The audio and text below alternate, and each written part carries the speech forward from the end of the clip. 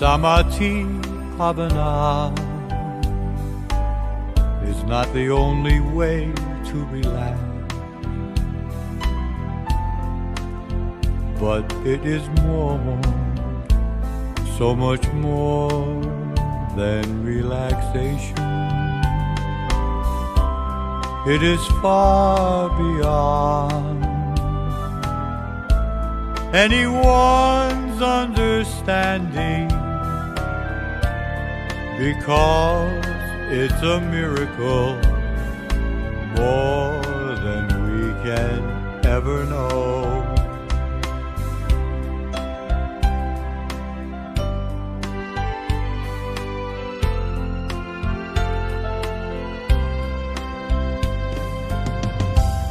Do you know there is someone who is waiting for you? He is with you always, always with you.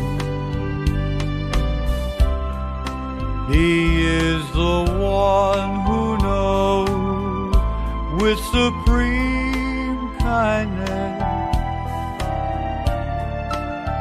the most beautiful one in the universe.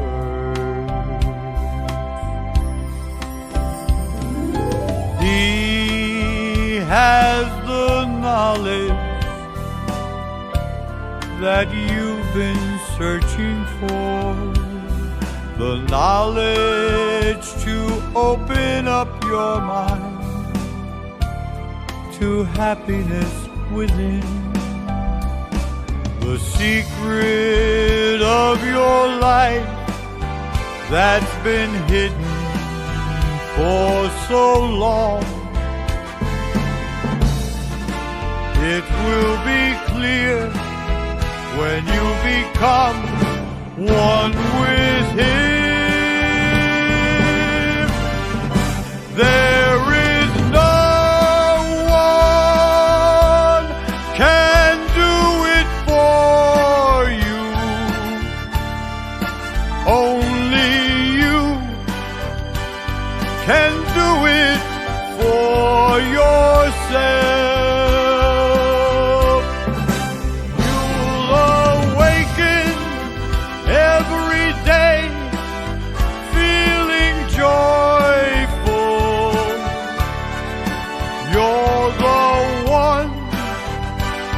That He is waiting for. You're the one that He is waiting for.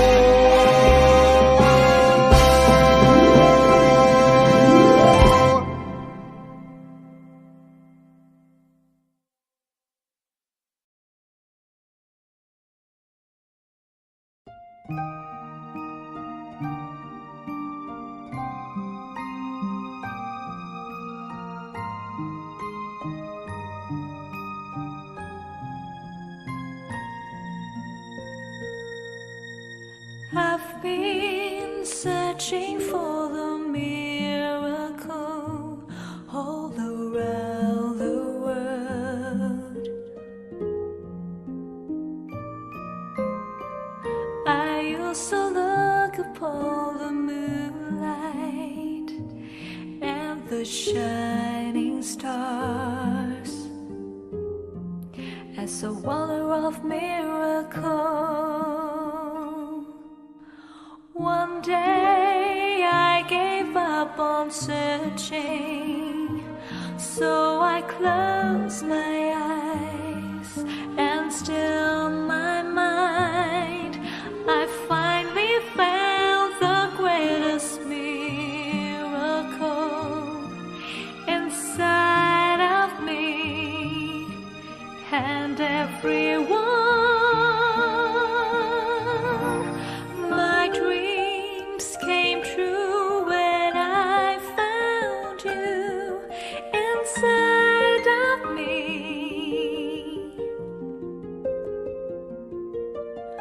Just close your eyes and you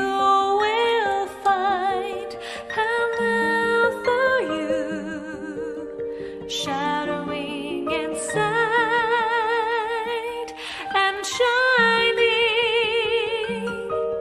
The wonder of the world, it's in you.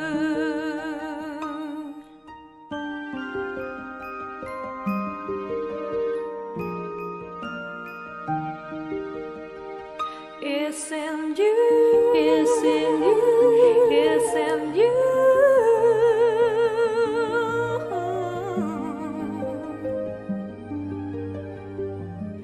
It's in you.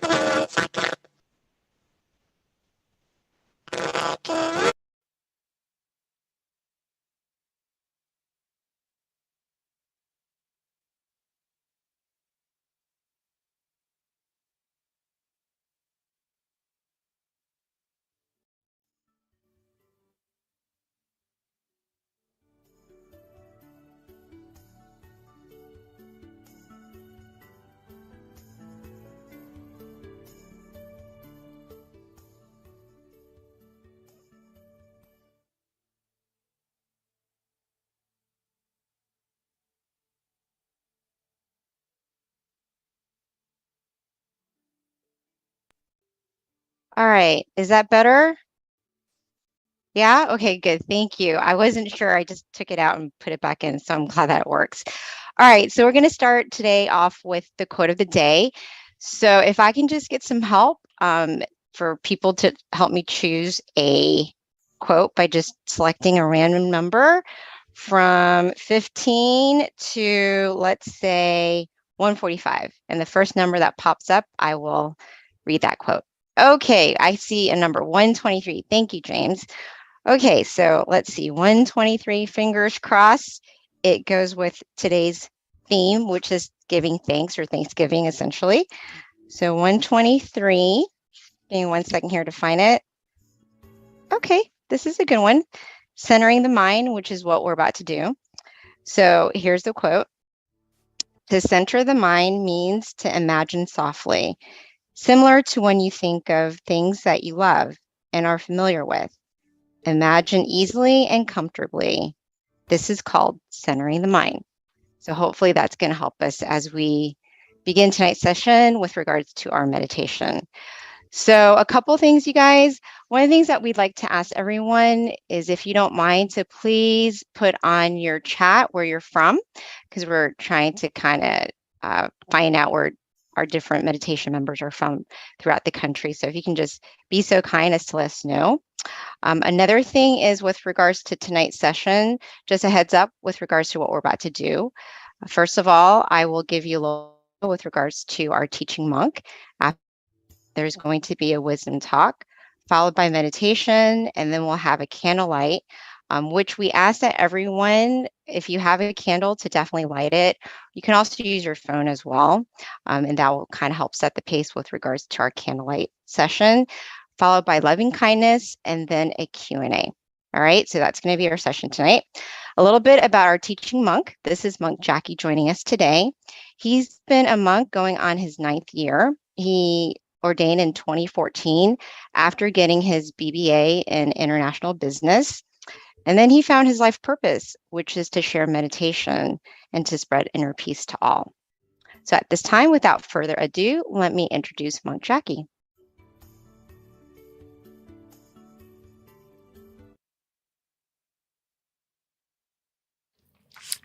So, good evening, everyone.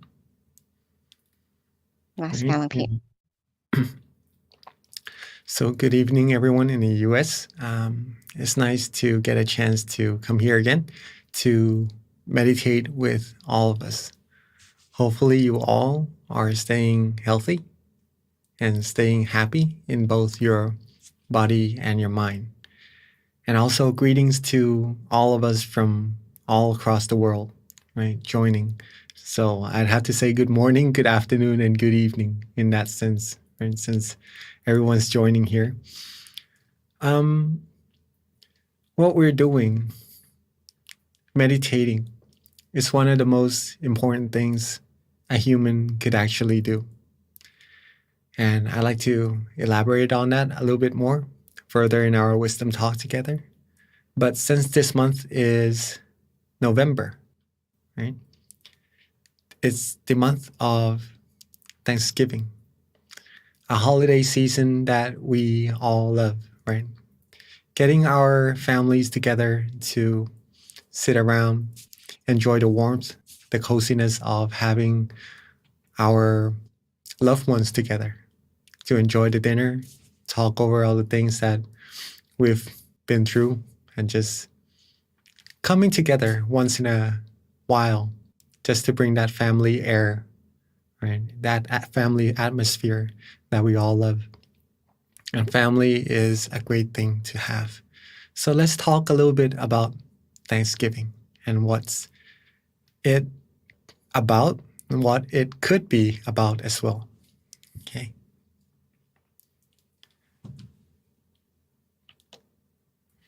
Thanksgiving. Giving thanks. Or what we usually do is to think of the things that we are thankful for, we are grateful for. Maybe in this case, some may think of the good health, the health or the things that we have right now, that we're not sick, that we're still available to do the things we need, right?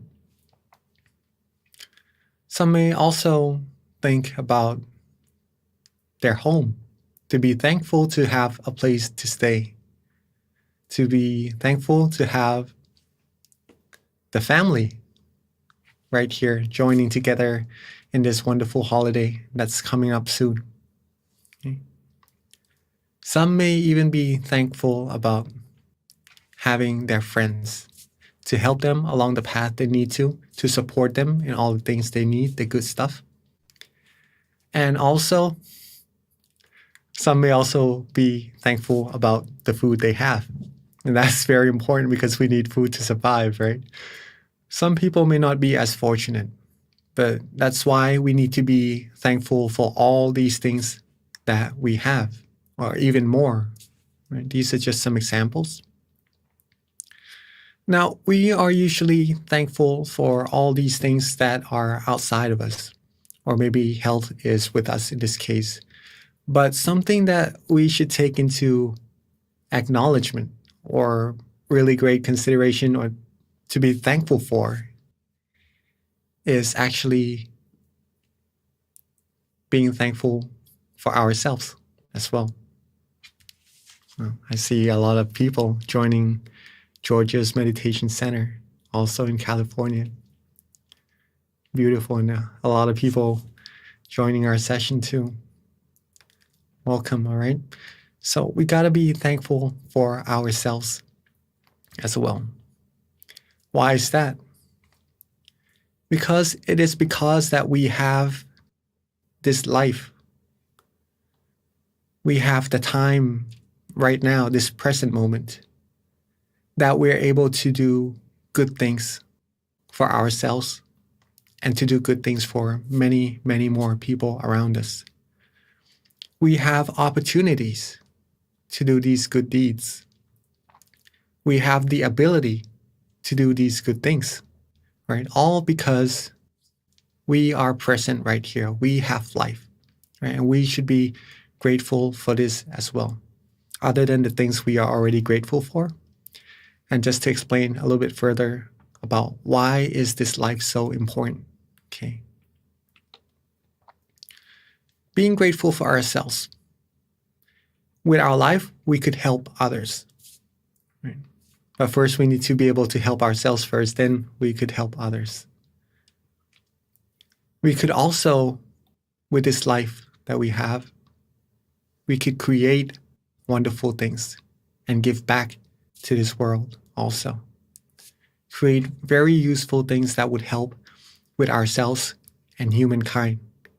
That's how special human lives are, okay? And we could also give the things that maybe sometimes are precious to us, but by giving, we're giving something valuable. We're giving ourselves first happiness, and we're giving others that happiness as well, and something necessary for them to carry on with what they need to do. And there are many, many more things that we could do with our lives. And humans are very amazing beings. We could put big chunks of metal into a sky and fly it. Right? We could put a whole big chunk of metal on water and float it. No other beings in this world could do that.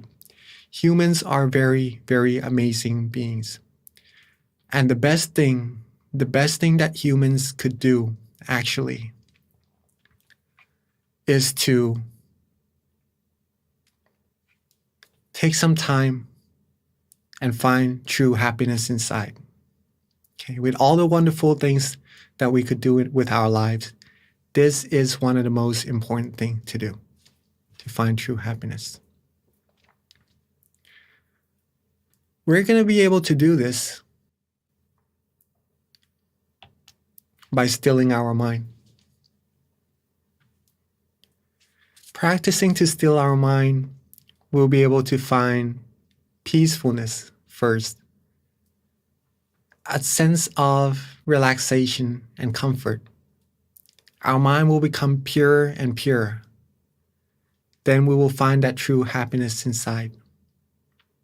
Okay? Some of the things that would help us be able to still our mind is to adjust our body and adjust our mind. This is very, very important if you're seeking to find true happiness. Okay.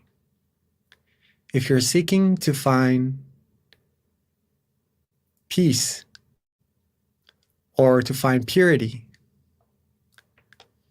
to find what is actually important for humans inside of their mind, these two things must be taken into account or acknowledgement very firmly, okay, to adjust the body and the mind.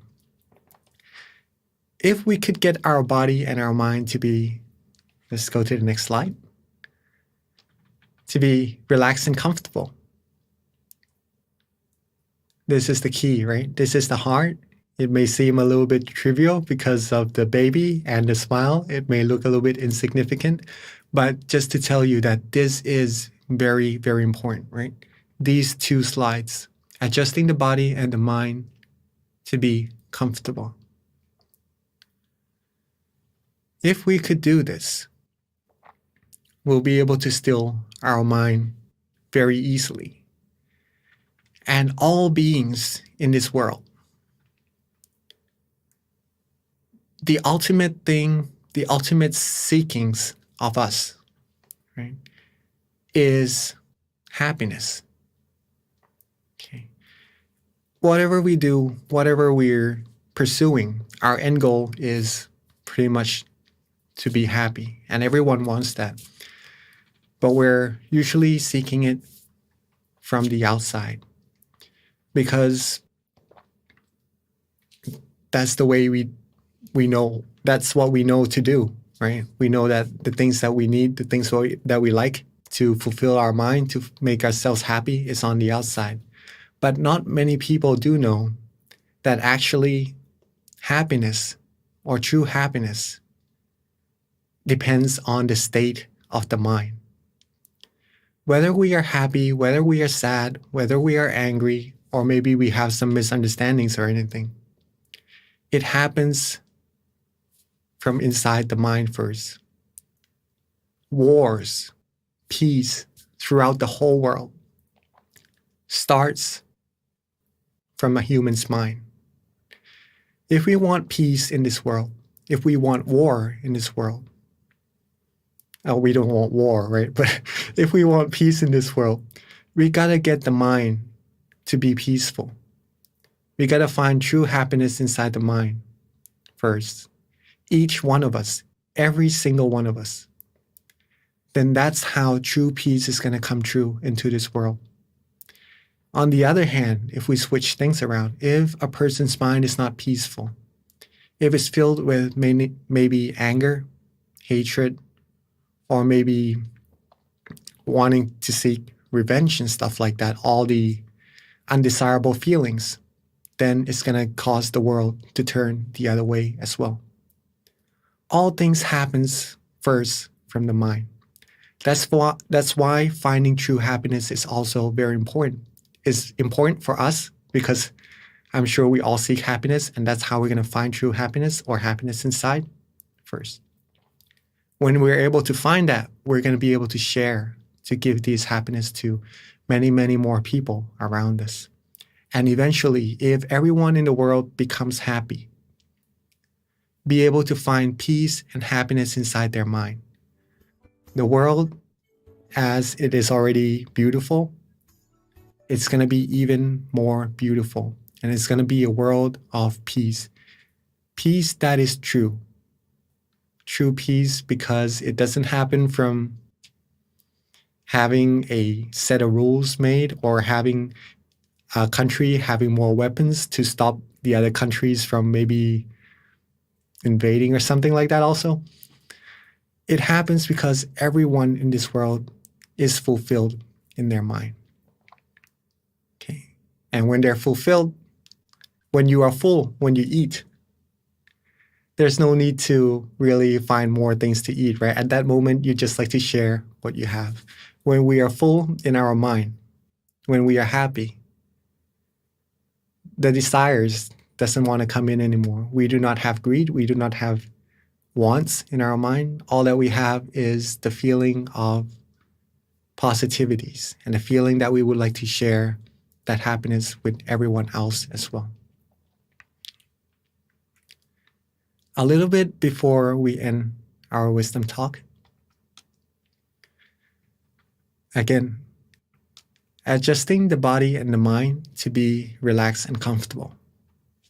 Very important. We're going to do that in our session together in a little bit.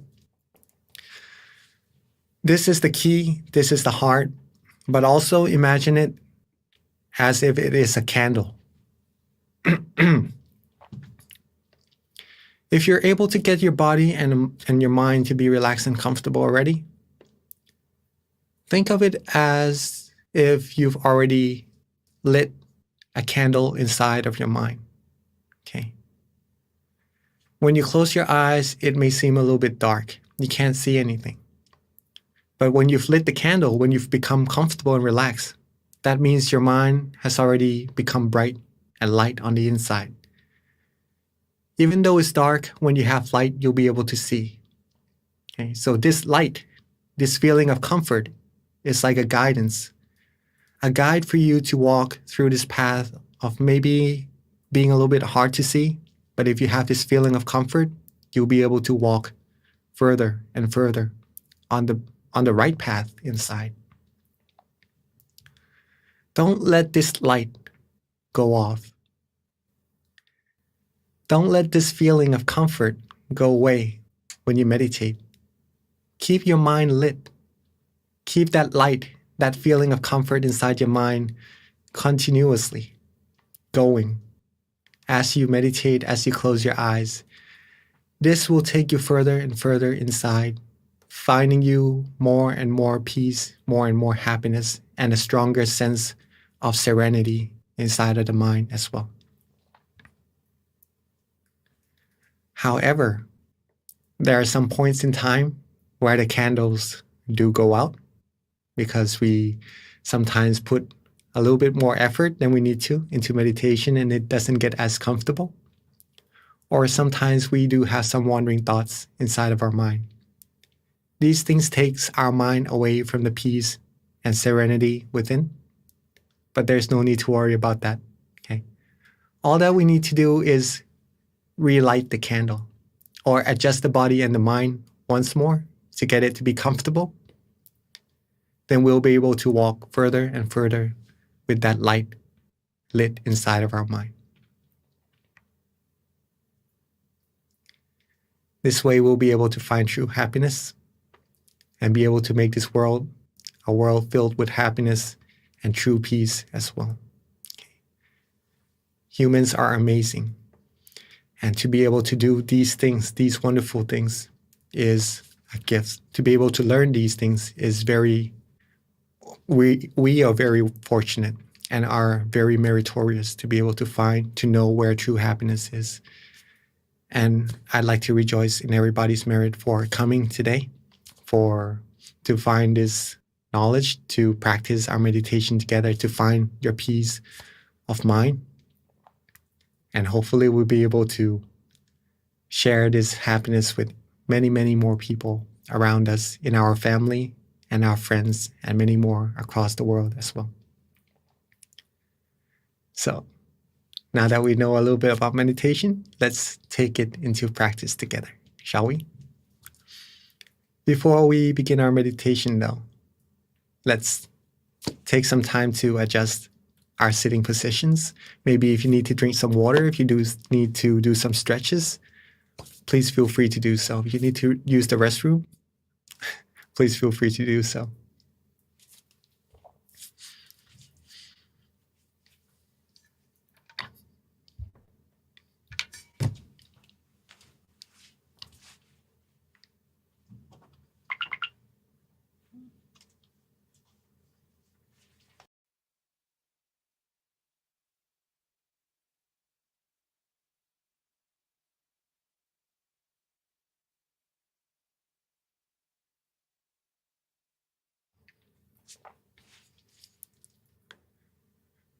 All right.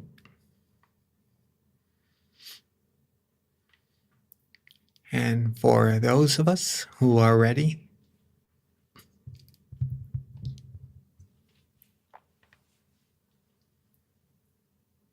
let's begin our meditation together by softly and gently closing our eyes.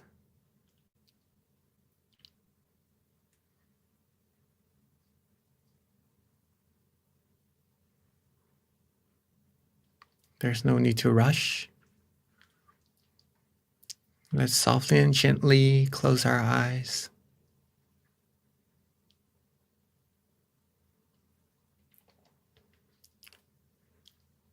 There's no need to close our eyes all the way either. Just enough so that we feel relaxed and comfortable.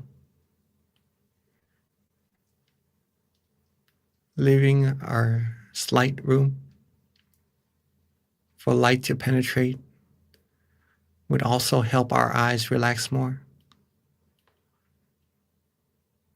It would help us from putting the extra effort into meditation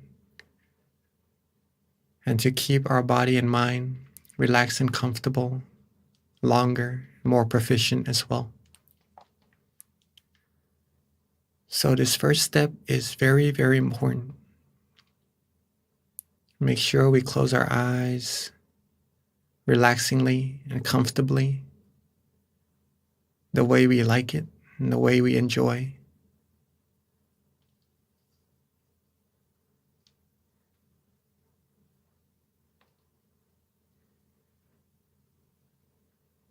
Now let's relax our face.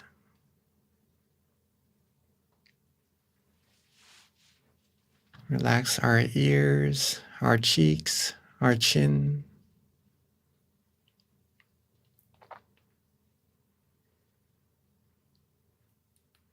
Relax our neck, our shoulders. Our body, our legs, all the way down to the tips of our toes.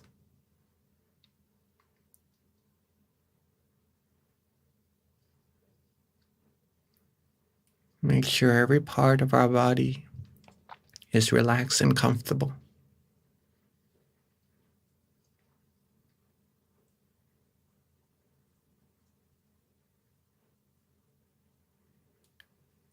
Rest our mind. Let go of everything, any worries, any responsibilities for now.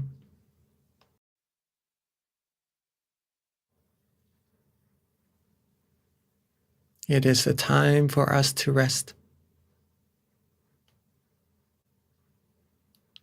Rest our body, rest our mind, so that it could find that peace, that true happiness that is residing within all of us.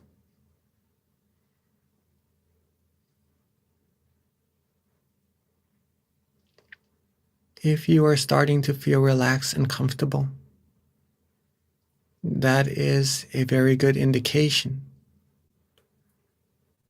that you are meditating correctly.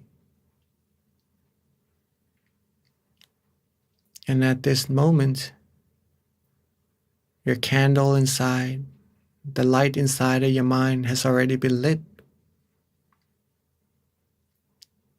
All that we need to do now is just to relax and just keep this feeling going. Keep on relaxing and don't worry at all about anything.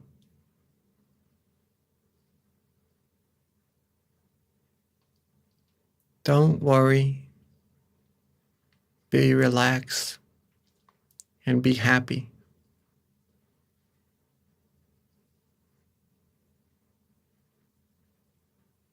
Step by step, little by little, we accumulate more of these feelings.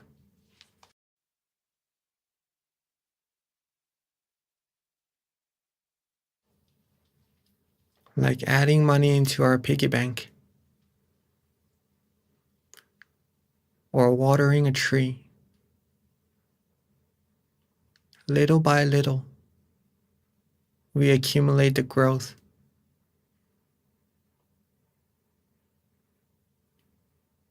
And as soon as we know, as soon as we realize our piggy bank or our tree has already been filled or grown to become big and prosperous,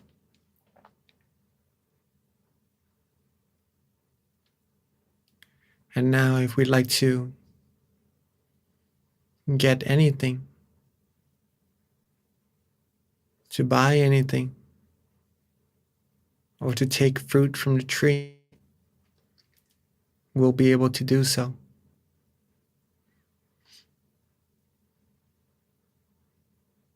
All starts by just relaxing our body and relaxing our mind.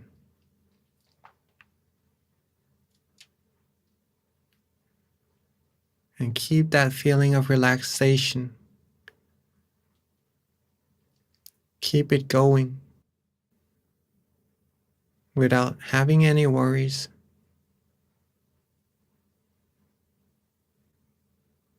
Enjoying the moment. Enjoying the present. Enjoying that feeling of brightness shining from within.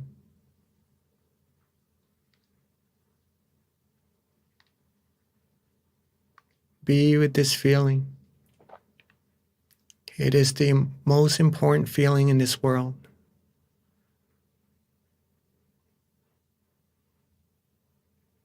It is very, very precious, since it takes our mind away from all negativities.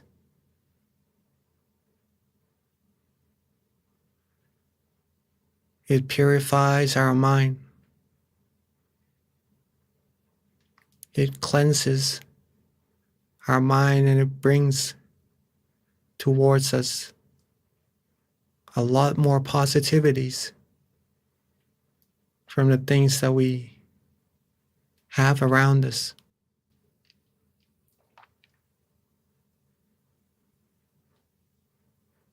Relax, let go.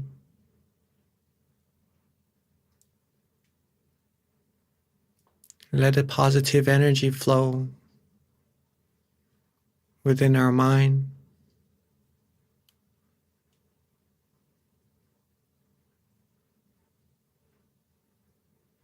Enjoy every moment.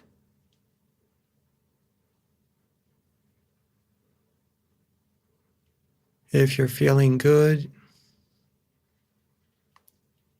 if you're feeling right,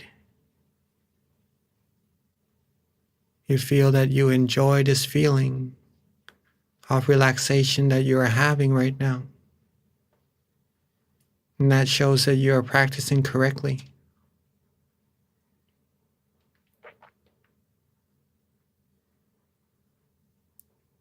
Keep this feeling going.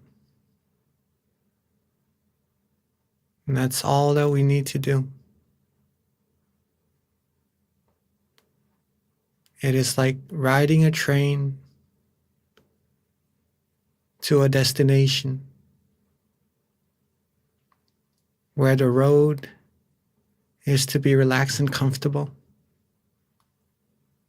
And whether the train reaches the destination or not, when we sit on it, we do not really think too much about it.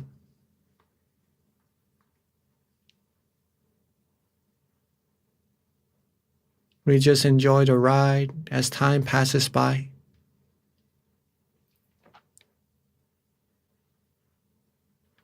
If we're able to do that same thing with our meditation, we just enjoy that ride, enjoy that feeling of comfort inside.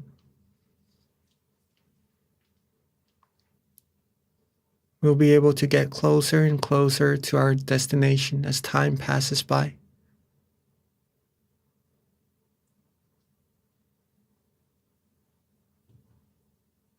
if we do not care much about what goes on inside our meditation, nothing will be able to hold us back from traveling further inside.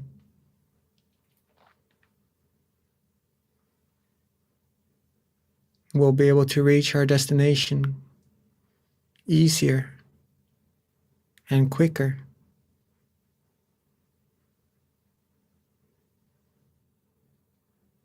Some may start to have some meditation experiences as they're able to be relaxed and comfortable for a longer while.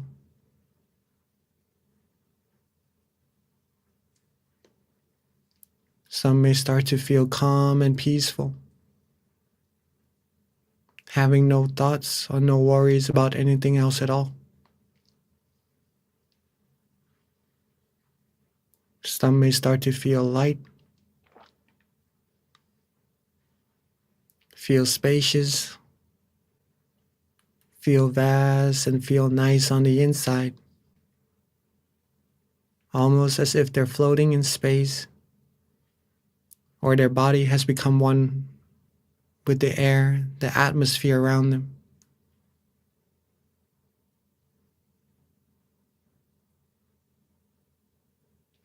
Some may even start to feel some brightness inside.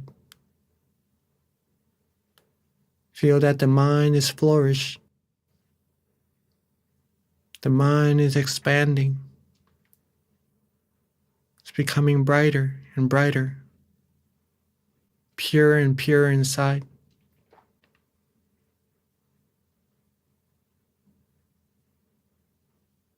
Some may even start to feel some movements. And whatever we feel, if we are still enjoying the feeling, enjoying this feeling of relaxation, whatever meditation experiences we have, don't pay any attention to them. Don't worry. If we're able to stay calm and peaceful, we'll be able to travel within even further and further, finding even more meditation experiences.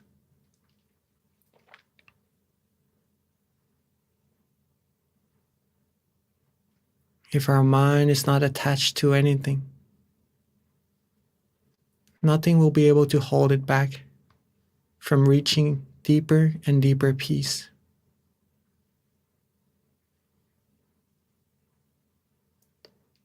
So whatever happens in our meditation, keep on being relaxed. Keep on being calm and comfortable.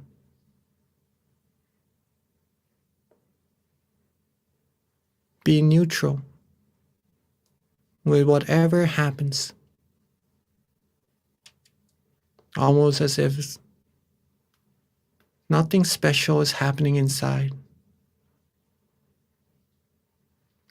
Nothing that could take us away from this peace, from this serenity inside. And that's how we're going to be able to still our mind more and more firmly, find more and more purity and positivities, more and more brightness that shines within us. So later on, we could share this brightness with many, many more people. Get them to become happy and bright as well.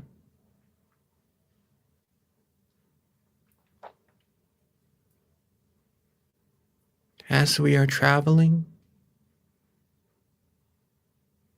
as we are relaxing, as we are enjoying this feeling, of peacefulness. At any moment, if you'd like to, use an object of visualization, such as the moon, the star, or even a crystal sphere. Please feel free to do so. But to make sure that the visualization goes along with that feeling of comfort that you had earlier, so that it takes the mind further deeper within and helps the mind be even more free from wandering thoughts.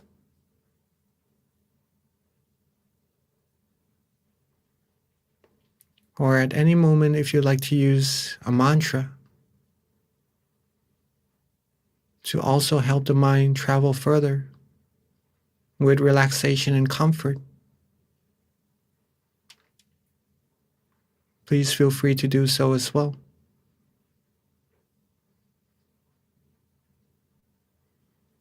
Or if you'd like to just let go and don't worry about anything, be relaxed in body and mind and not use any visualization or mantra, please feel free to do so as well. Whatever helps the mind and the body to be relaxed and comfortable at that certain situation in your meditation, that is the right practice, the right technique we should use at that very moment. See what is best for us. And that's the way we're going to learn about ourselves and our mind as well, as we further progress in our meditation.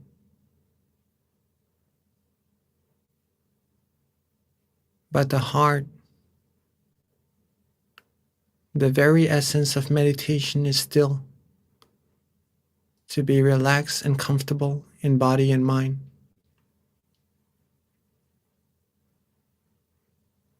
So make sure whatever technique we use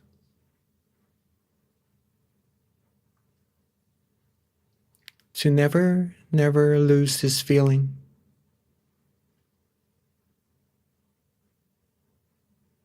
Keep our body light, relaxed.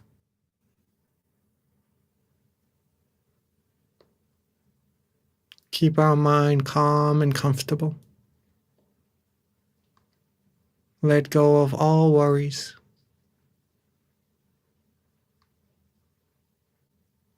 Keep it that way. And let us practice meditation.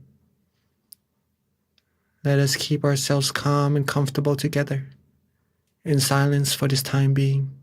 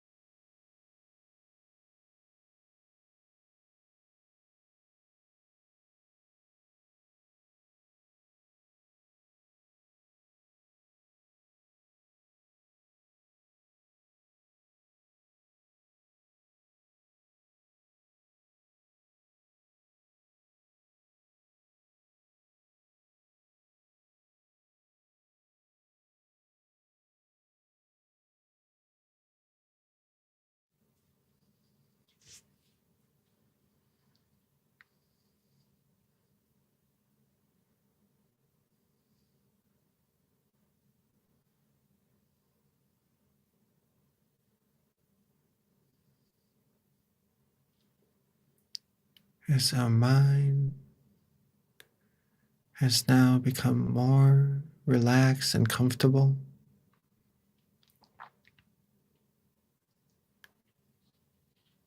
As our mind has now become cleaner and purer from stilling our mind, from resting our body and our mind together.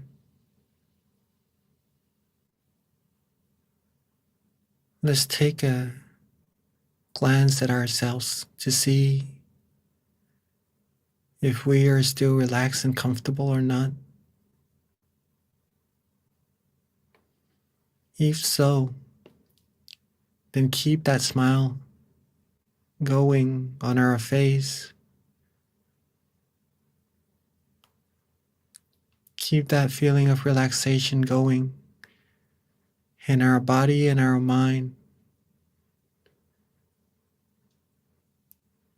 Keep that feeling of expansion or the movement inside of our mind going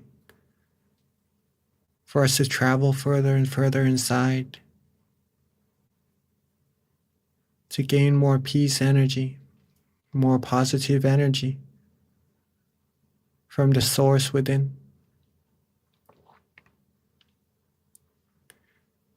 And now that our mind has become brighter, become lighter and pure, let's bring that brightness,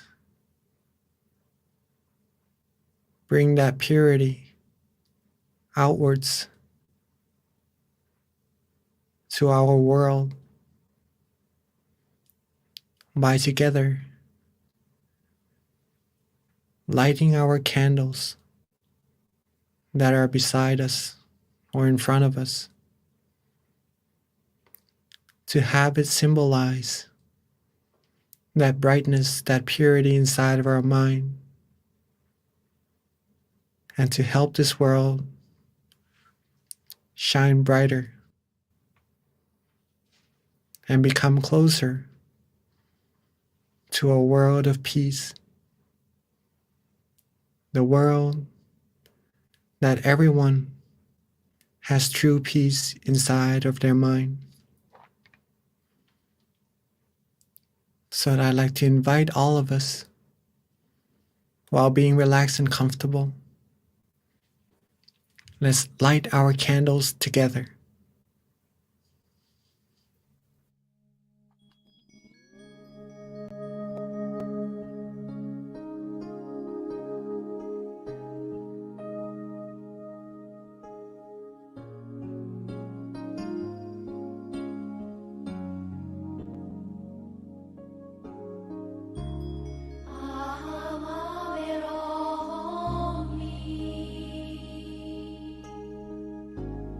Ah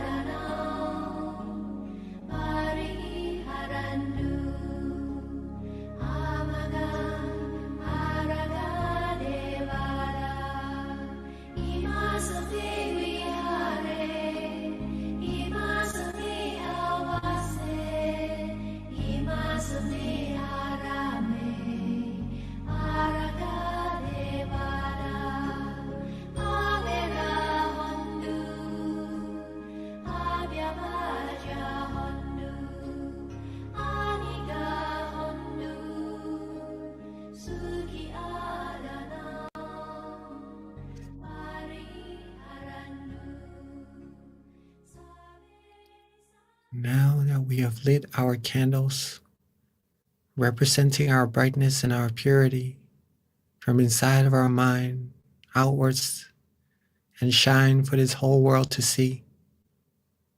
I'd like to invite all of us to sit back, relax, and close our eyes once more.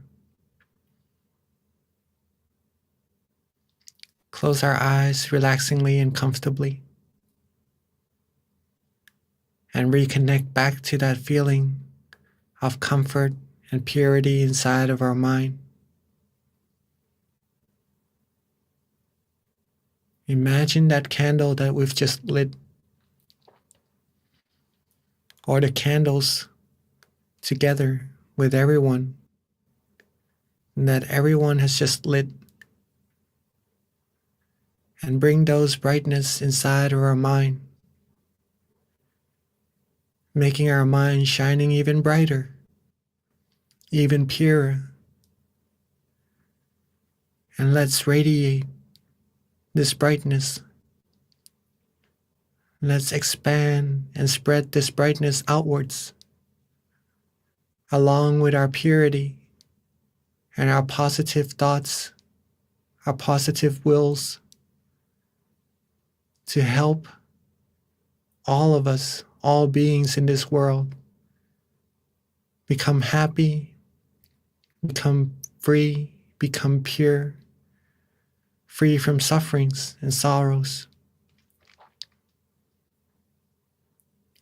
Let's expand this brightness outwards, reaching everyone in our temple, in our meditation center, everyone around us. And let's expand it outwards even further to everyone in our community.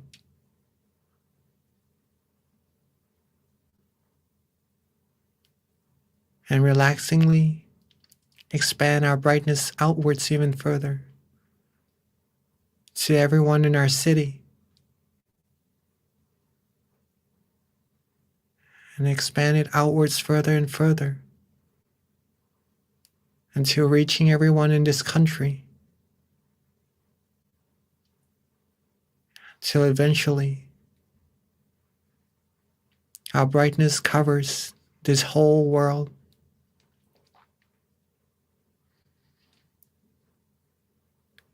Let our love, our kindness, our good wills, our positive wishes cover up this whole world, cleansing everything, all negativities in its path, making this world clean, clear, and bright, free from all impurities. Let's share our loving kindness and wish for everyone, all beings, not missing a single soul, to always be happy, be free from harms, from hatred, from anger, from wars, from diseases. Be free from all impurities, all negativities. Be loved, be respected, and be protected. Be healthy, be fulfilled in all their wholesome wishes. May everyone have the smile in their hearts, have purity in their souls, have positivities everywhere they look, all around them. May this whole world be a world of peace, a world of love, a world of true happiness. May everyone be able to find true peace, true happiness easily and quickly. And may all of us, everyone, reach the utmost of happiness, the utmost of purity, as soon as possible. Let's take a few moments to share our loving kindness to everyone across the world.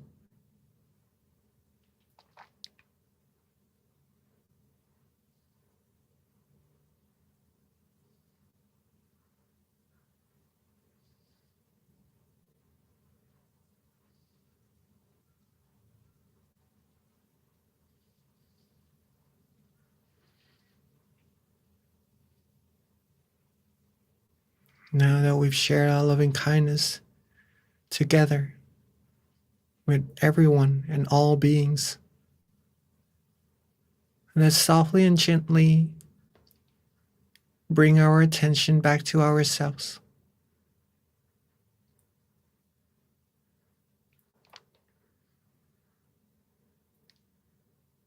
Let's softly and gently bring our attention back to ourselves, to where we feel relaxed and comfortable, where the mind wants to rest, and let it rest there. And at that point of concentrated purity, concentrated positive energy, with all of our accumulated good deeds, all the good things we've done, all the positive energy accumulated in our mind,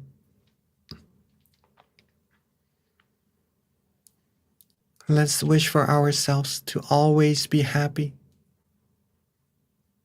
always be healthy, wealthy, successful, fulfilled in all our wholesome wishes, free from all harms, dangers, sufferings, negativities, and impurities, free from anyone who would take us onto the path of ruin, surrounded by good, virtuous, wise people that would help support us, help us reach our goal of happiness quicker and sooner, to support us along the road of righteousness always.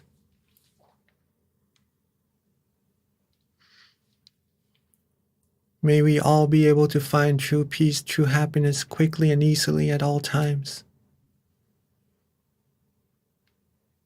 Have the strength in our heart to help ourselves become pure and clean, and to do good things for ourselves, our friends, our family, and for this whole world. To be the role model of righteousness, to be the brightness. And may all of us be able to still our mind quickly and easily, and reach the utmost of purity, the utmost of happiness as quickly as possible. And let's take a few moments to wish for ourselves, for all the wholesome things we need.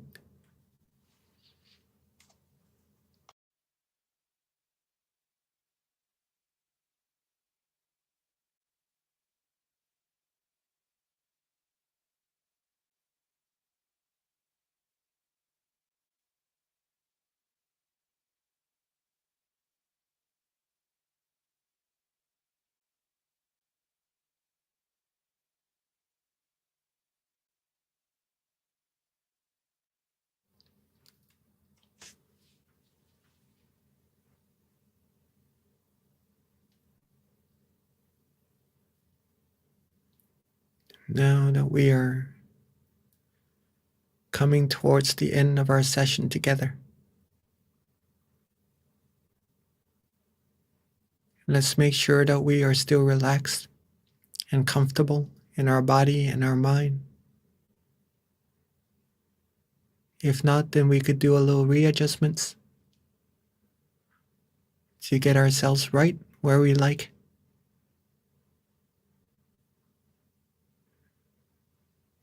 And as we end our session, make sure that we still have this feeling with us. To maintain this feeling as long as possible.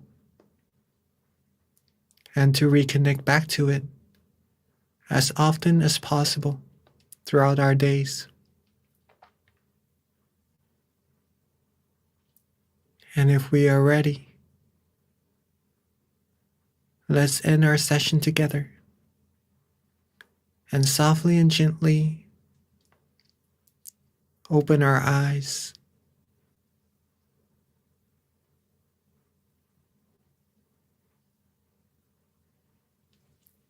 And let's softly and gently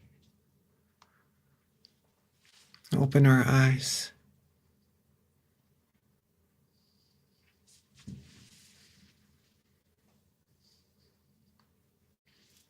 Hope you all had a good and relaxing meditation. And it's wonderful to get a chance to meditate with all of us. Okay. It's very nice to see all of you. Let me pass the mic back to our wonderful moderator, Miss B.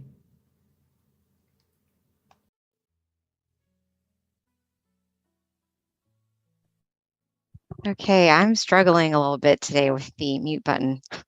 So sorry about that, you guys, but I'm glad it worked. Hopefully you can hear me okay. I'm having some technical issues. That does happen sometimes. Thank you. So this about wraps up our meditation session tonight for November. Before transitioning to Q&A, just a couple of announcements. First of all, we do have a survey that we prepared. So if you are online, please do look at the chat. We've got a little link for you to click so that you can fill out the survey and let us know how we're doing. Definitely the feedback's going to help us have future sessions that we can improve on. If you are not online, no worries. There's the center that you're associated with will send out the link for you to fill out if you attended the session on site today. Also, please mark your calendar for Wednesday, December 7th. That is our next full moon meditation. It's going to be next month, which is actually getting close to the end of the year. So it's going to be our last full moon meditation to wrap up 2022. So please join us, invite your friends and family. This is such a great way to give yourself thanks and self-love is by spending time to connect with yourself. So please, not only for yourself, but share it with other people and join us next month on December 7th. Write it down and then make sure that you are there. Another thing that you can do just to make sure that you're connected with our sessions is to download our app, MindGem. And actually, there's going to be a link that you can click on as well. And our app, you can use it daily as well. We've got many amazing meditation instructors that are on there so that you can meditate on your own. And in addition, be connected to our full moon meditation monthly as well, since we do send out notifications. In that, you can also see the centers that are close to you, near you, by using the app. The website of MindGem. And if you go to locations, you can find your nearest center near you. Right now, we do have on-site classes pretty much at all of our centers at this point. So just click on the center nearest you and find out the class offerings. Azusa, Georgia meets on-site, Chicago, Alabama, New Jersey, all of the locations. Now, just making sure, can you guys hear me okay?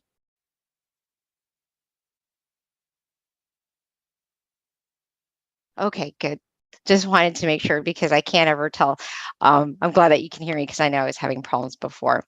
All right, so that about wraps up our meditation session tonight. Now we're transitioning to the Q&A. Do not leave. This is one of my favorite parts because you can learn a lot with regards to just your meditation practice, being inspired by other people, any questions that you might have to be committed to your practice. So this is where we invite Monk Jackie back onto the onto the floor, I guess, onto the portal, to ask him any questions that you might have. Again, if you can kind of stick with our theme, which is being thankful, that way we can kind of focus on just ways to better ourselves and stay focused to our theme, which is going to be thankful, which can be very general as well. So at this time, please do follow up with any questions that you might have with regards to meditation, being committed to your practice, or anything that at all that you might want to know. And it doesn't have to be focused on a theme either, so that's totally fine. All right, so Venerable, as we wait for people to trickle in with questions, you know, I know the theme is being thankful, and I think something that a lot of people overlook is themselves. You know, and you had touched on this earlier before beginning our session, is being thankful for yourself. But my question to you, just to kind of start things off, is what are ways that you feel that everybody can be thankful for themselves and give yourself self-love? Because I think it's such a topic that is very common, but people don't always know how to take care of themselves. Some of the ways, thanks for the question. And I see that a lot of us are being thankful and just sharing their thanks in the chat box right now. So thank you for that also. Some of the ways that we could be thankful for ourselves is that what I've actually mentioned in the wisdom talk earlier in the session, right, is to be thankful for the opportunities we have at this present moment, right? It's because that we have our lives right now, we have our hands, we have our legs, we could do things with these useful tools, right? We could do great things to others, give help, give necessities, or pretty much invent things, create things that are useful for ourselves or to many, many more people in this world. We have the opportunity right now to do so. And we also have the ability to do so, since humans are very, very capable beings, right? We could do wondrous things. Our master nun, said that humans are amazing beings because they're able to put huge chunks of metal onto the ocean and actually float the metal, right? Some of the things that fascinates me is pretty much putting metal in the sky, making airplanes, and creating all wonderful things for humankind's sake, right? For everyone to live easier, live more happily. All these things shows how very capable humans are, and that we could, if we wanted world peace, we are capable of doing so as well. So these are the opportunities we have, the abilities we have to do so. It's the matter of if we're going to be doing it or not. So to appreciate our lives, to be thankful for what we have, we could use these opportunities, these abilities to do so, to create world peace, to create peace for ourselves first, and for everyone in our family, and then later on to the world. These are some of the ideas that we could do so, could take into account or take into practice if you like to, or if you have some even greater ideas, then please feel free to elaborate on it or maybe to take it into practice as well. Yeah, Venerable. So you do have a lot of people definitely commenting and giving thanks for the session in general. So, you know, there are a lot of thankful people. So with regards to just being thankful in general, Venerable, like what about people who have just a little bit more darkness in their mind? Because, you know, realistically, there are so many different people going through different things, and sometimes it is hard to appreciate that you've got the human form, that you have like everything, because no matter what, it's so easy to kind of compare yourself to other people and then feel like, oh, you know, they seem so much happier than me or whatever. So I guess with people like that, how do you kind of help give them a little bit more insight to train yourself to just be thankful with what you have, be content with what you have, and kind of just more focus on your lane instead of just trying to like look at other people. It's always easier, I think, said than done. I do think it's training your mind as well, but it's not always easy to do that either. Mm. These things do take understandings and the openness of the mind also. The person has to be willing to take into their acknowledgement some of the knowledge that we have to be able to clear all these negativities inside of the mind. If this mind is shut from these things, then it is hard to reach in and help to take all these negativities out. So these are where friends, good friends, come into play very crucially, right? Sometimes it is hard. For myself, it took my very virtuous friend, actually, she's my mom, right? Took her over 20 years to be able to open up my mind towards this path of righteousness, to clear the negativities out of my mind. And I know it's very difficult, but we can't avoid it, right? It takes friends, it takes virtuous friends, the people who know what to do to clear out the negativities in the mind, to help those who aren't yet able to do so. Okay. So first thing first, a friend, a very virtuous friend, as we all could be, as we all are, is very crucial to help out with these people who still has negativities in their mind. If they do wish to take out the negativities, then you could then help them understand that the negativities in the mind comes from basically one thing, which is desire, right? Yes. So if we have this desire, if we're able to get rid of the desire, we're going to be able to get rid of the negativities inside the mind as well. The desires help us to go on and further the other details about what causes the negativities to happen inside the mind. But the root of all of it is desire, right? So if we take the root away, we'll be able to find true happiness inside of the mind. And the way to get rid of that root is one thing only, is to still the mind, right? What we've mentioned earlier in our wisdom talk, if we could still the mind, we could then find true happiness because we're able to get rid of all the negativities inside the mind, right to the roots of it. Okay, so stilling the mind, adjusting the body and the mind to be relaxed and comfortable. That's the heart. And keep that light, keep that candle going. Keep that brightness, that comfortable feeling inside of our mind going continuously. We'll be able to get closer and closer to that purity inside of the mind. At first, it may be hard to understand of why do we need to still our mind. If we truly like to help people be happy, right? And some of the things that we could start by doing is just to invite them to come to our full moon meditation together. Get them to sit and just to relax for a little bit. Our teaching monks here who comes to guide you meditation, Monk Daniel and all the other monks in your center are very skilled in meditation. So they could give you some knowledge into how to meditate, right? But first thing first, get them to be relaxed. And when they're relaxed, when they're able to find peace inside of the mind, who knows, they might be able to find even more than just peace inside of the mind once their mind becomes still.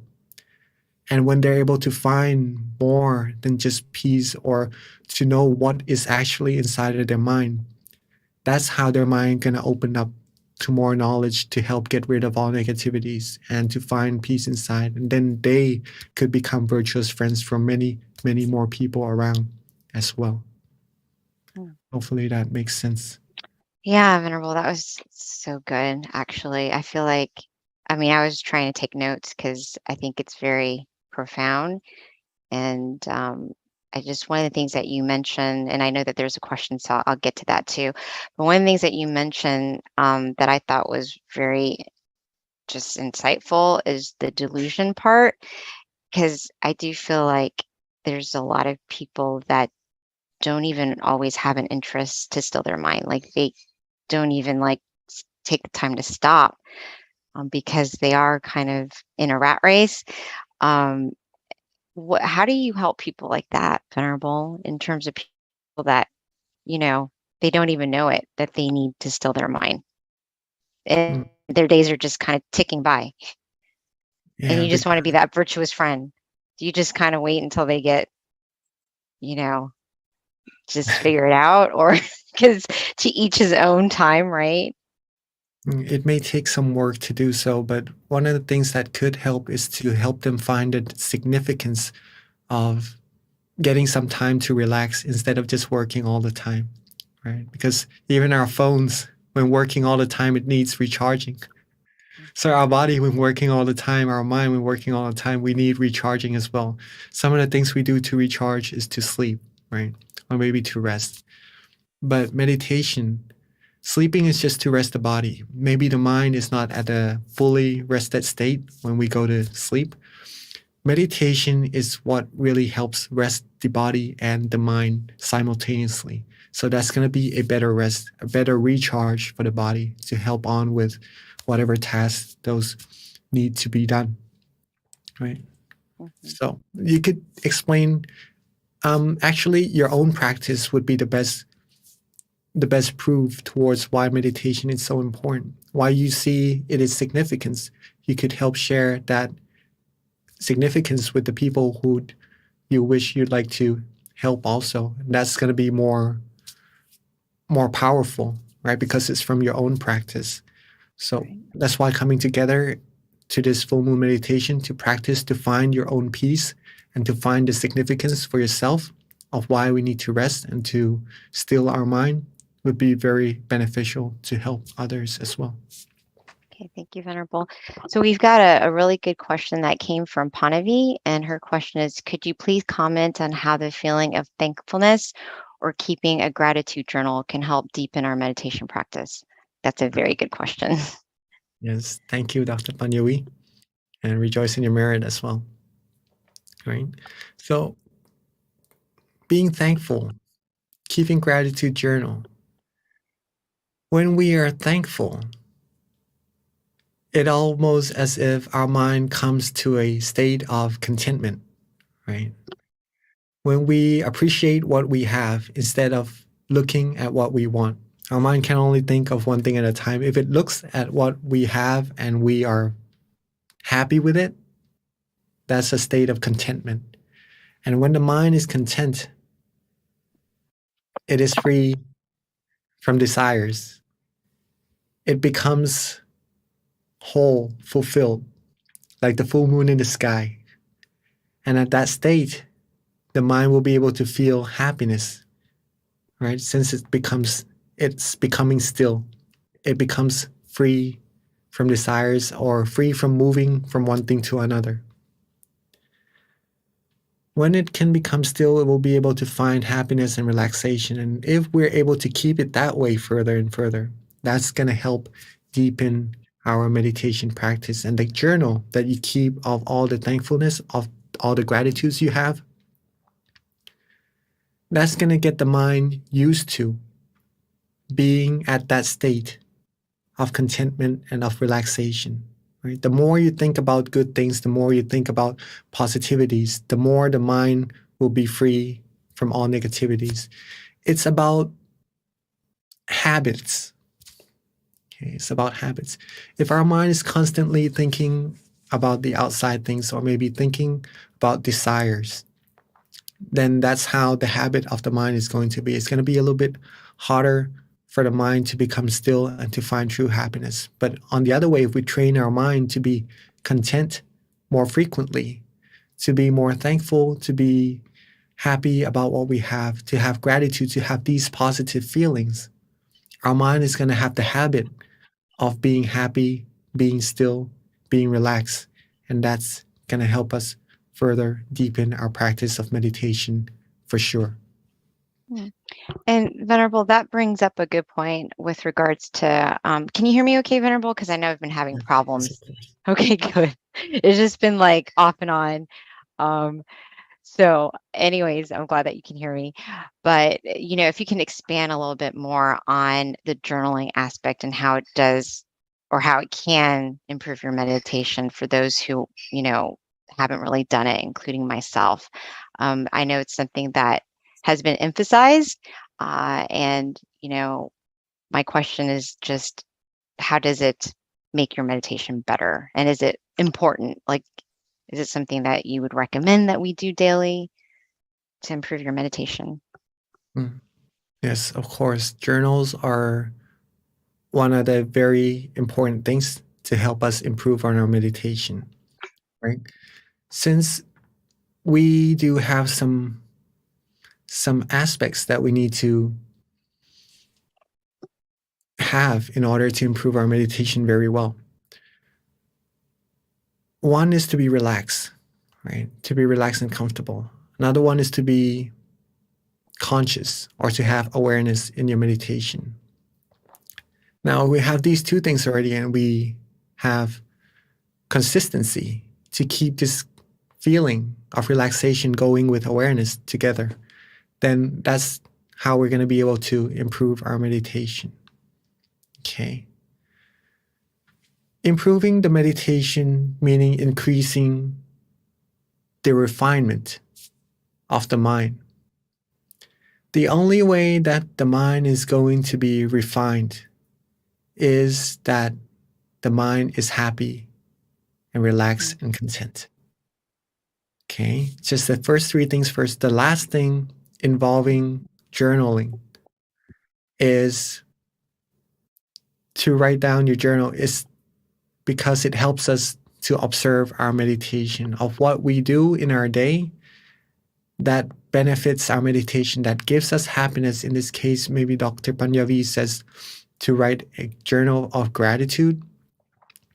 That's going to help the mind think of all the positive things, right? And when the mind becomes happy, relaxed, and positive, that's going to increase the refinement of the mind.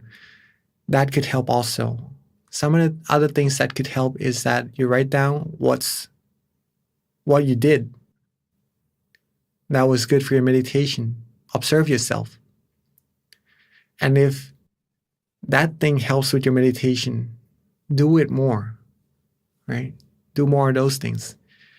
And some of the things that you do in your meditation that doesn't help, or maybe that worsen the meditation, or that you notice that gives you that feeling of slight uncomfort, or whatever you see in your meditation that doesn't really help progress your meditation. Write these things down as well, right? Do not overlook it, or do not just only write the good things. If you know for yourself what is good for your meditation, what is not, then you'll be able to reduce the things that aren't really benefiting your meditation, and only practice more the things that would help improve your meditation. Now, this takes dedication, and it takes a lot of strength in the mind, because sometimes we know some things aren't really good for our meditation, but we still repeat doing it, right? Because it could also be some of the habits that we've accumulated, and it takes a while to change some habits, right?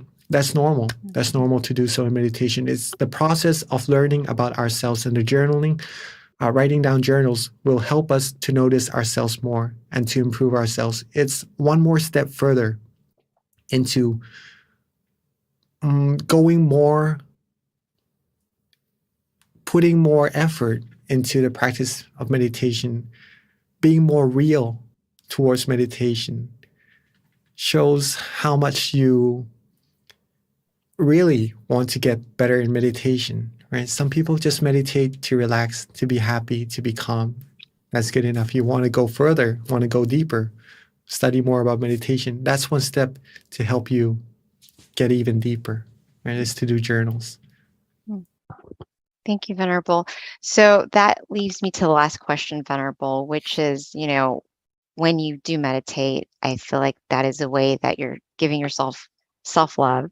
You're spending time with yourself, right?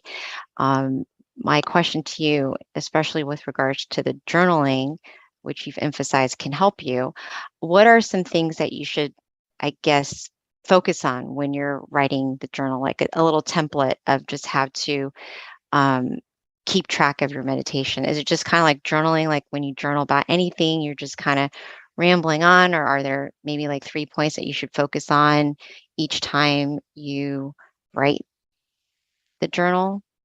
And I guess that would be a great last question, since it is almost 10:30, and that way we can all try to write it and keep a daily journal ourselves, including me.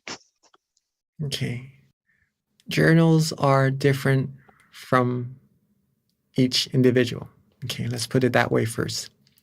See what suits your meditation at that moment the best.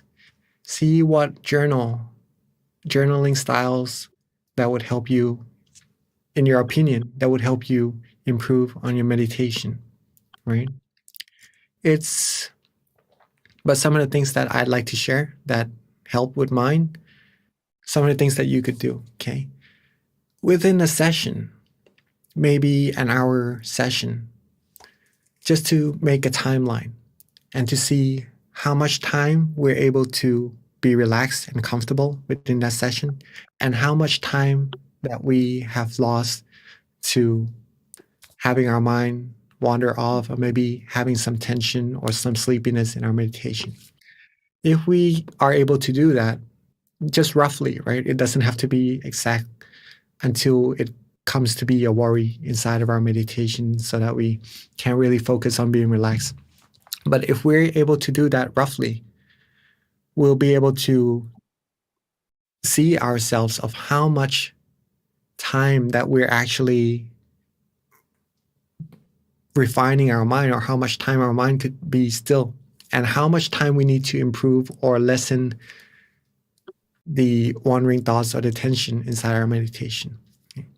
That's one way to write down your journals about.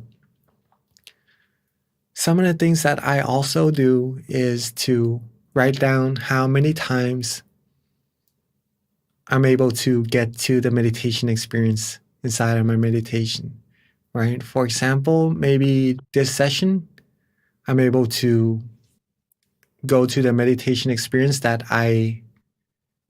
is my goal, right? 10 times or 20 times, right? I'll write that down. Or maybe today I have a goal to do it more times. Then I write down the journals that would help me reach my goal, to see where I am and how much I need to do more to reach that goal. That also helps improve the meditation. If we want to go more relaxingly towards journaling, we could simply see in your meditation of what you did. For example, if this time you close down your eyes, you relax and let go. And just by doing this, you're able to reach your meditation experience or to be happy. Then you simply write that down, what you did, pretty much just to relax and let go. Write that down. Or maybe at some point in your meditation, you're able to use an object of visualization and get in even deeper in your meditation. Maybe you write that down also. Okay. Or if you use an object of visualization and it doesn't help you go deeper, you write that down also. And maybe you could figure out of why does this happen at that situation? Why does this happen in this situation? Then you can contemplate on these things and help reduce the errors, improve more on what is done well. And then that would help you improve on your meditation also. So these are some of the ideas that you could use. Thank you so much, Venerable. I definitely am committed to trying to improve my meditation. So I'm, everything that you're saying, I'm taking very seriously, because I do want to. Not seriously, I shouldn't say that, because you don't want to take meditation too serious.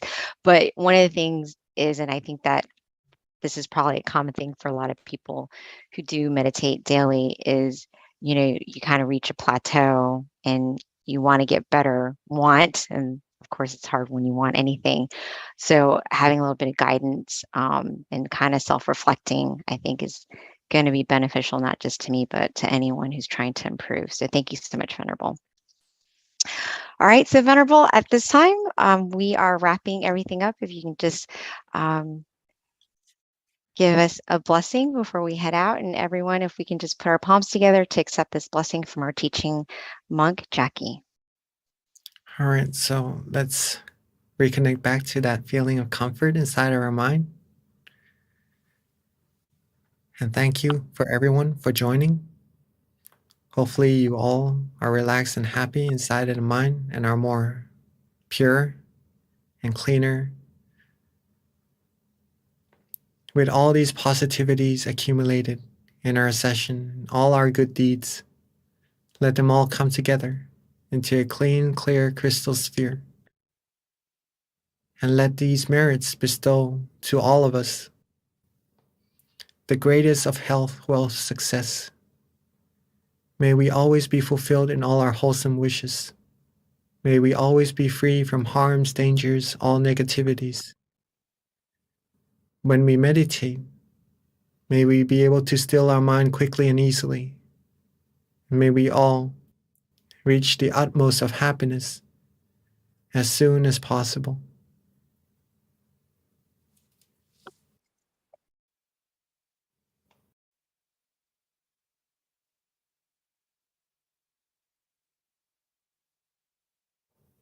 And rejoice in everybody's merit. Thank you again, Monk Jackie, and see you at the beginning of 2023. But for everyone else, don't forget December 7th, Wednesday is our next meditation session. And please don't forget to fill out our survey, which we'll put on the chat one more time so that you can give us some feedback so that we can continue to improve on these sessions, these full moon sessions. Thank you again. And as always, meditate often and meditate well. Bye. See you next month.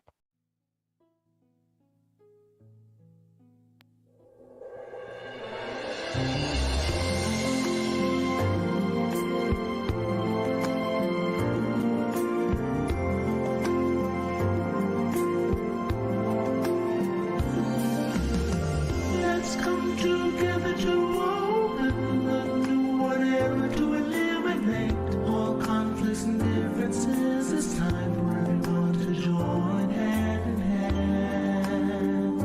At last, now the world's beyond healing. It's time to change the world. As the one who knew in the past,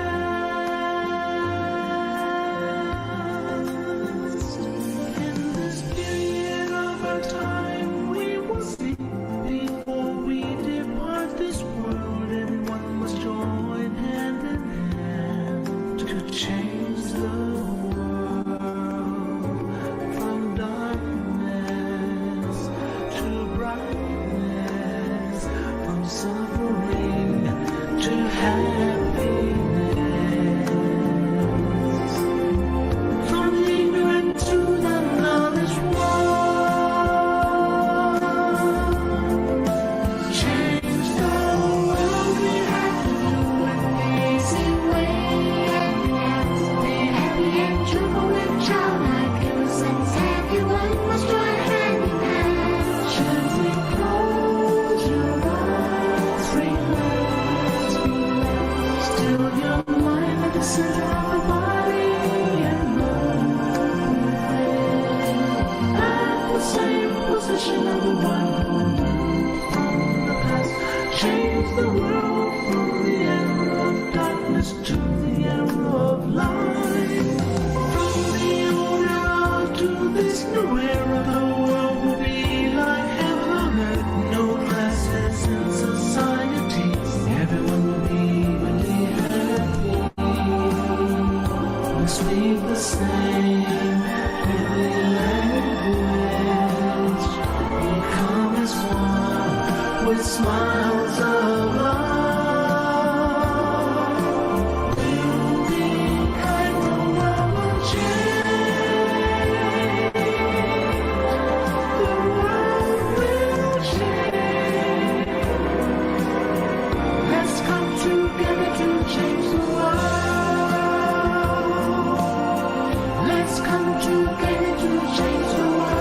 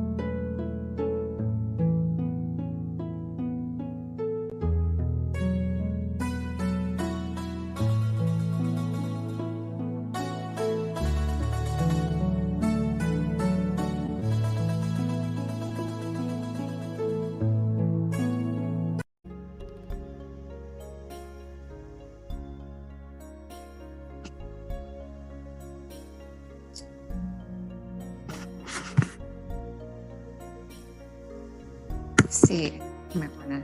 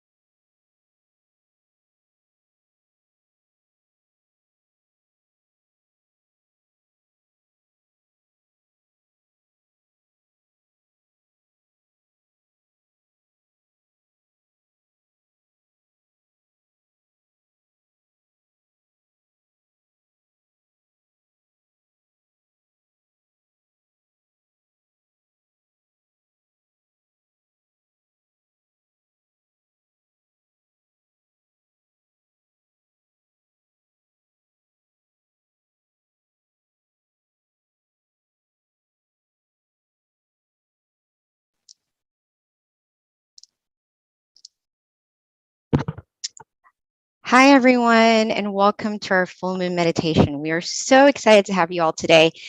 This is going to be a very good meditation experience. Our theme is going to be Ignite Your Inner Light, so be ready. And it is also Equality by Tranquility, which is actually a perfect theme considering today is MLK Day. So with that, I'd like to go ahead and start off with a quote. And this quote is actually pretty in line with the theme, I feel. So it does have to do with light and brightness. And it's from one of my favorite quote books. It's called Pipo. And this is the quote: "The happy sun. The internal sun will arise when our mind is at a standstill. It will be like a bright object shining day and night. The ordinary sun shines half a day, then fades away. But when we attain the internal sun, our life will never be in darkness. Whatever incident we face, though we cannot change it as we wish, we can overcome it as we connect with the happy sun inside." So that is our quote of the day. And a little bit about our teaching monk, Venerable Jackie, before I transition over to him for our guided meditation. Actually, he's going to do wisdom talk first, and then it's going to be followed by a guided meditation. So a couple of points about Venerable Jackie is that he ordained in 2014, pretty much after getting his VBA. And then he started studying meditation and learning more and more about it and how important it is for life, essentially. And with that, he found his passion. So now he gets to meditate often, accumulating this inner peace and also being able to share it with everyone else. So at this time, I'd like to introduce Venerable Jackie.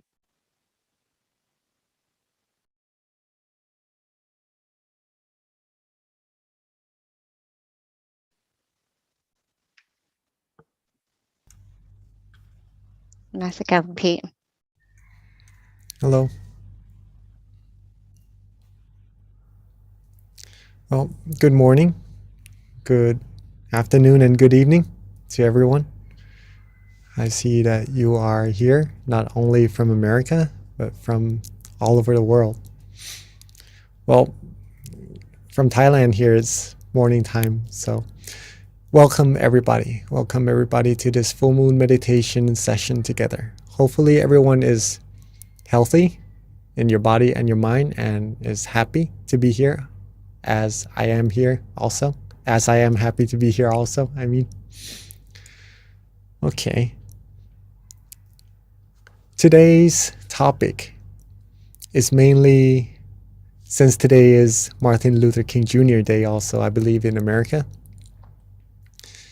I guess it's appropriate to be talking about equality, just a little bit on it, but in relation to meditation or the peace of mind, if that is interesting to everyone, before we start our meditation, just to see how important it is, meditation is, right?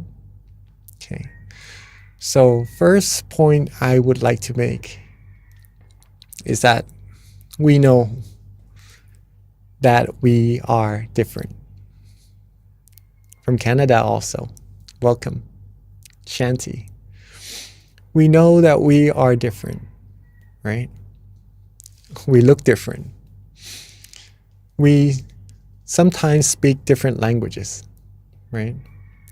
I speak Thai also as actually my first language. We like different things sometimes. We have different backgrounds. So differences are there.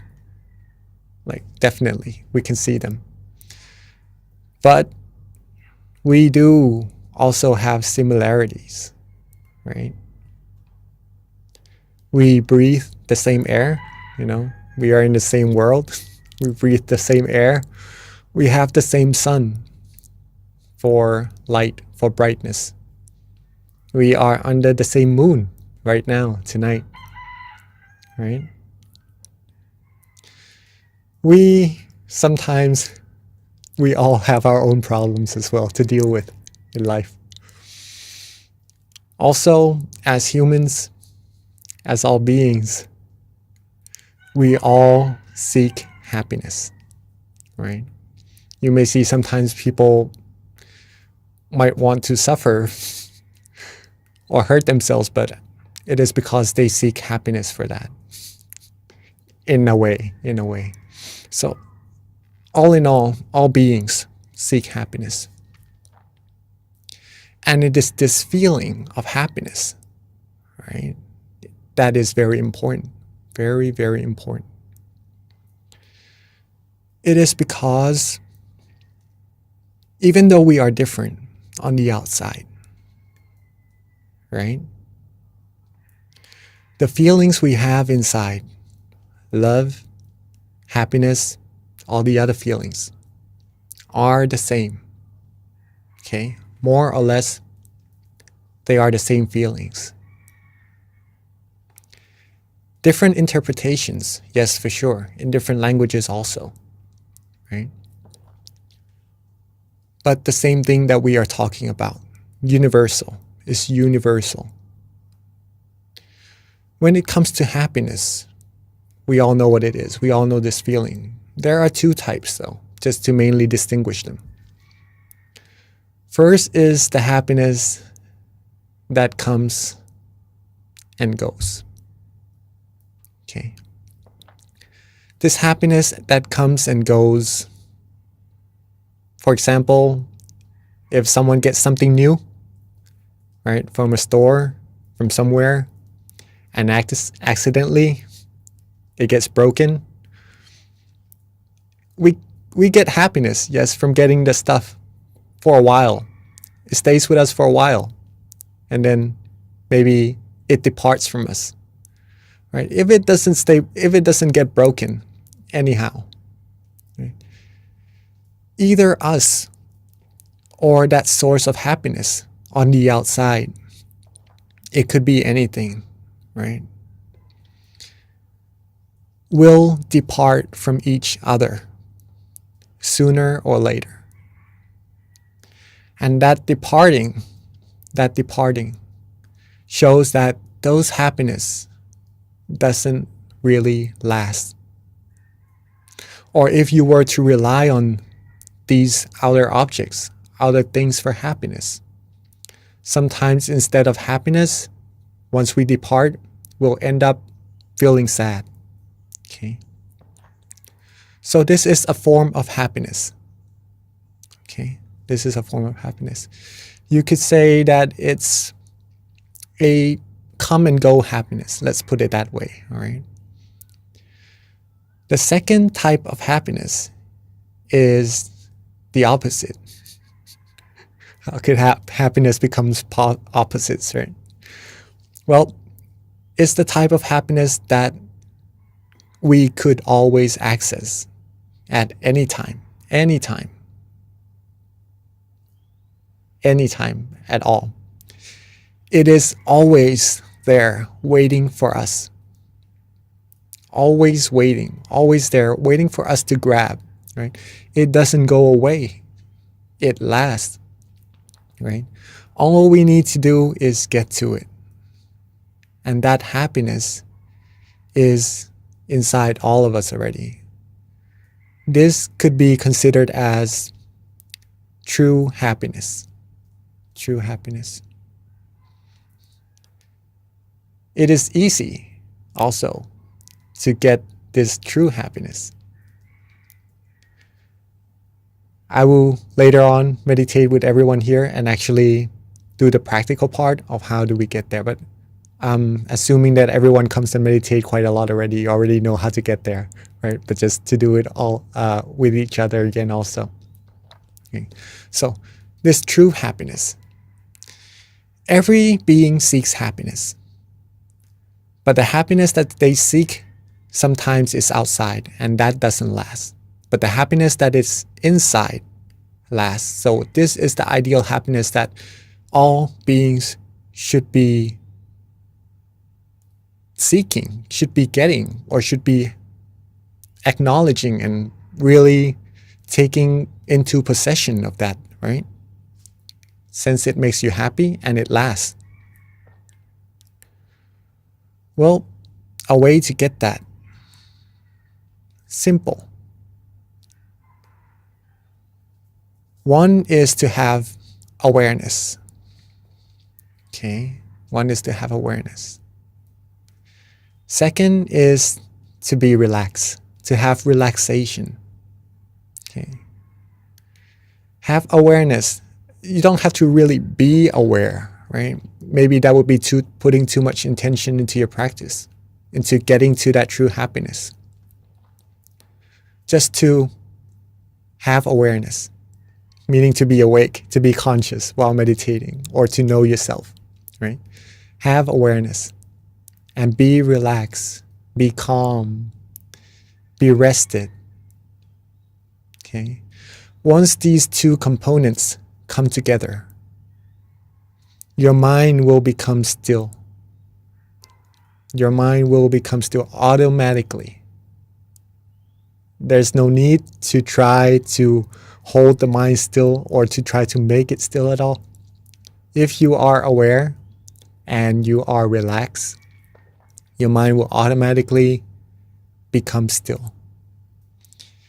And that stillness of the mind is where true happiness will arise. Okay. Right at that moment. Right? Instantly. So if you are relaxed right now, sitting in your chairs, you have awareness, of course. Right? And just enjoying this feeling. Enjoying this feeling of relaxation. When you are enjoying it, your mind will become still. Okay? And it keeps getting bigger and bigger. If you are more and more still and neutral with the feeling, we could do this in our practice of meditation together. But just to say that the stillness of the mind will become stronger and stronger. The true happiness inside will become stronger and stronger also. The taste of happiness will become more and more profound. You receive happiness at this level already while being relaxed. But once you stay calmer, once you stay more relaxed longer, different types of happiness, more and more happiness, more tasteful happiness will arise, thus giving you more profound insights into your meditation as well. Okay, but that's for you to prove it to yourself. Right? This shows, what does this show? Right? Everyone seeks happiness. There's already happiness inside of all of us. We all feel the same thing, just different interpretations. Okay? And there is a way for everyone in the world using these two things, awareness and relaxation, just to get there the same way. This could be said as equality of happiness, or the equality of humanity. The equality of humanity. Thus, equality by tranquility. Okay. If we choose to not really look so much at the differences of humankind, of humanity, but we choose to look at the similarities, peace will happen. And when we are happy inside, when we are fulfilled, when we are content, we will feel love for everyone. We will feel that everyone is equal in happiness. And we will know that this world is able to receive peace, and thus it is a way to world peace. Okay. There's a quote. Since today is Martin Luther King Jr. Day also, there's a quote by him related to the moon also, right? So today is actually one moon together as one, as our campaign as well. Darkness cannot drive out darkness. Only light can. Only light can. If we were to create world peace, but we were to put out negativities, war maybe, into this world, how could world peace really be accomplished? But if everyone in the world can be happy, can find this true universal happiness, equality in all of us, right?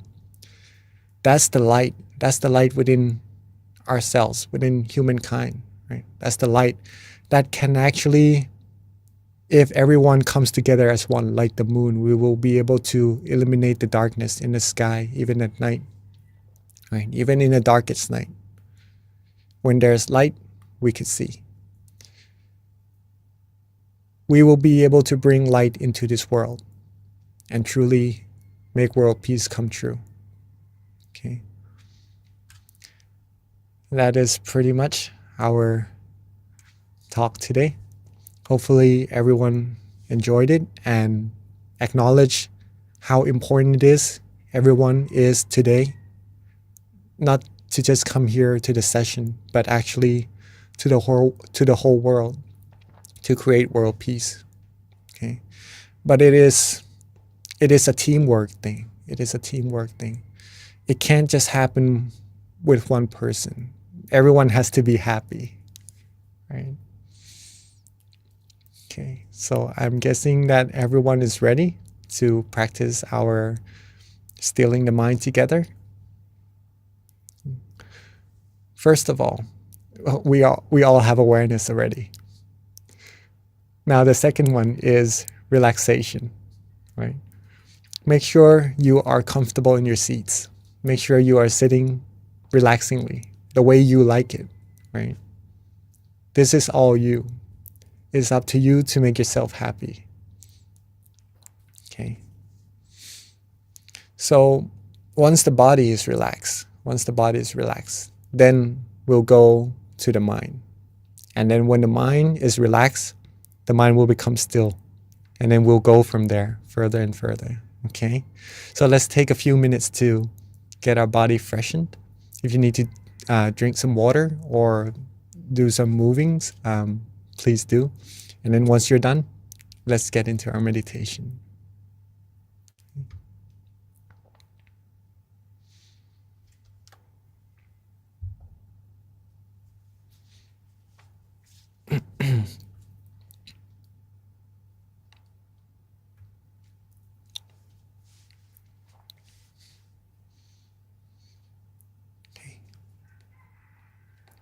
Let's softly and gently close our eyes.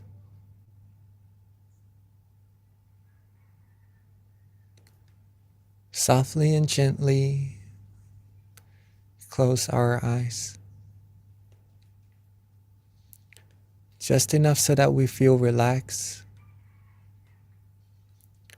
Just enough so that our eyelashes touch. It is to relax our eyes and not to worry too much about it. Relax our foreface. Relax our head.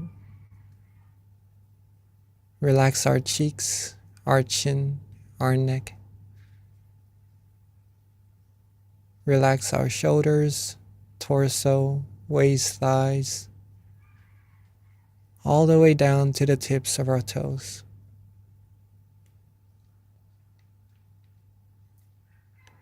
Take our time. There's no need to rush at all in meditation. Relax, rest, be calm, be restful.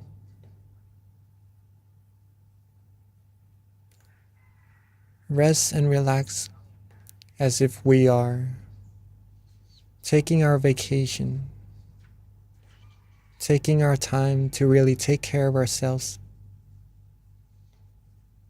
take care of our body, get the rest that it needs,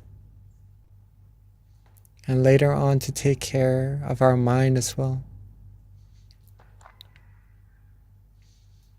take this time to make sure that all parts of our body is ready to rest, and there's nothing that we need to worry about anymore. Now, let's let go of all our worries. Let go of all our responsibilities, just for now, so that our mind can be rested as well. Rest and let go. Be free. Be free from all worries. Be free from anything that would give you a burden or give you weight to your mind. Be completely free. Be completely rested. You may start to feel the mind actually moving, flowing, and that's just the mind being free. And when you're able to let go like this, you'll start to feel relaxation. You start to feel inner comfort, peace, happiness, calmness, or tranquility. Just relax and let go, and don't worry about any feelings to come at all. If you don't look for it, it will come to you. All we need to do is just rest. Rest and let go. You'll start to also feel that the mind wants to be at a certain place, maybe right there in front of you, right there around your chin, or maybe around your shoulder, or even at the center of your body. There is a place when you are relaxed, when you let go, when you have no worries, that the mind will rest at. And let the mind rest there. That is good. That means the mind has already come to a point of standstill automatically. Let it be, let it go, let it flow. Enjoy this relaxation. It's this feeling, this universal feeling that is very, very important. Let this feeling, acknowledge it to be the most precious feeling, the most precious possession we can ever have. In order to keep it going, keep feeling this peace, this relaxation, simply don't worry. Don't worry, be happy. Let go, relax. Be neutral, be as happy as you can be. Be as calm, as comfortable, as relaxing as you can be. It's our time to take care of ourselves and enjoy this feeling. The further we relax, the further we let go, the more happiness we will receive. And the further we keep going, the more tasteful, the more meditation experiences we will receive. So let's be neutral.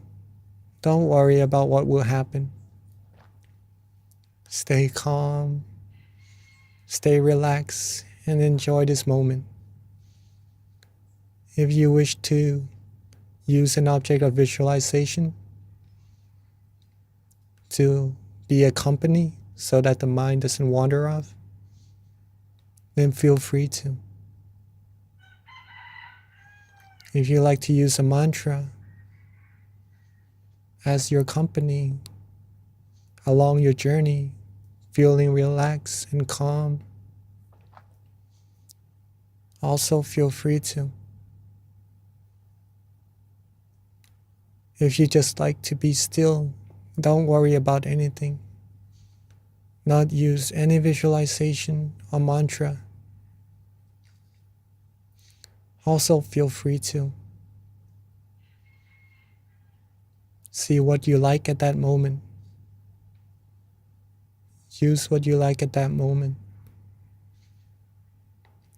Enjoy the meditation experience.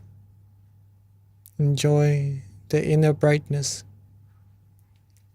Enjoy the flow of true happiness that is being generated from within all of us. Let go. Don't worry. Let the feelings flow. And let's stay still, stay calm. Enjoy this meditation together in silence for this time being.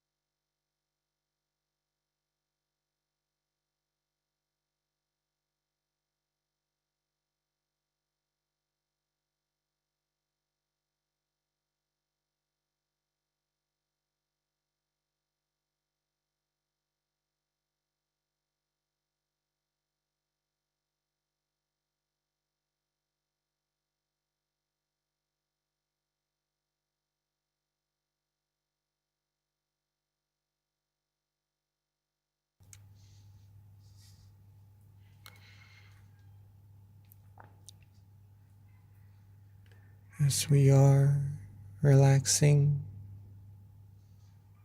releasing, being calm, being still. At some point, we may start to have some wandering thoughts. Maybe we did not really pay attention to them, or they could be some worries we had from before. In this case, softly and gently let them go. Don't worry about them. It's perfectly normal. Let them go. Relax our body again. Let go again. Let our mind flow again. Come back to the point of balance. Be relaxed, be worry-free. And you'll get back right onto the road. The middle way, the middle path. Not too tense, nor too loose. Just right. It feels right. It feels precious. It feels good, feels relaxing, feels fresh. That's how you know you're on the road. If you feel any tension or any sleepiness along the road, simply use the same technique. We could lift our eyelids up just a little bit. Reset. Let go of all those feelings, tension, drowsiness, wandering thoughts. And when we are ready, when we are calm and fresh again, relax our body, relax our mind, come back onto the road, come back onto the point of balance, the point of tranquility. Repetition of coming back to this balance point will take you deeper, firmer, more skillful in meditation, in being still, being on this path to true happiness. So let's take a few more minutes to rest and let go, be free from worries, be free from any thoughts, any anticipations of what meditation experience is to expect it. Let go and enjoy until it's time for us to share our loving kindness together.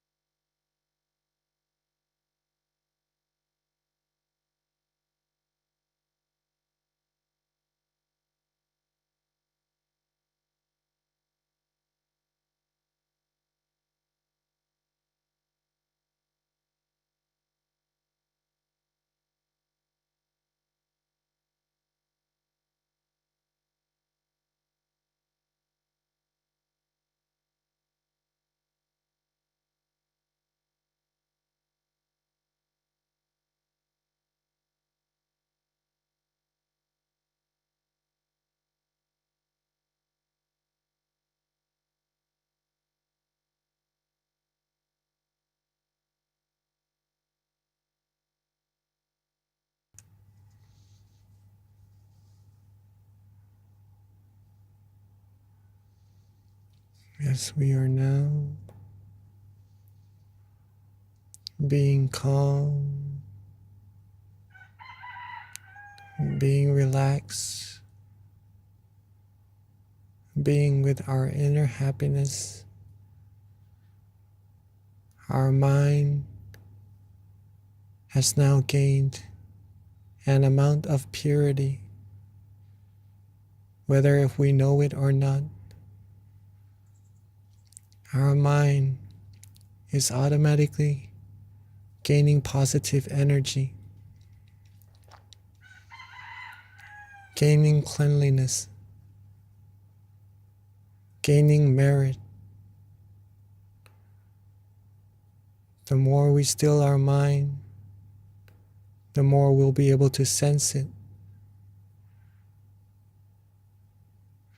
And at this moment, some may start to feel the brightness.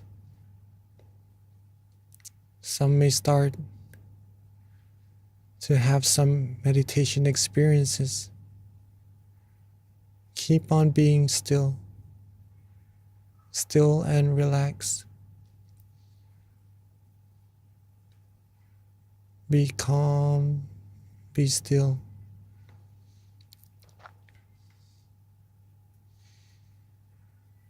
As we are about to share our loving kindness to all our human friends and to all beings all over the world, let's take this moment from lighting our inner lights already. Let's open our eyes softly and gently, maintaining our peace feeling, maintaining our calmness. And if there is a candle in front of you, may you light the candle along with the feelings that you have from the inside,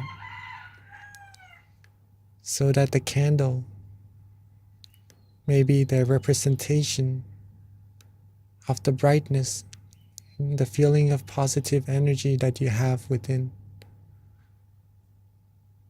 Let's take this moment to light our candles and lighten up the room, lighten up the mind, lighten up this world.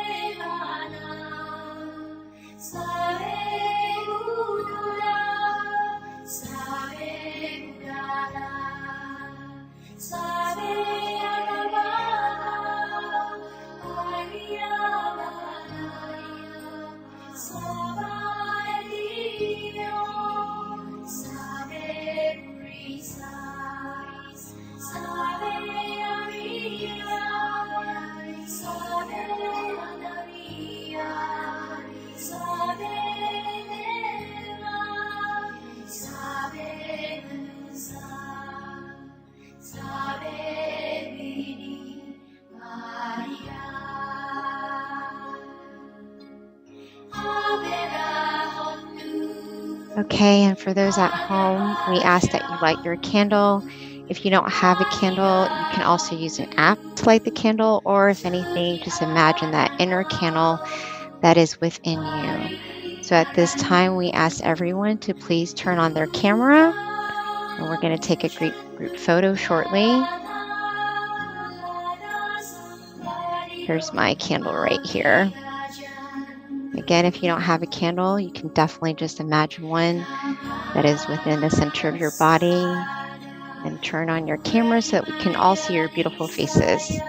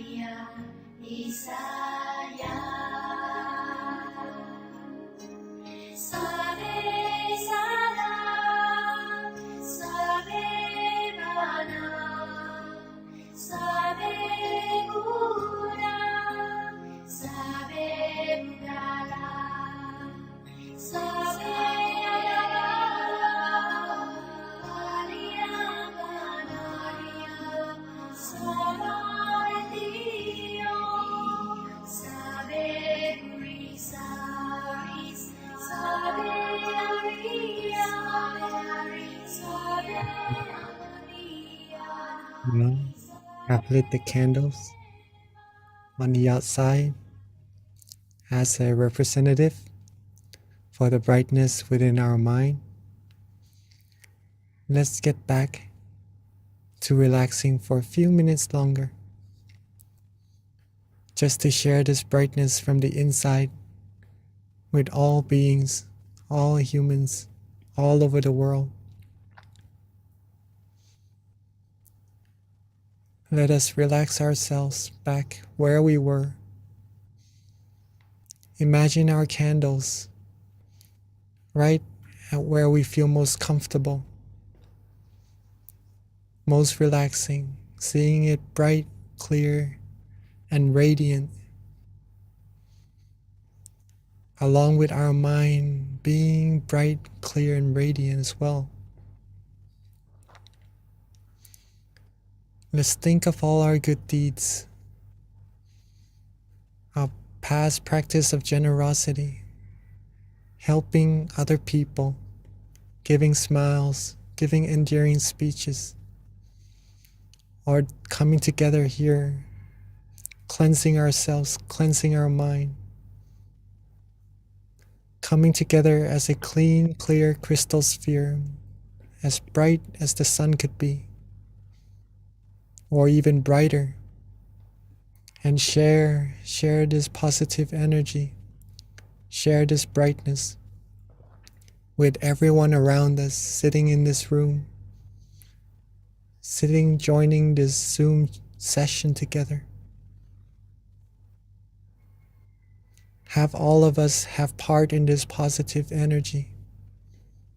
Have all of us be happy, healthy, strong, happy. Be fulfilled in all our good wishes, free from negativities, harms, diseases, free from anything that could take us onto the path to ruin. And let's share our love, our brightness, our purity, our positive energy outwards even further to our community, our society, our city, our country, our whole world, seeing the world bright, clear, clean, like a clear crystal sphere, and everyone on it clean, clear, and pure as well. Let's make a wish for everyone with our positive energy, with this feeling, this peace that we all have from relaxing, from resting, from accumulating our good deeds. And wish for everyone to be happy, to be healthy, to be wealthy, to be successful, to be fulfilled in all their wonderful wishes. For there to be no war, for there to be no diseases, no hunger, no hatred, no anger, no negativities of any kinds at all. Have the world be clean, clear, pure, be filled with happiness, true happiness from within. And wish for everyone to be able to still their mind easily and attain the utmost, the foremost of happiness as easily and as quickly as possible. Let's take a few minutes to share our loving kindness brighter and further out into space, into the universe, outwards infinitely, borderlessly, reaching all beings no matter where they are, having all beings, not missing a single one, have part in our kindness, our love, our positive energy as well. Let's take a few minutes to rest and share our loving kindness together.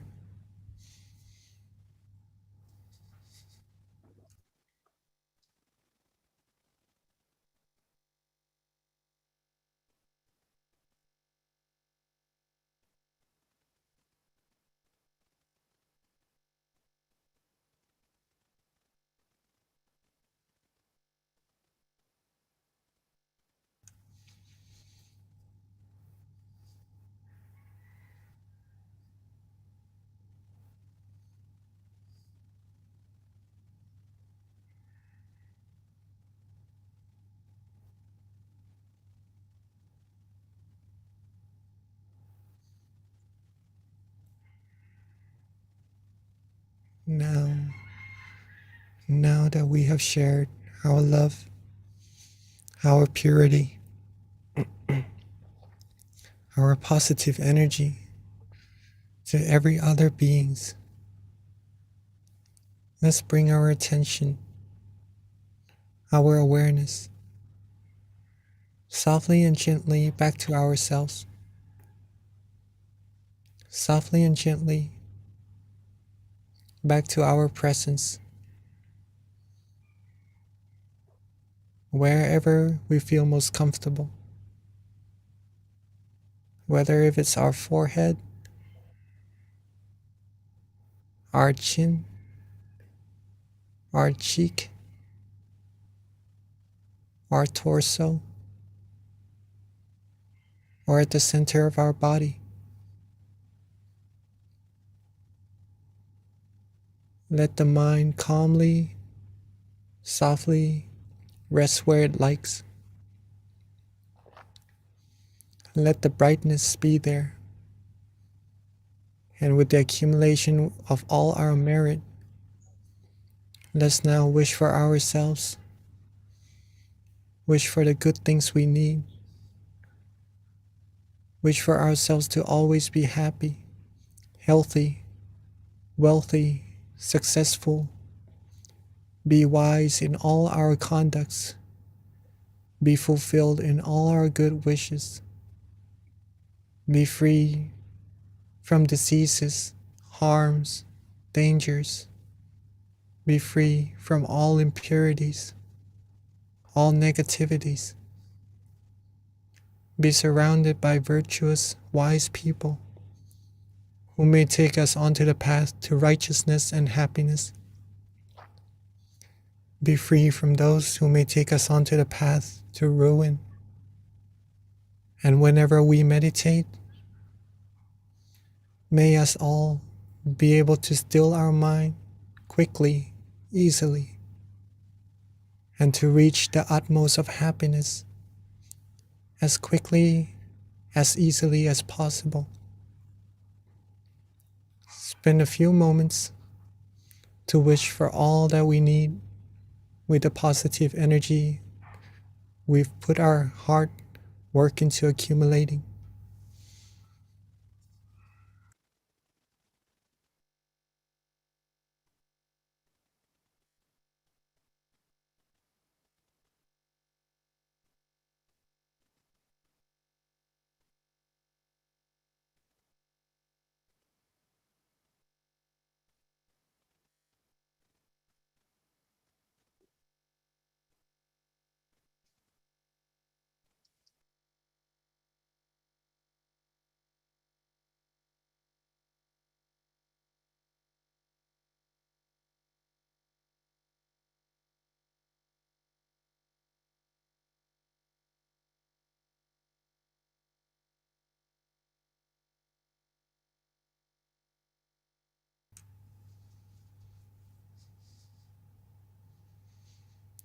And now that we are reaching the end of our session together, let's recall our calmness.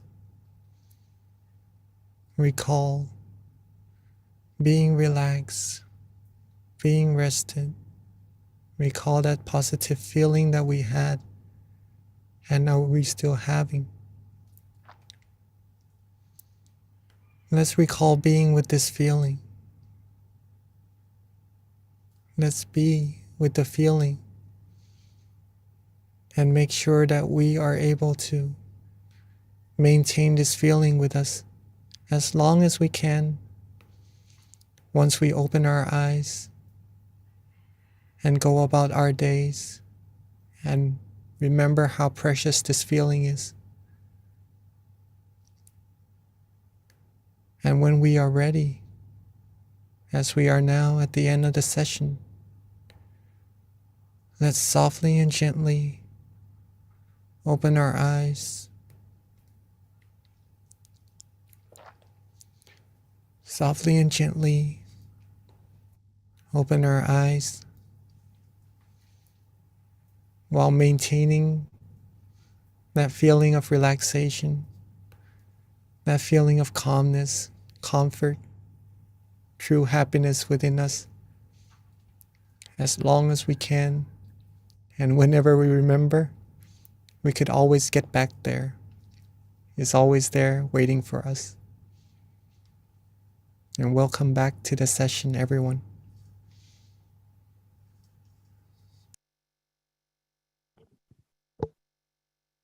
Thank you, Venerable Jackie. That was so lovely, and the blessing was so powerful. So before we transition to the Q&A and back to Venerable Jackie, just a couple of announcements that we need to make. First of all, our next full moon meditation is going to be Wednesday, February 16th. So please mark that on your calendar, invite your friends and family.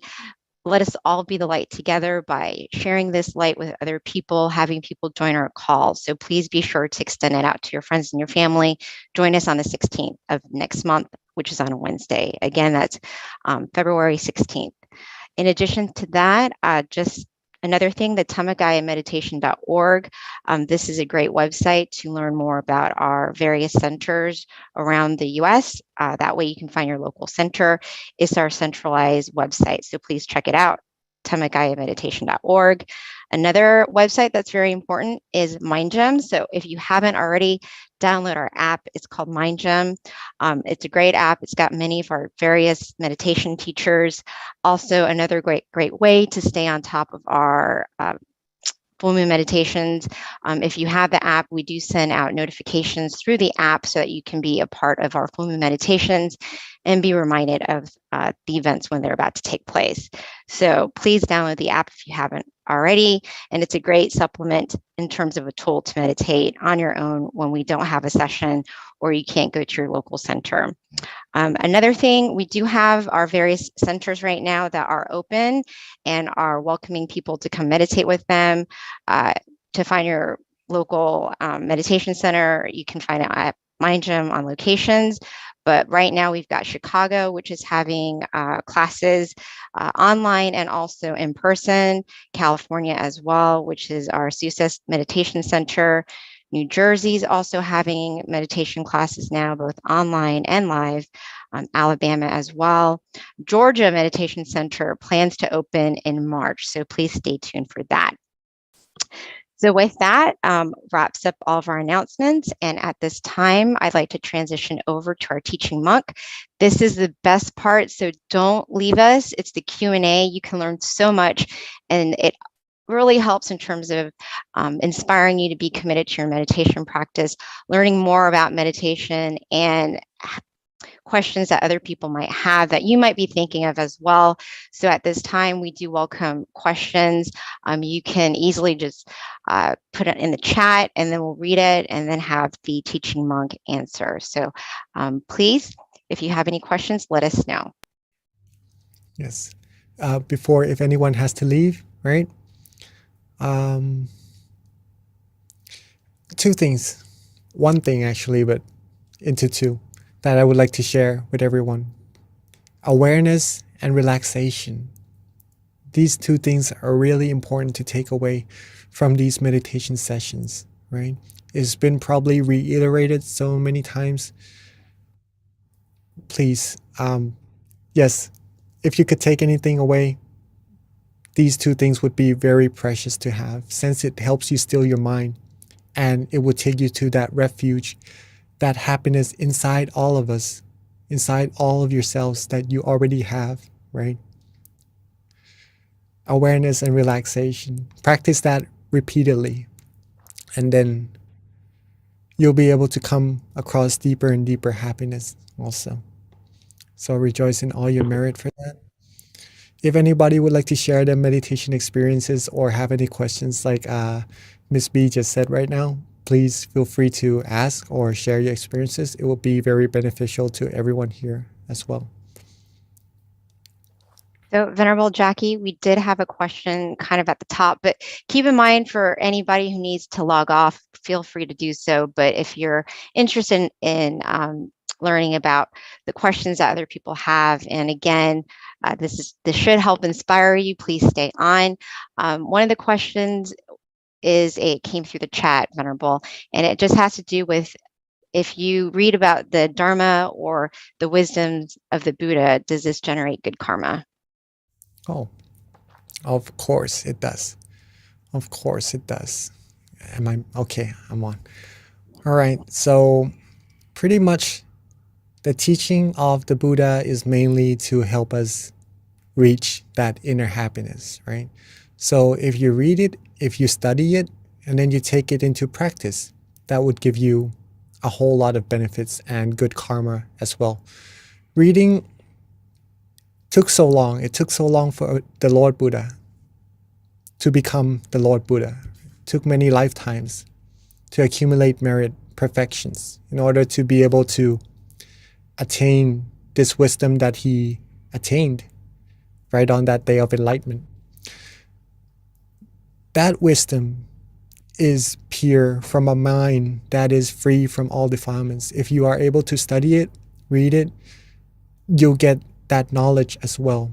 Thus, it is good karma, of course. So, Venerable, another question that just came through. This has to do with if you have like childhood trauma, how do you overcome those scars and integrate the wisdom and meditation into your life? Childhood trauma. And this is How do from John Upshaw. Sorry, he asked this question. All right, that's all right. Okay. If we have childhood trauma, a good way, it may be easier said than done, right? But if you are able to let go, it may be a specific situation that happened. In that case, of how to actually look at it and overcome it in that certain situations, right? But all in all, whatever happens, if we could see that it is something that could happen to someone, it's something that comes and goes, right?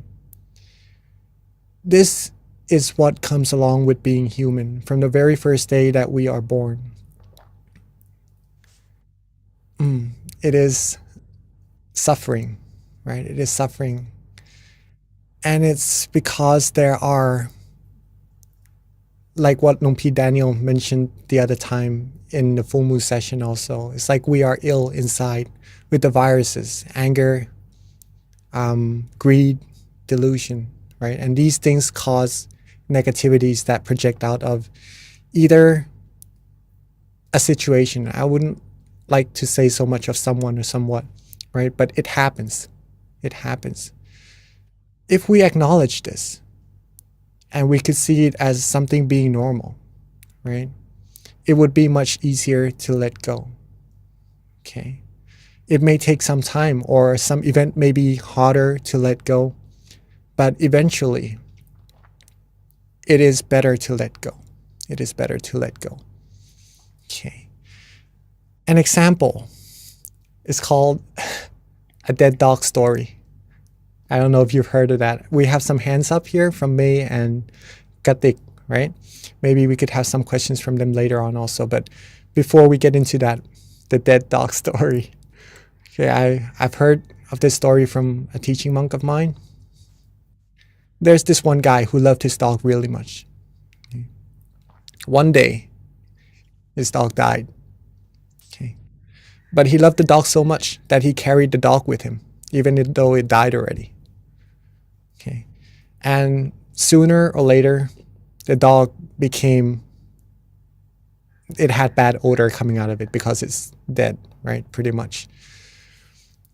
The more days he carried the dog with him, the stinkier it got. And he kept saying that it doesn't smell good at all. It smells really bad, but he still carries it.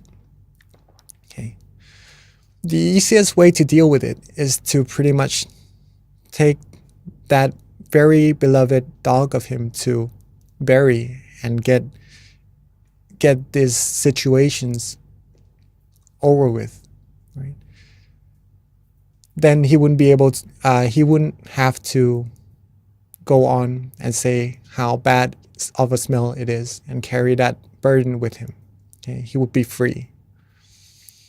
A good meditation metaphor that I had from another teaching monk of mine is that when you are carrying oranges in a backpack, right? In a backpack, there are good oranges in there. But what happens if there is a bad orange? Would you want to take that and keep it with you? No, right? You would probably it would be easier to just throw them away. Just keep the good oranges with you.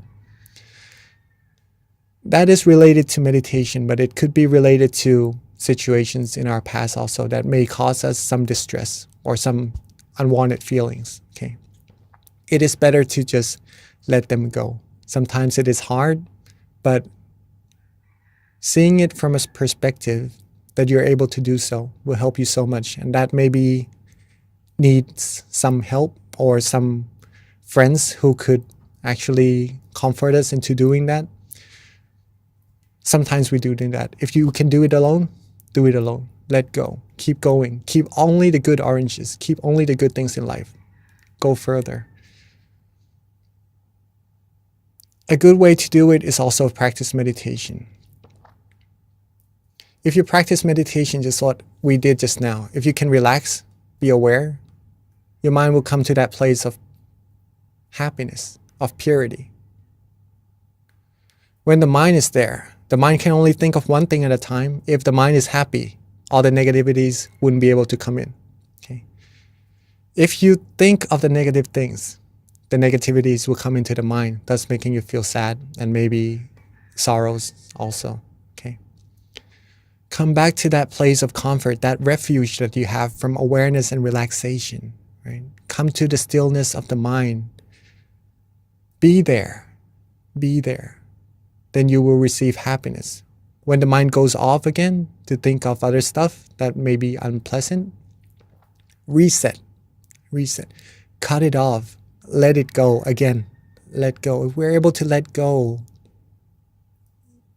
even though it's hard, I can't emphasize on that too much, but if we practice, we'll be able to do it. Come back to that happiness. The more times you come back to being happy, the easier it will become.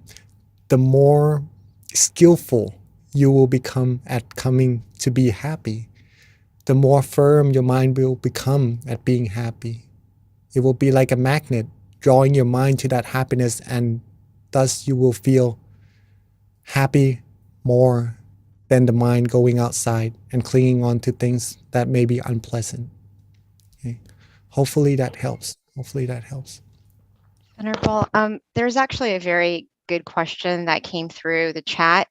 And this is, I think a lot of people might have this issue, so want to hear what your input is. But how do you overcome sleepiness during meditation? Oh, all right. And okay, sleepiness. And this is from Teresa. Okay. Two things first. Check to see if you had enough rest at night. Okay. If you had enough rest at night. If you do, then maybe in the session you will be more fresh. Okay. Number two is usually, as monks, we usually meditate after we eat. Okay. So meals do sometimes play a big part in drowsiness in meditation also. Resting at night, if you had enough, did you have enough to eat or more than a person should, right? If you eat more than what a person should, then a person usually likely becomes sleepy during meditation. So moderation of food and good enough sleep would help with drowsiness. Surely. Some of the few things that also helps inside the session is to reset. If we close our eyes and we start to fall asleep, we wouldn't go to sleep straight away, okay? We wouldn't fall asleep straight away, but we would notice our mind maybe wandering off a little bit, feeling a little bit drowsy first, and then later on going to sleep. At that moment, before going to sleep, if you notice yourself first, then freshen up. Maybe opening up the eyes, drink some water, do some stretches. When you're fresh again, close your eyes and start from the Start from being fresh, being calm, being relaxed. Okay. That would help with sleepiness during meditation. There are a few more things that could help also, right?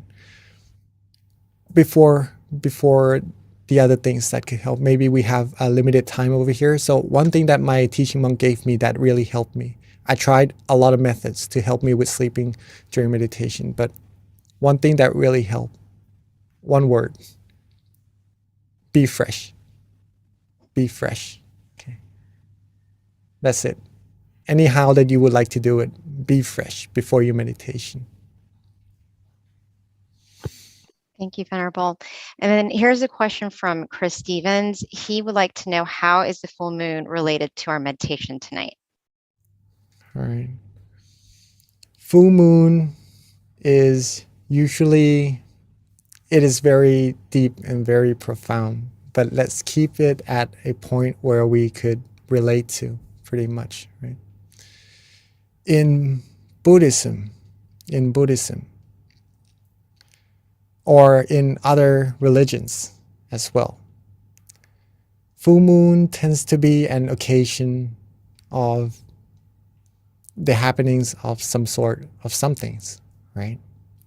In Buddhism, it usually relates to something very special also. So you could take it as a good occasion, right? That the moon is full and that we could come together and be whole, be one, like the moon, okay? Like the brightness in the sky that shines away all the darkness. When we meditate, we are actually shining away all the darkness, all the negativities that is there inside the mind also, and cleansing our mind, giving ourselves positive energy, right? That could be pretty much related to our meditation.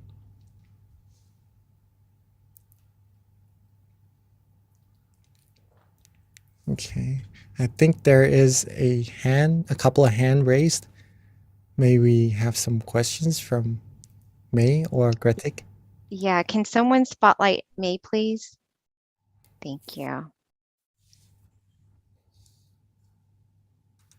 Hello? Yes. Yes, we can Hello. hear you, May. Go ahead. Yes. Hi. I practice meditation for longer hour, like 5 hours, 6 hours. Then I have more concentration and I can practice deeper. But sometimes when I am in this situation, like I have a lot of changes are happening. Like I can see my sweat poles and all the sweat coming out from each pole, and I can then suddenly there are the blood flowing. I can see that movement, and so there is something like the pendulum here and moving backwards and front and backwards, and I feel all these happenings, and at the time I try to focus back on my tip of my nose, but I still see all these instant and continuous changes, and how can I focus, and where should I focus back to continue my meditation? Beautiful. Very nice question. In case someone else also has meditation experiences that they wonder what is there and what's happening and how to go further, right? As we mentioned in our meditation always, is that this feeling of relaxation, I'm not sure if you are able to sense it when you meditate, May? Yes, I do, but only sometimes I have this. I see all these instant and continuous changes, and then at the time I don't know or how to continue. I or put back on my focus point on my nose, but all these the pendulum things here at the movie front and back, and this is where should I focus at the time.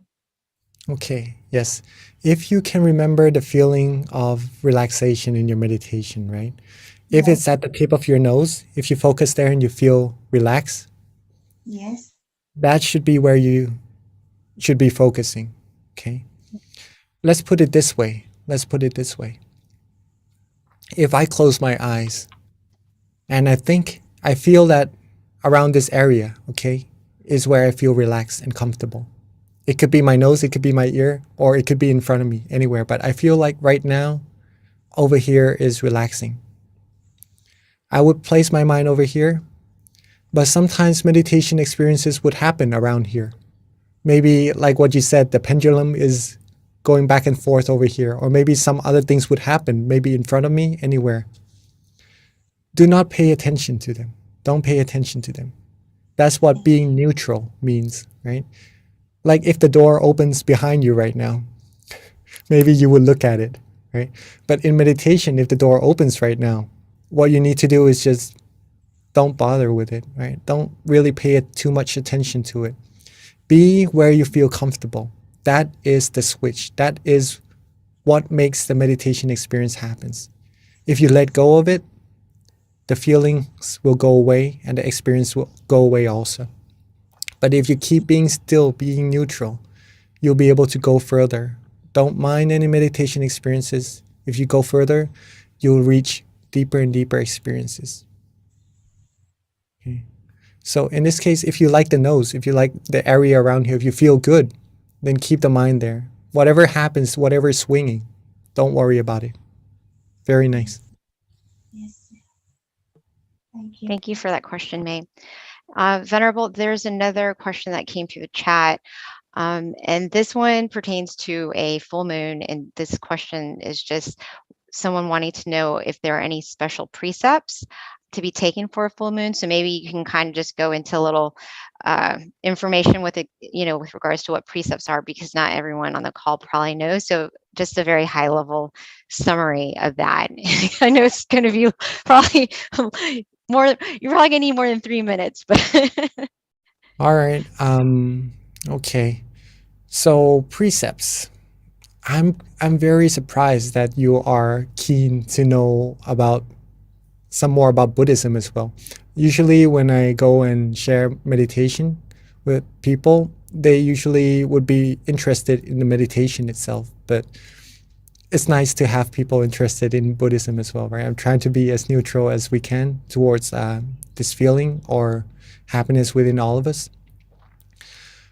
Precepts are pretty much disciplines, right? Disciplines.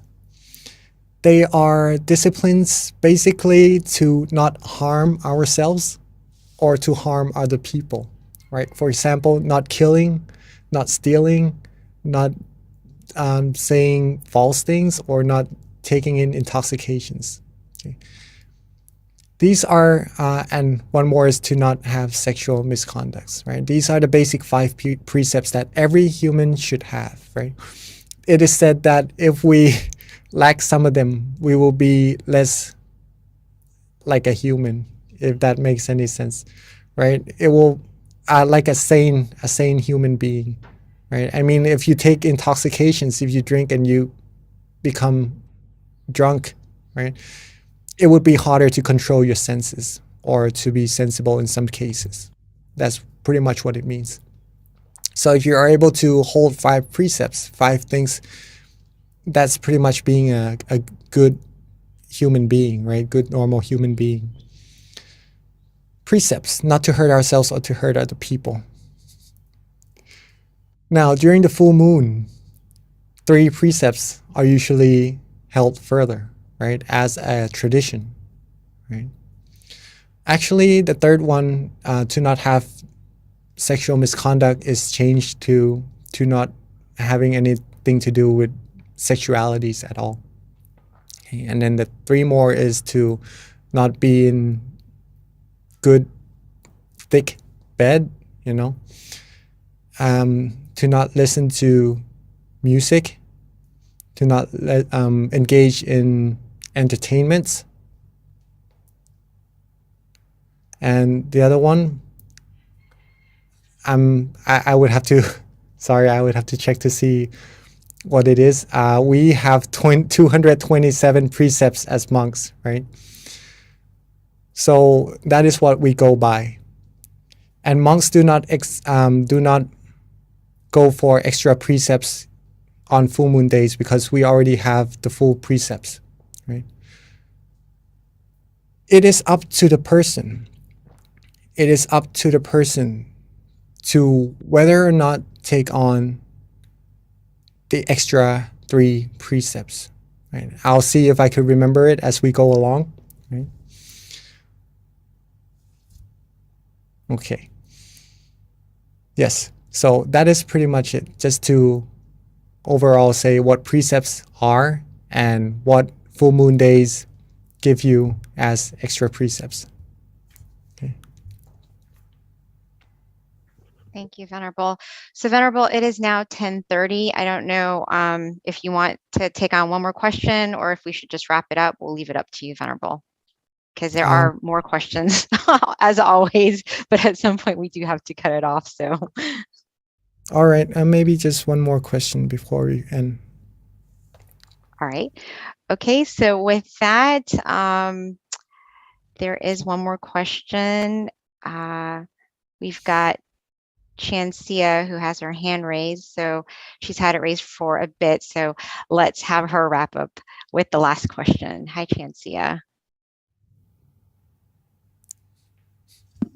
Thank you so much ค่ะ นมัสการค่ะ Mang Jackie and Kunvi นะคะ My question is, how can I overcome my highly imaginative mind? Because my mind is often get carried away with fun thoughts inside of me, and also like the fun, exciting maybe people or things in the outside world. So how can I overcome that? Do I have to look at like dead bodies or things like that to, sorry. It's just my question. There's no need to actually look at dead bodies. To overcome, well, if you would like to, if it helps, then I guess it's okay to do so also. If you would like to overcome wandering thoughts or thoughts running around, right? Maybe thinking of other people, other things. A good way is to practice resetting, just like what you did in your meditation, okay? Resetting helps not only inside the sessions, but outside also. Whenever your mind goes wandering off, know yourself and reset. Come back to being in balance. If it helps, a good way to help with that is also visualization. You can visualize the Buddha image, the sun, the moon, a crystal sphere, anything that lifts your mind up. That would help with wandering thoughts for sure. Or a mantra, a recitation of any kind of phrase, any kind of words, samarahang, clear and bright, these things, right? It would help you be free from attachments from the outside, right? The mind usually goes wandering off. But it happens because the mind is familiar to doing that, right? If you could train the mind to be familiar with being still, then the mind would be more without going around, right? The mind would be more still automatically. Resetting is the key. If you reset, you train your mind to a new habit. The mind will become more used to being still and less likely to go outside. But dead bodies are one way to do it, right? It's just to let go. It's one of the techniques that sometimes people use. Okay. Yeah, I think that's definitely a great question, because I think desires is definitely one of those defilements that is very rooted in our mind, that I think with other things it's easier to combat, but in terms of greed, you can do generosity. In terms of just delusion, you can meditate more. So, but desire, it's a little harder to figure out how to combat that. So that is a good question. Thank you for asking. Thank you. All right. Before I guess this is the last one, right? Okay. Yeah, you want to ask one more question? You want to answer one more question, Pete? All right. We do have a hand raise. We actually had 3. I saw a couple coming, but I think people were probably not sure if they should hold it up considering, or, it's 10:30. All right. If anyone would like to leave, if they have something to do, then please, we're not holding anyone back, but I do have some time to answer more questions if you would like Okay. for me to answer them. But before Yeah. that, the other precepts in the 8th precept is to not have meals after lunch, right? That's the same as what monks do. Right? Mhm. Yes. So that's Okay. pretty much it. Good, you remembered before we wrapped up the call. All right, Venerable. Now, there were other questions that were also relevant to Buddhism, since we are continuing to stay on. If you might want to answer, I read it had something to do with consciousness, but I think before that, I don't know if the person's still on. So if they're not, maybe it's moot to ask. But there is a Petra who has her hand raised. So if we can spotlight her or just unmute her so she can ask her question.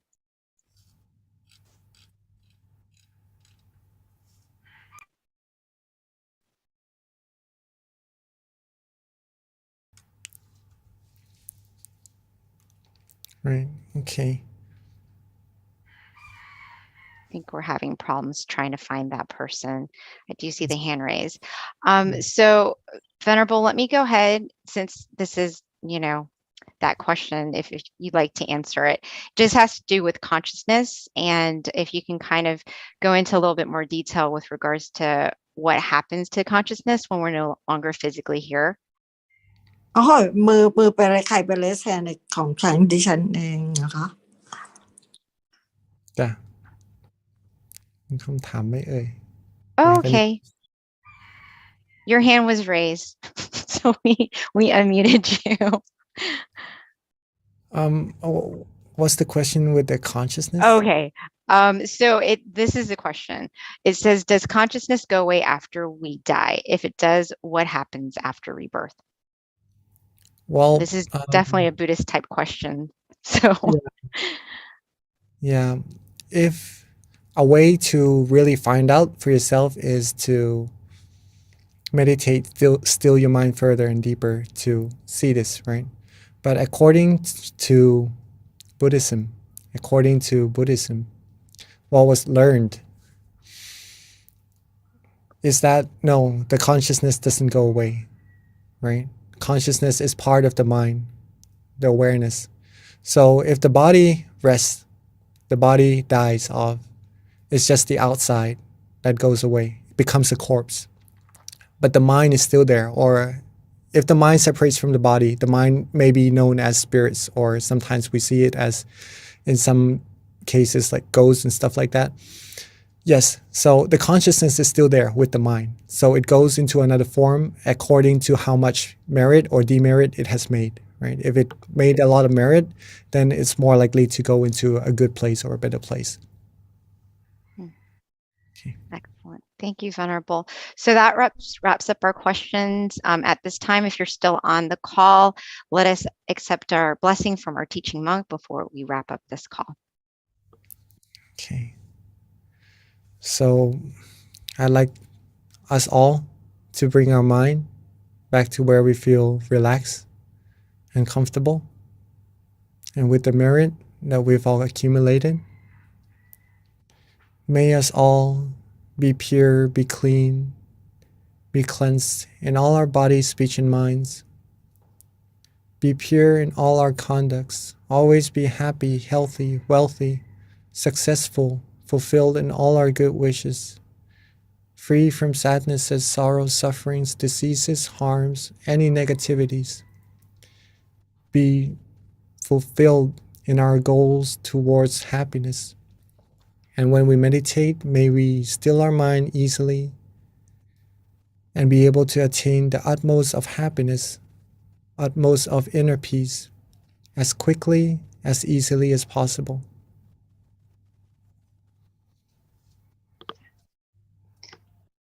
Thank you, Venerable, for that very lovely blessing.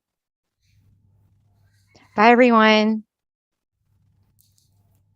Don't forget, February 16th, our next full moon meditation.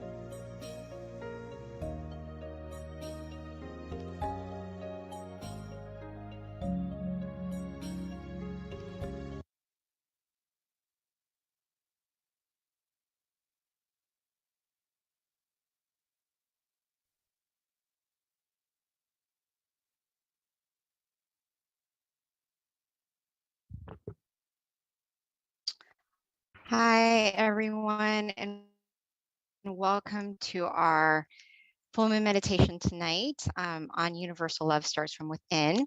So we generally start with quotes because, quotes can definitely help inspire you and leave you with food for thought. And actually, I have two because they're so good, I couldn't choose between one. Both of them are going to be relevant with regards to our wisdom talk today. The first one I would like to share, this is actually a new book. I haven't used this yet on these sessions, but this is one of my favorites. It's called Pearls of Inner Wisdom. And this one is so good. It's so good that I actually keep it close to heart. I actually have it written in a journal because I like to reflect on it. And it's called, the quote is, "Change your mind to change the world. The only definitive way to overcome aggression, selfishness, conflict, wrong view, and stubbornness is to uproot the very thoughts of all of these things from the mind by meditating until we can attain inner wisdom from within." So this is very good because if we're talking about trying to change the world, we have to start from ourselves, especially when it comes to universal love. The other one is love yourself, and this is also quite relevant to our topic today. To love yourself is different from being selfish. To love oneself means to purify oneself and to be happy at all times. All things that come to our mind and our five senses, sight, sound, smell, taste, or touch, both good and bad, we must choose to opt for the good and let all be at the seventh base, the center of the body. So both are pretty relevant to our topic today, which is going to be on universal love. And next, I just want to go over a little bit about our teaching monk. If you haven't meditated with Monk Daniel before, you're in for a treat. So Monk Daniel has ordained and he's dedicated to his life to meditation and practicing as a Buddhist monk since 2012. So he's been a monk for over 10 years now. He believes that positive life change begins from within and that everyone can change their outer world by first changing their inner world with regular meditation practice. Another thing about Monk Daniel is that he's been teaching meditation domestically and internationally to monks and novices and people all around the world. So he's very well trained with regards to teaching and definitely inspiring people to find themselves from within. So without further ado, let me introduce Monk Daniel.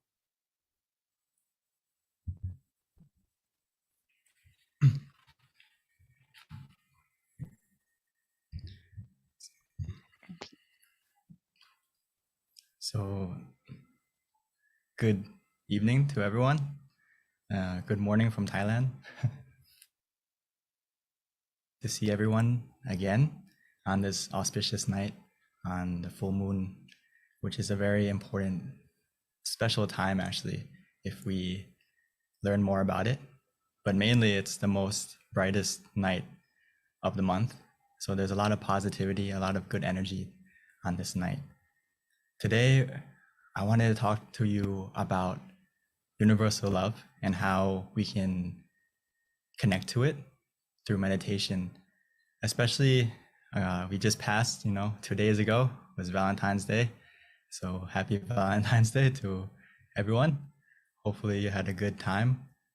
And today we're going to learn the most important thing is to love yourself, to love yourself, as our wonderful host just mentioned with the quote from Lumpur, is one of the best ways is to love yourself. And how to do that is through meditation. This is something that my master Lumpur Tamachio always tells us, the monks, the community, everyone, that we need to make time for ourselves and make time for us to meditate.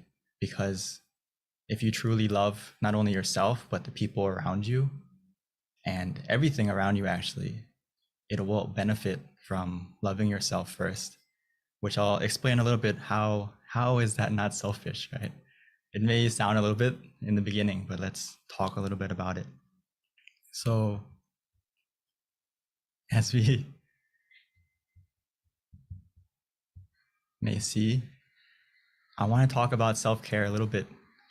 I know this is a topic that you may have heard about. So self-care isn't being selfish. This is a point that we have to get across, that taking care of yourself doesn't mean me first, but it means me too. It means including yourself in your happiness and including yourself and loving yourself as well. Sometimes in life, our focus gets distracted, and out of our good intentions, we tend to put our passion and our love and dedication into everything around us. It's like whether it's our job, our relationships, whatever it may be, we put our passion and love into everything around us.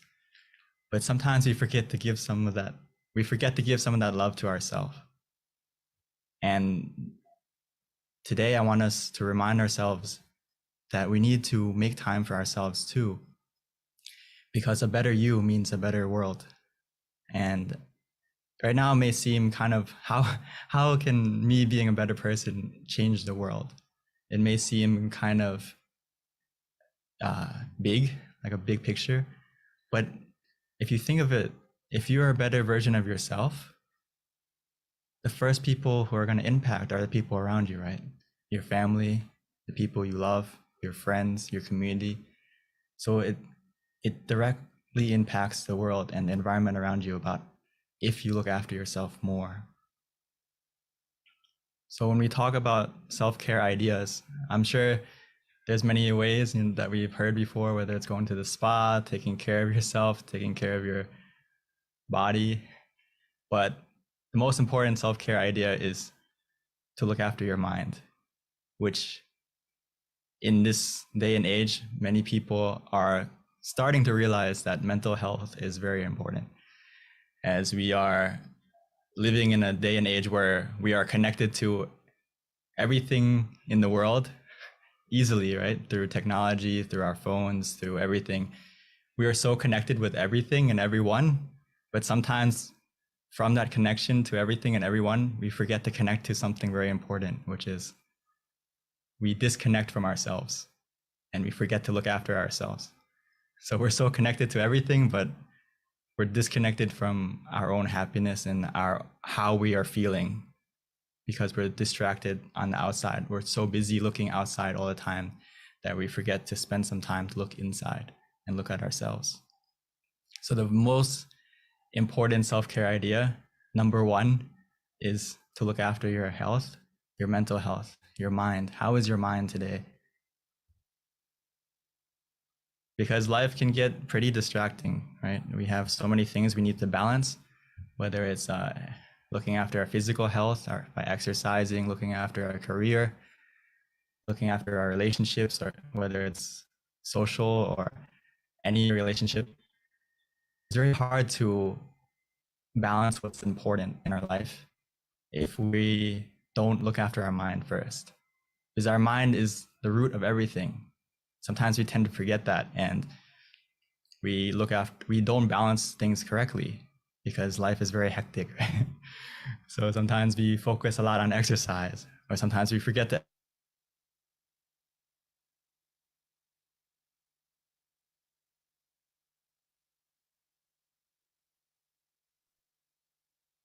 simple way is look after your mind first. Because if your mind is clear and bright, everything in your life is going to be done successfully and easily, whether it's your work, your relationships, everything in your life is going to go into balance if your mind is in balance. So many times we may feel like we're out of energy, or maybe we have a broken heart or something like that. We don't have the passion anymore. We don't have the love anymore. We need to recharge. We need to have mindfulness of how we're feeling and be willing to look after yourself. Just like our phones, right? Sometimes we see our battery low, we automatically need to go charge it, right? We see the 10% warning, the 5% warning, and then we're looking for a charger to make sure our phone doesn't run out or whatever it may be. We should feel the same way about our mind, about how we're feeling. If we feel low energy, we feel unhappy, we feel discouraged, we feel like weak mentally, we need to go recharge ourselves. We need to go refresh ourselves, which the best way to do that is by meditation. So I'm so happy that everyone here is coming to recharge yourself and to make sure that we are full of happiness and love from within. Because if you don't love yourself, it's very hard to love the things around you. It's like we are an empty glass. If you're low energy and you're not positive, it's very hard to be positive to other things and other people around you. So by meditation, it's like we are every time we meditate, the more we meditate and the better we meditate, it's like we're filling ourselves up. It's like a glass that's full. And actually sometimes it may even feel like overflowing with happiness and contentment and not only love for yourself, but love for everything around you.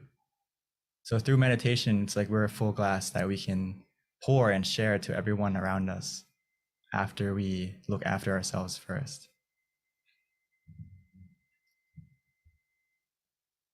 So we need to normalize meditation into our life and prioritize, make it one of the things that we make it a daily habit, just like we look after our physical self, whether it's taking a shower, brushing our teeth. We do these things daily, no matter what. And we need to clean our mind the same way as normally as we would look after our health and our body.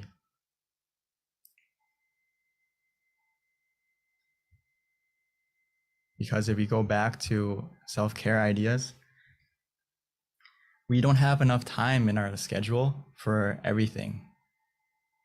That's true. Sometimes we only have 24 hours a day. Our day is very busy, right? So if you remind yourself that and reflect on yourself that we may not have enough time for everything that we want to do, but we always have time for the things we love. So we need to make ourselves one of the things that we love as well. And meditation, one of those things that we love. If we make it something that we love, we're going to spend time on it and make it part of our schedule. So just before we meditate together today, I wanted to give us a little review on how to meditate as well, how to connect to that inner love and feel that happiness inside. For those of you who are new, or for those of you who are been meditating many years, this is something that even myself, I have to remind myself, even though I've been meditating for 10 years as a monk, and ever since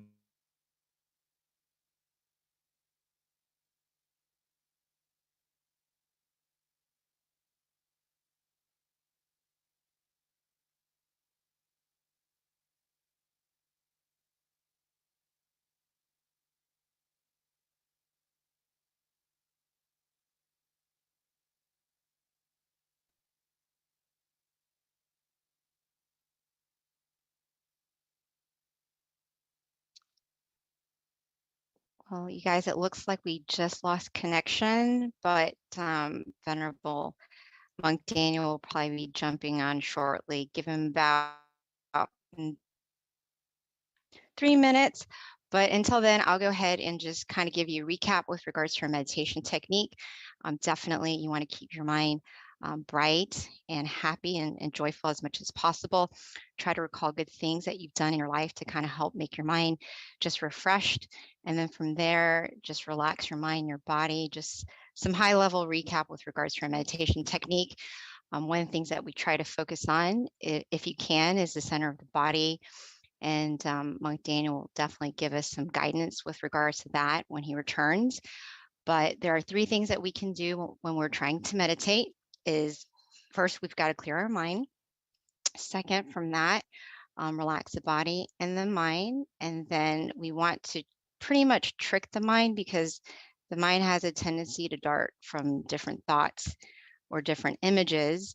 So high level, one of the things that we recommend people utilize to help calm the images, essentially, is you can anchor your mind with a shining sun, a full moon, which is very appropriate with it being full moon meditation, or just simply relax and keep your mind at the center of the body.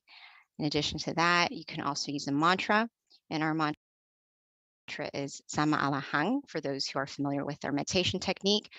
Or you don't have to use that mantra. You can just use anything that makes you feel calm, whatever it is, it should be neutral. So another recommendation would be you can simply just recite clear and bright, clear and bright, clear and bright. Just something repetitive to kind of help tune out the noises in the mind.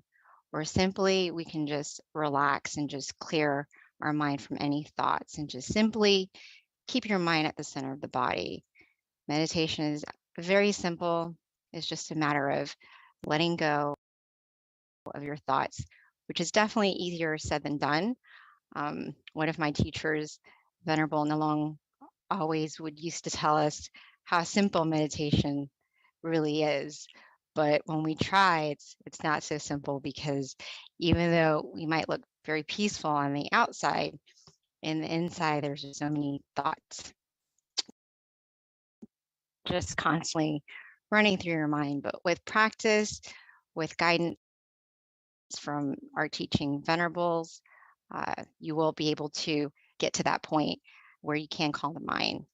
So that is pretty much a high-level recap of our meditation technique. Venerable Daniel is probably doing his best to get on. We'll just have to wait for him. And at this time, I would like to invite any venerable that's on this call who might like to also give some advice with regards to our meditation technique. I know we've got many amazing teachers on this call with us tonight. If you can add any additional guidance or any advice with regards to adding on to what I just said, that would be awesome.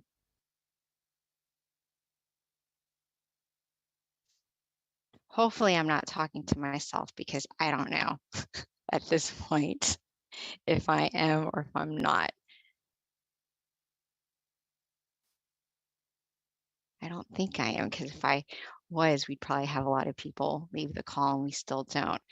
So yes, please hang in there with us as we take care of our technical difficulties.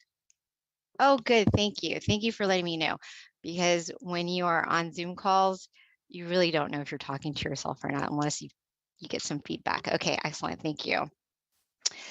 So just a little bit about myself while we're waiting for Monk Daniel. I've actually been a volunteer since 2008. So almost as long as Venerable Daniel being a monk. It's been one of the most passionate things in my life with regards to just helping to spread meditation, being an example, being able to pioneer many different projects. So it's definitely an honor to be able to be on these calls with you. So at this point, I have learned a lot with regards to our meditation technique, because I have had many, many different teaching monks throughout the years, which has been such an inspiration, because no matter what, it's very easy that, if you aren't connected to a community, it's not always very easy to be connected to your practice. Even though you know how important meditation is, without a community of teachers or virtuous friends, or even meditating together like this, it gets really easy to get distracted. And before you know it, time goes by, life goes by, and you just don't have that same commitment to your meditation practice. But by all of us coming together once a month, or as many times as you can, say if you are connected to a local center, it really does help you commit to your practice, so that before you know it, as the days goes by, which becomes months and years, you can look back and be very proud of yourself that you have been able to commit to your practice, that you are doing something worthwhile, with your life, essentially, because in the end, the only thing that we can really take with us is our actions.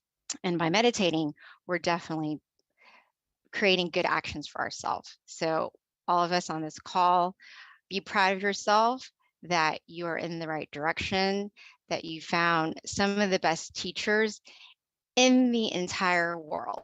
I kid you not. We are so lucky. I see it all the time. You know, we don't have to go anywhere else with regards to meditation. We've got it right at our fingertips. Or even better, if you've got a local center, you have to take advantage of the amazing wisdom that we get from our teaching monks. So, you know, that's one of the things that I'm very grateful for, that I've got many, many teaching monks by being connected to this meditation community. Thank you. Yes. So, you know, this might kind of interfere with our meditation just a little bit, since our schedule normally is to meditate from 9:20 to 9:50, which is about half an hour meditation. And Monk Daniel is not on the call yet. So we'll have to kind of kill time until he gets on. I don't know if anyone can, thank you. I don't know if anyone can connect with Monk Daniel while I'm trying to inspire our community, and that way we can know kind of what to do. If not, I am going to have to volunteer one of our teaching monks, which we've got many qualified ones on this call, to guide our meditation practice for us, because there's many that can do it, I promise you. Okay, so a little bit more about me, since we've got a little bit more time, is that one of the things that I'm most proud of is, and this is for anyone in Georgia, because, and this is something I would announce at the end, but I'm going to do it now. I'm really excited that one of our teaching monks from Thailand, he's actually a former member of Georgia. And I'm very proud to say that when I saw him in Thailand in 2019, pre-COVID, he gave me a gift, and I went to a meditation retreat where he was teaching. His name is Venerable Michael, and he was a former student at the Georgia Meditation Center, which is where I volunteer. And when I saw Venerable Michael just before I was about to leave, oh, wonderful. Okay, I don't have to say anything now. I can wait till the end, because we've got our teaching monk back on the call. And now we will start our meditation, and perfect timing, because we start meditation at 9:20. It's now 9:22, so we didn't lose very much time. So at this time, Venerable Daniel, are you there? Wonderful. He's coming on so I can tell my story later. Thank you, everyone, for being patient with us. As we all know, technology, you just never know, it can be fickle sometimes.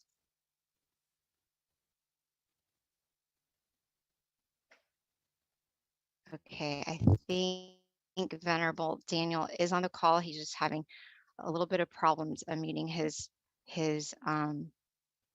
microphone. Thank you, Quincy. Quincy's from Canada. He just sent me some positive feedback. Thank you, Daniel. I guess 2 thumbs up for being on the spot, right? These are the things you have to do sometimes. Thank you. Okay, well, Venerable Daniel is joining us. Just give him a couple more minutes. Oh, Deb, I've got all these friends on the call. Thank you, you guys. Thank you. Okay, well, you know what? When Venerable Daniel gets on the call, I will just zip up. But for right now, let me continue, since I was right in the middle of my inspiring talk here. A former member of the Georgia Meditation Center, and like anyone who knows me will hear about him, because I'm so proud of the fact that he was a former student at the Georgia Meditation Center. And when I had the opportunity, oh, never mind, he's back. Thank you, Venerable. I was just creating all these things that I can share with people. I was waiting to be co-host, because I can't unmute myself as a participant. Well, we are glad you're back. Go have at it, Lumpy. And you guys will hear from me later. Thank you. We left off on how before we meditate, just real quick, the most important thing is making sure that we are relaxed of both body and mind. So I'll continue later. For now, let's get into the meditation, because we are running out of time a little bit. Sorry for the technical difficulties. the main temple.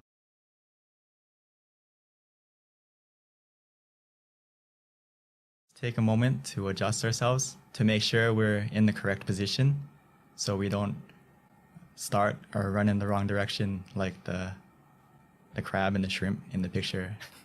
So take a moment to adjust yourself, find a comfortable position, whether you're sitting on the floor, on a chair, and let's begin our meditation together.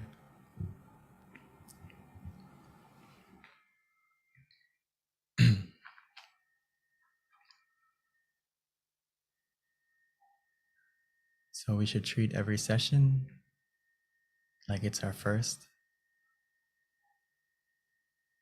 taking the time to make sure that we are relaxed,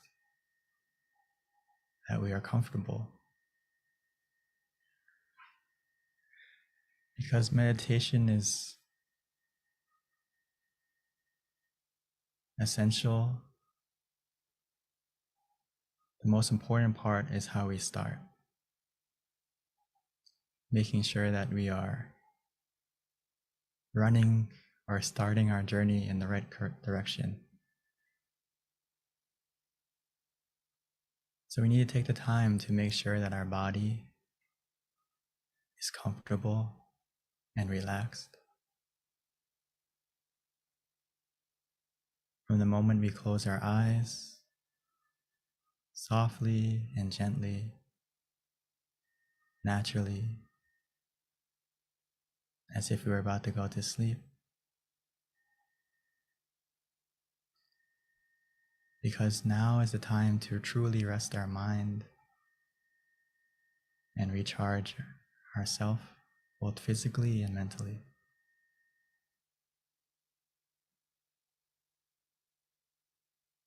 For the rest of the meditation, we no longer need to use our eyes. In order to see and experience the meditation, we only need to use our feeling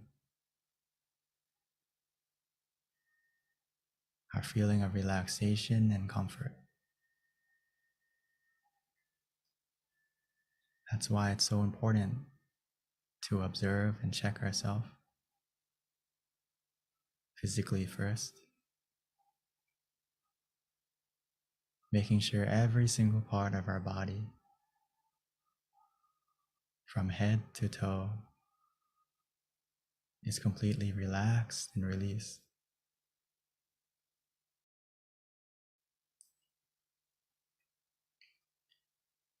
Sometimes the easiest way to do that is just to take a deep breath a few times, breathing in slowly and gently and deeply, feeling the cool and relaxing air, the calmness as it fills our body up with relaxation.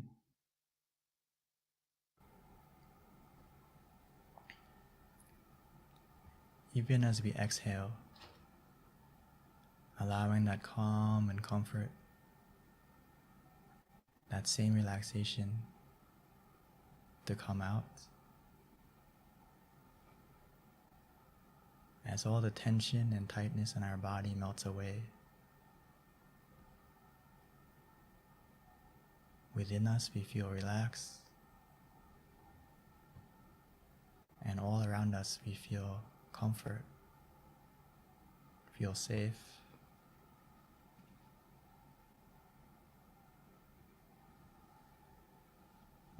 The more we relax our body,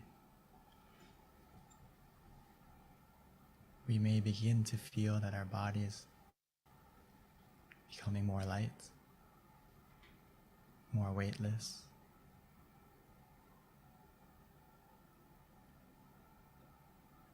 This is the power of simply relaxing. Our mind begins to follow automatically as well.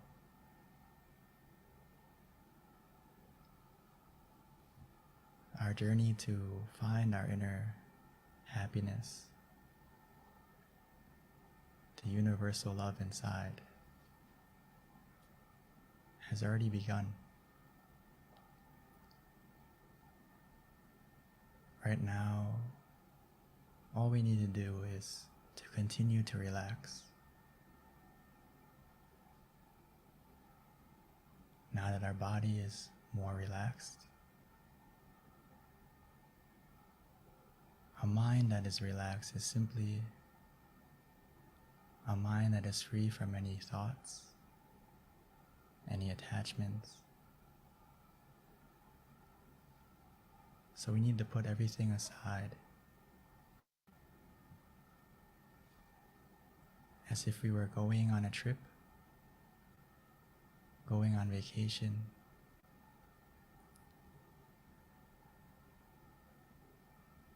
We can put our mind in airplane mode, disconnecting all connections from everyone and everything.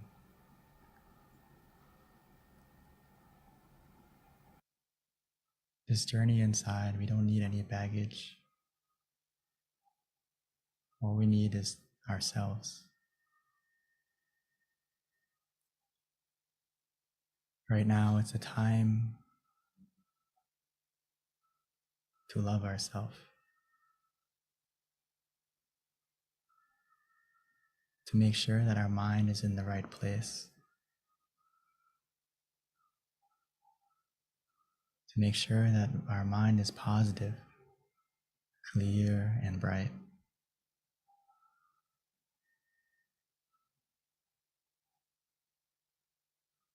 So let's take the time to help ourselves to calm down, to relax, by using whatever method that is easiest for us to use. Whether it's to repeat the mantra in our mind softly and gently, Samma Arahang, Samma Arahang, or clear and bright,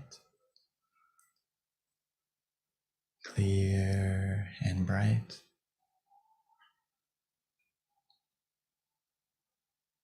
Using the mantra like a calming lullaby, soothing and coaxing our mind to gently calm down, to relax,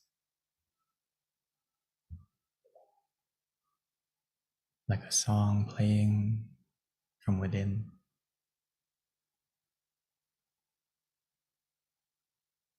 Or some of us may find it easier to just visualize an image, the full moon, like tonight.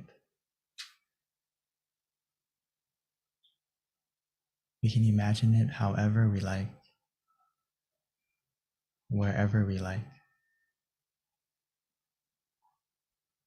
shining inside us, in front of us, however big, however small, as long as we feel relaxed and comfortable.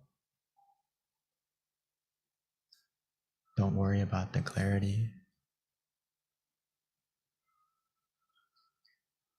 The more we relax, the more we follow that feeling. Everything we see and experience will change automatically.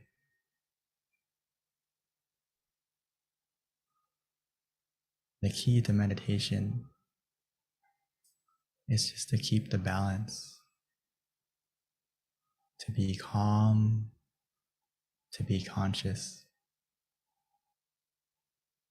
to be mindful and relaxed together.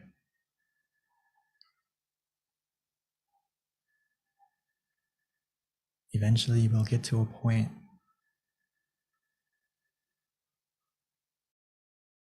where we don't want to visualize, we don't want to use the mantra. We just want to do nothing. Let it be. Follow that feeling. Trust in yourself. You know what makes you feel relaxed. When we get to that point, just let go. Do nothing. And just be content. Through that contentment, the relaxation will continue to grow.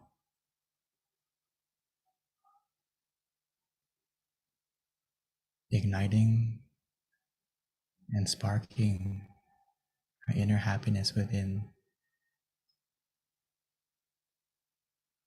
almost like a small star shining. Eventually, the more we relax,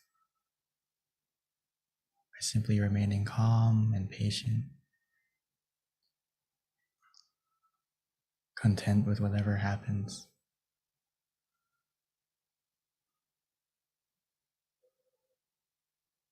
that inner happiness will begin to grow and expand, shining from within.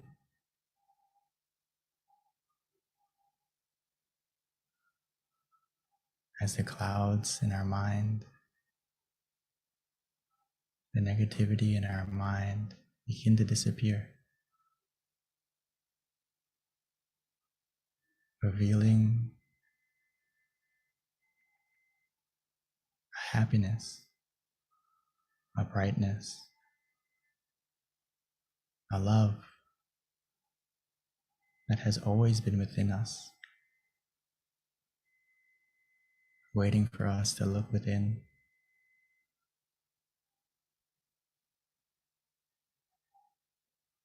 Just like the full moon tonight.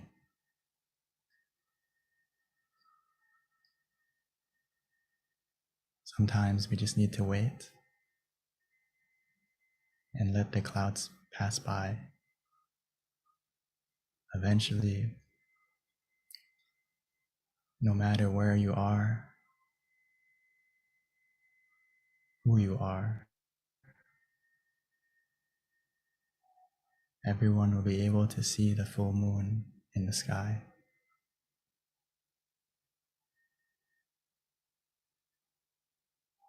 Within us, we have our own happiness that we can all connect to.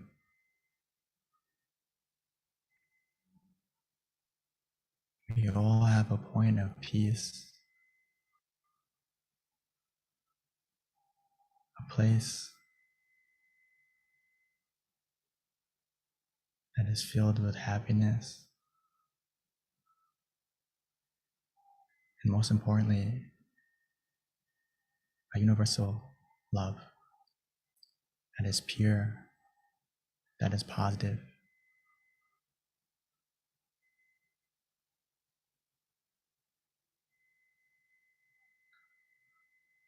And the way to connect to that point is to simply relax.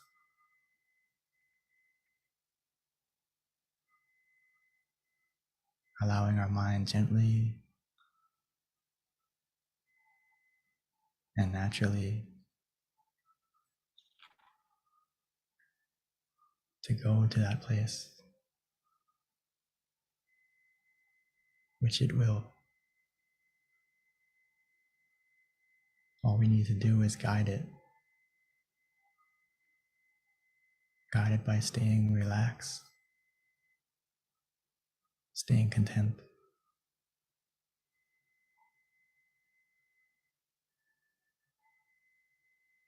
Every moment that passes by, every second where we feel relaxed,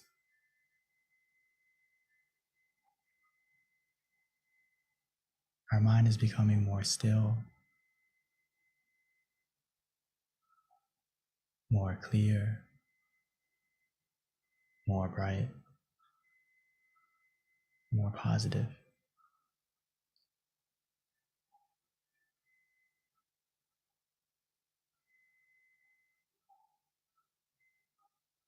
Even though right now it may be dark, but remember, the darkest night produces the brightest stars.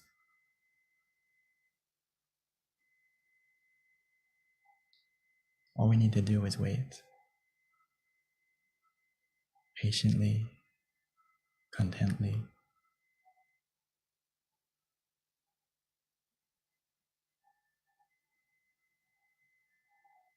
We have everything we need to succeed in meditation now.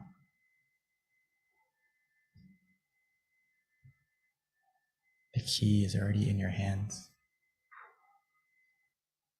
where you feel relaxed, feel comfortable.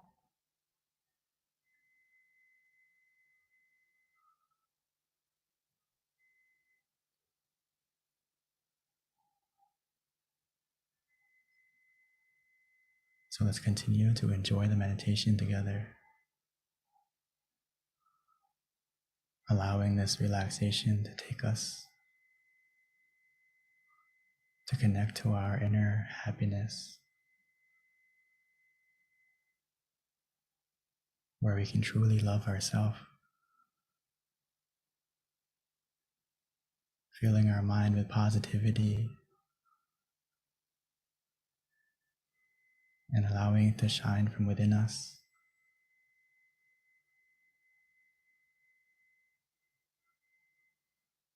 As if we found our inner smile, and that smile will begin to shine onto our face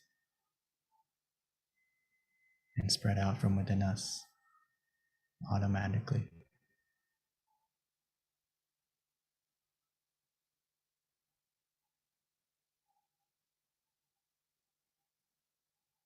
So for now, let's enjoy this meditation together in silence.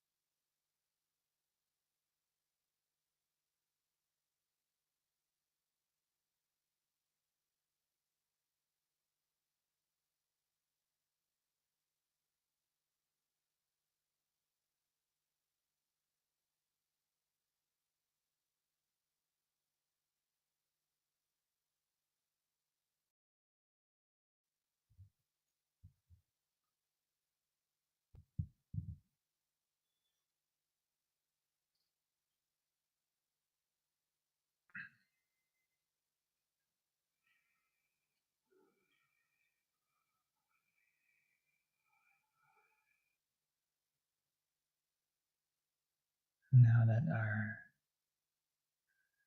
inner happiness, our inner brightness is beginning to grow within us, let's take a moment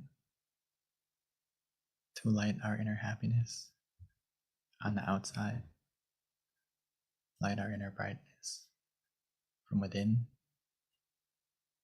to our candle on the outside.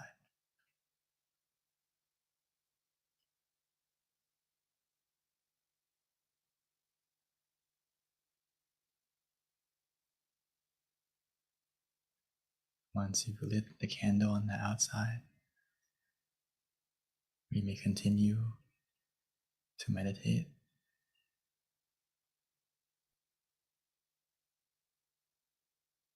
trying to feel and see that inner brightness of the candle, or just simply relaxing, whatever is easiest for us.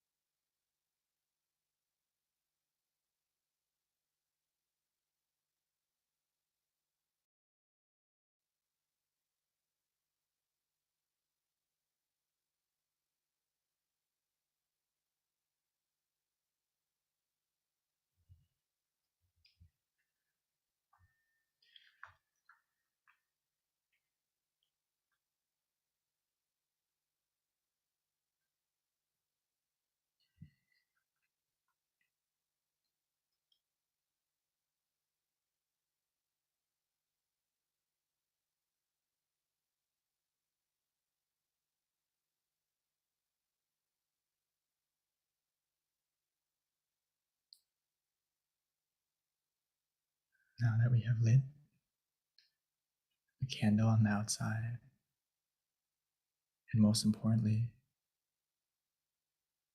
lit our inner happiness on the inside,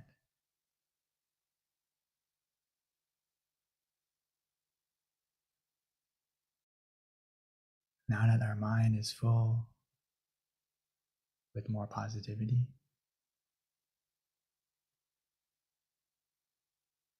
now that we can truly begin to feel the love for ourselves,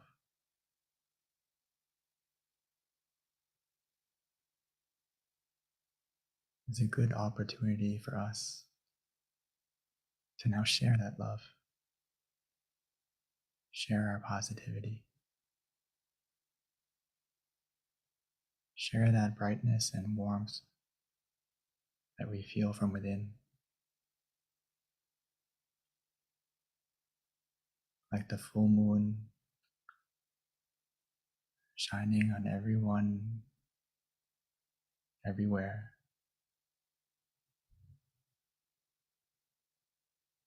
No matter the distance, no matter where they may be,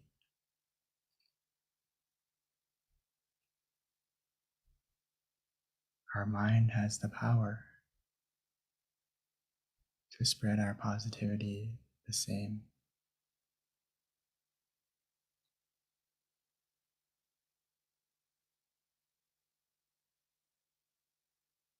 By simply wishing. Because what we think, we can become. Not only for ourselves, but for the people we love. So right now, let's take a moment to spread our love by simply imagining the person or imagining their name, whatever is easiest for us. And wishing for yourself and for them to be healthy, to be happy, to be free from any danger, any sickness.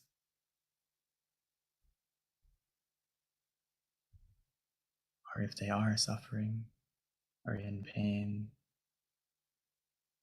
may they be able to recover quickly.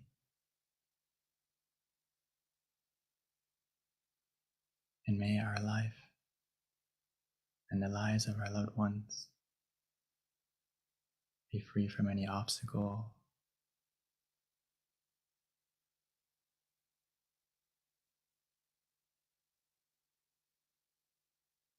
most importantly,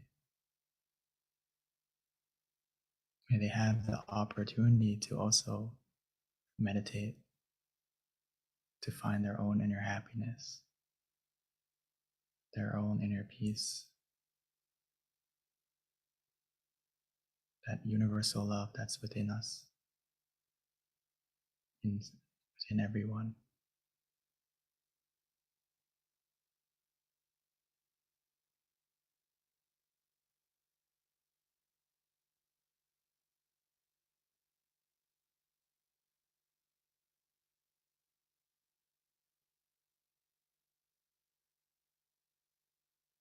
So just continue to wish for yourselves, your loved ones, and for everyone in the world.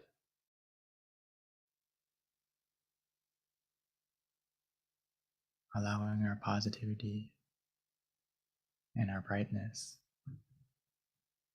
to shine from within.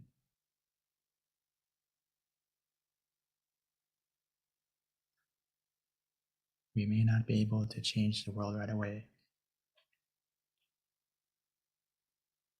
We can help to change the world for ourselves and for the people closest to us first. from one moment of peace. That one moment has the power. From one moment of peace can help to change a day. One day of peace can help to change a life. And one life of peace can help to change the world. It starts from within us and spreads out like a universal, pure love.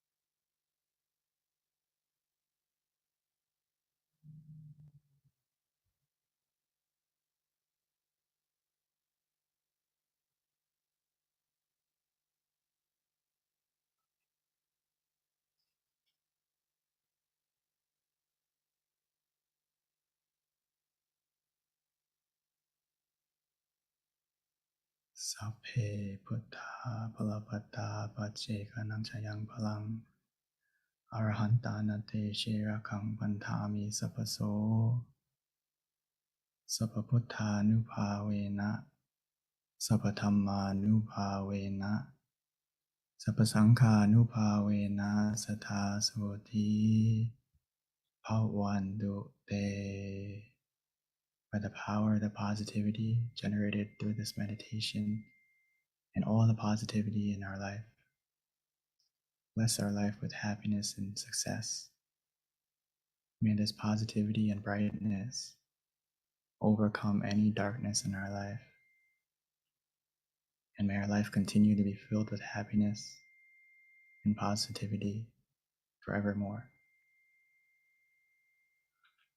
When we are ready, we may slowly and gently open our eyes.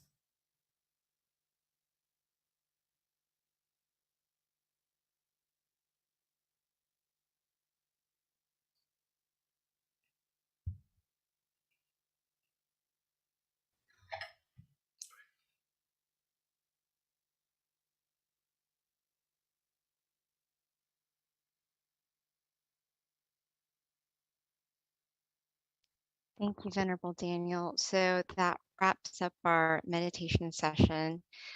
Before we transition over to the Q&A, if we can quickly ask for everyone to turn on their camera briefly so that we can all see your bright, happy faces for just a few moments.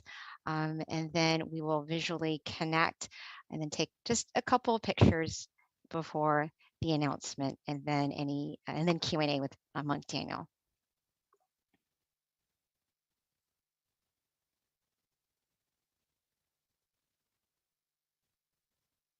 All right. Happy faces. Again, if you can turn on your camera, bright, happy faces for just a few moments. Hopefully everyone enjoyed your meditation tonight. Wonderful. Okay, I think we are good to go. So before we wrap up and transition over to our Q&A, just a couple of announcements that I like to give. Okay. So our next full moon meditation is going to be on March 18th. So everyone, please mark this on your calendar. Again, our next meditation full moon session is going to be on March 18th. Again, depending on where you're at, if you're in the US, it's going to be 6 o'clock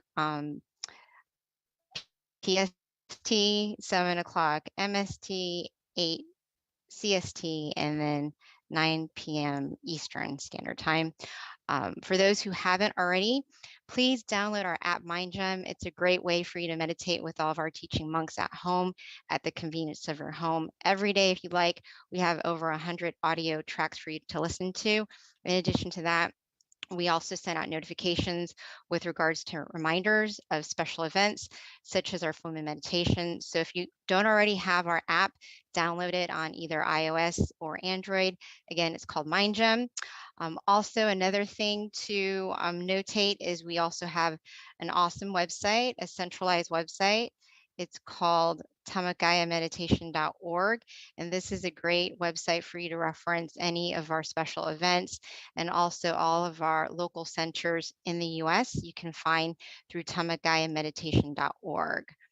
And for those of you living in either Chicago, Azusa, California, New Jersey, or Alabama, note that we do have classes available at the local centers.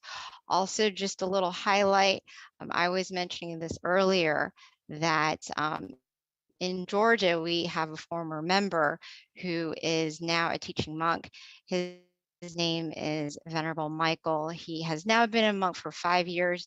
Very proud of him because he came from our center, and he is going to be here with Venerable Nick. Both of them are very well known in Thailand in terms of also doing some wonderful teaching for international students around the world. They're going to be visiting Georgia. Also, they'll be in California as well. I think they have a couple of other centers they might visit, but for Georgia in particular, they will be here for 2 months. Our first class is going to be on March 17th. That's actually a Sunday service class.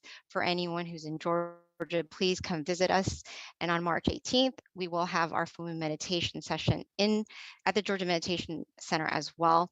And then we're going to have our kickoff Wednesday meditation class on March 23rd. Kind of a big deal for us because we have not met since 2019. So we're very excited about opening up our first class. So if you're in Georgia, please do come visit us that day. Check out our website, meditationscircle.org, for information as well. So at this time, that pretty much sums up our announcements. We are going to turn it back over to our teaching monk, Daniel, for Q&A. So let's transition back to our teaching monk. Okay. I'm just reading everyone's comments. Oh, great. Thank you so much. Hopefully you had a good meditation. If anyone could please share in chat, that would be wonderful as well. And if you have any questions, or please send in the chat and I will help to answer any questions you may have about meditation or about your experience or whatever it may be. Yeah, so Venerable, looks like we do have a question. Okay. Yeah, Venerable, looks like we do have a question. Yeah, we've got a question. A hand is raised.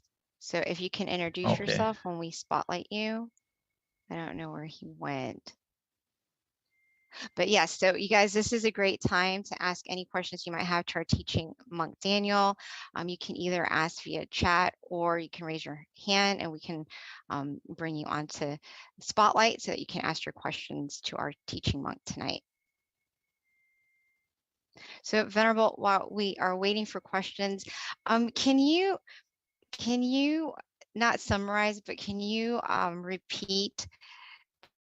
This is like such a great, I like to collect quotes, obviously, but I really like the end of your guided meditation when you were talking about how a moment of peace and you kind of like progressed it to changing the world. I thought that was so beautiful. Could you repeat that? I'd like to write it down. Okay. So basically, sometimes before I talked about the quote, but I just want to emphasize that some people overlook that one moment of where our mind stops. And some people, especially people who meditated often, we tend to think that one moment where our mind stops or that one moment of peace is maybe not as amazing as it is. But actually, if we think about it, our whole life, we never stopped our mind. So just one moment of where your mind stops is amazing in itself. And that moment when your mind stops, that moment of peace, is a moment when your mind is free from any negativity, whether it's greed, anger, delusion, ignorance, whatever it may be. It stops and it's replaced by positivity and peace. So that's why I said that one moment of peace can help to change a day. One day of peace can help to change a life. One life of peace can help to change the world. And this idea basically comes from Luang Por. Actually, not basically, it comes from Luang Por. Because Luang Por said world peace through inner peace. And it's not just a pretty phrase, it's actually true. It can come true starting from within us. And just like, I remember he once gave us a wonderful mission. Actually, he gave us the mission to spread meditation to the world, right? And some monks asked him, how can we do that? It's such a big project. And he said, you start from one person and create an inner peace family, and the inner peace family will spread to the next family, next family, next family. So it starts from one and slowly expands.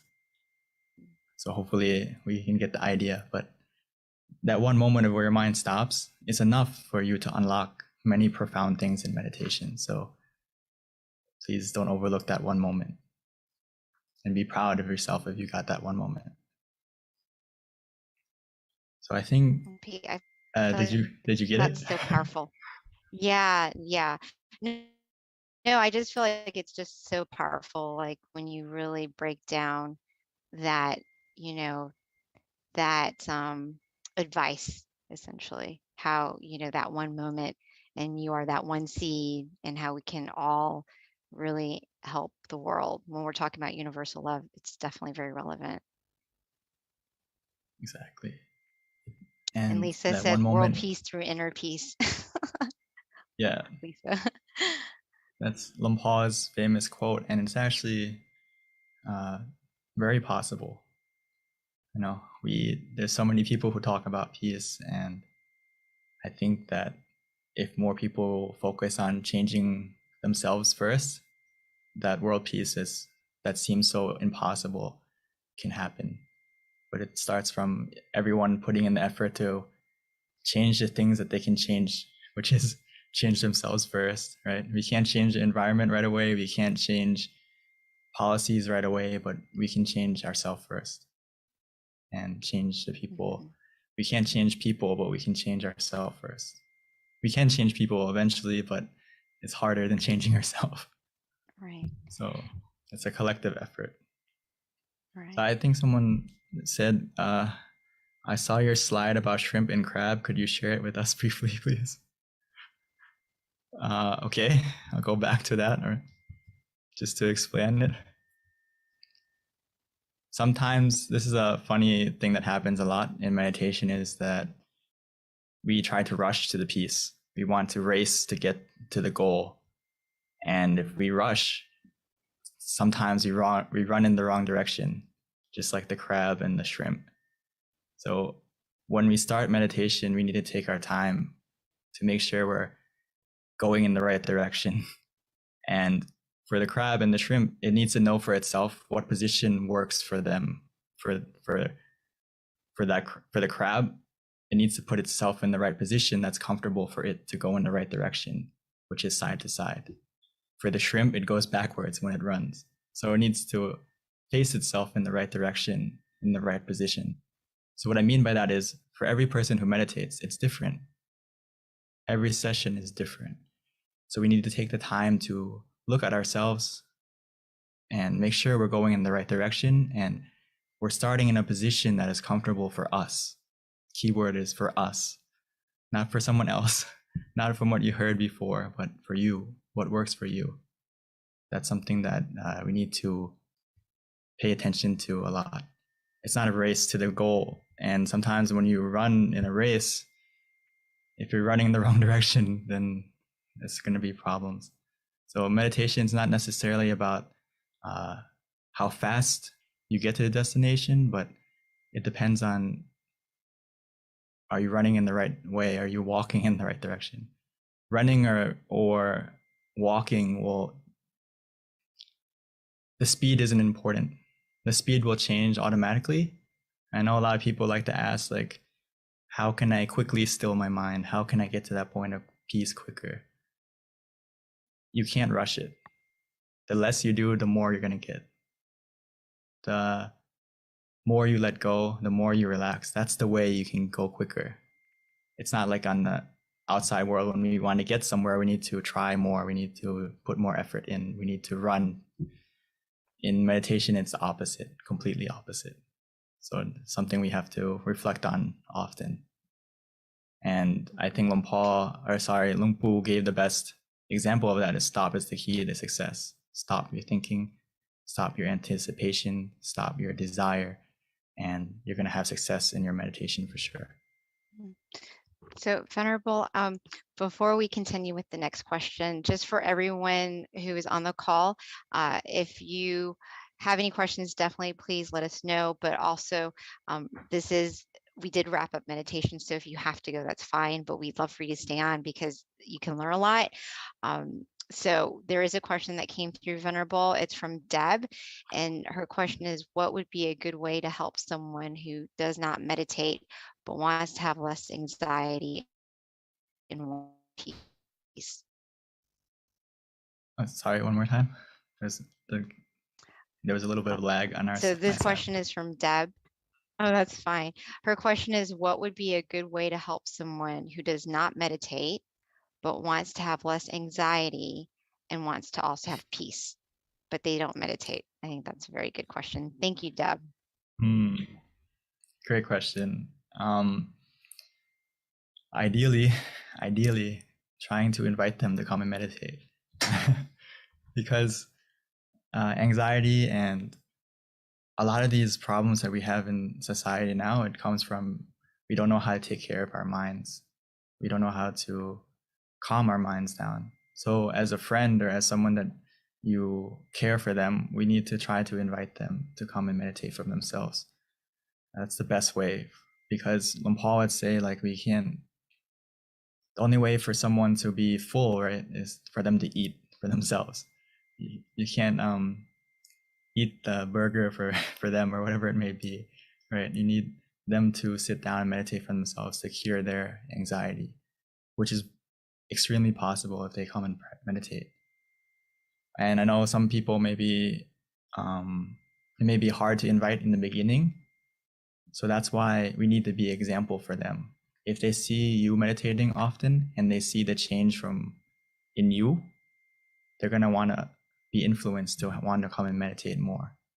So myself included, before, my mom was one of those people who helped me to be interested in meditation, because she was an example for me. I always saw her meditating. I always saw her inviting me. And in the beginning, sometimes I resisted. I was like, I don't want to go. It doesn't seem fun or something like that.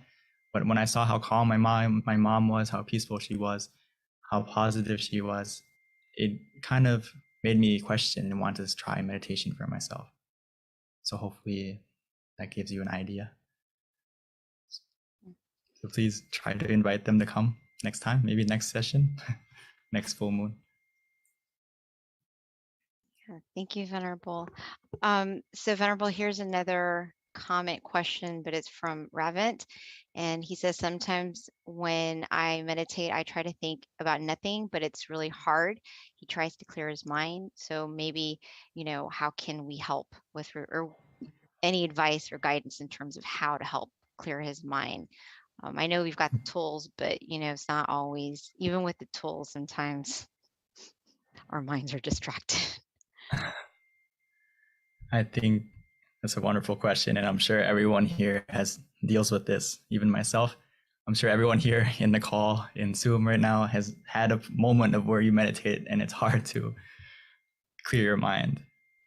The first thing is, please don't be frustrated with yourself, because it's completely normal for it to be difficult in the beginning to clear your mind, especially if we don't meditate often, or even though we meditate often, but sometimes throughout the day, if we don't look after our mind, and many things come into our mind consciously and subconsciously. Everything we see, everything we feel, everything we experience, it all gets absorbed by our mind.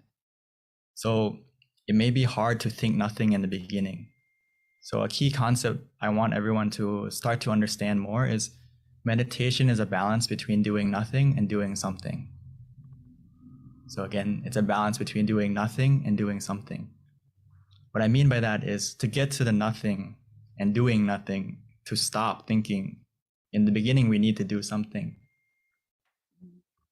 And what I mean by that is we need to use the tools that we have in our toolbox, whether it's visualization or using the mantra. Don't skip to doing nothing right away, or don't, even though we feel like sometimes I enjoy just to do nothing and relax. But if I know that my day was very busy, my life is very filled with many things in the past, I need something to anchor my mind. I need something to be a companion. I need something to be a shield to help protect my mind from wandering, from not thinking, or for to help to clear. So to get to the nothing part, we need to do something. So I recommend that you don't try to do nothing right away. Try to use the visualization, try to use the mantra first. And eventually you're going to get to that point where you don't want to do nothing automatically. So hopefully that answers your question a little bit. But another thing is, it takes time. It takes time. Remind yourself that it takes time. The way to clear your mind, it doesn't happen right away. We need to be a little bit patient. And just like in our computer, or we delete a file, right? Some files that are big, it takes a while to delete, right? It's not right away. The same thing is in our mind. Some things are deleted quickly and easily, and some things take a little bit of time. But it doesn't mean it's not getting deleted. It just means we need to wait a little bit longer and just be calm, be patient, and it's going to get to that point bit by bit. Wow, Venerable. I've never heard anyone put it like that. That is so profound. Like doing nothing and doing something. I actually really, that makes a lot of sense. Thank you for that knowledge. Just to reiterate that everyone throughout your meditation session has to switch between these two things. That's what makes you a good meditator, is knowing when to do nothing and when to do something. Meaning that when you're off balance, when you're in balance, you don't need to do anything. When you have mindfulness and relaxation together, you feel calm, you feel relaxed, you don't need to do anything at that point. But whenever you start to feel that balance is shifting or off, that's when we need to do something, adapt to the situation by using the mantra, by using visualization, whatever it may be, to get you back in balance. Thank you, Venerable. I love that. Another question that we have, and I think this is pretty relevant to universal love as being our wisdom talk today. And this question is, why do we hurt those we love? So I just want to expand on that a little bit more, which is true if we're talking about universal love and kind of expanding that out there. But, it's so everyone's hurting everyone, and we've got all these situations, even right now, Ukraine and Russia, things like that. That's a very good question, Venerable. Why do people continue just not, loving each other and trying to find harmony and peace, the world even, on a bigger picture, except for, of course, us on this call?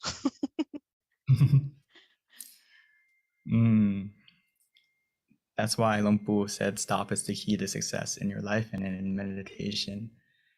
And the problem is we hurt the people we love because our mind gets influenced by the negativity that inherently everyone has what we call defilements, where we have anger, we have greed, we have delusion, we have ignorance, we have all these negative emotions, or we have that switch to be negative inside of us. And the thing with it is, if you think about it, it's like almost everyone in the world is I would say sick with those things, and we need to keep them in check and keep that negativity in our mind that is always there, possibly able to switch. We need to make sure that we keep those negative emotions at bay. which is why we need to stop our mind often. We need to recharge our mind often to connect to those moments of peace more often.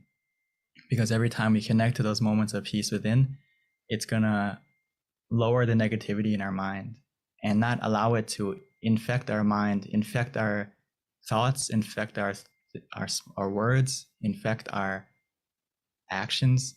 So that's why we hurt people, is because we aren't mindful of our mental health, and that negativity takes over what we think, what we say, what we do to them. So the more often we stop and still our mind, the more easily it's going to be for us to not hurt anyone. That's why meditation is so important, and why Paul would say we need to love ourselves through meditation. And why is that the best way? Because directly we're going to be a better person for everyone around us, and we're not going to hurt anyone anymore. And most importantly, we're not going to hurt ourselves, because we are more connected to how we're feeling, both physically, both negatively and positively, meaning that if you practice meditation more often, you're going to be able to know how you're feeling, be more aware of how you're feeling.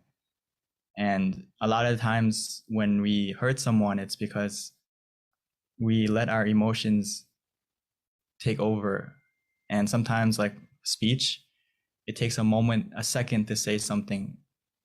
And that second that we said something hurtful, it can last a lifetime to someone. And the same thing is true for positive things, right? One thing you said, one action you did one time can change someone's life. So we need to meditate and look after our mind to make sure that what we say, what we do, what we think is more positive. And the chances for us to hurt someone we love will reduce automatically. So hopefully that gave you some kind of idea. Well, that was so inspiring.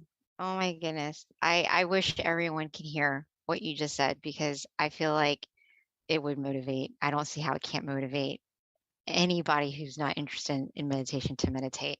That question that Deb had, Deb, I think you need to write down what the Venerable just said and share it with your loved one who isn't interested in meditation, because I think it's just a matter of being educated. And, you know, when it's broken down with such wisdom, I think it's very clear, and anybody who hears it would be curious to see what you're talking about. That was very, very a great explanation, Venerable. Thank you.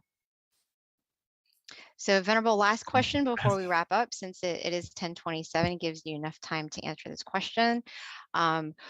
Statement slash question, but you know, there is some relevancy in this. And Ravin says that we love 10, we hurt 10. We love 100, we hurt 100. What is your thought on that comment?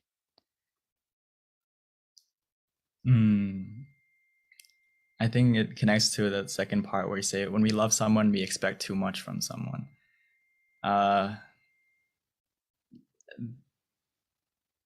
It's a different kind of love. I think if you meditate and the thing is, when we meditate, we connect to a more pure love. Sometimes our love is actually kind of mixed with other emotions, whether it's attachment, over attachment, obsessiveness, or possessiveness of that person, or expectation from that person. So that's why it's so important to, and also friends. Yeah, exactly. That's why it's important to be able to have an inner happiness for yourself and an inner love for yourself, because you're not going to expect from others more, because you have that happiness for yourself, that love for yourself already. And a lot of times why we expect so much, or we expect something in return, because we feel like we're missing something from others, which in reality, if we meditate and we have that happiness for ourselves already, we don't really need anything in return from anyone. We don't need anyone to make us happy, or anything to make us happy, if you meditate more, because you can access that happiness, that true happiness for yourself, anytime, anywhere, every time you meditate. So yeah, it's about connecting so to it's that. it's like a whole love, like you have enough love for yourself, essentially. Yeah, so you're not expecting your friend to give you back something or help love you back or someone to love you back because you already have love for yourself within. And it's similar to giving without expecting anything in return, if that makes sense. When we talk about giving or being generous, the gift of giving is the act of giving in itself. And if you practice that in Buddhism, you will understand it more, that the joy in, when you help someone, even though maybe they don't give you anything back in return or they don't return your kindness in the end, but you already benefited from it. You already got something good out of that. So don't expect to get anything back, but we did something good to them. That's enough. I think that's also very wise too, right, Venerable? Because then you're not being disappointed either. It's like it's only creating happiness for yourself because then you don't have any thoughts that might be negative. I think from my experience and from my understanding is a lot of people suffer because of expectations. Right. Meaning that your mind isn't in the present, your mind is in the future. You're expecting something that hasn't happened yet. So you're disappointed because you feel like something is missing. Instead of that, focus on what you have. Be in the present. And you're going to be way happier. Which meditation teaches you how to do that. That's why being in the present is so important, because it really can impact your mental being. And eventually you're going to get what you expect automatically without you realizing it. Because if you're in the present moment, you have the power and the decision to make your life better. When you're in the present, you're able to walk towards your goal. It's not bad to have goal or expectations necessarily, but if you focus on the expectation and on the goal rather than the method, you're gonna suffer. But if you focus on the method and how to get to that goal, you're not gonna suffer. Wow, that is so well put, Venerable. Thank you. I love hearing your wisdom, because it really is so inspiring, Venerable. And you've got so many great comments that I didn't get a chance to read out loud, but they're there in terms of the wisdom that you've taught us today and how many people have enjoyed it. And thank you for sharing it with us tonight. So at this time, everyone, it is 10:30, and this wraps up our meditation session tonight. The Venerable is going to give us a blessing, and we can accept it by putting our palms together. So by the positivity of everyone coming together to meditate tonight, and by your own positivity that you generated by meditating, as well as all the positive deeds you have done in your life that you can remember or that you can remember, may all that positivity, all that pure energy come together within us to cover us, to protect us, to guide us, to be surrounded by positive people, positive situations.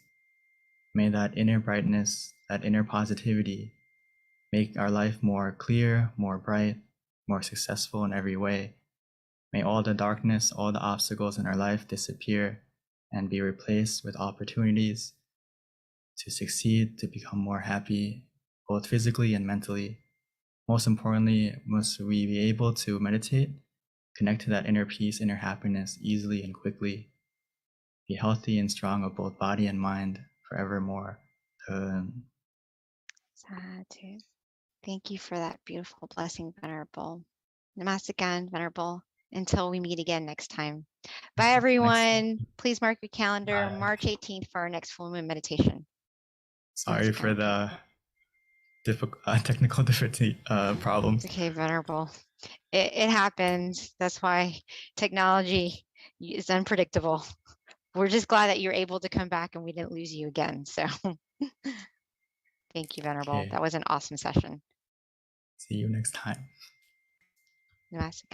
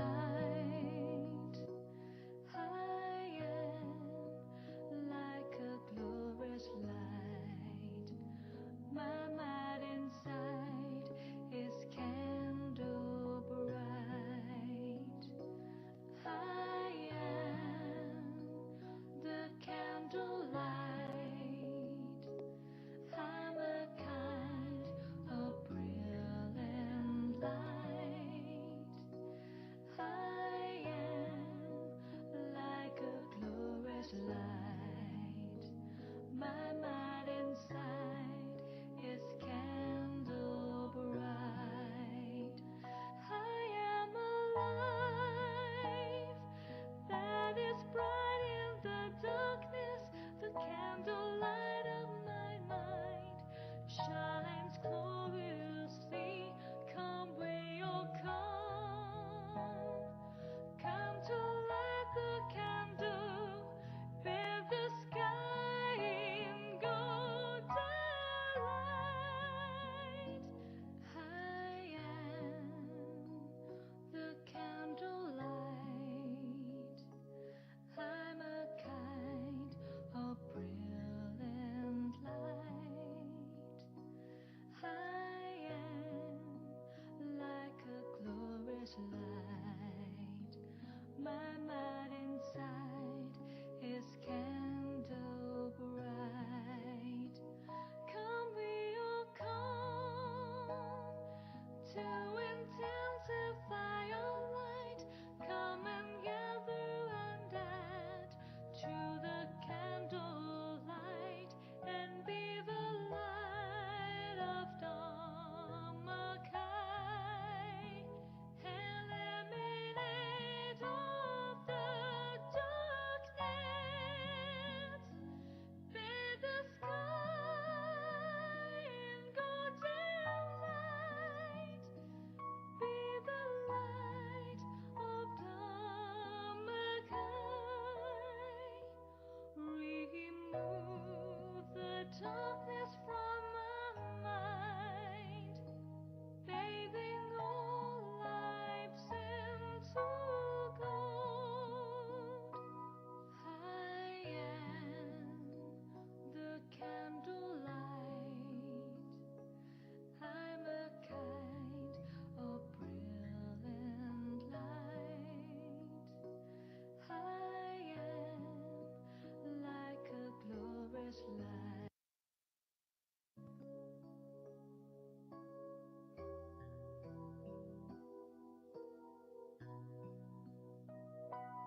I am the candlelight. I'm a kind of brilliant light. I am like a glorious light. My mind inside is candle bright. I am the candlelight. I'm a kind of brilliant light. I am like a glorious light. My mind inside is candle bright. I am alive, that is bright in the darkness. The candlelight of my mind shines gloriously. Come where you'll come. Come to light the candle, bear the sky in golden light. I am the candlelight. I'm a kind of brilliant light. I am like a glorious light. My mind inside is candle bright. Come we'll come to intensify our light. Come and gather and add to the candlelight and be the light of Dharmakai. Eliminate all the darkness. Bear the sky in golden light. Be the light of Dharmakai. Remove the darkness from my mind, bathing all lives into gold. I am the candle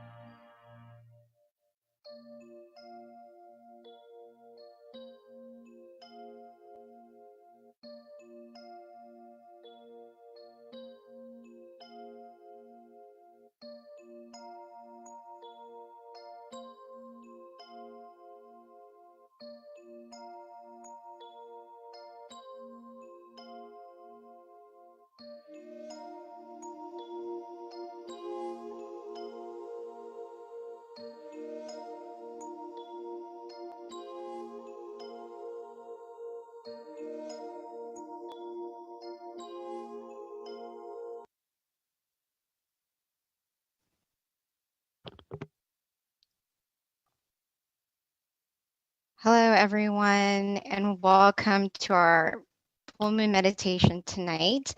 We have a great lineup for you. Our theme is brighten the mind, brighten the world. And with that, I wanted to share a quote because that's normally how we start our full moon meditations. So for those of you who don't know, I normally read out of Paipo, and Paipo stands for peace and peace out. And these are quotes from our abbot, Longpa Tamai Chayo. They're very profound, every single meditation practice. So I picked a quote that I felt that would be appropriate for our theme, which is brighten the mind, brighten the world. And it's called Happy Sun. So the internal sun will arise when our mind is at a standstill. It will be like a bright object shining day and night.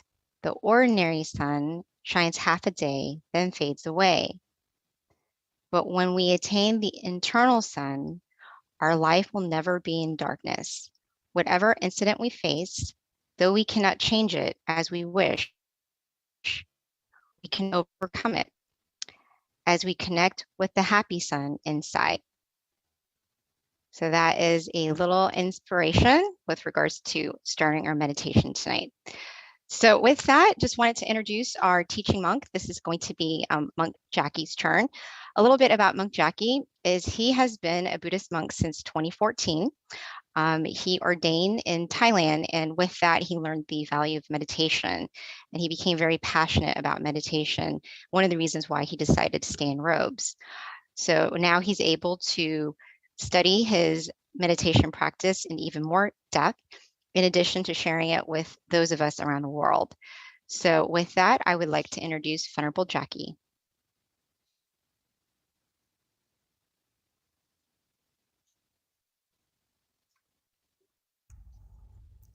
Hello. Hi, Venerable. Good evening, everyone. And good morning to all of us as well. Since we are all here from all over the world, hopefully everyone is healthy, happy in both their body and their mind, right? Staying well amidst what's been going on around the world. Okay? It's very nice for us all to take this chance, take this good opportunity to come together, to meditate, to pure our mind, to find true happiness, right? To find that inner sun that PB just talked about from our Longpa's quote, our Longpa's teaching, or in other words, our master's teaching. Right? This inner sun, this inner brightness that shines all the time, I would really much like for everyone to experience this. It is something phenomenal. Even though they're covered. As I'm sure it's all covering a smile. As now Venerable Jackie is already here. We'll get more time to talk after. So let's see what is going on. All right. Yes. So, in order to see the sun, what we have to do is simply be happy, be relaxed. Right? As we continue our meditation, our journey, we'll soon find that there are more things inside of ourselves, inside of our mind, than just true happiness. What Longpa Tamashiyo has just talked about just now in his teaching about the inner sun, and more also to come. That's for us to witness for ourselves, right? If I say that there's that sun inside of all of us, some may have already experienced it and know what it is like, and some may have some feelings of that sun inside, feeling good about it, but still has some thoughts of what that sun actually is, right? We'll be able to find out by coming here together, okay? All right, just a little bit of sharing before we start our meditation, if that's all right with everyone, okay?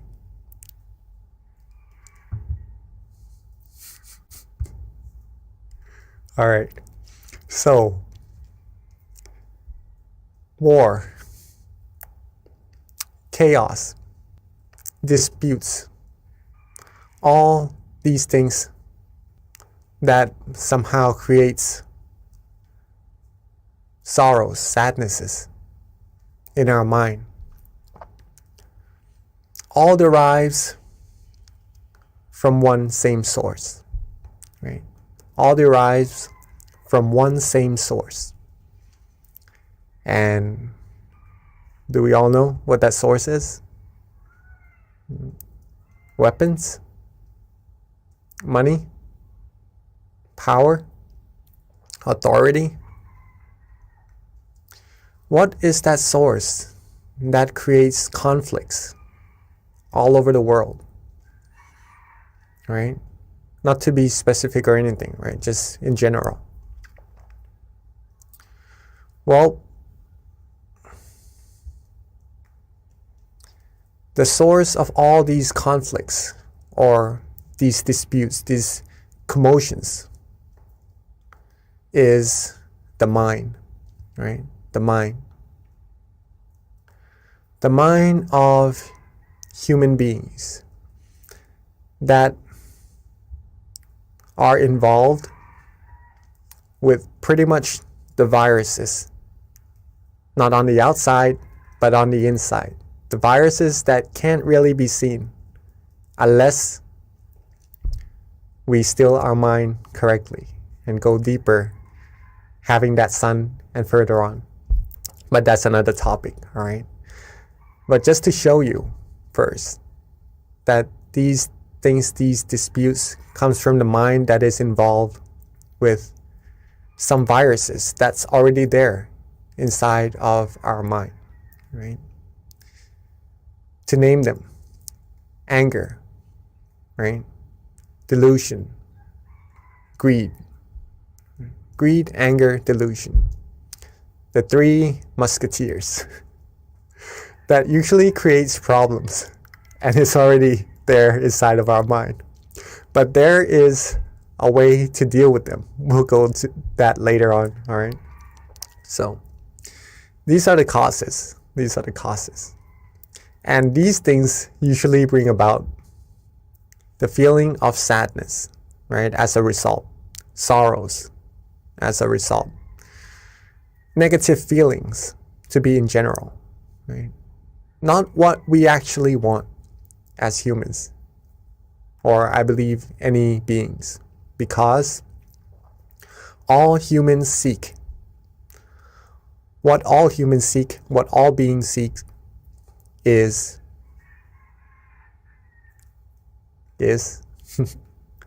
I'm sure we all know, we all seek the same thing, right? We all seek happiness. We all seek happiness one way or another. We try to find things that makes us happy, right? Things that we know we like, we try to get it. We try to have it for ourselves so that we could feel better. Surround us by people who we like, who we love. Do things that we like, that we enjoy, just to get that feeling of happiness inside of us. Find good food. Find food just to replenish our body, our mind, just to be healthy, just to be able to have the energy to go about doing our things, to feel good, to be happy again. Everything revolves around seeking this happiness, okay? One form or another.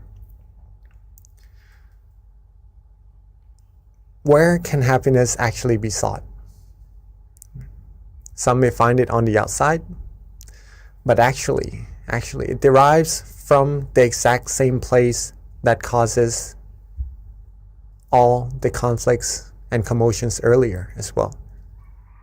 Happiness comes from our mind, right? Comes from our mind.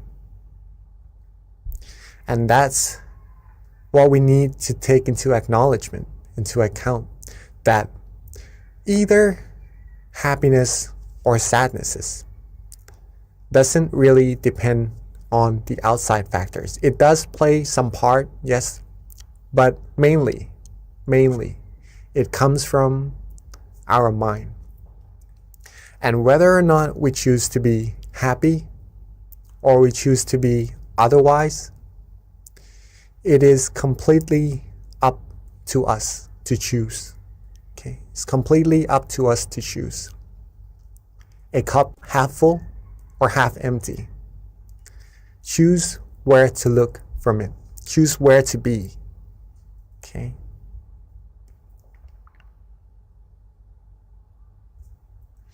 Now, let's go back a bit first. Now that we know that happiness or sadnesses, sorrows, originates from the same place, which is our mind, what can we do to always be happy, right? Because we like that feeling. I'm not sure if anyone likes to be sad, likes to have negativities, but I'm sure no one would, right? I'm sure no one would. What we all seek is positivities in our lives, happiness, good things, right? They all arrive from the mind. Can we control it? Can we control these feelings? Yes, we can. Yes, we can. If we train our mind well, it needs training, right? A mind that is untrained would be more likely to be affected by the outside factors. Thus, these outside factors may sometimes bring positivities into our mind, but sometimes it would take out the happiness from our mind as well. Okay, so training the mind, training this source of happiness within us to always have that feeling of happiness is very, very important. Okay, we can all do it. We can all do it. Right? If we always wanted to be happy, there's a way to do so. That's what I'm implying on this, right? Hopefully this all makes sense and everyone is catching up. How then? How then do we always have happiness? The answer is to practice these two. Okay. Whatever we do in life, wherever we are, whatever state we're in at that moment, right? Our physical body, our mind. If we have these two things together, awareness and relaxation, we will instantly find happiness. Awareness and relaxation. If we have awareness right now, and also if you take a look in the middle of the word awareness and relaxation, I don't know if you could all see, but there is a plus sign, right? So that means that if we are aware and we have relaxation, we simply put our awareness with that relaxation.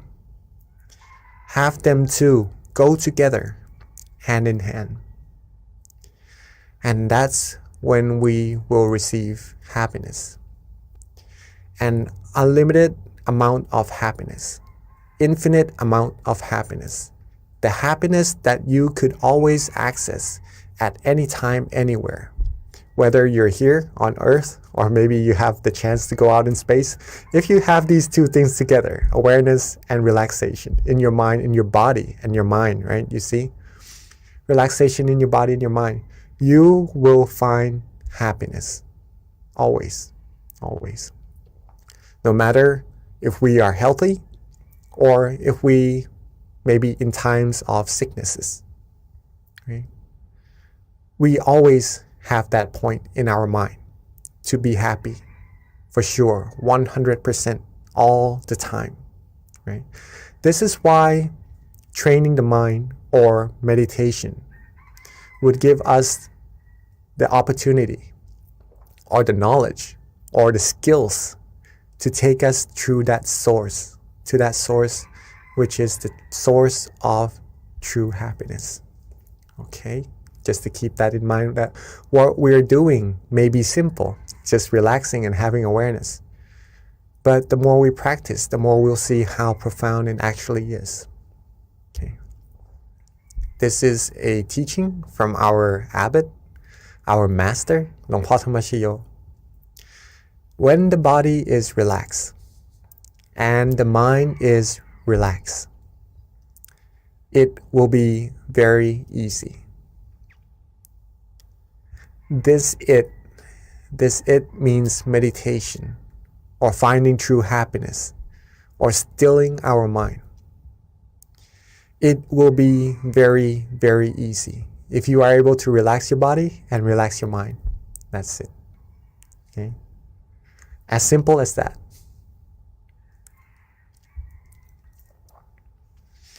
Now, what Miss B had just spoken earlier before our session also is that she mentioned this word in our master's teaching, right? Stop. When the mind stops or becomes still, we'll be able to find that inner sun. The mind will be able to stop when we have awareness and relaxation together. When we have that feeling of comfort inside of us, and our awareness is with that feeling, and we just rest and we just relax and just enjoy that feeling, at that point, our mind would have already come to a point of standstill. It is at a point where it has already stopped. Okay. But the stoppage of the mind has different levels also. So stopping the mind doesn't mean forcing it, right? If you feel good, if you feel relaxed in your meditation, then that's when your mind is already still. And there's nothing else that we need to actually do, right? Just keep it rested, keep it still, and it will take you deeper into your journey inside automatically.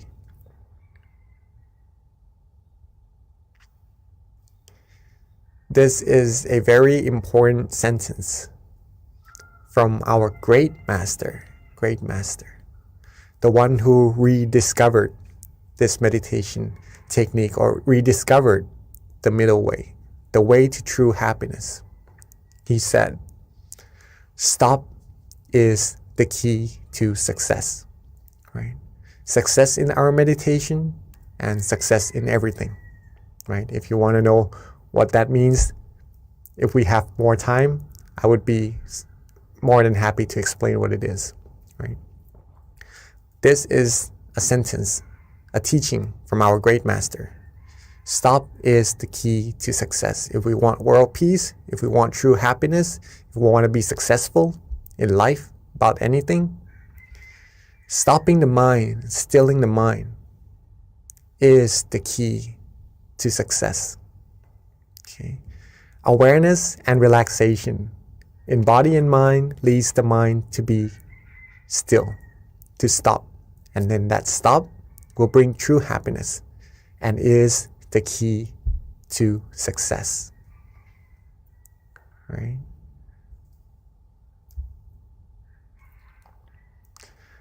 When we train our mind and we're able to reach that source of happiness more and more, we'll be able to control ourselves, to control our mind, whether to feel good or otherwise.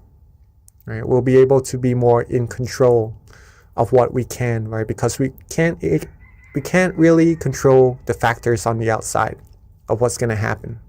Even our own body, we can't really control it to age or not, to be sick or not, right? We just have to be as caretaking of it as possible. Okay, but to be able to control it, whether or not to age or to whatever happens, sometimes it is beyond our control.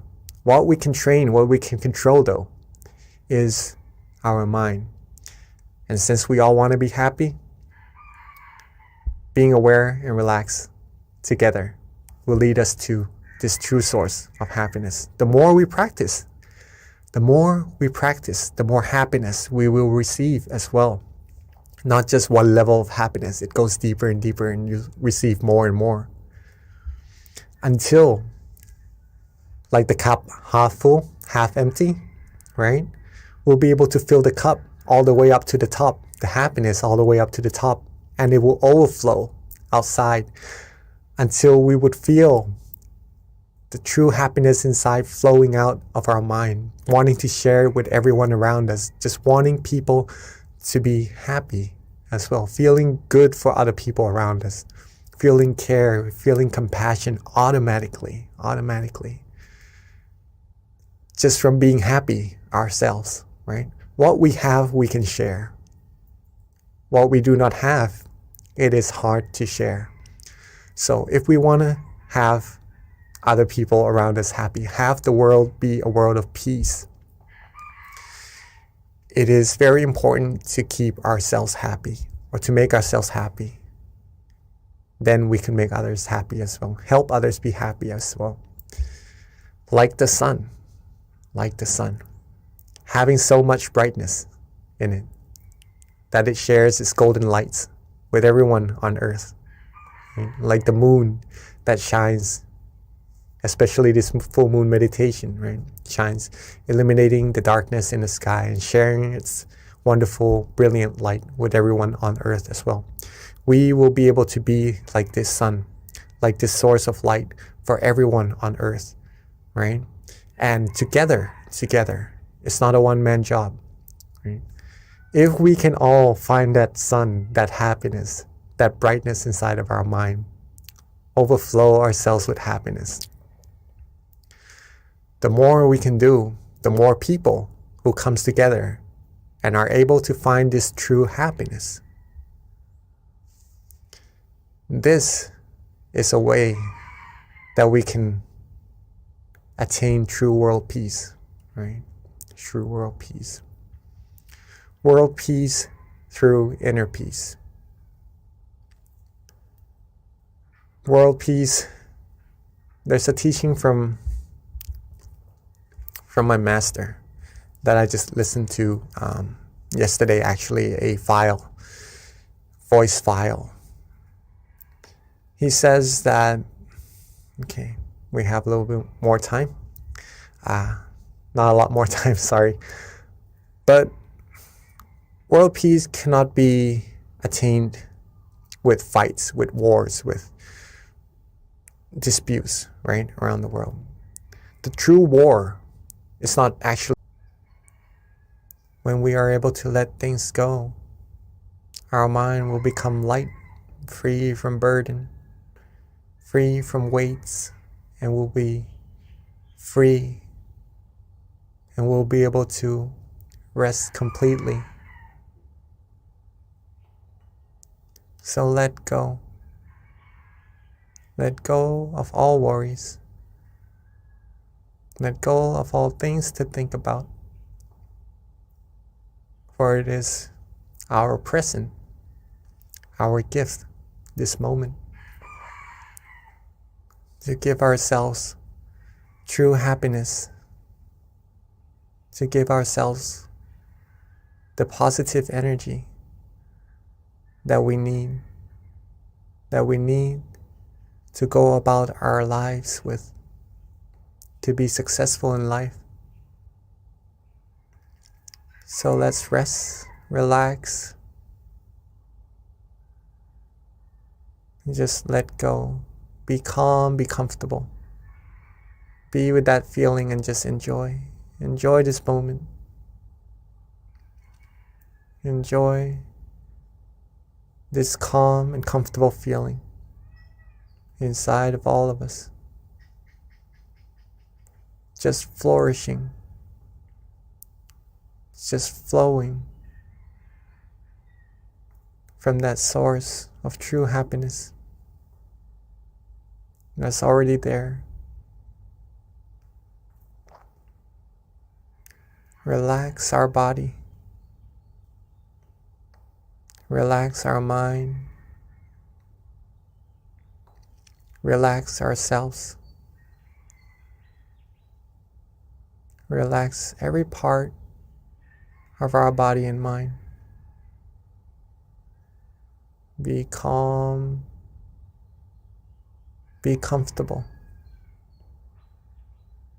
Let go of all worries. If we are starting to feel good, if we're starting to feel relaxed, if we start to feel cool, calm, gentle, liking this feeling that we're having at this moment, wherever that feeling is coming from, doesn't really matter right now. If we are relaxing and enjoying this moment, being with this feeling, we feel good,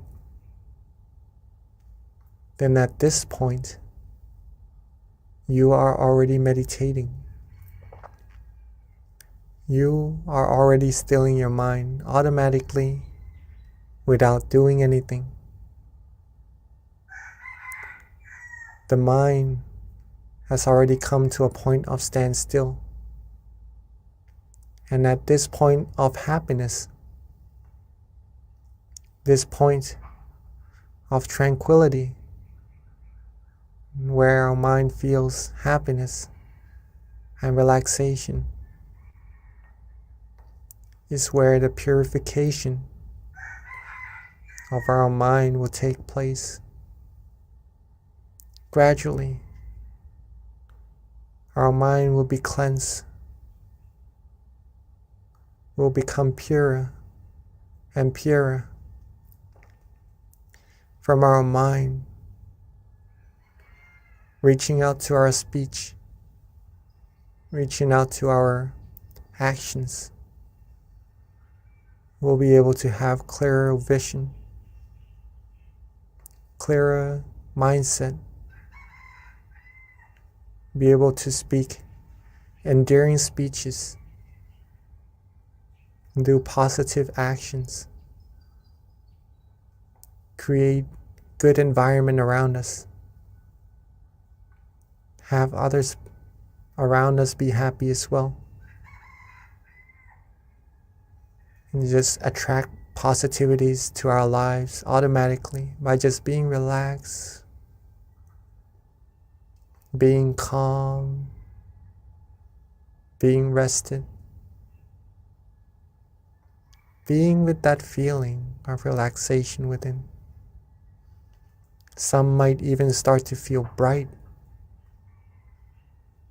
to feel light, to feel like just really enjoying this moment, not wanting to do anything else at all.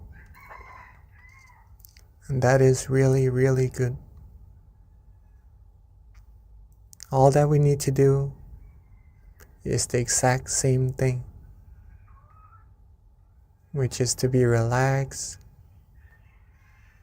to rest, to let go.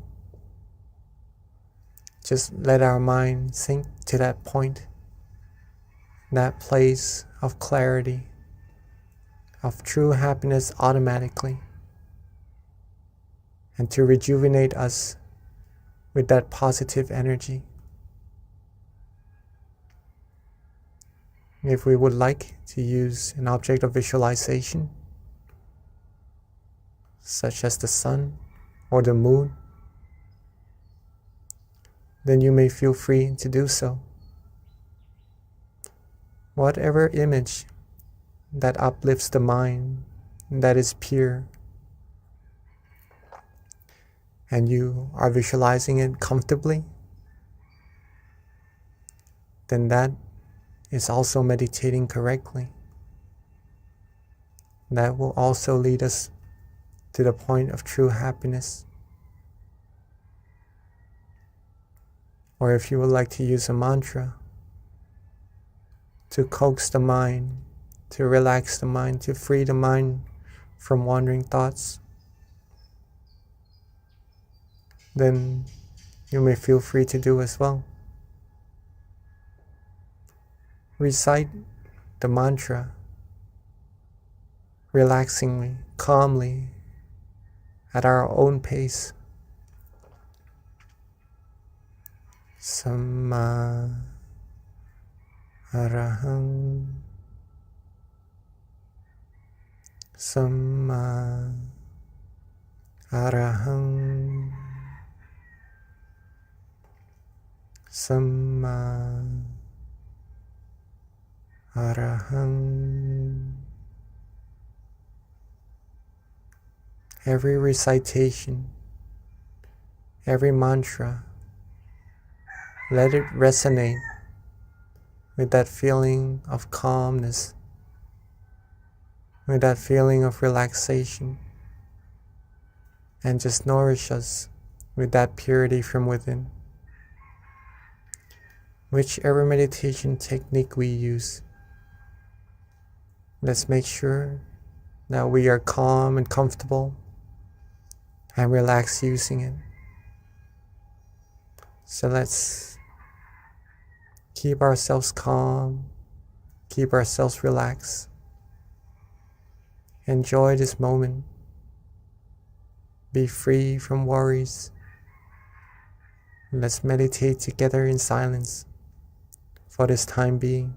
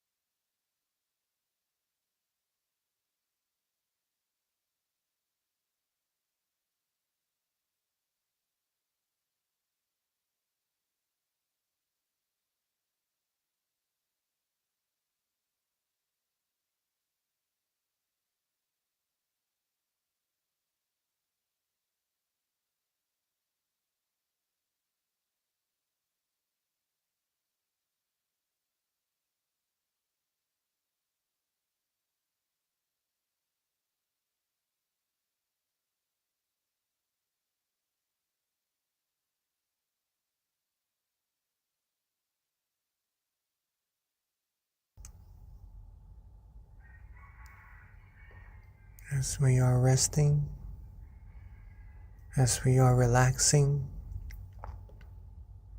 as we are letting go, sometimes we may start to have some wandering thoughts come inside our mind in our meditation, distracting us just a little bit from that feeling of happiness, that feeling of relaxation inside of our mind. In that case, there's no need to worry at all. Don't worry, be happy. Let the thoughts go. Let them flow for just now. And simply relax, rest, and let our mind come to that point of standstill again, automatically. Reset, readjust, and then restart. Relax again, and get back to that point of comfort again. Let the true happiness keep flowing from our mind. Keep the positivity coming. Keep our mind purifying, and keep our journey in meditation going, so we can reach even deeper and deeper happiness, reach a stronger and stronger sense of happiness, train our mind even firmer, even stronger, with that happiness inside of us.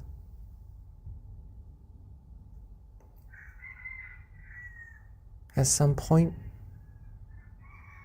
we may have some tension as well, or some sleepiness. There's no need to worry about that either. Simply let go. Let go of the tension. Let go of that drowsiness. Relax our body and our mind. Come back to being with that feeling of relaxation in ourselves. And we'll be right back on the road, the journey inside, to deeper, stronger happiness as well.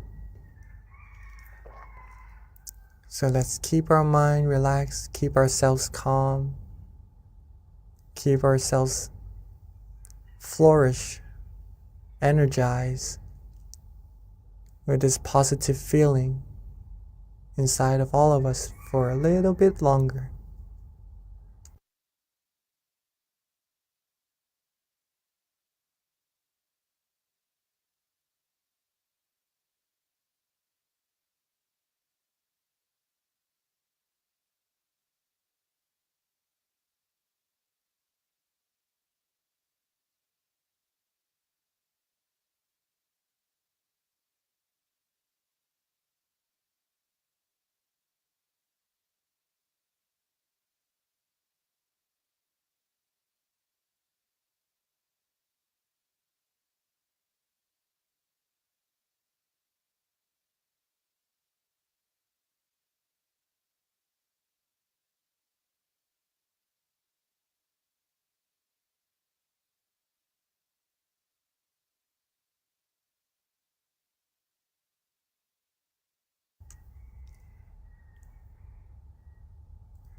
Now that our mind is bright, that our mind is filled with the inner light, the inner happiness, from relaxing, from stilling our mind, let us all come together and light the candle to represent our brightness from the inside, shown to the outside, to brighten this world, shine away all the darkness.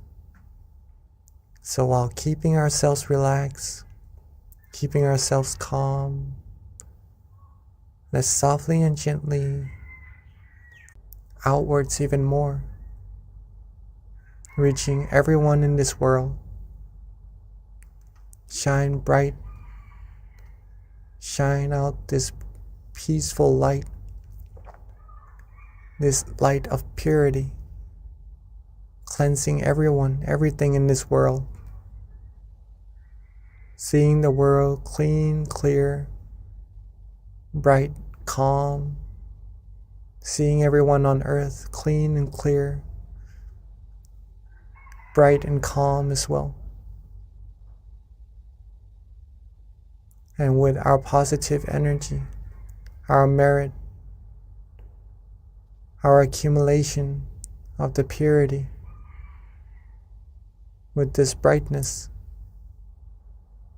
let this energy be shared to everyone, be shared to everything, wishing for everyone to always be happy, to be able to find true peace, true happiness quickly, be able to be free from all the viruses of the mind, all commotions, all disputes, be free from any kinds of sorrows, sadnesses, be free from any form of negativities. May everyone on earth live a happy life. May everyone on earth be free from dangers, free from harms, free from diseases, free from anything that could try to harm them. May everyone on earth be happy, be healthy, be fulfilled in their good, wholesome wishes, be able to find true peace, true happiness easily, still their mind easily, be able to find that inner peace, inner light easily,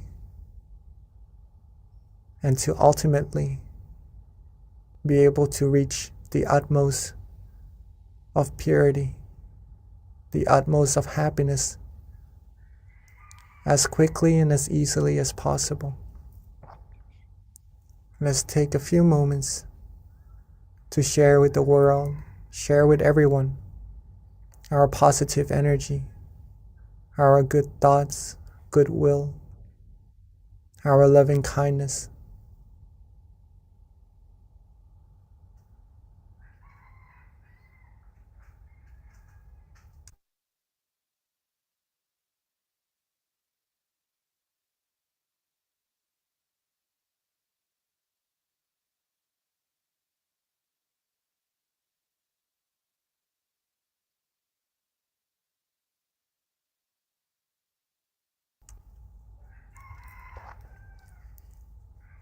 Now that we have shared our loving kindness with all beings together,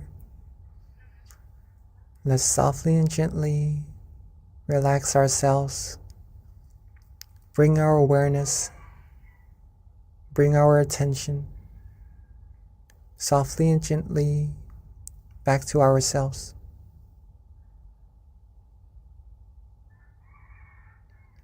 Let's relax, be calm, softly and gently bring our attention, our awareness back to ourselves,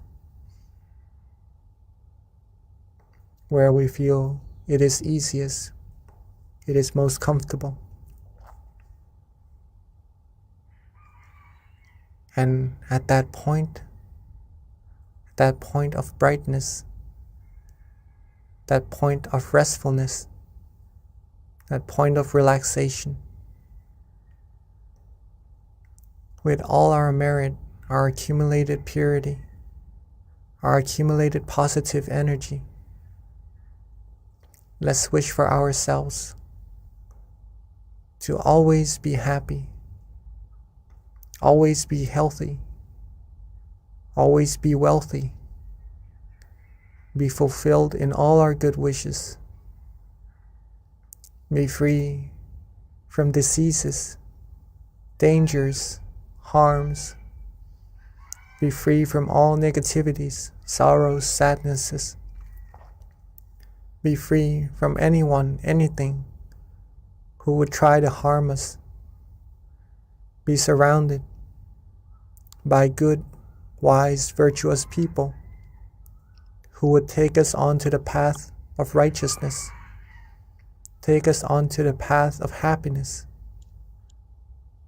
And at all times, may we be able to still our mind, find true happiness easily, and reach the utmost of happiness as quickly and as easily as possible. And let's take a few moments to wish for ourselves for what we need.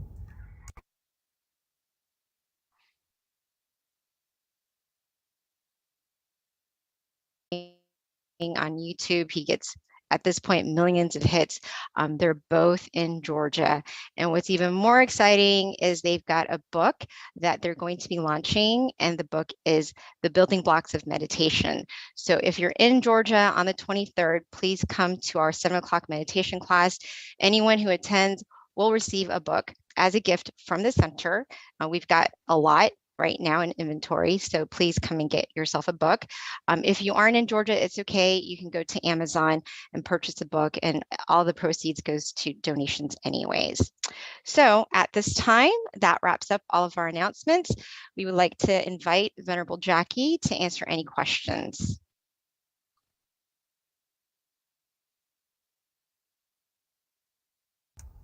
Hello. So Hi, rejoice. Jackie. Hi. Thank you so much for our MC, Miss B. Very nice, beautiful.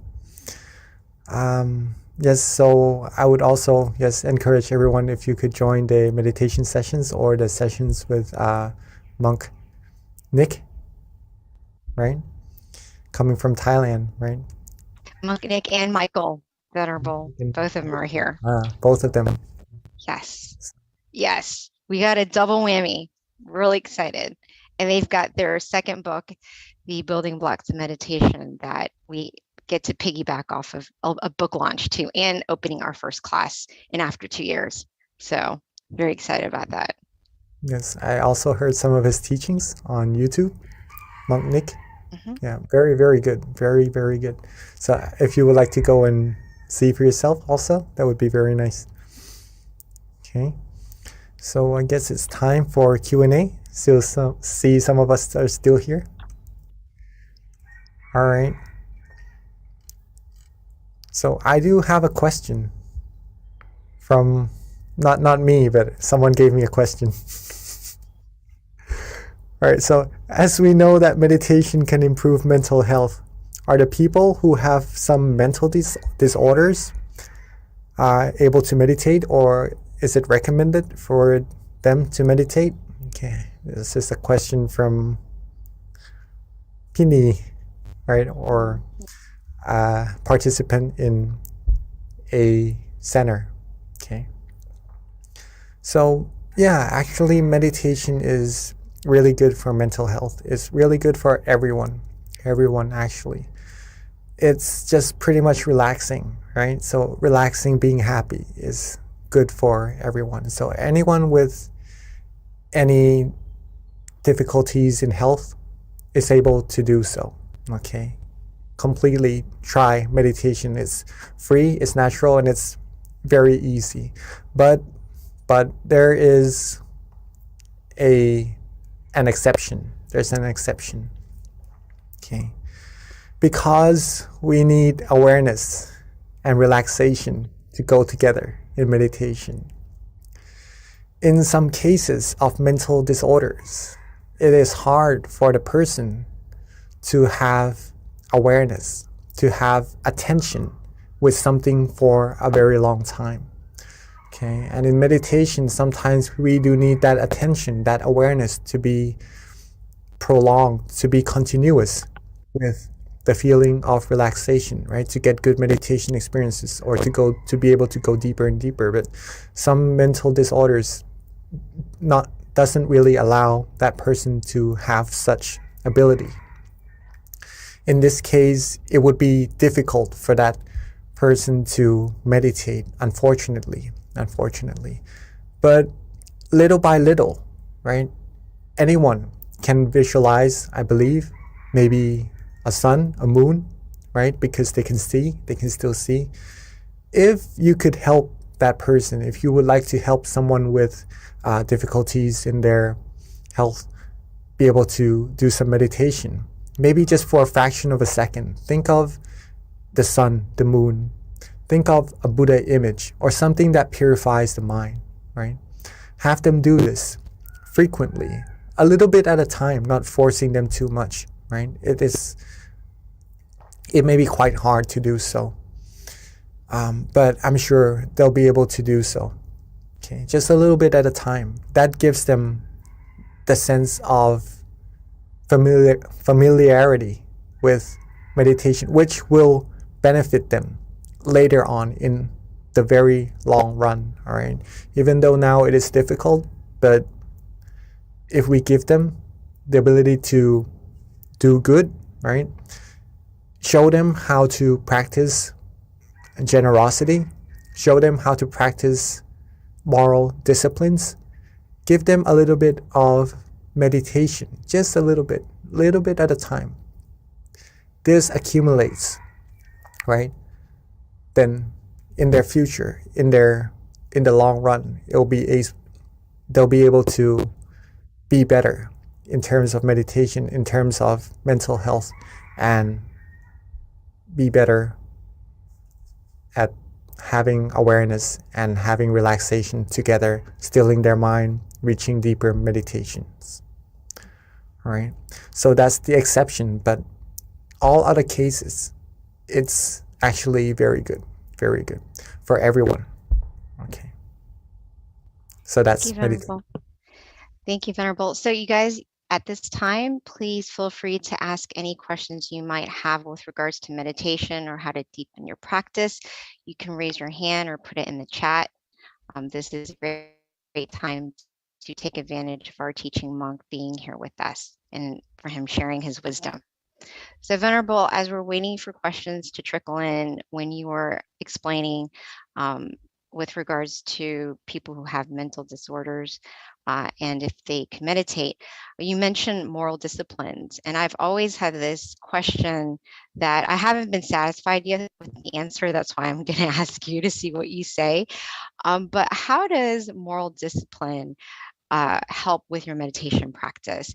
So I understand, especially like the basic ones, but when you start kind of like adding on to the basic moralities, how does that actually help purify your mind even more? Like, to me, just the basic ones that we know of should be enough, right? Does it really do anything when you start tacking on more?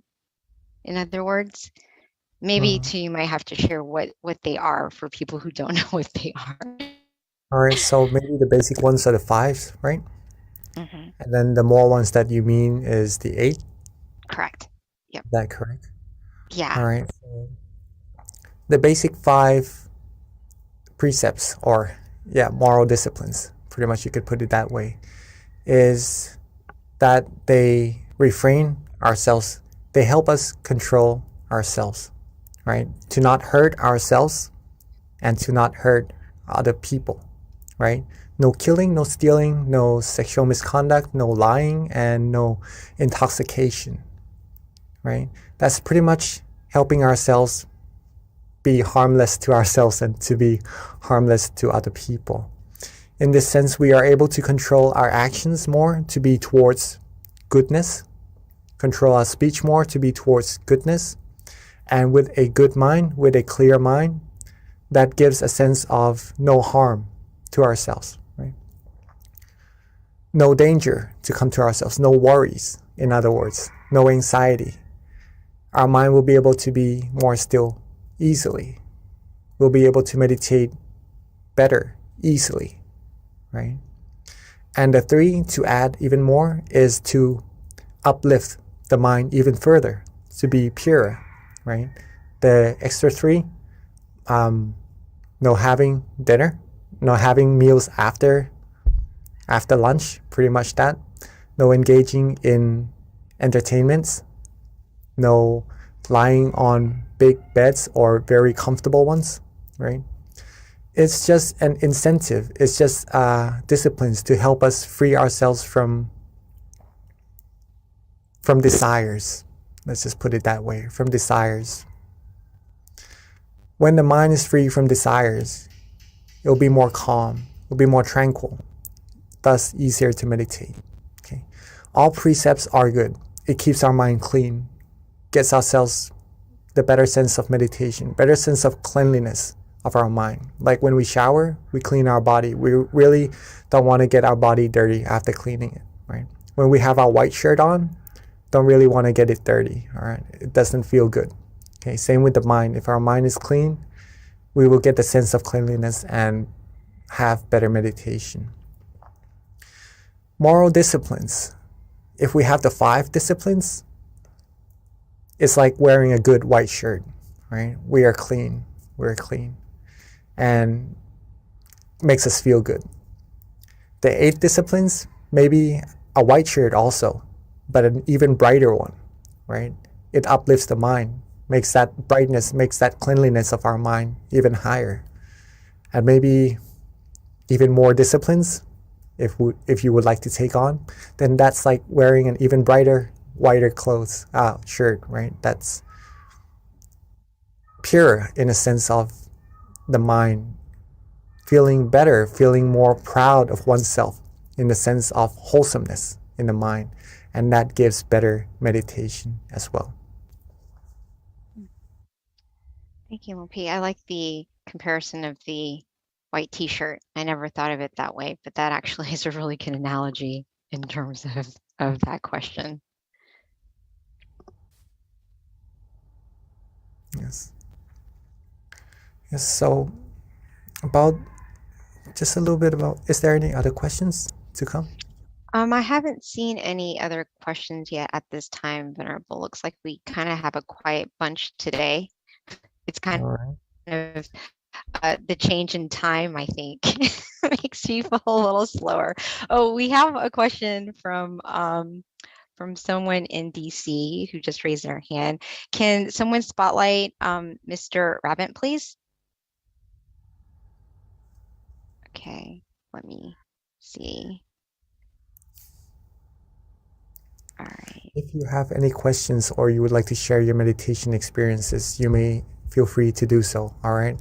Or what to do in your meditation when you come to this experience or anything. If you have any questions related to that, please feel free to ask, okay? Yeah, so we do have a question, Venerable, just waiting for our technical lead to unmute the person and spotlight him. But in the meantime, Mr. Raven, if you want, you can also put it in the chat too. They might have individuals within the chat room.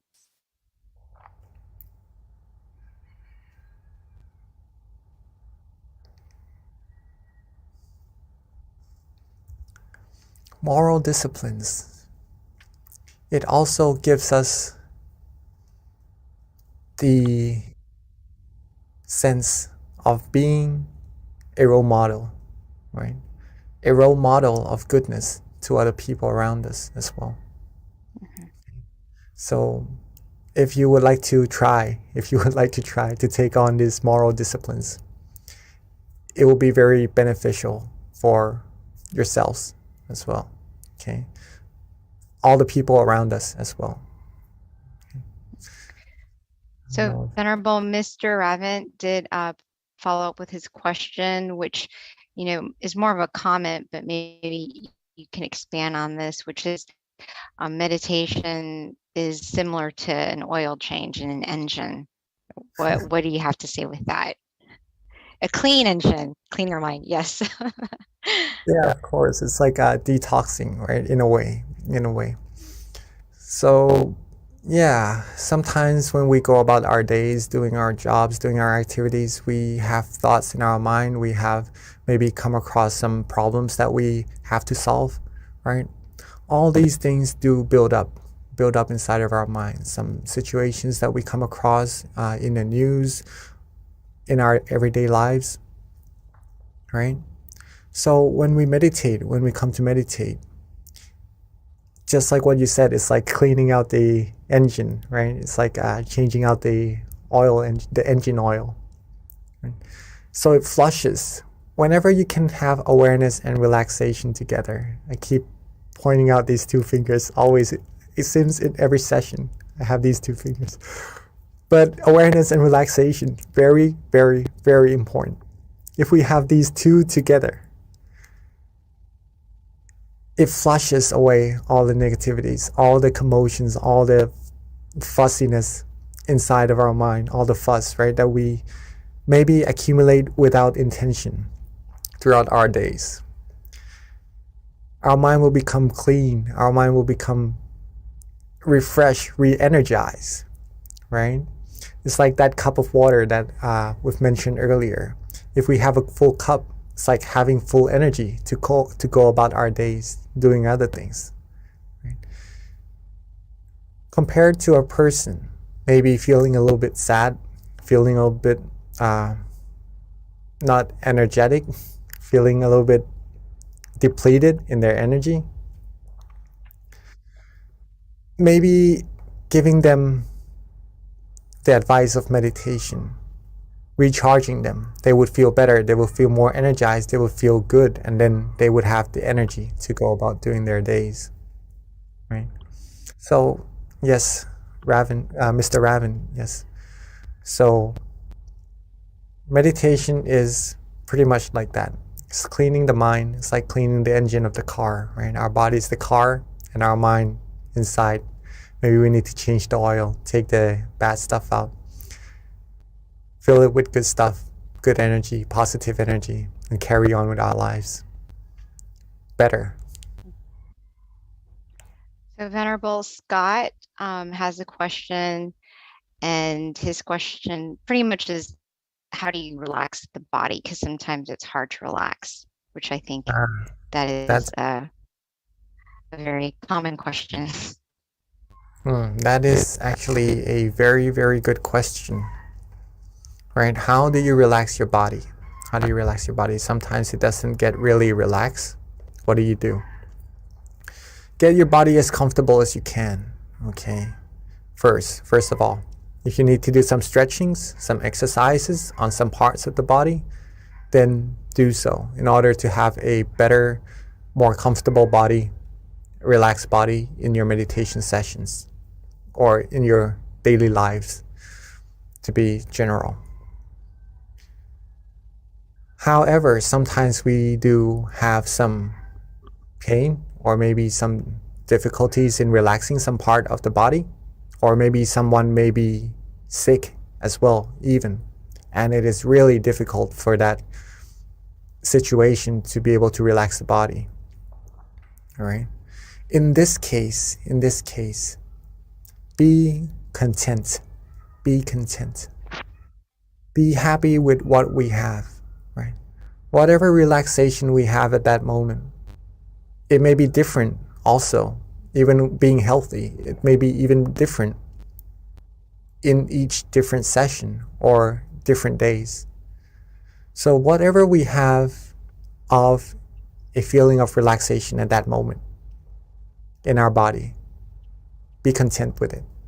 And then once it's relaxed, once it's good, once we accept it, then we go on to relaxing the mind. And then our meditation will progress as well. Okay. Thank you, Venerable. We have another question from Isabella. This is a pretty good question too, which is, how can you tell that you have true self-awareness? How to tell that you have true self-awareness, right? Simply, let's put it this way first. Simply being present, knowing that you are here, knowing that your mind is not somewhere else, right? Knowing that you are present, then that's being aware. That's having true self-awareness already, okay? But it gets even more intense as we go deeper in our meditation, as we become more and more still. Okay. So when your awareness is coupled with being relaxed and you like this feeling, you enjoy this feeling, you know that you are awake and you are aware, then that's when you have true self-awareness, right? But there are probably different levels of true self-awareness in this terminology inside of our meditation. That's where we need to keep going inside, right? That's pretty much that. So Venerable Scott, thanks you for the question about relaxing the body. He says that it definitely is going to help him. And then here's a more difficult question. This is interesting to hear your point on this, and I could understand with what's going on in the world. This is probably, people are going to wonder, but this is from Pat.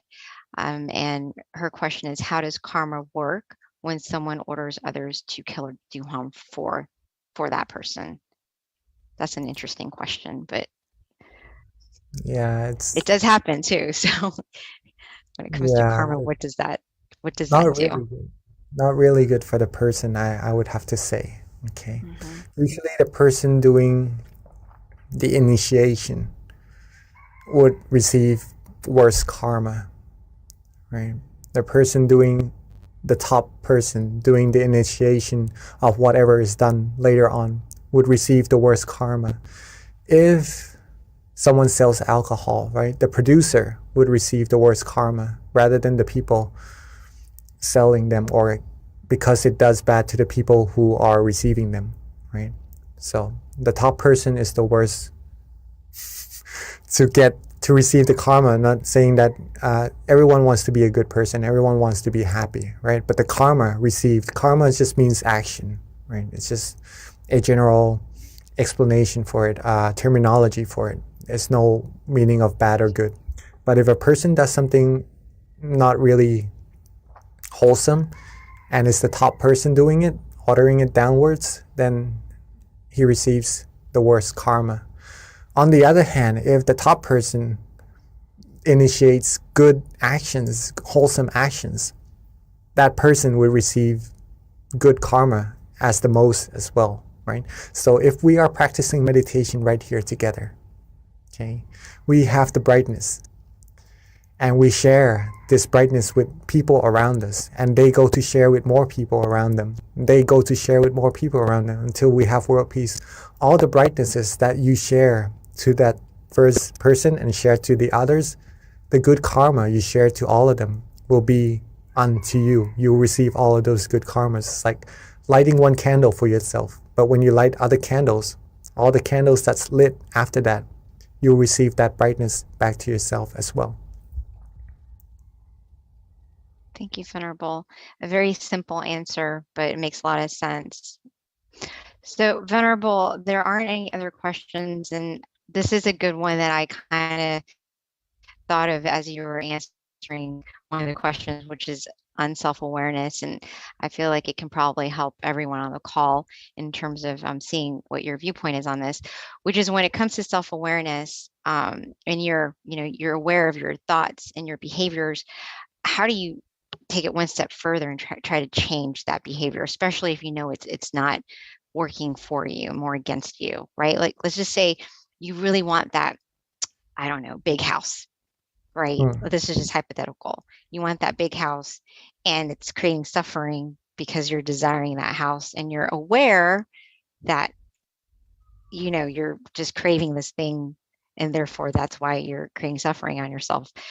So you're aware of that, but like, it's still there, so how do you take it one step further to really penetrate that and try to like detach? All right. So does my if you want to make sense? I guess I'm trying to get a little deeper in terms of how to eradicate some of your bad behaviors and habits, essentially. Pretty much is desires, right? To get things maybe sometimes we need, then it's okay if we are looking forward to get that. It's just good passion, good intention to receive that, and we need it. But sometimes we need to work hard for it, all right? But sometimes just, again, if it's something on the outside that hurts us, let's just put it that way, right? Because some things we need, some things maybe would hurt us and be less beneficial. Not the house in this case, right? Maybe sometimes we do need a house and we do need to work for it. In that case, we could work for it from a mind that is happy, and that would reach us that success more easily as well. Okay, but maybe let's just some other example of something that we may desire that sometimes hurts our mind. Okay, how do we get our mind to be happy and to be free from actually feeling any negativity from what we desire? The answer is to practice meditation. How do we go deeper? Practice resetting. Okay.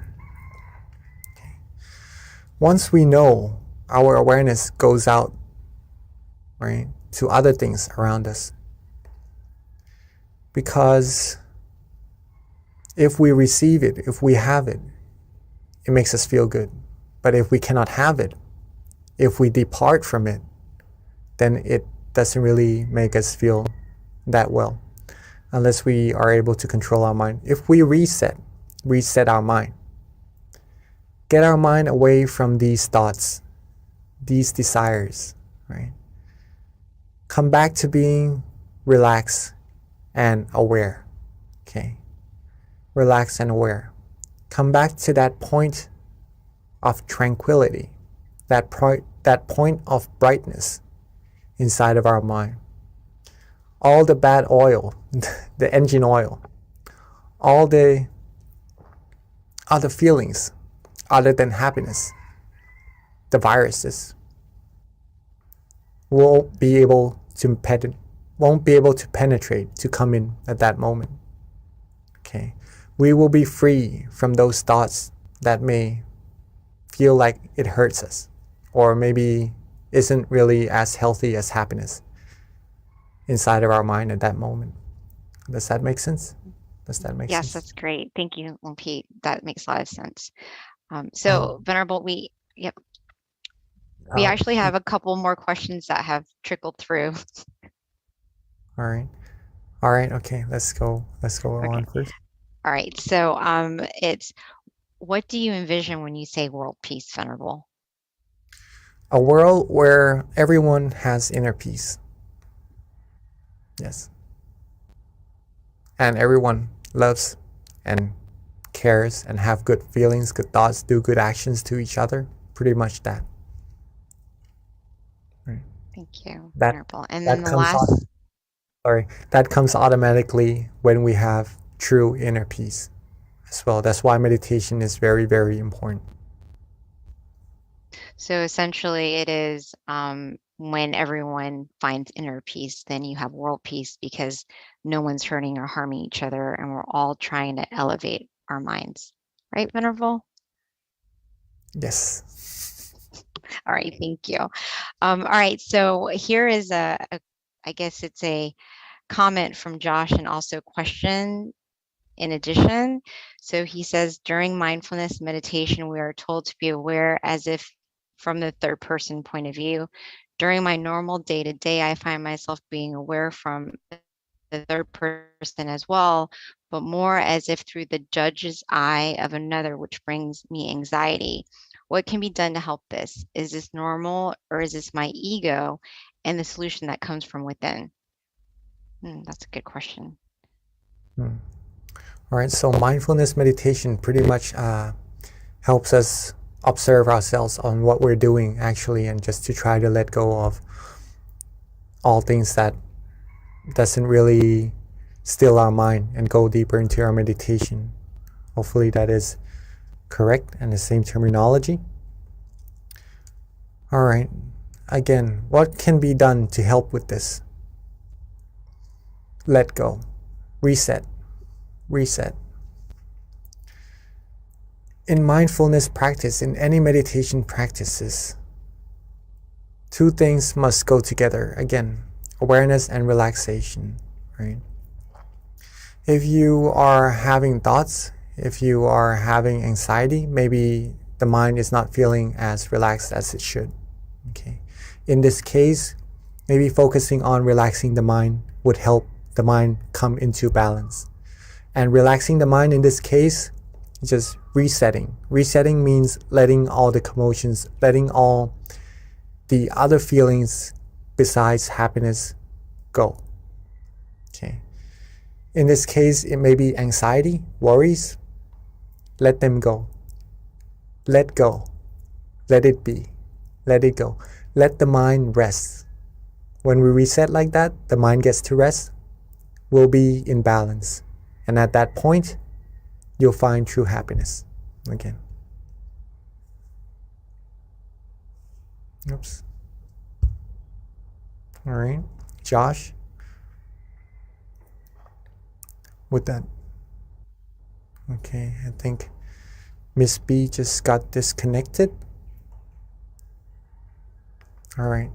So maybe through the judge's eye, we may see ourselves being a little bit anxious, right? If the mind is on the outside, being with other people, being with judgments, being with anxiety, right? Then usually this would happen, right? Feeling a little bit worried. But if the mind is inside of our body, being with that source of happiness, then all the worries would go away. We would have no anxiety. We would have only happiness, and we would be confident of ourselves. We would be calm and go about our days with being confident with this feeling, being able to share this feeling with everyone around us as well. So hopefully that answers your question, Mr. Josh. And from Kitty. I think we are in the habit of trying to do so many things when in fact we only need to do nothing. Allow ourselves to just be. Very nice, Miss Kitty. Yes. So in meditation, pretty much, yeah, sometimes we are a little bit worried about what's going to happen, what's going on, and our mind usually goes about on the outside. But in fact, we should just sometimes let the mind rest, let it go, let these things go. Let the mind be calm, be still. When the mind is bright and free from thoughts, free from anxiety, free from worries, it will be able to do things even better, right? Being happy, going about days. All right. I guess it's already 9:30. Yes, thank you, Venerable. Sorry, I lost my connection, but I'm on my phone. So right towards the end, I'm glad I was able to join in. But yeah, it is 10:35. So at this time, let us pay respect to our teaching monk as he gives us a blessing, and we sign off until next month, April 16th. See you then. And at this time, let us bring our palm together and accept the blessing from our teaching Venerable.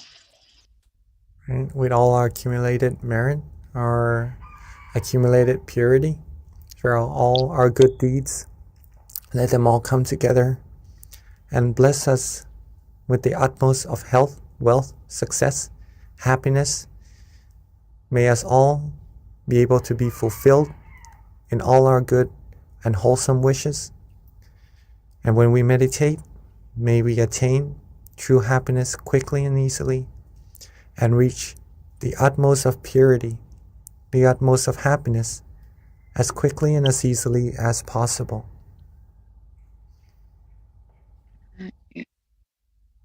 Thank you so much for your great questions and for your guided meditation. Until next time, Venerable. Thank you for everyone for joining as well. Beautiful audience. Rejoice in all your merit.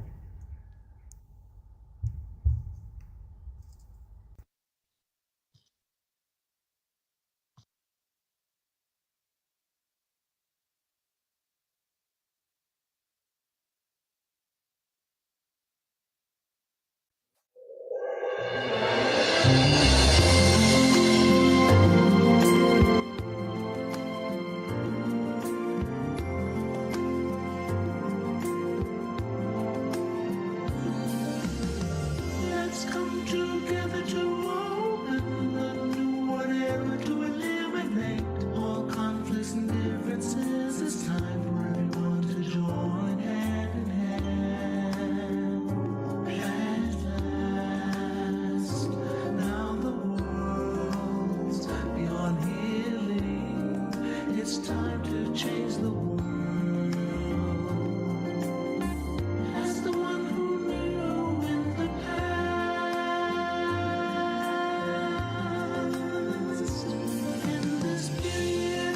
the time we will see. Before we depart this world, everyone must join hand in hand to change the world from darkness to brightness, from suffering to happiness, from ignorant to the knowledge one. Change the world, we have to do it easy way. Be happy and cheerful and childlike, innocence, everyone must join hand in hand. Gently close your eyes, relax, relax. Still your mind at the center of the body and move within. At the same position of the one who moved from the past. Change the world from the era of darkness to the era of light. From the old era to this new era, the world will be like heaven on earth. No classes in society. Everyone will be evenly happy. We speak the same heavenly language. Become as one with smiles of love. We'll be kind, the world will change. The world will change. Let's come together to change the world. Let's come together to change the world. Let's come together to change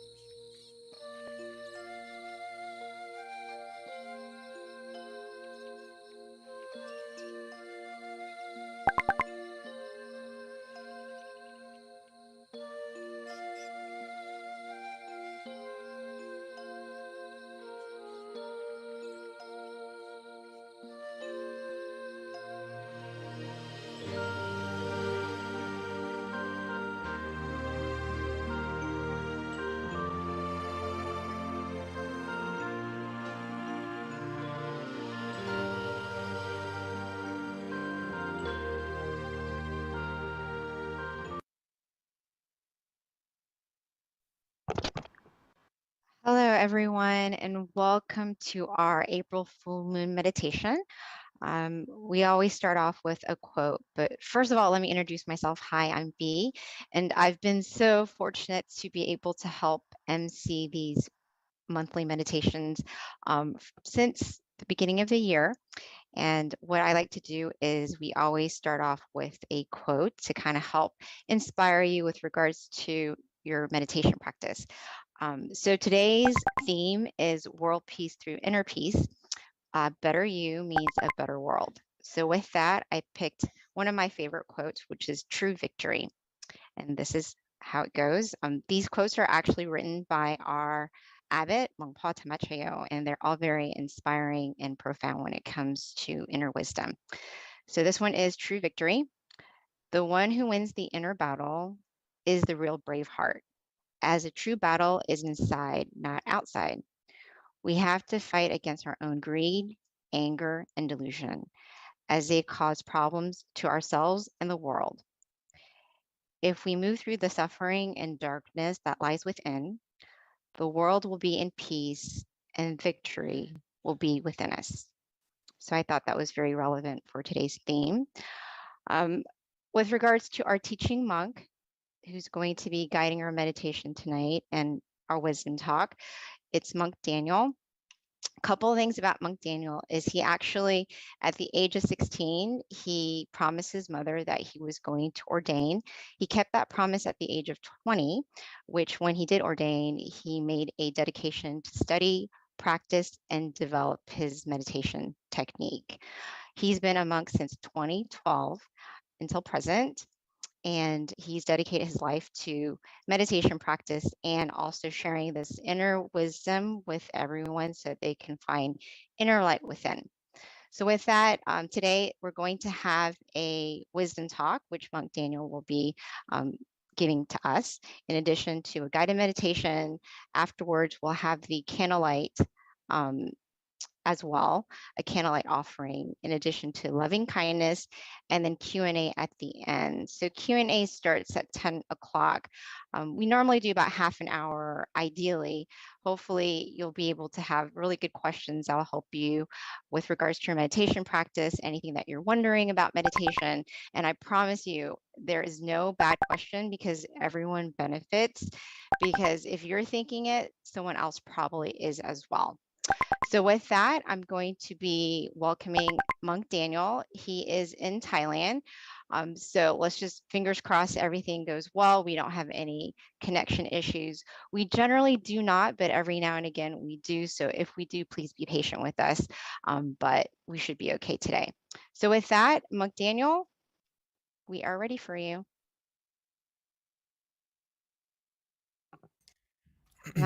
Pete. Good morning, good evening to everyone in America, but good morning from Thailand. It's wonderful to have the opportunity to see everyone. Hopefully everyone's day and tonight will be very peaceful, just like the full moon will be full of happiness and brightness. So yes, I love the quote that our wonderful moderator, Miss B, just gave to us about conquering our mind, which is the true victory, where we can find our inner happiness, our inner brightness. This is the most important thing that we need to put into our life, which will connect to today. A lot of people don't realize that when we take care of our mind and take care of ourselves from within, it's actually going to help the world. And sometimes we may see or feel like, how can I have an impact on the world? Or how can just one person make the world a better place? So I wanted to expand on that a little bit so you can be inspired not only to change yourself from within, but also to help make this world a better place, one person at a time. So let's get into today's topic.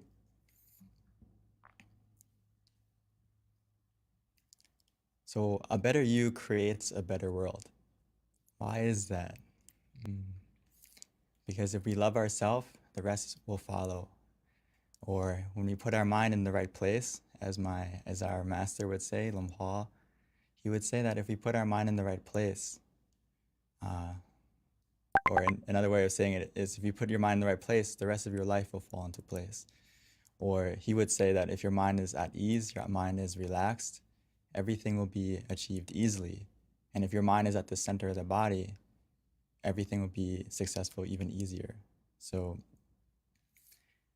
this is something that we need to really put into practice, to take the time to check yourself, to make sure that, how are you feeling? Are you ready? Are you positive? And I think today is a great example, or tonight, with the full moon, because it's the brightest night of the month. Even though it's nighttime and the moon is surrounded by darkness, the moon still shines. The full moon still shines. Maybe we may not see it right now if it's cloudy, but it's shining. And tonight is the brightest night of the month. And the reason for that is because, why? The moon shines because the sun spreads its brightness to it, right?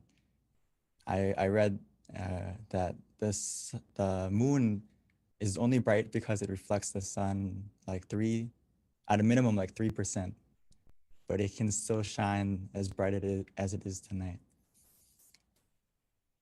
So we can use the moon and also the sun as an example that I wanted to talk about today.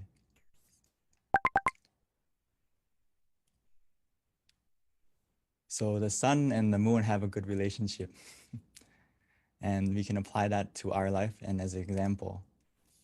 Because just like the moon receives the brightness from the sun, it also spreads that brightness to the world, making the sun helps to make the day bright and the moon helps to make the night bright.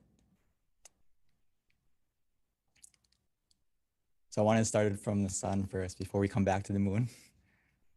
The sun is great because it creates its brightness from within, right? It gets its source of brightness from within. And once it has that source of brightness, it has the power to warm our planet, give it growth, make things grow. Like as we go into spring now, right, with the new season, creating growth, creating warmth for everyone and everything in the world. Not just our world, the whole universe and all the galaxies, the brightness of the sun spreads out.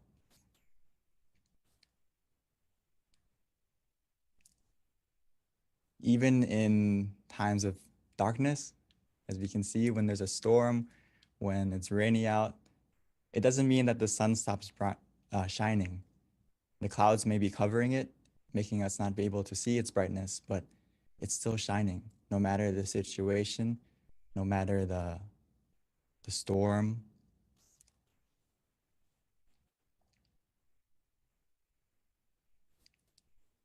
And another thing about the sun is when it's surrounded by darkness in space, right?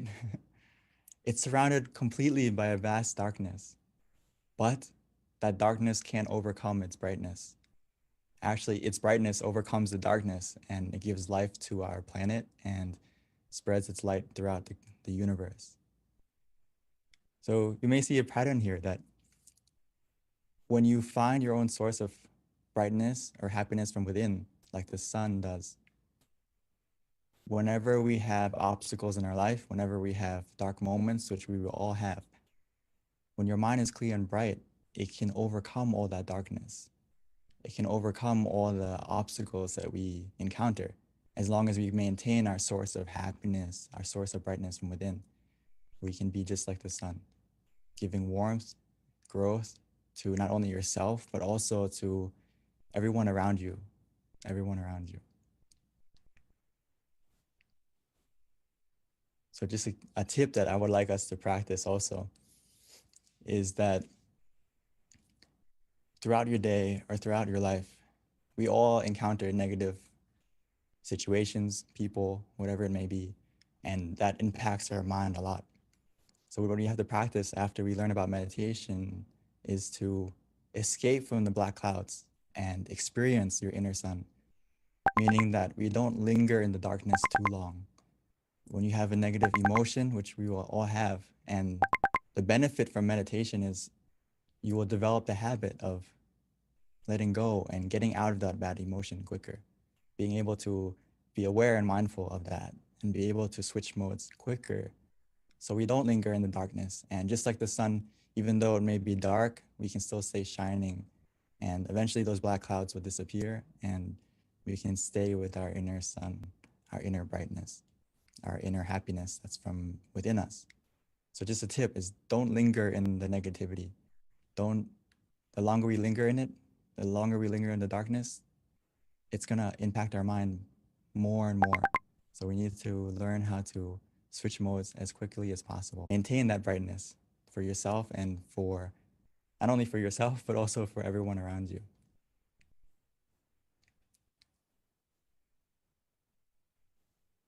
So we need to be able to find your inner smile, as I put it as well, and relight that inner sun before you do anything in your life and make it a habit. A lot of times, the reason why I call it the inner smile, and sometimes our brightness within our inner sun that we all have, actually, it may have went out and we don't have the opportunity to relight it. So before you do anything, we need to practice ourselves to make sure that, can you smile to yourself?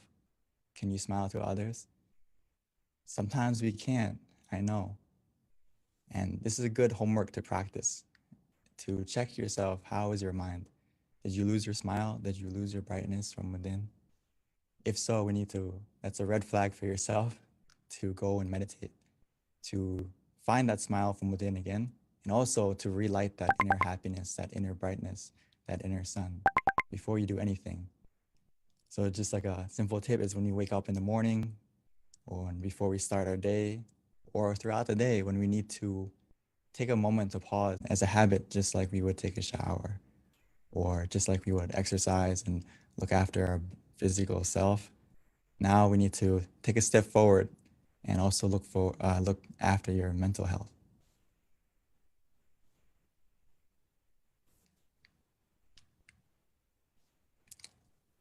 And just to remind ourselves that the door of happiness opens from within. So all we have to do now is to close our eyes, relax your body and your mind. And by relaxing your body and your mind, our mind will calm down, it'll be still, and we will have the key to open the door from within, which is simply just to relax. And when we are relaxed with both body and mind, we're going to understand this, that the door of happiness opens from within. A lot of us have been searching for it from around us, but hopefully tonight we can get a glimpse of that happiness from within by closing your eyes and just relaxing your body and calming your mind.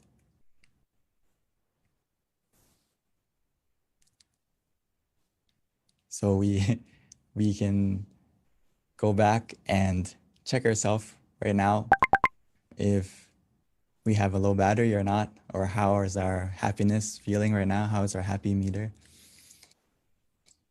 If it's not full, that's no problem. We can fill it together in just a moment. And also just to keep in mind for yourself going forward that try to be aware of how you're feeling throughout the day and make sure that you are a full battery. Just like our life, we don't really like to let our phone run out of battery or our technology run out of battery. But why do we allow ourselves, our mental health, our physical health to run out of battery? So right now, more than ever, we need to be more aware of our mental health, our inner brightness, our inner happiness, and keep it charged. And for right now, if we haven't kept it charged, no problem. Let's charge it together. Before we start, all we need to use right now is basically to take it easy, take it slow, and then feel the balance. We need to find the balance from within us. So before we start, I would like to invite everyone to take it easy, take it slow, and no need to rush. Take a moment right now to adjust your body, make sure that you are comfortable before we switch modes into meditation together.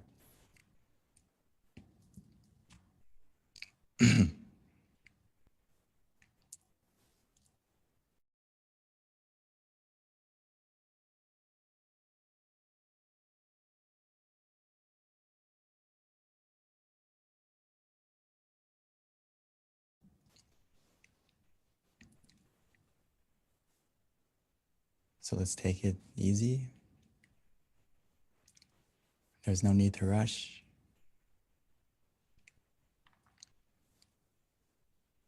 Meditation is about finding the balance between being conscious with comfort.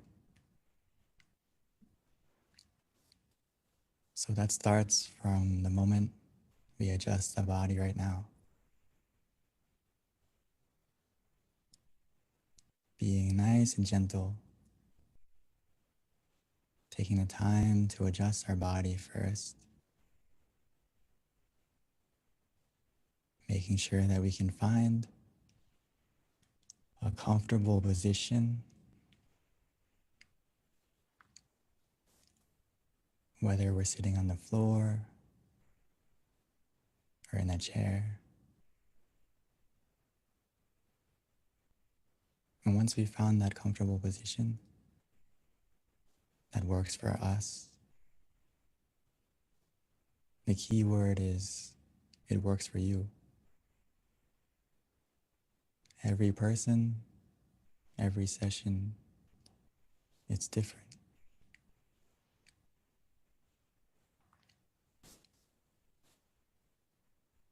Once you feel comfortable,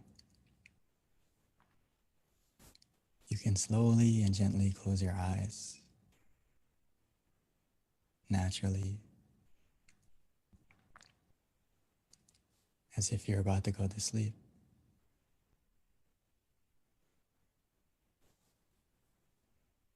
Because right now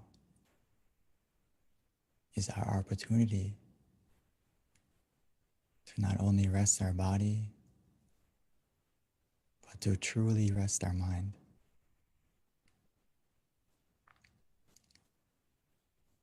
And that process has already begun. The moment we take the time to relax our body and calm our mind, the process of meditation has already begun.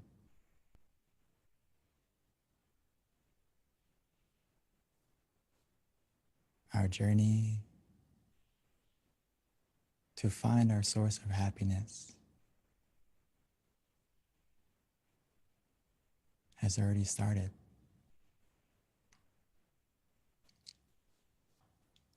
All we need to do now is to relax our body, making sure every single part, from our eyes, our face, all the way down to our feet, making sure every single part of our body is relaxed, is loose.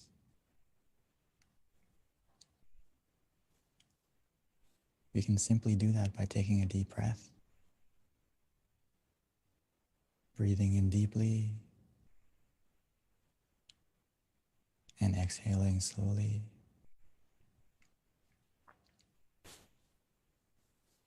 Allowing the relaxation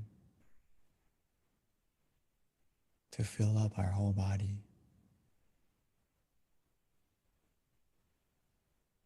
Flowing down from our head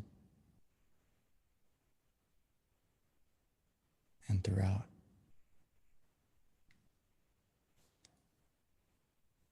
Breathing in deeply, exhaling slowly.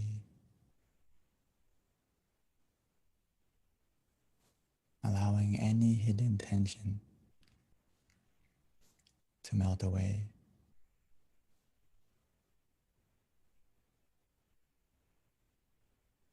Allowing the relaxation to cover us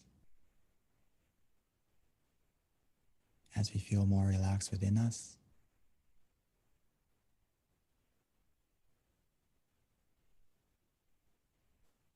Even as we exhale, allowing that relaxation to surround us. The more we relax our body,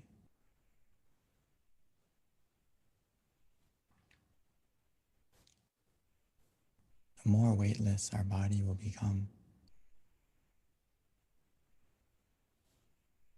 As our body begins to melt away, gradually, bit by bit.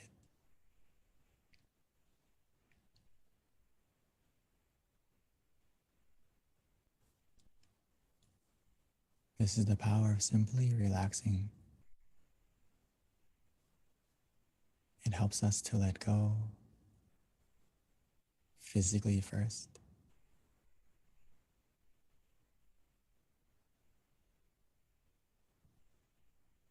And as we continue with that feeling of relaxation,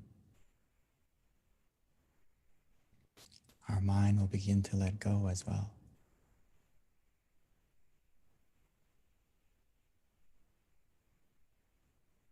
All we need to do now is to allow our mind to put everything aside. Any thoughts, any responsibilities. Just put everything aside. We invest so much time. We have so much love to give to everything and everyone. But now allow yourself this time, give some of that love to yourself.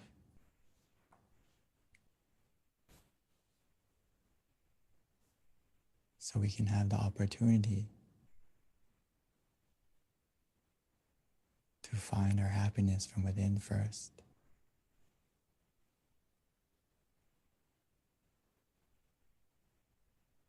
Everything that we are planning or want to become better, it will happen automatically, easier and smoother after we make sure that our mind is clear and bright. Just like the full moon tonight, making sure our mind is full of positivity, full of happiness.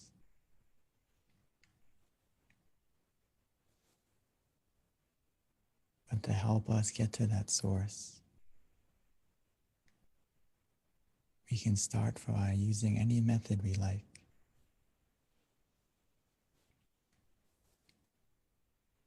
By placing our mind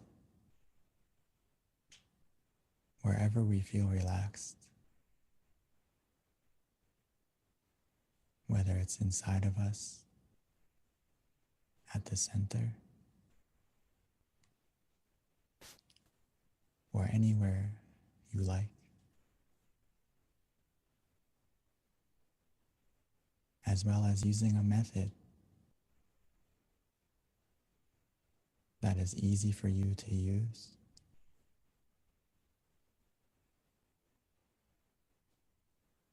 Whether it's to visualize an image softly and gently, whether it's the full moon, the sun, a star. We can imagine it however we like, anywhere we like, as long as it helps us to feel conscious as well as comfortable. Don't worry about the clarity, as long as it helps us to stay relaxed.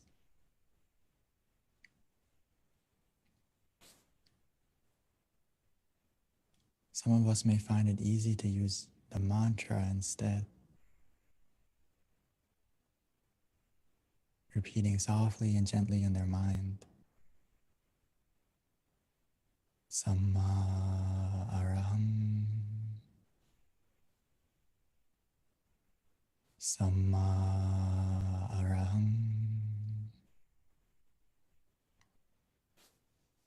Samma araham.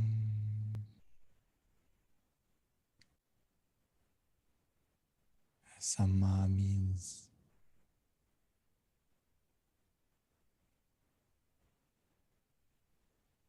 purity. Araham means freedom. So almost every time we can imagine, every time we repeat the mantra in our mind, it's helping our mind to become more pure, more clear, and free from any negativity, any darkness that may be lingering in our mind.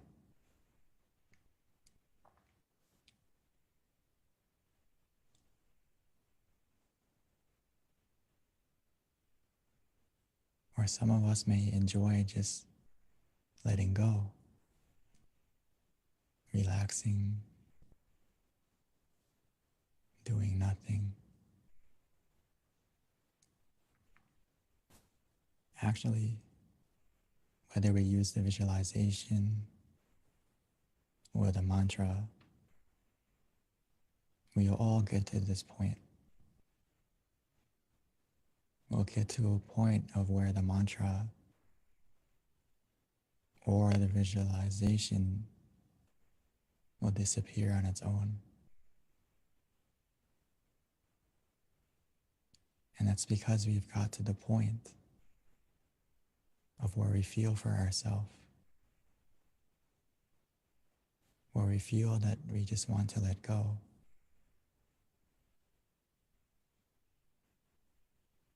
We are free to just be still, to let it be.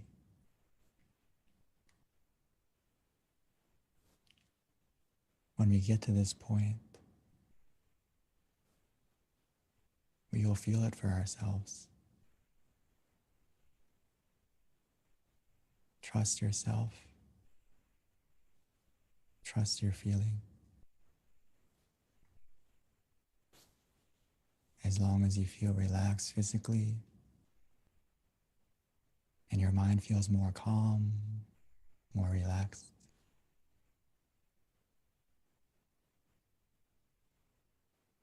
we are on the right path.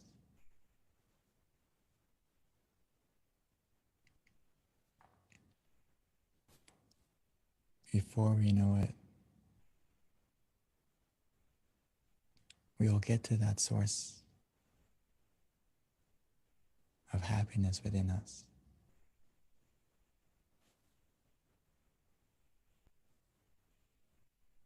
That door of happiness that opens from within.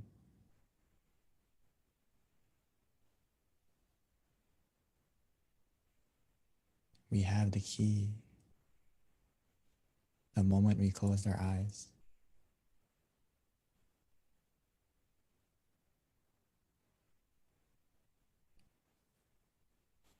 The more we relax our body, the more we calm our mind.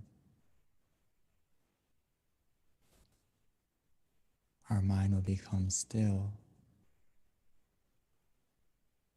Our mind will stop. And the moment our mind stops, our inner happiness will begin.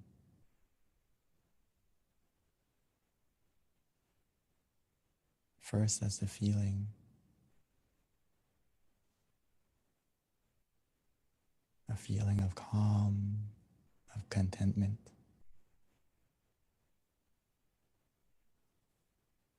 Almost like a spark, like a star.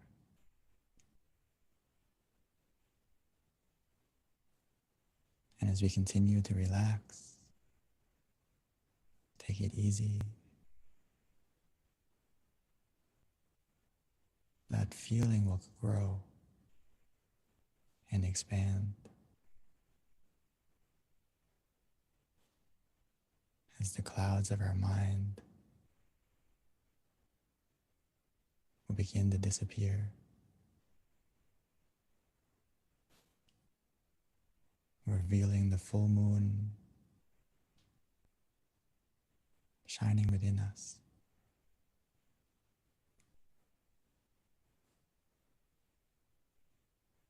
It starts from a feeling. And before we know it, not only will we feel it, we will also see it and experience that source of happiness from within more deeply.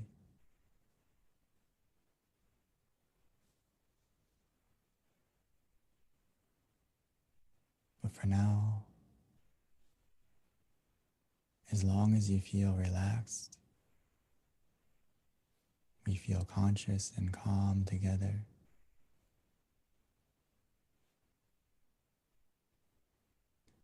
Every second that passes by, every moment matters. Every moment counts. Our mind is becoming clearer, brighter, more positive.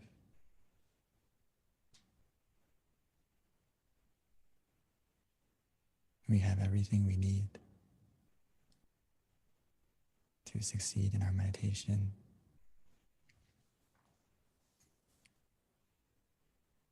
Just continue with this feeling,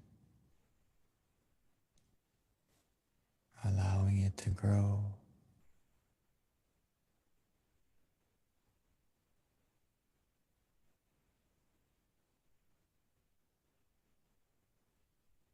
Just enjoy this meditation together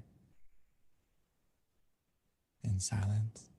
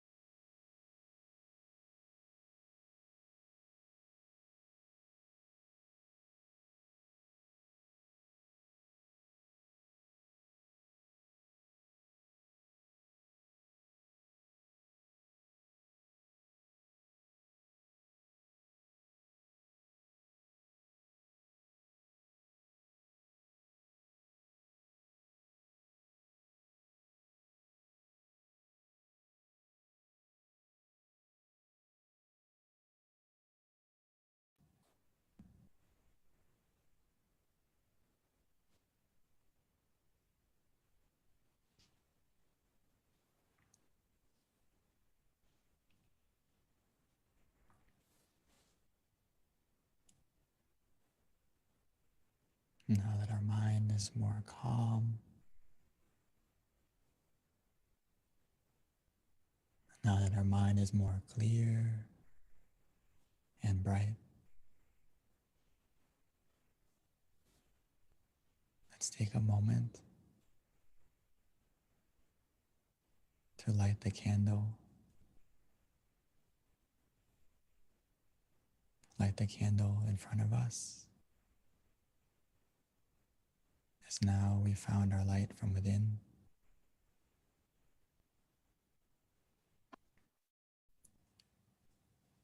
We can slowly and gently light our candle.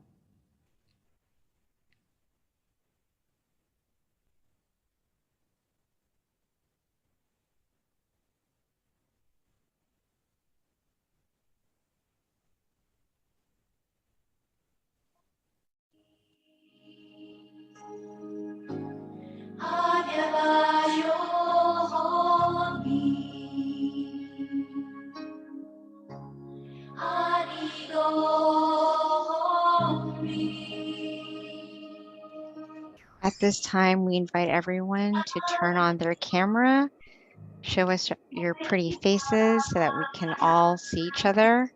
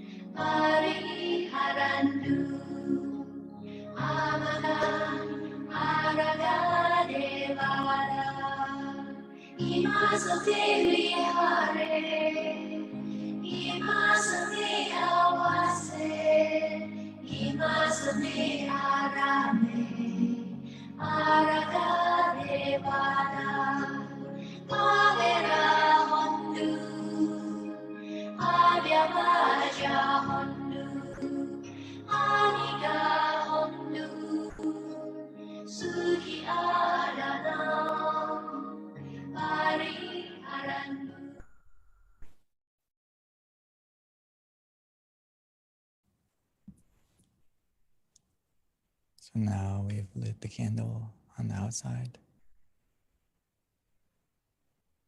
Let's continue to keep our candle, keep our brightness on the inside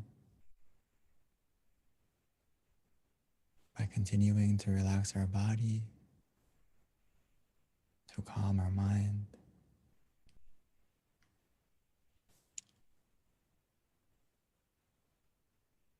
Now that we have found our source of brightness from within,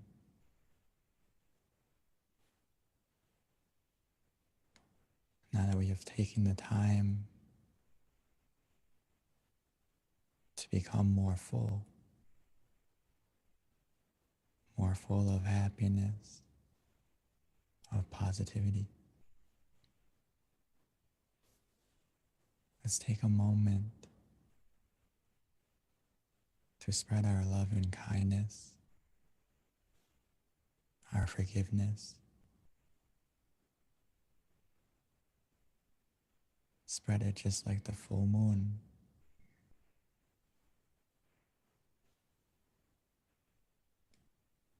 Allowing the darkness to disappear, lighting up the night.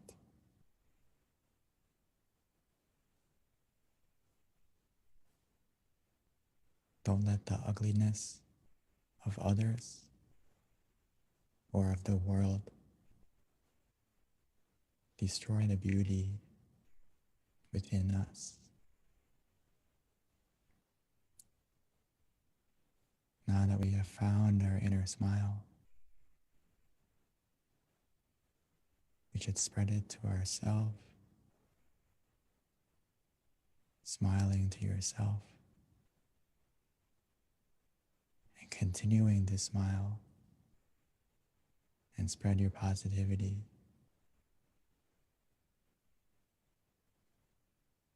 Spread your good intentions by wishing to your family, your loved ones, your friends,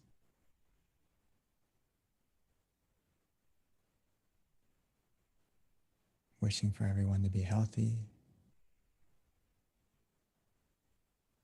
to be happy,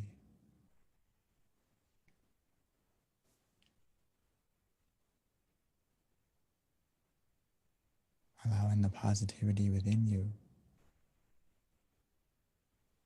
to spread out to everyone and to everything.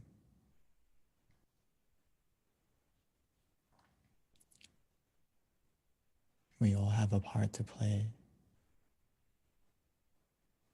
just like all the stars in the sky help to make the night more beautiful.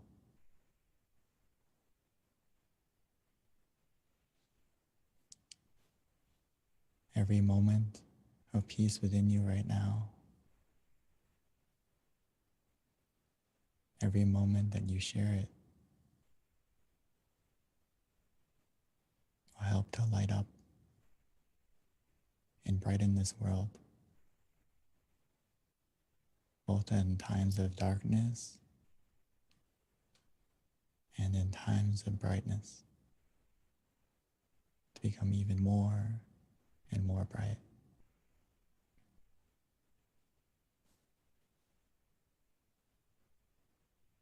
So take a moment to spread your happiness, your love and kindness to everything, to everyone.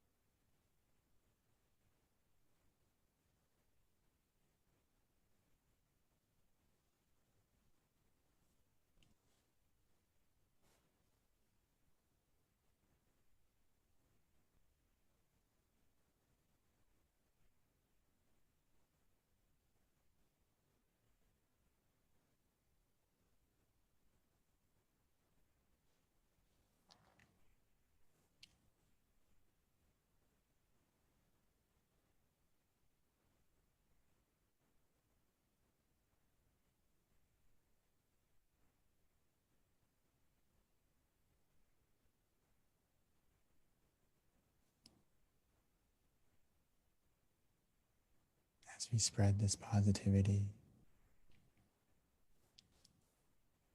we may not see the change right away,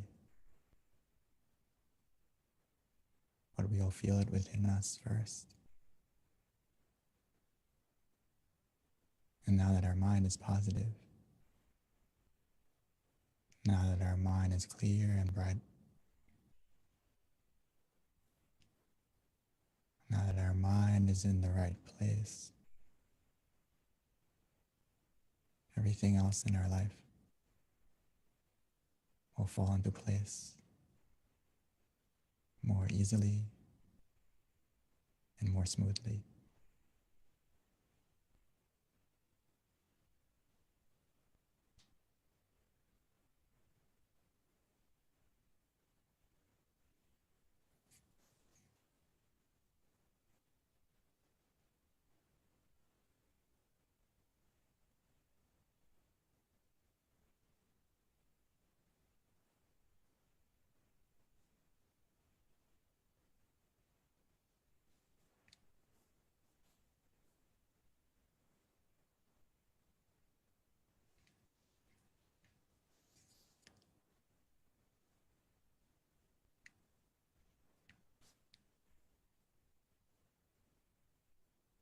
Sapphe patta palapatta pache kannang jayang palang arahantana te shirakang pantami sapaso sapaputta nupavena sapathamma nupavena sapasangha nupavena sathasoti bhavantu te. By the power of our clear and bright mind and the positivity generated within us in this meditation, bless our life to be more happy, more peaceful. And when we are ready, we may slowly and gently open our eyes, opening our eyes to a more better version of ourselves and a more better world.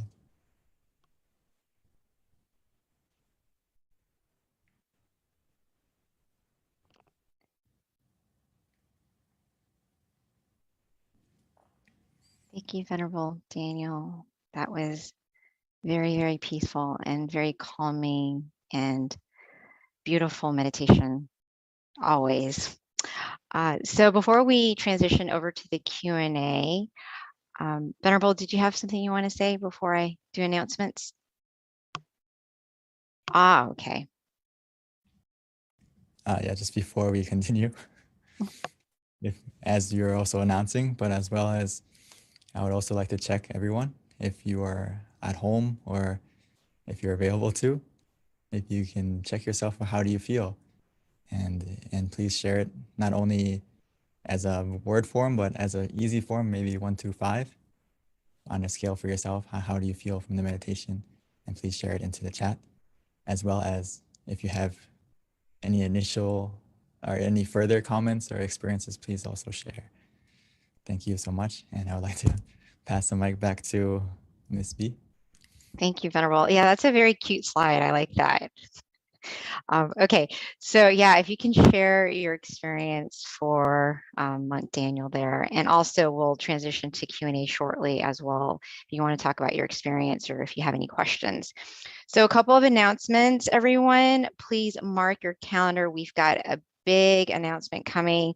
April 22nd is Earth Day, and it is actually a recognized day around the world. It's also our Master Abbot Longpa Tamachayo's birthday, which falls on the same day, amazingly enough.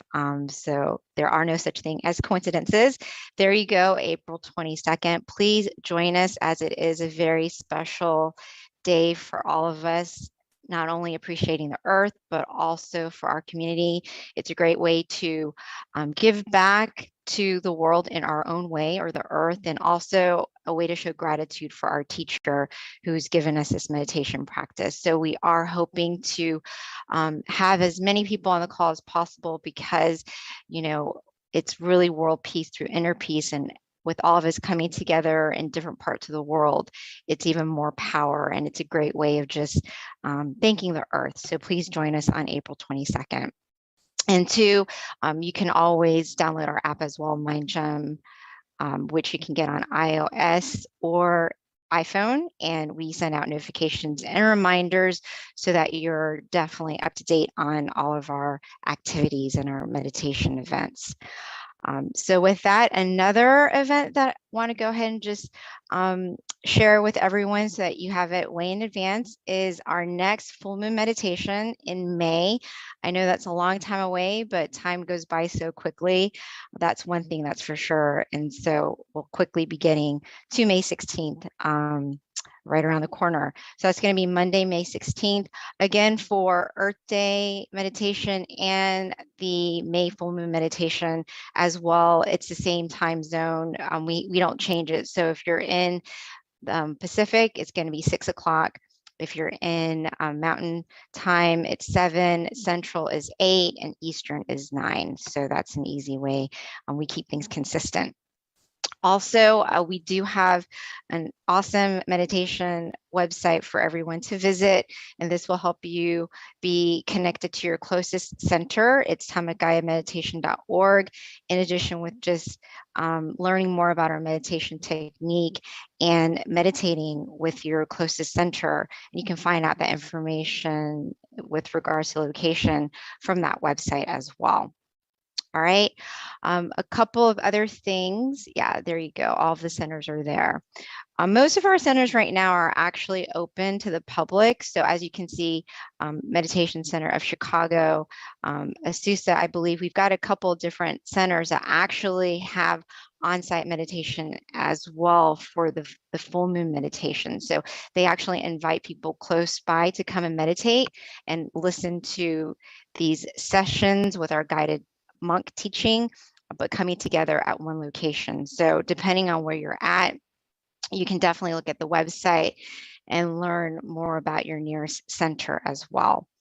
And then that pretty much sums it up in terms of our announcements. Yeah, again, we've got 2 websites. One is tamaggayameditation.org, and that will help you locate your nearest center in addition to just learning more about our meditation technique. And then MindGym, there's a website for that, or you can easily just download it as well onto your phone to stay connected to our meditation teachers, notifications, and events. So yeah. And then in addition to our upcoming events, everything can be found on our website and our app. All right, so with that, let's transition over to Q&A with Monk Daniels. We're going to ask him to come back on. And it looks like we might already have a question, which is awesome. So if you have any questions for our teaching monk, this is a great time to ask anything that has to do with your own experience that you want to share, maybe even how to better your own meditation experience. This is definitely a great opportunity to ask his advice. So with that, looks like we do have someone who raised their hand, Mr. Tom Wood. So if we can spotlight Mr. Wood so that he can ask his question, or you can also, oh yeah, can the admin please type out the link for one of our users asking tamaggayameditation. I think it's .org and then mindgym.org. Okay, so is he still there? I think he disappeared. Ah, there we go. Thank you, Kunsit. Excellent. So yeah, feel free to either raise your hand and we'll spotlight you, or you can ask your question via chat as well. This is a great time to take advantage of our teaching monk who has a lot of inner experience and guidance for any question you might have.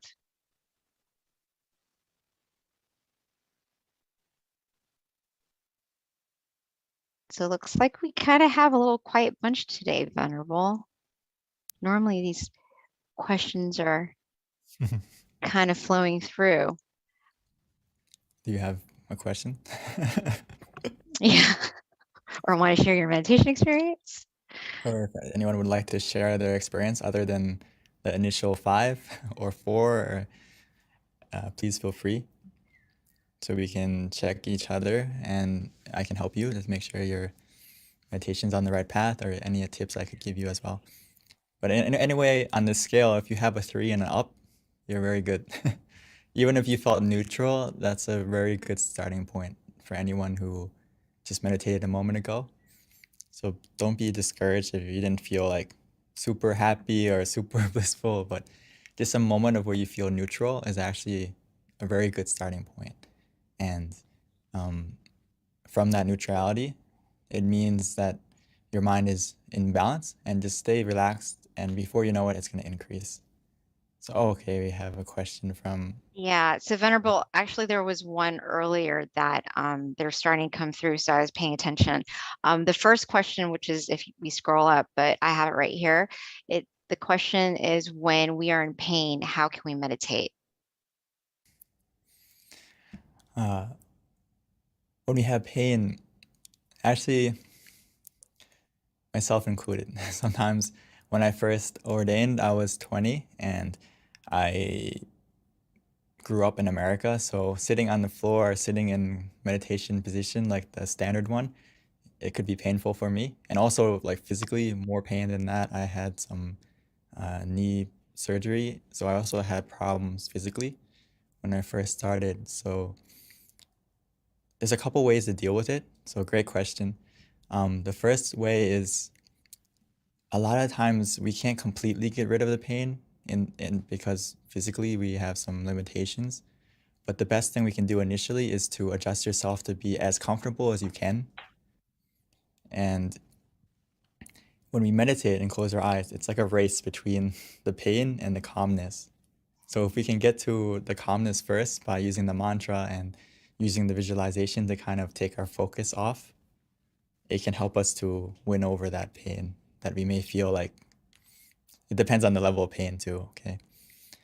And another thing is, if you feel pain throughout the meditation, like where it's distracting to us to a big degree, I would recommend you just to adjust your position. And sometimes if I felt like a really overwhelming pain when I'm sitting, sometimes I just get up and walk around and still meditate, but in a walking position or in a different position until you feel that pain kind of dissipate, and then you can continue again when that pain goes away. So actually, it depends a lot on the level of pain. I don't know if I could ask you how severe it is, and it can also give you some more tips. But if it's not super painful, we can adjust the way I just mentioned. Hopefully that gives you an idea. It doesn't mean that if you feel pain you can't meditate well. It can be a little bit difficult, but we can overcome it in different ways. So Venerable, there is a comment that I feel like is definitely something I wanted to share with you. It's from Jesse. Jesse states that beginning session was awesome for a short time. This person saw brightness within, and yeah, so it was very lovely. That's what came from Jesse. Are you ready for the next question, Venerable? Oh, thank you, Jesse, for sharing. And yes, you can. Okay. When your mind is more calm, more peaceful, like I mentioned during the meditation, we may experience it first by a feeling, but if we continue with that feeling, we may encounter something more profound, as Jesse mentioned, where we can not only feel the purity of our mind, that we will also be able to see and experience it more. But yeah, sorry. Oh, the next question, Venerable, is, and I think this is a good one. Actually, every question is always a good one, but this one is, what can you do when you find that it's hard to motivate yourself to meditate, and you find that it's actually like boring? What can you do to motivate yourself? The thing that I find that if we practice when we practice in the right method, the word bored will disappear. So we have to be a little bit observant of ourselves, that are we practicing correctly, and just truly relaxing our body and relaxing our mind, and treat it like don't treat it as meditation, treat it as a time to rest your body and your mind. and you're gonna find that the boredom will disappear because we need to rest our body, rest our mind often. And if you don't feel motivated to meditate, I like to think of the benefits a lot to myself. To motivate me to meditate is to think of that, okay, if my mind is clear and bright, I can achieve and do everything more efficiently. So I use that to motivate myself sometimes when maybe I don't have the drive in the beginning, and I try to think of the benefits and how can that impact not only myself, but how can it also impact the people I care about and love. For example, one way I motivate myself is like, we've all made mistakes in the past. We've all hurt the people that we care about, right? And maybe we don't want to repeat those mistakes. And the best way we can do that is to look after our mind. So to motivate yourself to see the impact it doesn't have, not only does it have for yourself, but also the people around you. So that's one way for me to motivate myself as well. Thank you, Long P. I really like that because, I think that's probably a common thing, especially if you meditate daily, that, sometimes you have to really think about the reason why you're doing it to kind of inspire you to do it consistently. And if you kind of see the bigger picture of why meditation is so profound and important, and the more you study it, the more you're going to be committed because, it does start to make sense. One of my teachers used to always say, and it was a little far-fetched at the time, but now I actually agree, he said that you're born to meditate. So if you start to realize that there's some truth in that, you're going to meditate. Yeah, exactly. We need to normalize looking after our mind just like we look after our body. And I think initially it takes a little bit of commitment to do it.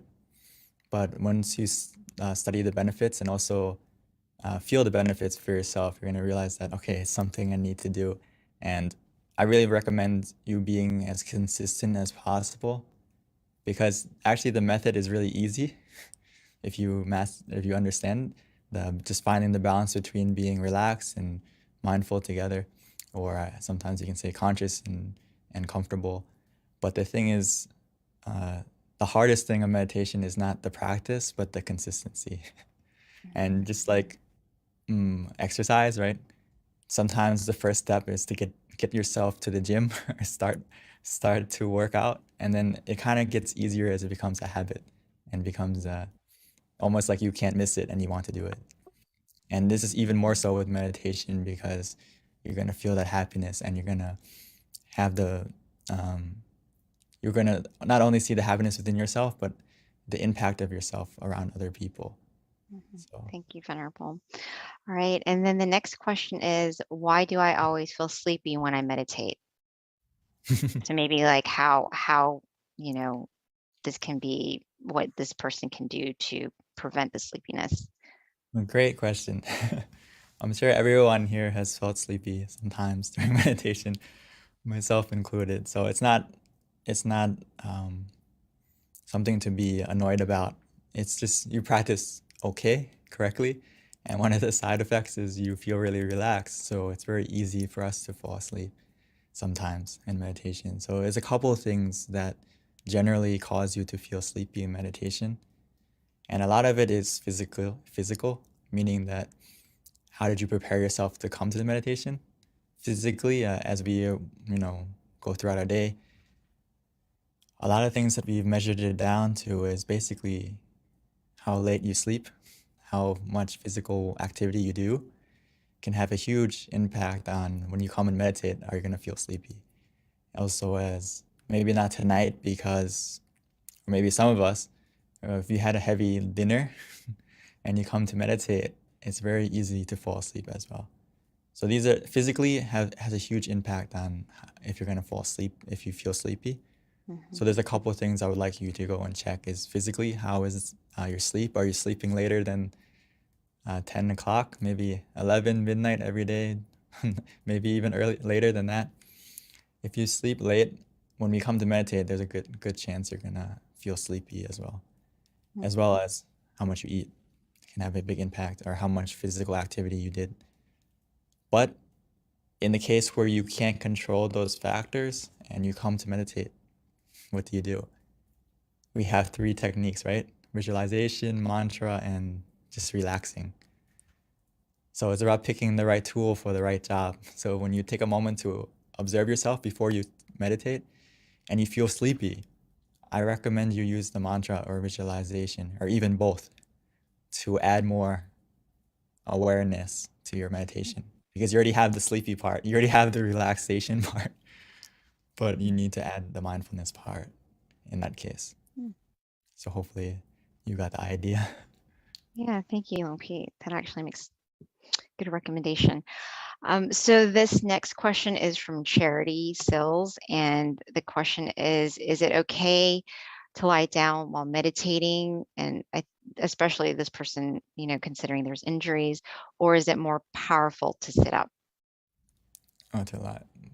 I think in this case, in general, I wouldn't recommend you to lay down to meditate in a sleeping position. Only unless in this case, like you said, is if you have injuries or you're physically like unable to sit up or to sit up, because in this case, yes, it's okay to lie down, but if we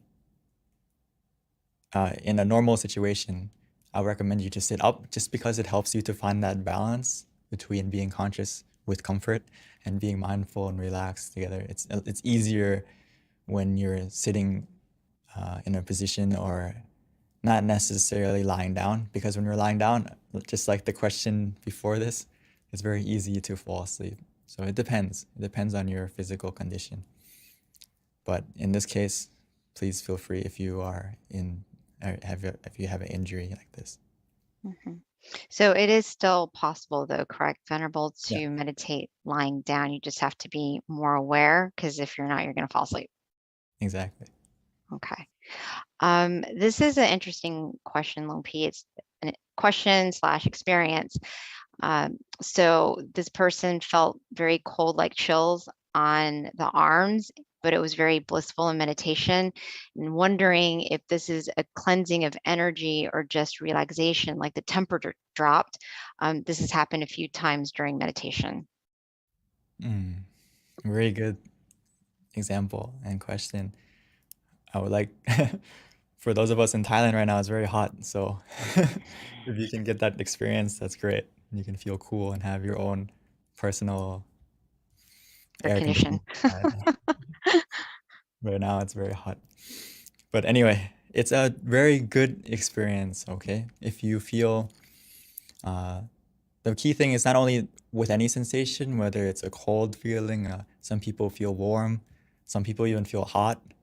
But the key thing I would like to ask you back is, other than that sensation, is how did you feel? Which in this case, if you felt, in this case where you said that you feel blissful, you feel, and you have relaxation, that is the key, that to check yourself, that is it a good experience or is it a positive experience? So you can say it's similar to what's actually cleansing you is not necessarily just the sensation, but also the feeling of relaxation, and that you have the blissfulness too. So I would say that it's a result that you're practicing in the right method, and just keep going with that sensation and see where it's going to take you. It's definitely the feeling of relaxation, the feeling of blissfulness, as well as the product of being cool and feeling more cool. It's all in the right direction. So please keep going and spread your coolness and your your coolness to not only yourself, but the people around you. Maybe the people next to you can get closer to feel some of that coolness too. So Venerable, here is a more of a comment, I think. So maybe you can give more insight if this is kind of what happens when you meditate, but it's from Scott. And he says that he finds that when he meditates and he's at work, he's more in tune with himself and his surroundings.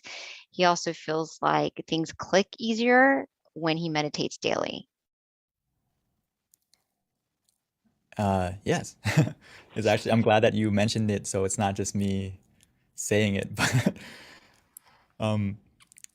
as we meditate more, we develop mindfulness. Not only that, but not mindfulness just of what you're doing, but it's a focus where you feel also relaxed. So it's not like another focus where we're dialed in on what we're doing and we feel stressed. So when we meditate, we get that we develop the skill to observe things relaxingly, but also be in, you can call it like neutral observation, where you observe something, but you can be in the right position to observe it correctly with a good perspective, with a clear perspective. So that's why I recommend actually in the slide where I said that to find your inner smile and to relight your inner sun before you do anything, meaning that you center yourself, and by practicing meditation daily, you're going to become just like Scott and be able to be in tune with yourself and also what you're doing more. To put it simply, you become more present. A lot of us, we live our life in the future and in the past, and we aren't present of what we're doing. We're not fully present. So when we meditate, we are able to stay more present and, like you said, be in tune with how you're feeling and realize and how to adjust correctly. So yes, that's why I recommend everyone to please practice daily, and you're going to see many more profound benefits just like this. Thank you, Venerable. Looks like that was our last question, unless anyone else has anything they want to share before we wrap up today's session. Someone said, should you face east with meditation? Ah. From Evangela. I would say that you can face any direction. I mean, face this direction that you feel comfortable in, and it depends on where you are. Sometimes it depends on the feeling you have. This is the most important. It doesn't necessarily have to be a certain position. In, like, for example, when I am in the temple, there is a big jaiya, or a big stupa that we pay respect to. So sometimes I like to face in that direction because mentally I feel more comfortable, but it doesn't mean necessarily that I have to face that way, but it depends on you. It depends on you. And you can face the direction. But Venerable, isn't there some benefit to sitting in the lotus position? I mean, ideally you want to be comfortable, but is there a benefit essentially to sitting in a lotus position versus like a chair? There's benefits, of course. It's a standard position for a reason. And if you can train yourself to be able to sit on the floor and sit in the lotus position, there's benefits, for example, increased awareness, and if you can really keep your back straight comfortably, it helps to reduce the stress on your back to almost be zero if you can stay in. But for a beginner, or perhaps when you first start out, it's always important just to find a position that works for you and gradually work towards that if you really want it to be a goal. And yeah. Like yeah. For me, I couldn't sit on that way for a while, but it took a while to adjust. Right. I'm always very stubborn. Like I like to kind of test things that I'm told. And I did try the chair, and I'm like, yeah, I could sit in the chair just as well as sitting on the ground in the lotus position. And then I tried it, and then I learned why. You have to try it for yourself for you to figure out what works for you. Because after 40 minutes, my head kind of like went down and I almost fell off the chair. So I was like, oh, that's why I should sit on the floor. Okay, so Venerable, another question that just came through. The question is, what are the different type of levels of meditation, and how can we tell if we've reached the next level of meditation? Very good question. Save the best for last. Great question. To put it simply, there is many levels of meditation that we can attain, but for now, I would treat meditation not necessarily are we there yet. It's not like a race to the destination. If we treat meditation that way, we might feel bored or we might get dissatisfied with our experience. And what I've been practicing and what our master would tell us is that we will know for ourselves when we get to the end, right? So, but we shouldn't sit there waiting like, are we there yet? Are we there yet? Because if we sit like that, we're not gonna enjoy our meditation. So when we practice, treat meditation like harvesting happiness, meaning that your goal for meditation now and every session when you start should just be to relax so we can feel happiness from our meditation. And as we feel relaxed, we feel happiness, our mind is becoming more clear and bright and more purified. So the main goal to meditate is to purify your mind, to clear your mind, and fill it with happiness and purity. So that to feel are you at the next level is just to measure that feeling of happiness, that feeling of purity, that every time you meditate, do you feel that level increasing? Because that's the foundation that is going to take you to the next higher level of meditation. If you speak it in Buddhist terms of attaining enlightenment or attaining a deeper, as we say, okay, enlightenment is the highest goal. The foundation to get to that is you have to have a clear mind, a pure mind, a happy mind. So let's focus on the feeling first and measure the feeling for yourself. Every time you meditate, do you feel that feeling increasing?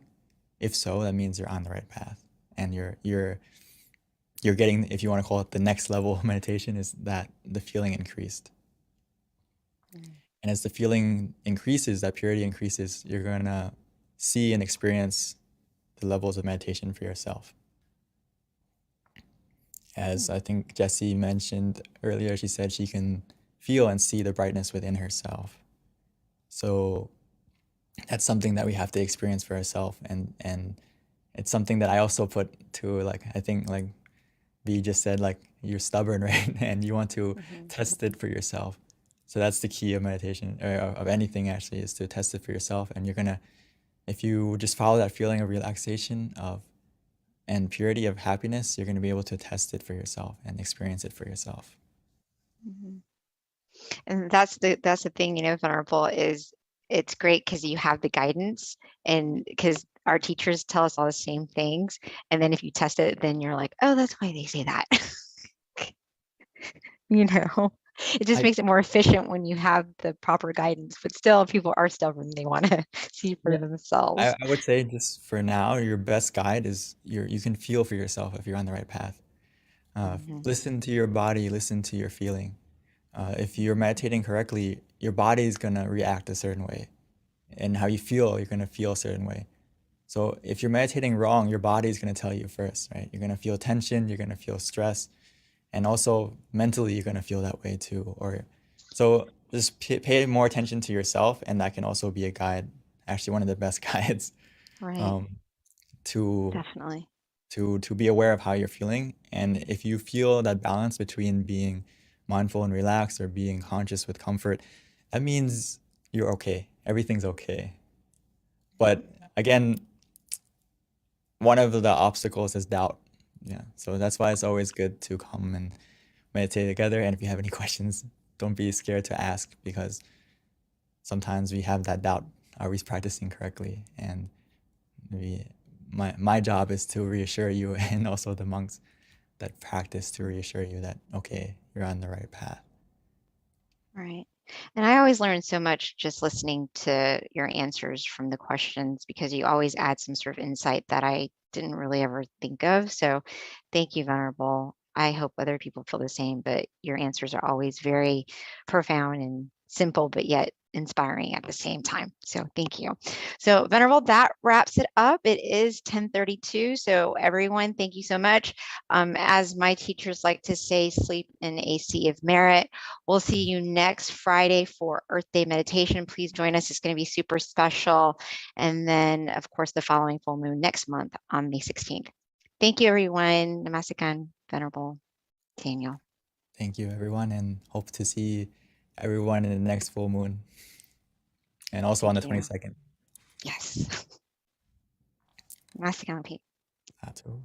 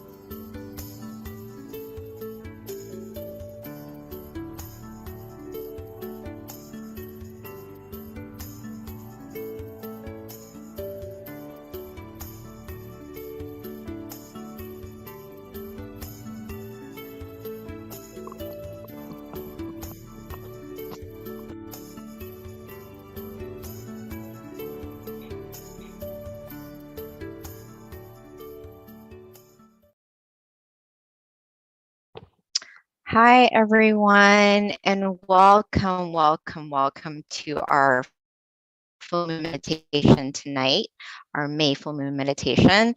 The theme today is Wesak Day, which is a day of inner peace. So I found a quote that I felt was very appropriate, not only to honor the Buddha being our ultimate teacher, but all of our teachers, because this definitely is a representation of all good teachers. And the quote is, "A good teacher is like a candle. It consumes itself to light the way for others." So I feel like that's very appropriate, and that's definitely in honor of all of our teachers. So that's a quote of the day. With regards to today's schedule, we're going to have a short wisdom talk followed by our meditation and then candlelight, along with loving kindness and then Q&A at the end. So please stay. Our Q&A is actually one of my favorite with regards to our full moon meditation. I learned so much. A little bit about our teaching monk Jackie. He ordained in 2014. And after graduating, that's when he ordained. He got his BBA. Once he ordained to life, and so he found his goal and his passion, which is to practice his passion, which is meditation, not only cultivating it, but sharing it to others as well. So that's a little bit about Venerable Jackie, Monk Jackie. Before we start, we would like to ask everyone to please share on the chat, just so that we know where people are from, the state that they're at, their city, and their country, because we do have people from all around the world. So it's definitely very interesting to know where you're from. So if you can put that in the chat, that would be very helpful. Thank you, everyone. All right, so at this time, I would like to invite Monk Jackie to start our session for us. Good morning. Good evening. Good evening to everyone. It's morning time here, so. Depending on where you are in the world. Yes. So I'm thinking maybe other people from other places around the world are joining also. So good morning, good afternoon, and good evening to everyone, right? Welcome everyone to our full moon meditation tonight. Okay. Hopefully you all have had good meditation sessions from our past full moon events also. And hopefully this one will be a great one for you all as well. Okay. It is Vesak Day tonight, right? And we would have a little information to share to you about that. But before we go into that and to our meditation, there's something I'd like to share. Okay.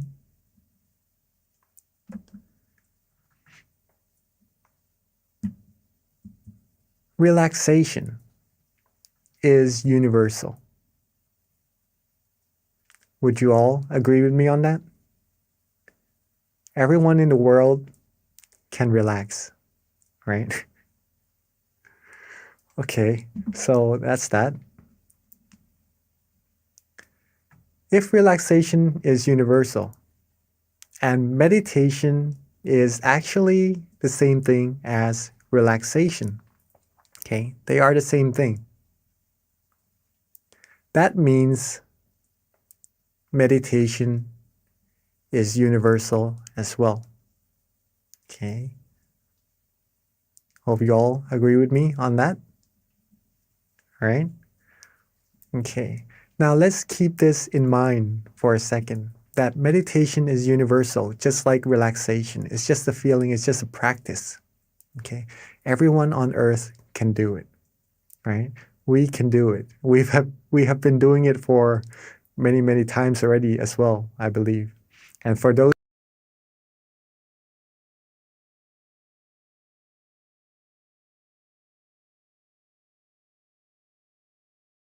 already as well, I believe. And for those who are new, meditation is relaxation. It is very easy to do. But the result is more and more profound once you practice it more and more. Okay? Now, meditation is universal, right? Meditation also leads us to happiness. Okay? Not just any happiness, though. It leads us to true happiness. What is true happiness? True happiness is a type of happiness where you could always have. It doesn't go away. It doesn't depart from you. You don't depart from it, unlike the other happinesses we find on the outside. Okay? When you want this happiness, you could always access it. You'll be able to rely on yourself for happiness and to be able to help others be happy as well. This is what true happiness is. Okay. Meditation is universal, and meditation brings true happiness. Let's put it this way first, so that we understand this phrase. Everyone can have true happiness. If you can relax, then you can have true happiness. Okay. So, in other words, everyone here today is able to find true peace, true happiness for sure. Okay. Now, we know this already. How do we do it? How do we meditate? How do we find this true happiness inside of us? Simply by relaxing our body and mind. That's it. As simple as that, right? If you can relax, you can meditate. You can relax your body, you can relax your mind. That is already meditation. Thus, this word, relaxation, or feeling comfortable, feeling good, feeling calm, is very important in meditation and for everyone as well. We may feel relaxed from time to time. We may feel good when we are sitting in a comfortable chair before we go to bed. After coming out of the shower, we feel good, we feel relaxed. But sometimes we are used to it, that we overlook it, of how important it actually is, this feeling of relaxation. This is the feeling that will bring you deeper and deeper into more and more happiness inside of yourself. Okay, so let's take a look at how it does that a little bit more. So if you're able to relax your body, relax your mind. Okay. I don't know if you can see this, but there's a little word, relaxation, on the bottom right here, right? On the left of the screen. We might start off with a good amount of relaxation, right? That we feel, okay, this is our relaxation right now. I'm feeling good. I'm feeling calm. That's good. If we keep that feeling going, if we keep being relaxed more and more, be with that relaxation, it will grow. It will become a little bit bigger. Okay. And then when we keep being more and more relaxed, more and more calm, keep going, it becomes a little bit bigger. Okay. And I guess you all know what's going to happen next. If we keep being more and more relaxed, be with that relaxation. is going to get even bigger and becomes even bigger until it becomes very, very big. I literally expanded the word relaxation so that the white part is all that we can see right now. So it eliminates all the other undesirable feelings away. And all there is left inside of our mind would be the feeling of relaxation. Okay? It becomes so big that this relaxation becomes peace. It becomes serenity in our mind. Nothing else can come in. No negative feelings, no negative energy could penetrate. It becomes true happiness. Okay? This is the power of relaxation. This is the power of meditation. Okay?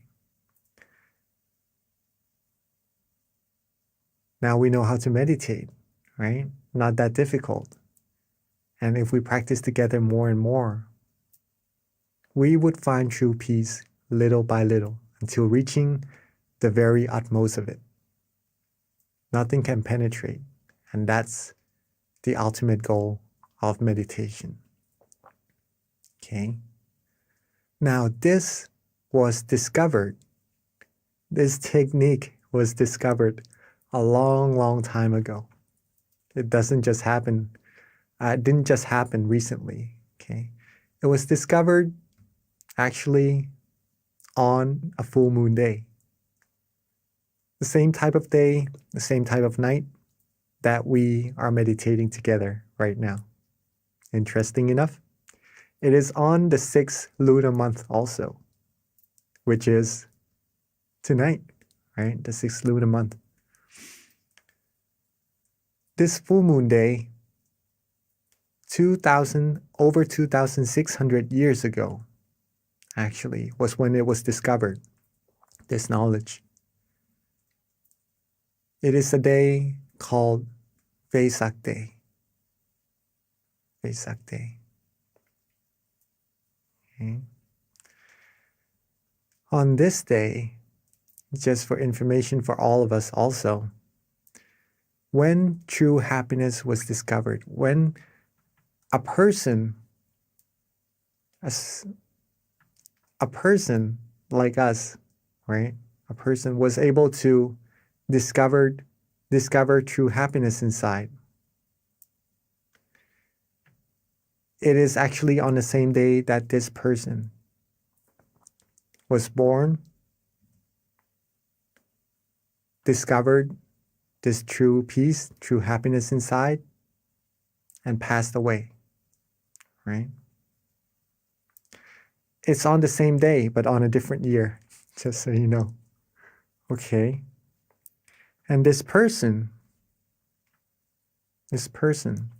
we all know who this person is already, actually, from seeing the picture, right? Is the Lord Buddha. On this Vesak Day, over 2,600 years ago, he sat down and vowed that if he doesn't attain true happiness or the knowledge to eliminate all negativities from the mind, right? If his flesh or blood were to vanish, if his flesh and blood were to vanish and all there's left is his skin, his tendons, and his bones, he would not quit until he reaches true happiness, until he was able to eliminate all negativities from the mind. And so he did. And he passed the knowledge down to many, many people, and so they did also. Okay. Until generations after generations, reaching us here in the present day, we too can find this true happiness by just relaxing, by just meditating. Now, along his years of teaching, there is this one phrase that he said, Nati Santi Parang Sukham. It is in Bali, right? An old language. It means there is no happiness greater than the peace of mind. So for everyone here, if you are seeking happiness, are you all looking for happiness? Do you all want to be happy? All beings do seek happiness, and that's pretty much what we aim for, what our goals in life will bring us. It brings us success, and that success, it's what will fulfill us, give us happiness, right? So all of us seek happiness. I'm sure no one would want to be sad or to feel bad or anything, right? We all want happiness. And if we want the greatest of happiness, it is where the peace of mind is. Okay.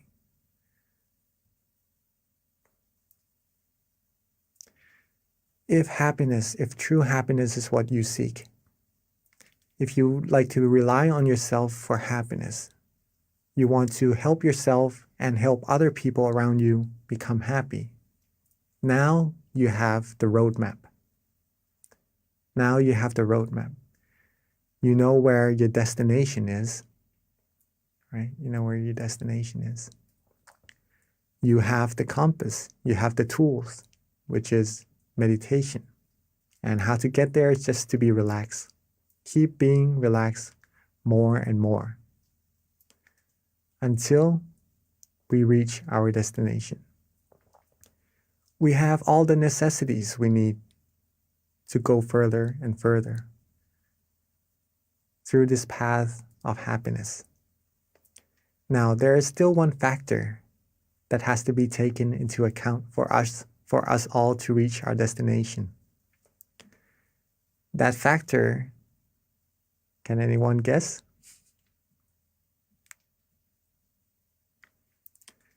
That factor is you. It is all of us. Meditation is not something one person can do for another. It is like eating. If I eat, then I will be full. If you eat, you will be full. Okay? If I eat and you don't, then I'm the only person who will be full. Right? Same as meditation. If you meditate, you're going to be the person who finds true happiness. If you have the knowledge, if you know how to do it, you have the destination, the roadmap, and everything.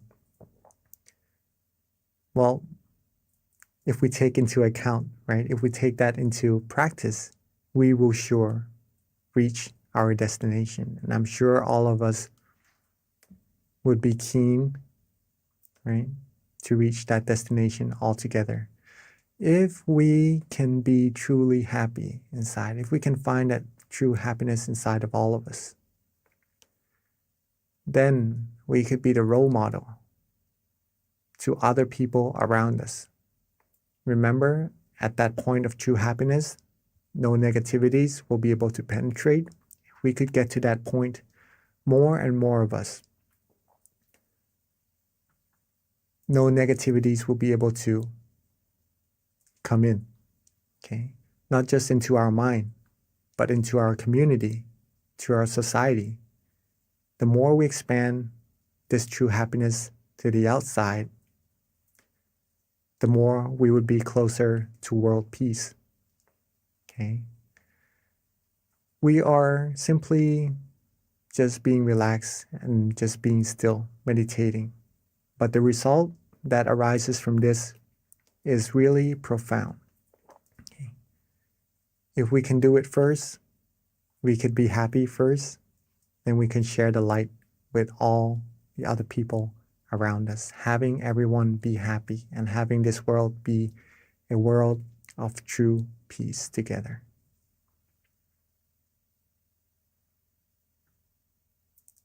All right.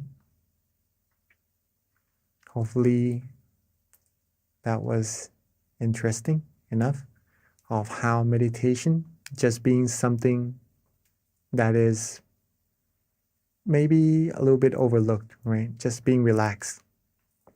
But by being relaxed more and more, it becomes something very big and profound. So I think it is a good time for us to actually take this into practice together. Okay. So when we are all ready,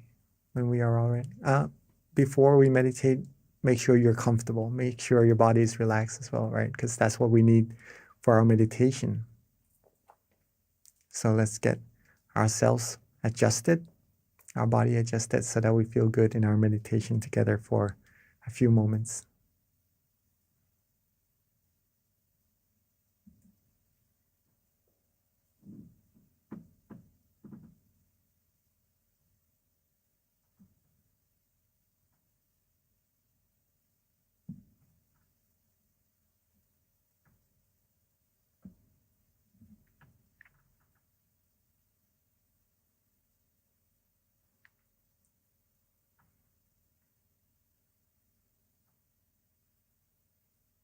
Okay. So before we start our meditation together, let's check our body, see if we are comfortable in this position already.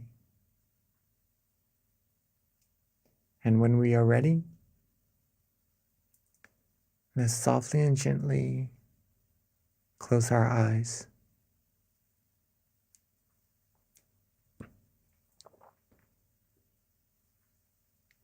When we are ready, let's softly and gently close our eyes.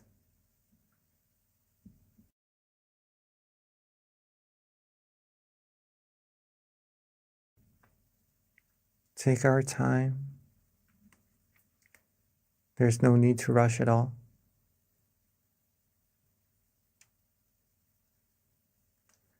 Relax our foreface. Relax our eyebrows, our cheeks, our chin, our jaws. Relax our neck,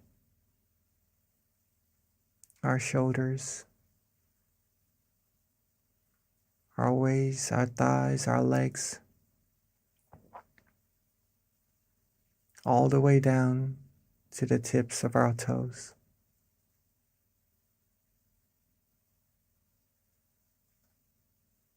Let's take this moment together to relax every part of our body. Take our time so that we feel good for ourselves. Rest every part of our body. Make sure that there is no tension at all in our meditation.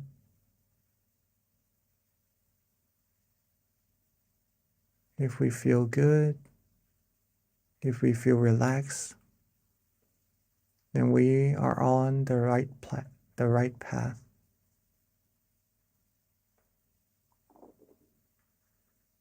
Let's keep this feeling going.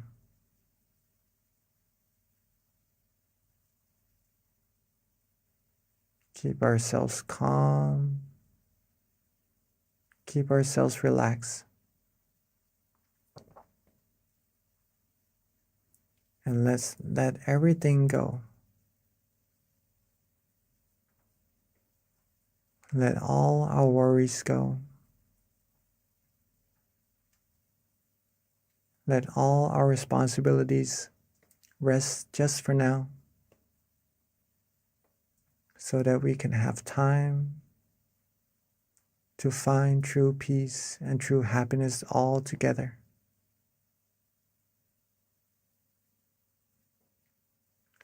If we are relaxed in both our body and mind right now, if we feel good in our meditation, right now. Keep that feeling. Keep that feeling flowing. Keep that feeling alive. Just like our heart that is beating.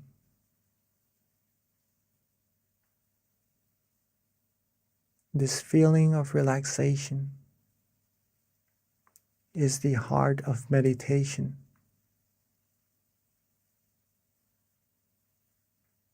So as long as we feel good, as long as we feel calm, as long as we feel relaxed in our meditation, then the heart of our meditation is beating. And we are being alive on the outside and on the inside. We are walking, are traveling down the path, the righteous path, the path of purity, cleanliness, and happiness. It may be a path that we cannot see right now, but to find that we are on the right path, there's a way to travel, which is to feel.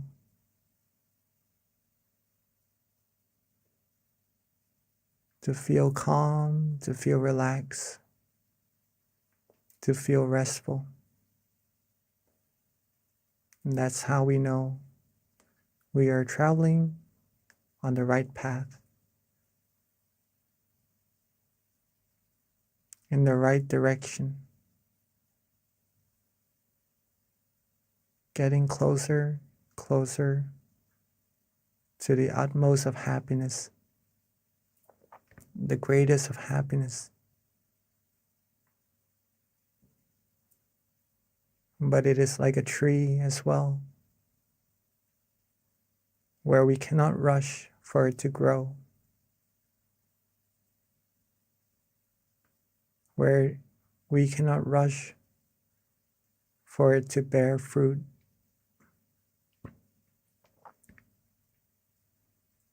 So being calm, being patient, being relaxed along this road, enjoy every second of this journey is what will take us to our destination.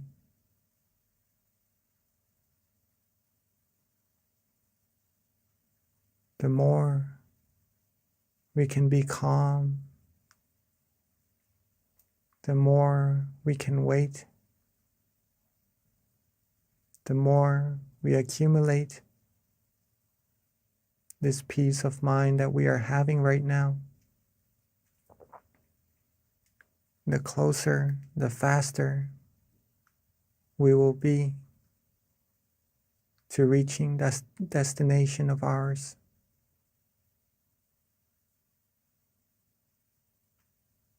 So let's keep ourselves calm. Let's keep our body relaxed. Let's keep our mind relaxed.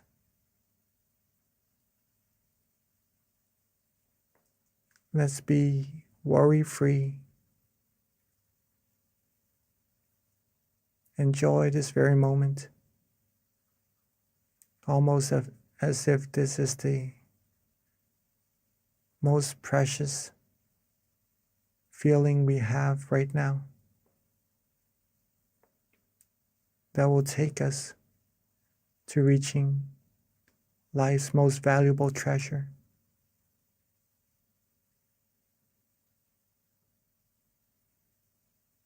Keep our body relaxed.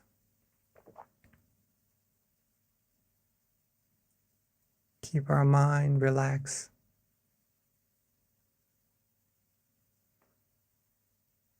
Soon the brightness, the feeling of brightness will shine. We will find that from closing our eyes and all that we can see is darkness, it will start to slowly dissipate,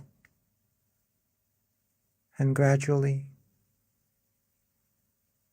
we will feel lighter, brighter.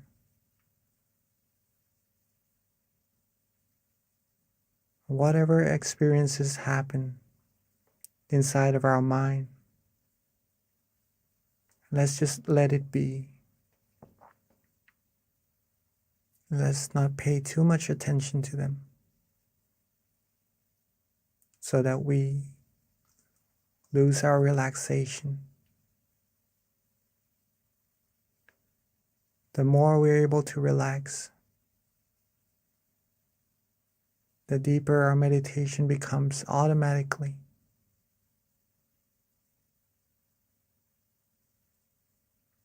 This is our vehicle. This is our tool. At any moment that we find ourselves maybe wandering off, thinking of other things and losing our concentration with our relaxation inside, feel free to reset. We could always let those wandering thoughts go and restart our meditation. Come back to feeling relaxed again in our body and our mind. We'll be right on the road once more, going deeper and deeper into our meditation.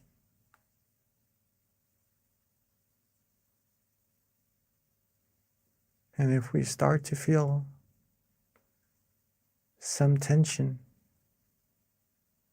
in our meditation, we could also reset by softly and gently letting those tension go.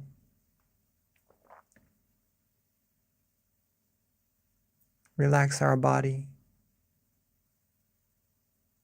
Relax our mind once again, so that we could come back right onto the road that leads us to further and further relaxation.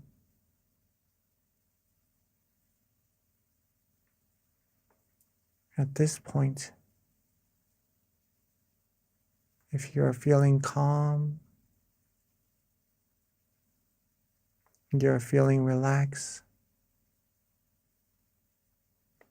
then you are already accumulating a good amount of positive energy inside of your minds. All there's left to do is just to be neutral. Let these positive energy keep accumulating more and more automatically.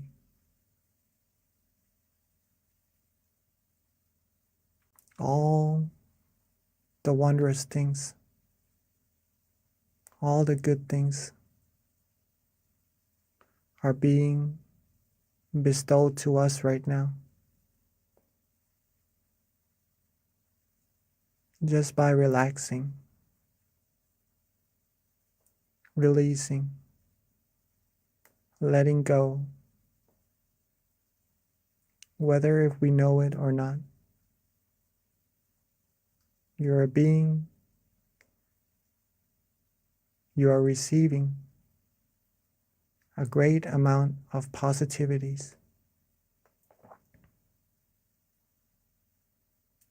So let's keep ourselves calm, keep ourselves relaxed. Keep receiving these positivities to our lives, to our mind, and to later share with everyone else in the world. Let's keep these things going. And let's relax, enjoy our meditation together in silence for this time being.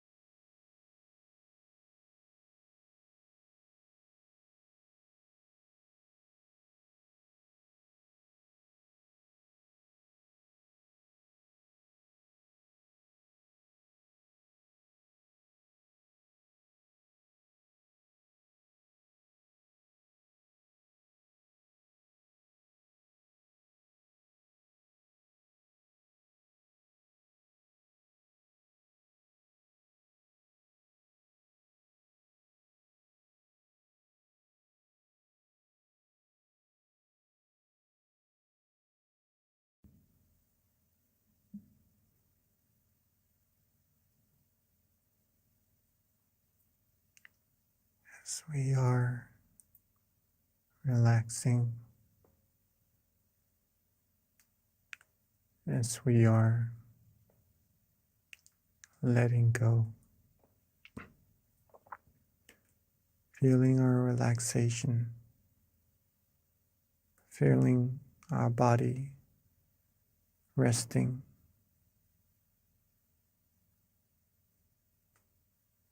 letting everything go, feeling calm, feeling restful.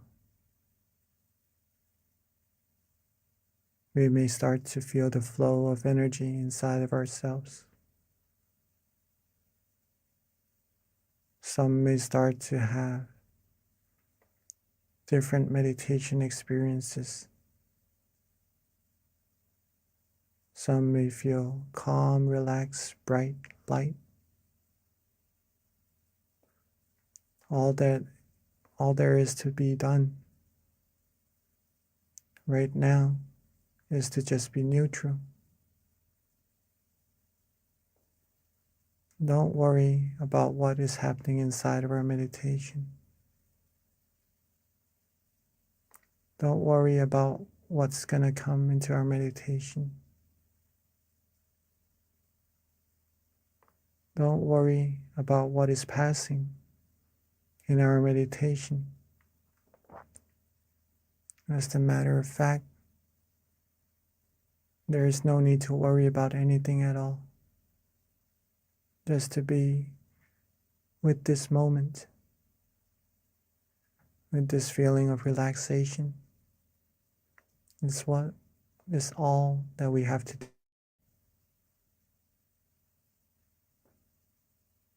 And now that our mind is well abundance of brightness, of happiness, of purity, while being bright and shining on the inside, let us represent this brightness in our mind as a candlelight on the outside by lighting our candles all together. So at this moment, while being calm, being light, being bright, let's maintain that feeling, and let's all together light our candles at this moment.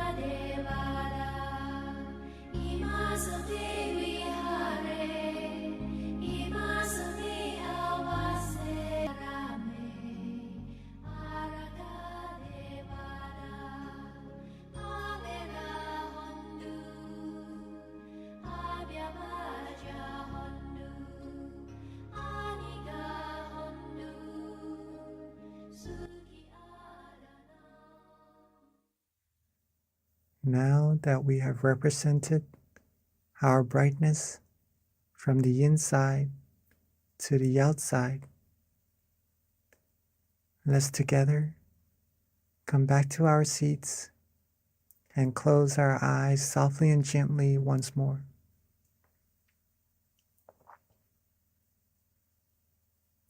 Let's relax our eyes, our body, every part of our body, from the top of our head down to the bottoms of our feet. Let's take our time. There's no need to rush. Get back into that feeling of relaxation we had earlier. That feeling of brightness. That light feeling. That calm and comfortable feeling we have inside of us.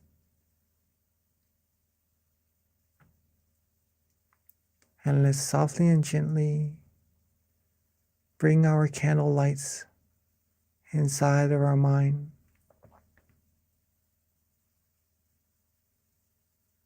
Let's softly and gently bring our candle lights inside of our mind where we feel calm and comfortable. Anywhere. And at that point, at that place where we feel good, we feel bright, we feel the candlelight shining. Let's also recall all of our accumulated positivities from our practice of generosity, our accumulation of moral disciplines, and from our meditation, gathering positive energy. Let all of these good energy come together along with the brightness of the candlelight into a clean, clear crystal sphere, bright and shining.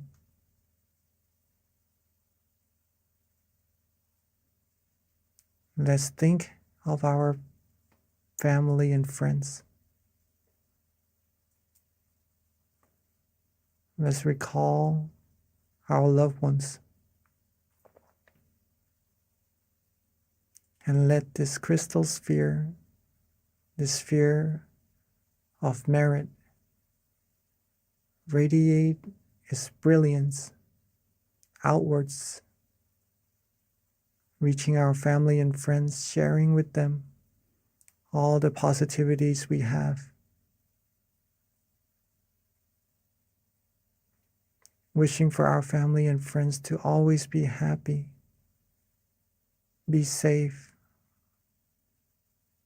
be successful in all their wholesome goals,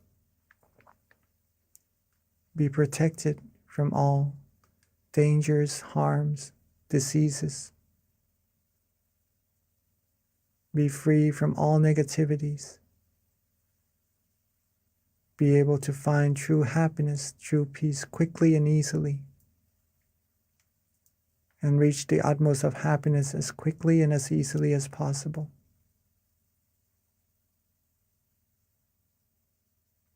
And let's share our brightness, the brilliance of our mind, outwards even further. Outwards, reaching everybody here in this room. Outwards, reaching everybody in our community. Reaching everybody in our city. Outwards further, reaching everybody in our country. And outwards further, reaching everybody in our world. Seeing this world clean, clear, and bright and shining. Seeing everyone on it clean, clear, and bright as well.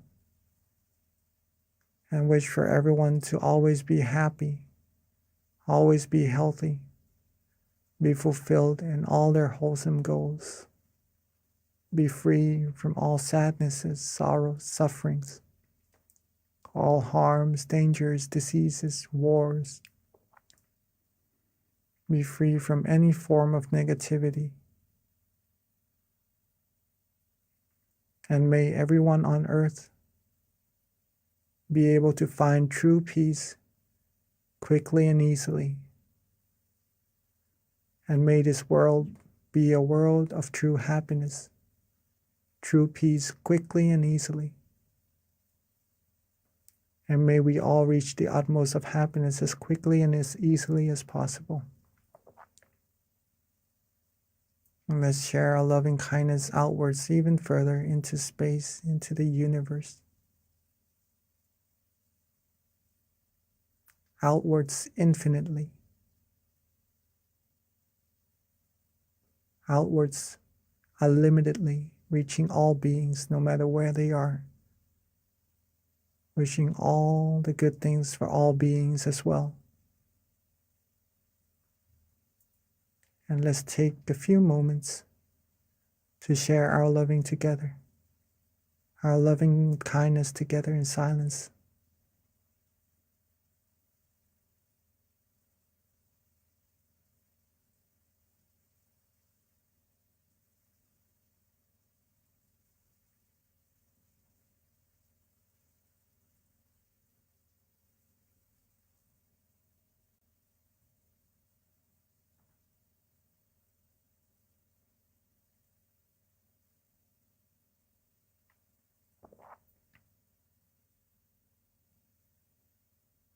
Now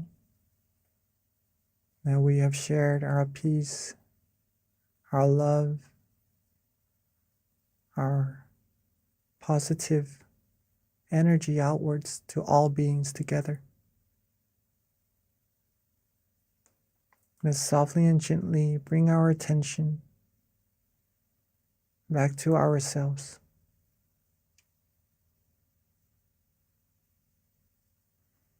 Let's softly and gently bring our attention back to ourselves, to where we feel calm, to where we feel good, feel comfortable.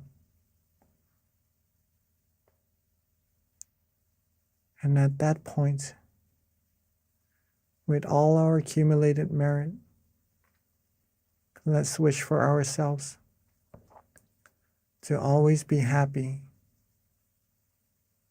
to always be healthy, always be happy, always be wealthy, free from diseases, harms, dangers, free from all worries, all negativities, free from anything that would be able to harm us. And when we meditate, may we be able to still our mind quickly and easily. May we reach true happiness quickly and easily. May we be able to be happy and share our happiness with everyone around us, having our loved ones and all the people in the world be happy as well. And may all of us always walk on the path of righteousness, and reach the utmost of happiness as quickly and as easily as possible. Let's take a few moments to wish for ourselves for all the good things we need.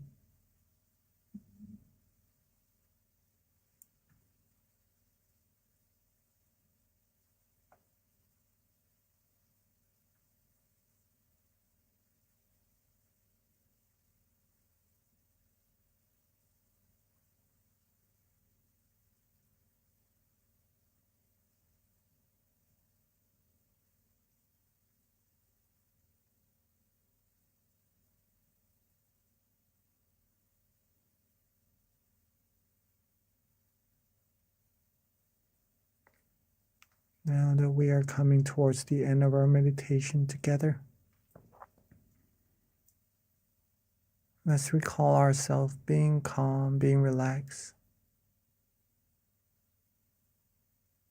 Let's recall that feeling of relaxation we have in our meditation. And let's recall how important this feeling actually is, and that it will grow into a big tree bearing us the fruit of true happiness one day. Let's keep this feeling together with us as much as possible, as often as possible. And then when we are ready, we can softly and gently open our eyes. When we are ready, we could softly and gently open our eyes. Sapphe Buddha Palapata Pajjeka Nanjayang Palang Arahanta Nanjate Shena Rakhang Pantami Sapaso Sapabuddha Nupavena Sapathamma Nupavena Sapasangha Nupavena Sathasoti Bhavantu Te.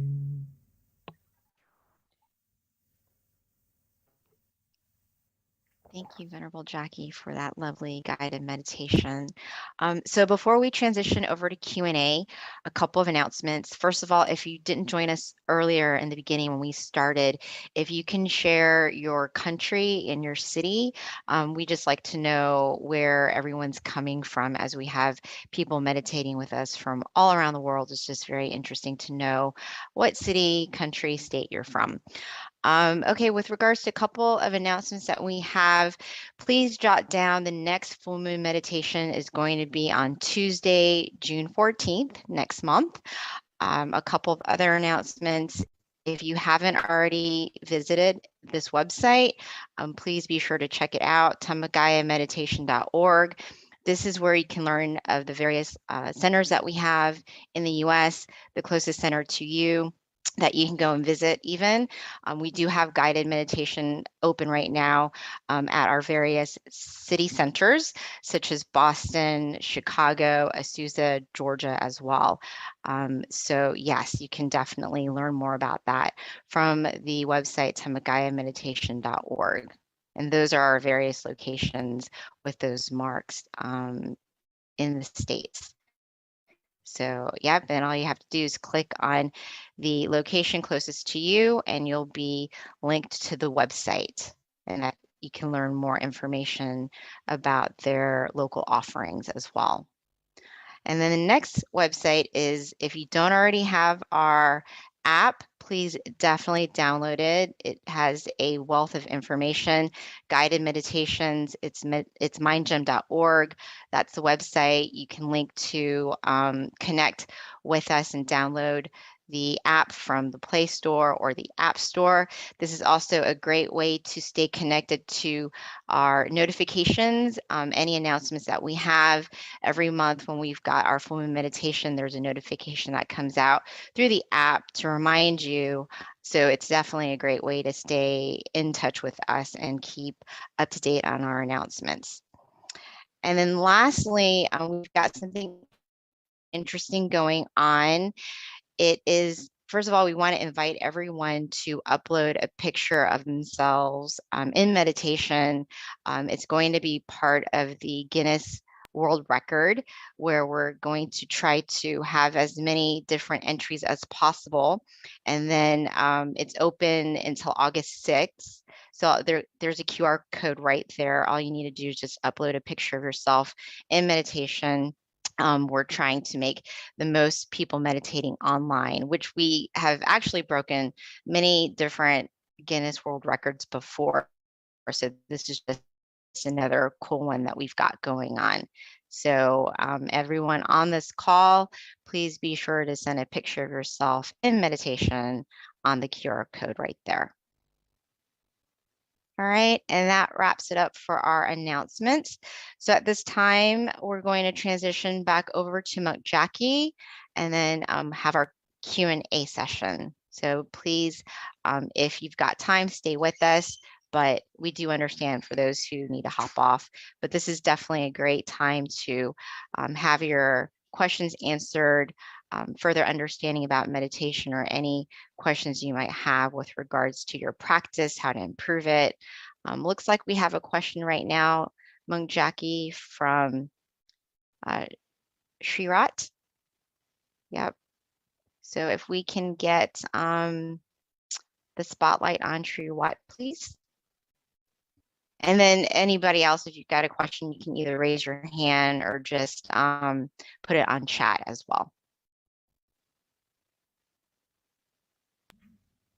Yes, I think Shirat can open your microphone, and all right.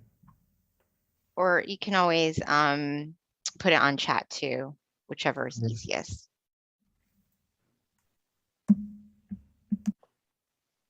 So Venerable, while we're waiting for Shriwat to ask the question or get on spotlight, I do have something that happened to me just as early as today that I think might be interesting to find out what your advice is, or other people might benefit from it too.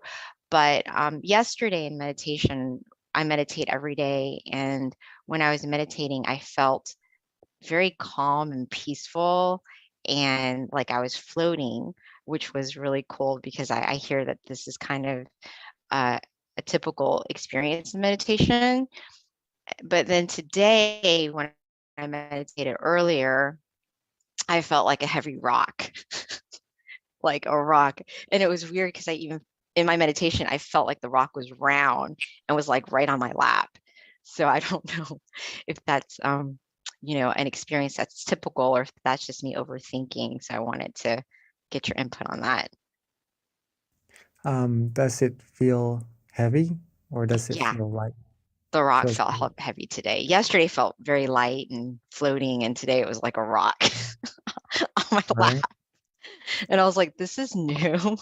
I think That that is was kind of actually odd. quite normal in meditation. Oh, Okay, first of all, very beautiful that you are meditating every day. That is actually what is needed to progress in meditation. No matter what meditation experiences we have, right? Sometimes good, sometimes we feel not as good as the day before. If we keep meditating, we are progressing no matter what. The only way we're not progressing in meditation is that we do not meditate. Okay. Now, sometimes when we have good meditation experiences one time, right? The next time we may look forward to getting the same meditation experience. And there are many reasons, right? That rock is there. Okay. There are many reasons for that rock to be there. So one reason is that maybe we are anticipating a same meditation experience. Maybe we're anticipating that we're doing the same thing, so maybe the same experience should happen to us. And that anticipation from before not having any, right? Now there is a little bit that may cause a slight tension in our meditation. Okay? And that is what is causing that feeling of heaviness, or maybe we could interpret it as a round rock, right? Another thing is that we may have accidentally put some effort into our meditation. And it may be a slight effort at first, but if we keep that effort going, it may be bigger and bigger as well. Like, right? Like the feeling of relaxation. If we start off by being just a little bit relaxed and we're content with it, it will grow and grow and become bigger relaxation as well, right? Same thing with the tension. It may be a little bit, and then it becomes more prominent. What we can do with this is that once we notice ourselves being a little bit uncomfortable in our meditation, it feels a little bit different. It feels skeptical in our meditation. We're not sure if we're doing it correctly or not at all in our meditation. If we have this feeling, reset straight away. Okay, don't hesitate, don't go further to see whether if this is correct or not, because once we have doubts, that shows that we are maybe going a little bit off course already. Reset straight away, come back to relaxing, do what we like, do what we enjoy, and then when we have that feeling of relaxation, we are certain about that is the right path, that is the right way, and that will bring you further and deeper down the middle path, down the path of true happiness for sure. Okay, hopefully that answers your question. Yeah, thank you, Venerable. Yeah, the rock and knowing it was round sitting on my lap was a very weird experience I haven't had before, but thank you. So yeah, we do have a question from Ashley that just came through, and Ashley asked if you recommend writing down your meditation experience every single day. Yes, if that is possible, please do. That will help you observe whether what you did today that benefited you. All right. So what you did that was good for you, if you keep repeating that, it will become bigger and bigger also. You will get better and better in meditation. And it will help you observe what didn't really benefit you also. So if we lessen those things, then we will be able to progress in our meditation also. So meditation, writing journals is a great way to improve in our meditation. And that's also recommended by our master himself, right? If you could write after your sessions, right, in every session, that would be even better, okay?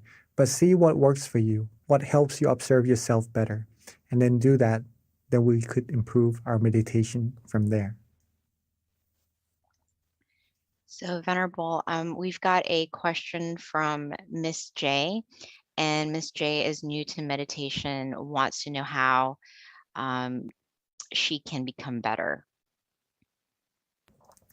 To become better in meditation is very easy, but it takes consistency, pretty much that. Meditation is very, very, very easy, right? We're just relaxing and just keeping that feeling with us. Sometimes we have tension, sometimes we have some experiences that we are not certain whether we're on the right path or not. And sometimes we are sure that we are on the right path, okay? Whatever happens in our meditation, accumulate more of those feelings that you like.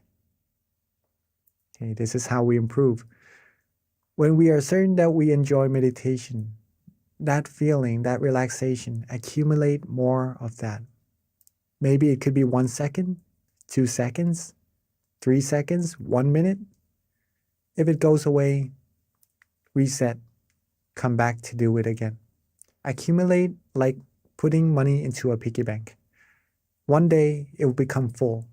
We'll have like a bigger piggy bank and we keep accumulating it. It'll become full again. It becomes bigger and bigger. Once we know it, we are now millionaires pretty much. We would be very wealthy of the happiness inside of our mind. Okay. Consistency, repetition, be relaxed often. That's how you're gonna improve in your meditation. Thank you, Venerable. So we've got a question from Deb, and her question is, first of all, she had a beautiful meditation experience and it felt very peaceful, but she wants to know how she can do this as a daily activity where she's able to keep calm and have that peaceful feeling consistently. I actually have something that I can share with you about this. Let me just try to find it. All right, so to be able to have this feeling with you more often until it becomes part of you. Same thing with what Ashley asked, right? Or Miss J, Similar, right? Miss yeah. J asked, how to improve meditation. Oh, just a second. I'm on airplane mode right now. Uh-oh. Okay. So it's pretty much almost the same thing. But just for you to see as well. Just a second. Right? We have the 3 things for us to improve now, which is consistency, repetition, sorry. So we have consistency, repetition, and be relaxed often, right? Now, what would happen to our meditation is this. At first, the first sentence, right? When we start practicing meditation, we would have the question of what is relaxation, or we aren't certain what relaxation is. But the more we practice, the more we will be certain that this feeling in our meditation is truly relaxation. Okay? And the more we practice, the more repetition we put into meditation, the more times we become relaxed. Then we become familiar with that feeling of relaxation inside of us, right? It keeps growing and growing. And then at one point in your meditation, instead of trying to be relaxed, practicing relaxation, it will become so easy that it automatically wants to be with you. Right? Your mind wants to be relaxed automatically. When you eat, when you sleep, you just want to be with that feeling without trying to want to be there. It becomes automatic, it becomes natural. It becomes like breathing, right? You don't have to try to breathe. You just breathe normally. It becomes like that. And the way for this to happen is that we have time to meditate in our days. We have to schedule time for it. There is a set of chanting in monkhood, right? There's a set of chanting that is really, really long, the longest set of chanting that we have. And people who are able to do that must pay a lot of attention to memorize this thick amount of chanting, this thick book, right? And there was this one monk who I met, and he was able to do this, okay? He told me, I still remember it, it's a really good saying from him. He told me that if you have passion, then you will have time. Okay, if you have passion for something, you'll make time for it for sure. Okay. So if you like meditation, if you want to improve on meditation, you will definitely have time for it. And a good way to have time for it is to actually prioritize it and make time for it in your day. Maybe Miss B, she meditates every day, right? She would probably be a good role model to how we can meditate every day and incorporate meditation sessions into our daily practices as well. Yes. So that's how we do that. So that's how we do that, and how we improve our meditation until meditation becomes part of our life and becomes like breathing. Mm-hmm. Thank you, Venerable. Yeah, one of the things I feel is very key, and you hear this from every single teaching monk, so there's some truth in it. And not only that, you experience it for yourself, so it's always nice to have monks confirm what you're already doing, but it's definitely little by little. So, the recommendation of meditating initially 5 minutes a day, don't overdo yourself, and then increase it with time to 10 minutes. And before you know it, little by little, at some point you get to an hour, and that's, but you accumulate it slowly. So it's just something that I've heard many times from different monks in terms of your own self-development as well. So Venerable, we've had several questions kind of trickle in. The next question is from Casey, and she wants to know if it's normal that your body feels cold after you meditate for a while. Usually we will feel calm and comfortable unless the room is cold. Then you maybe feel a little bit cold after the meditation, right? If you have come from a hot place and you meditate and you feel cooler, right? Then that the physical part of meditation pretty much deals with the outside factors, right? But if you feel cool in your meditation from inside, that is part of the meditation experiences that we would have when we are able to relax ourselves, right? So if you feel cool from the inside from meditation, that shows that you are practicing correctly already, right? It is a coolness that doesn't make you feel cold, right? It is a different kind of coolness on the outside. This type of coolness is like a warm feeling at the same time as well. You feel secure, you feel good, you feel fresh, like a good fresh air that we breathe in the morning, right? It's that type of coolness. So if you feel that, then you are practicing very well. But maybe the coolness from the outside, the physical body, it could be due to the outside factors, if that is so. Got it. So Venerable, next question is from Charlene David, and the question is it okay to meditate lying down as opposed to sitting? Yes, we can meditate actually in every position, right? It's just relaxing. But when we lie down, we usually tend to be more relaxed, right? And then we usually fall asleep after. So we do need some awareness in our meditation with our relaxation as well. That's why we sit, right? Because sitting is a good way to relax and also have awareness at the same time. If we lay down and we could be aware and relax, then you are meditating.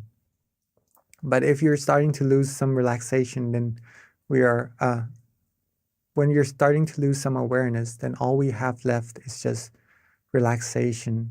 And then that's almost like meditating, but we're not actually meditating at that moment. Just to share that with you. Relaxing must go together with being aware also for meditation experiences to happen. Okay. But just to answer your question, whether you can or not, yes, you can.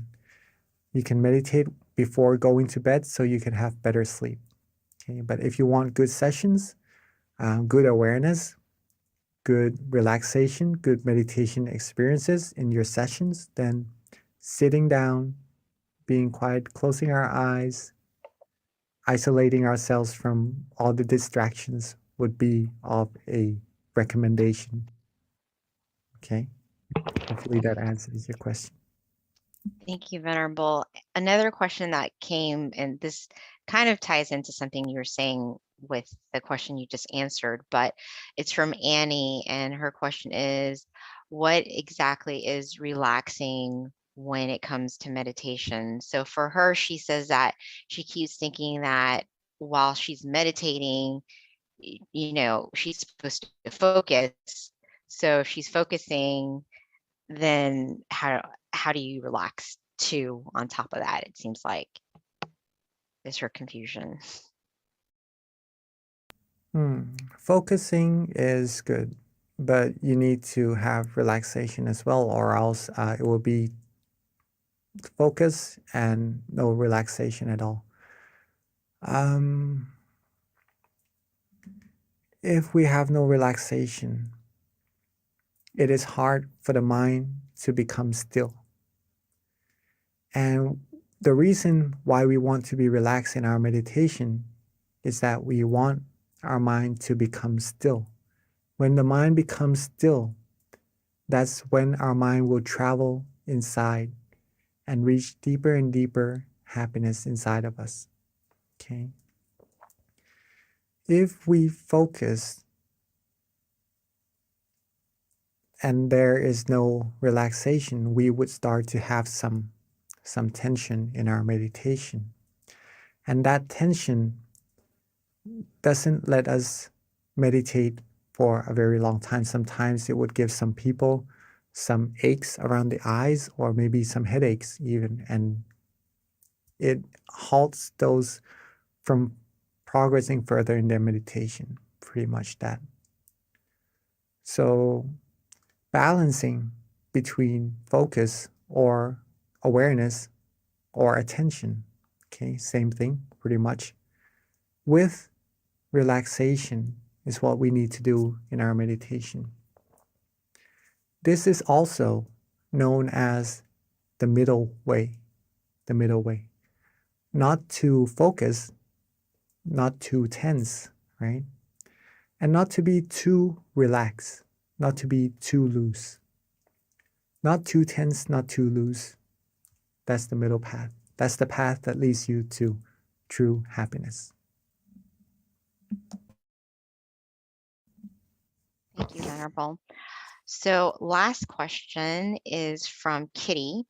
And I guess her question is along the lines of the same thing with regards to being more familiar with relaxation until your body becomes like the body of relaxation. Yes, I think I understand this.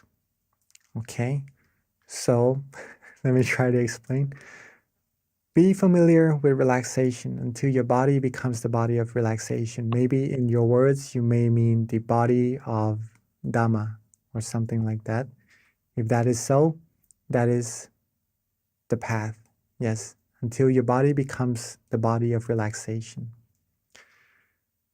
The more we can be relaxed and focus, right, have awareness in balance, the more our mind will become still. When we are more used to that, the less our mind will want to travel from this point of relaxation. It just wants to be there, right? It's familiar with that point. And it travels further, further, further until reaching a certain meditation experience. Let's put it that way. Okay.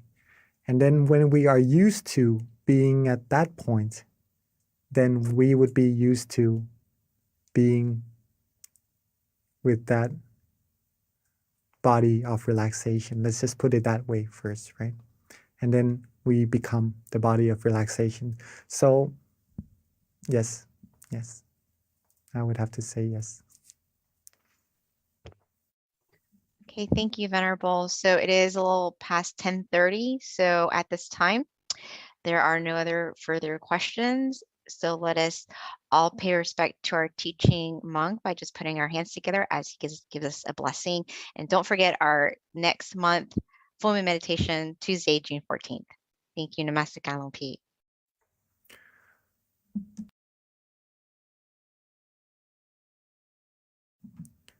So with all our accumulated merit, our accumulated positive energy, let all these merit come together into a clean, clear crystal sphere. And let this merit bestow to us, bless us with the utmost of happiness, the utmost of health, wealth, success. And may we all be fulfilled with all our wholesome wishes. When we meditate, may we all be able to attain true happiness quickly and easily, and reach the utmost of happiness as quickly and as easily as possible.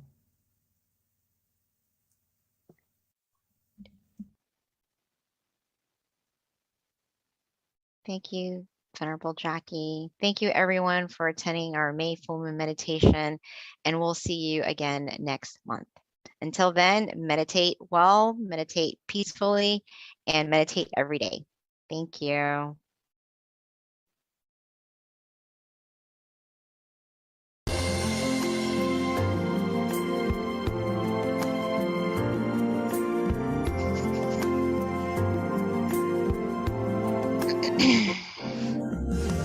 Let's come together to open the new world era, to eliminate all conflicts and differences. It's time for everyone to join hand in hand. At last, now the world's beyond healing. It's time to change the world. As the one who knew in the past,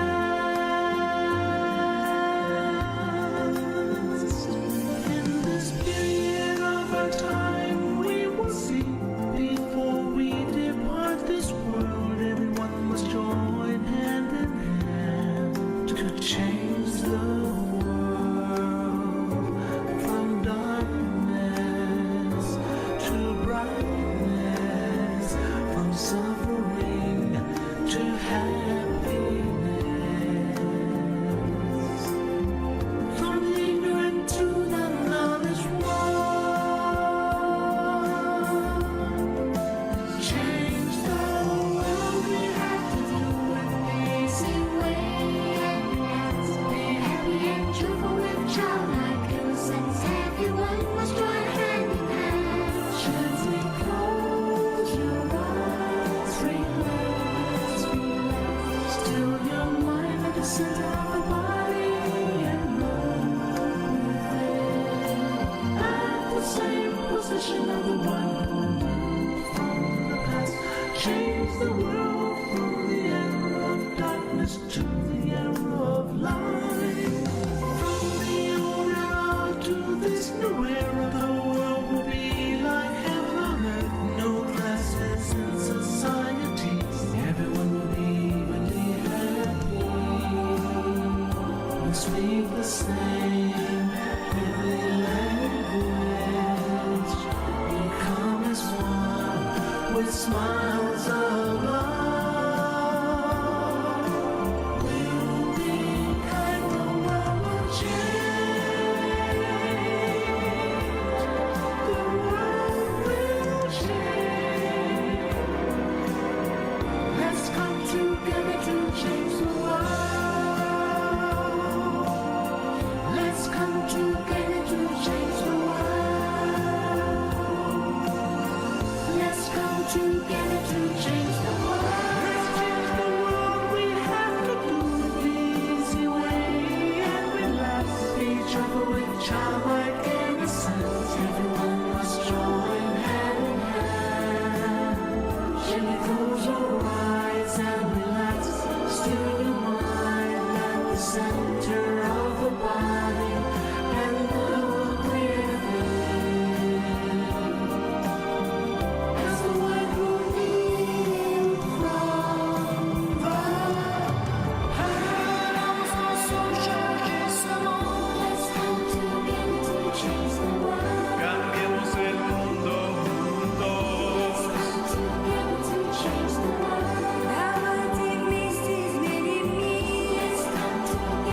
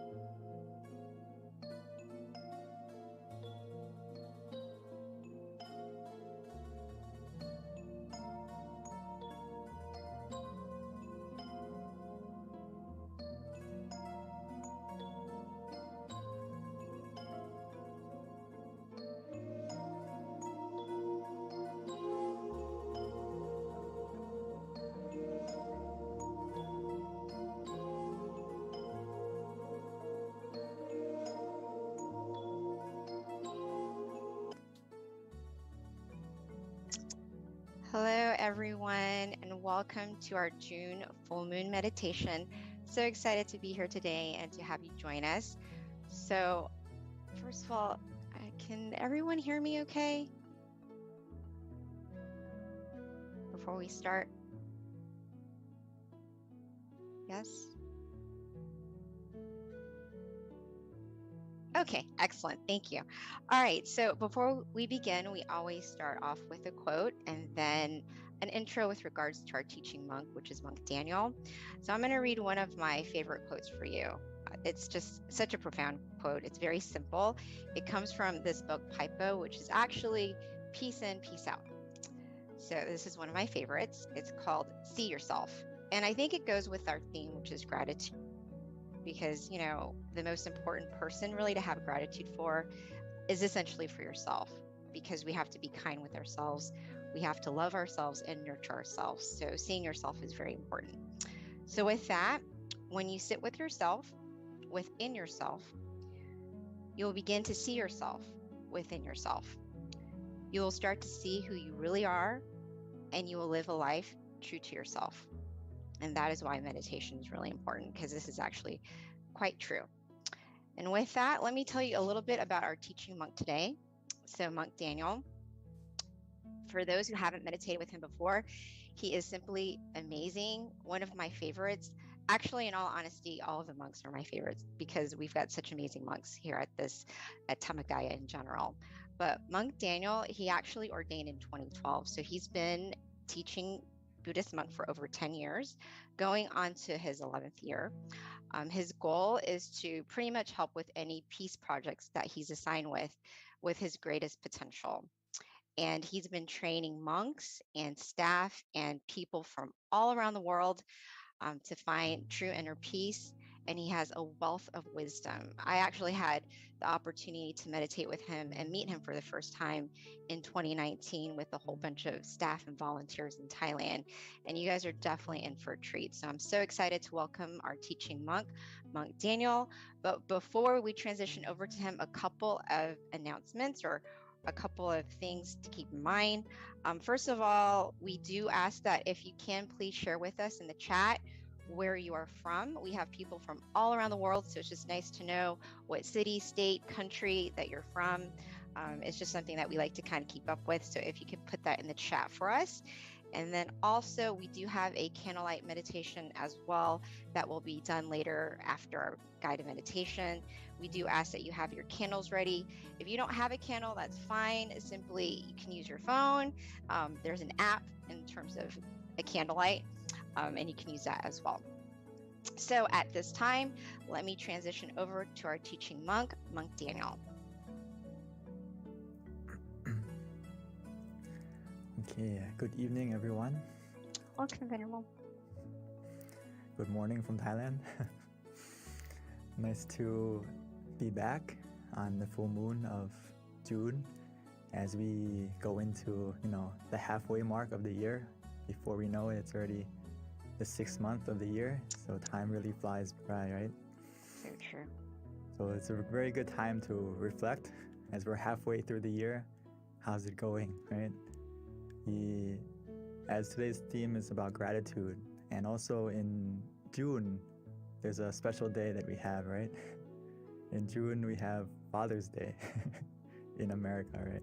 So not only should we have gratitude for our parents and especially our father in this month, but we should have gratitude for something very important that they gave us, our parents, our father, and we got the most important gift the moment we were born, which is life. So this is why which connects to the quote just a moment ago from our lovely moderator, from Ms. B, about having gratitude for yourself, having gratitude that you have life. This is the most precious thing we have, right? Time, and we have life. So we still have an opportunity to make things better. We still have an opportunity, as my master would say, Lom Paul, is have opportunity to train your mind, to get to know yourself, understand yourself truly, and acquire this true happiness that's waiting for you within you. So this is something that is so precious, even though not everything is perfect, but we still have life to make things better. So this is something that we should be so grateful for, that even though then it's something that we practice as a homework from Lampal, is like when you wake up in the morning, the first thing you should do is reflect and meditate for a moment and just appreciate that I have another day, I have another morning. You know, every morning we're born again, we have another chance to keep doing good and another chance to cultivate our mind, to unlock that hidden potential within you. So I'm very happy that everyone's here tonight on full moon, because we can be just like the full moon and shine. Even though we're surrounded by darkness, we can be the full moon and shine to illuminate that night, make it, you know, such a beautiful and auspicious time. We can be just like the full moon. And today I just wanted to go over some basics about meditation for those of us who are new, and also for those of us who aren't as new, but we always have to remind ourselves, because you know, the foundation is easy, but sometimes it's so easy that we overlook it and we forget to do it. So, but first, like I said,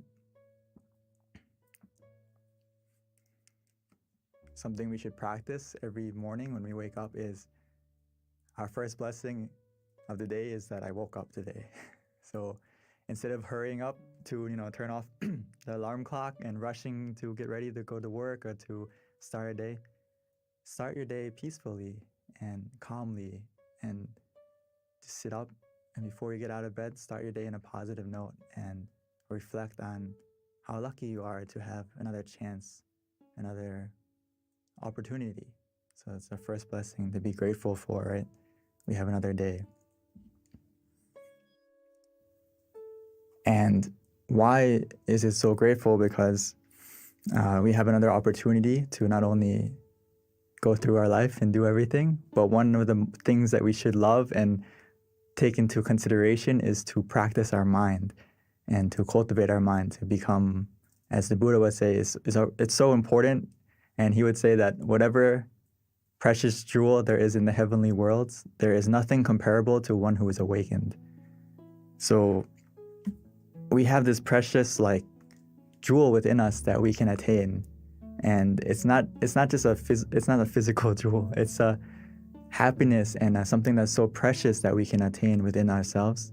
So every day that we have another chance to train ourselves and meditate, we can get to this precious treasure that's waiting for you inside, which is just being able to control your mind, be able to be in control and understand yourself. This is something that we need to focus more on in life, because the stillness of mind can become our miracle. We just need to look within.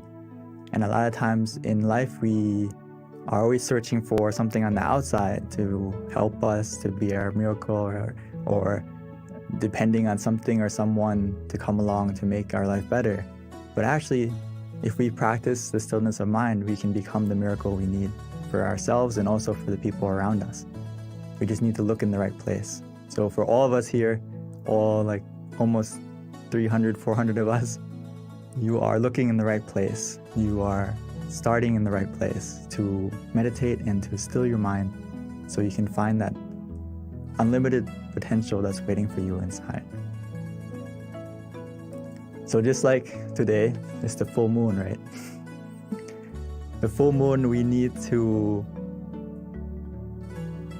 is a good example, because when we meditate, it's very important to do something, which is what?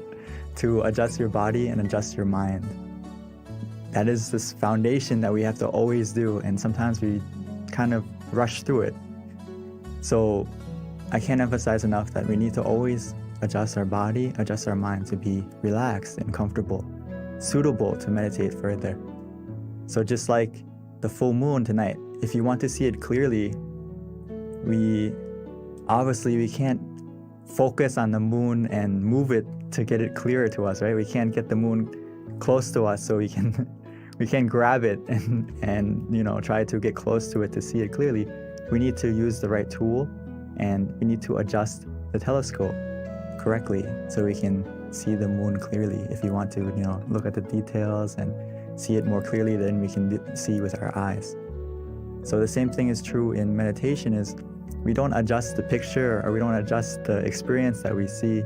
We adjust our body and our mind so that the picture we see or the experience that happens will become clearer not just visually, but also the feeling will become clearer. Does it make sense? So don't try to skip the steps. If you want to see the full moon, we need to use the right tool. Use the telescope to see it clearly and adjust the telescope to see it clearly. So every time we meditate, it's the same. We need to adjust our body and adjust our mind, not skip that step. Otherwise, the experience or what we see or what we feel is not going to get clear. The feeling and also the image isn't going to be clear. So we always have to adjust at the right place. Adjust your mind, adjust your body. So Paul would always say this, and I can't, if you understand this quote, you basically master meditation because this is the heart of it. Is Paul says that meditation practice is about finding the point where one feels just right, where one feels comfortable, where one feels content. This is something I use all the time in meditation, and that we have to remind ourselves is that where is that point for you? It doesn't necessarily have to be just a point, but also what is the method that works for you that helps you to feel comfortable and that you feel content with? So that's the key. When you adjust your body, you adjust your mind, and then what method are you going to use? What technique are you going to use that helps you to stay comfortable as well as being content with that feeling?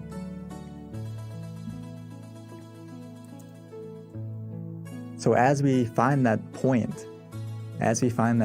of where we feel comfortable, where we feel relaxed, where we feel physically and mentally comfortable, and we stay at that point contently, what's going to happen is your mind is going to slowly declutter itself. It's going to slowly delete all the clutter in your mind. And it's going to take some time, but as long as we stay there contently, calmly, patiently, and just enjoying the feeling of relaxation, every second that passes by, it's deleting the bad files. It's deleting the negative emotions in our mind, bit by bit. So just stay at that point calmly and contently, and your mind is actually healing itself every second that you stay at that point. It's actually doing two things at once. It's deleting the bad, removing the clutter, and also it's uninstalling all the bad emotions, all the negativity within us, the greed, the anger, the delusion, and also everything that is negative. It's going to slowly get deleted, as well as at the same time it's downloading a happiness within you and making your mind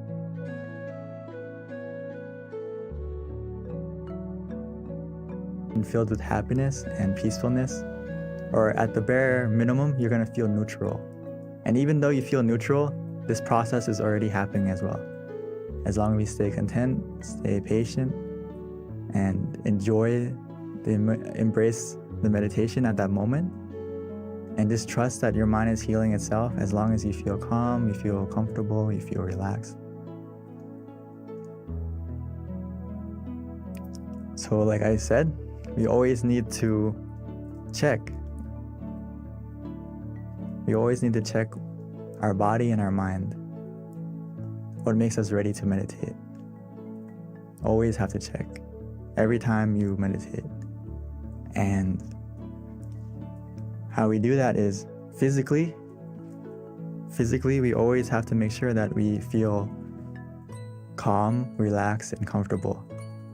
As you can see in the picture, she's sitting very nicely with the back straight, but this is the standard position. But if you don't feel comfortable in that position, it's okay. Start from what position works for you, and we can always adjust according to how you feel, and just go with the go with your own flow, go with how you feel. If you feel relaxed, you feel comfortable, you need to adjust, feel free, because it's the foundation of making your mind calm and relaxed as well. So physically, if you're not comfortable during the meditation, you can adjust, you can move, okay? Always go back to making sure physically you're as comfortable as you can be. And your mind, how can you adjust your mind? When you go, after you adjusted your body, we also have to adjust our mind by just changing our mindset and switching modes, like we would do with our phone. If you turn on airplane mode, there's no Bluetooth, there's no connection anymore, right? You turn everything off and no one can call you, no one can contact you if you have this on. So we should kind of get the same feeling when we meditate, is put your mind on airplane mode. It's not time to think, it's not time to plan, it's not time to do anything but connect with yourself. Disconnect from everything so you can connect with yourself, recharge yourself, recharge your mind. And it's just about starting from that mindset. And then of course we need something else to help us to stay in that mindset, is why we use the visualization and the mantra to adjust the mind bit by bit. And I always love to use this example about adjusting the body because it's really important. It's really important that you don't rush to start your meditation. You know, when I say let's start to meditate, it doesn't mean you need to start as a sprint to get to the peacefulness. You need to see what works for you, what position works for you, what method works for you at this moment.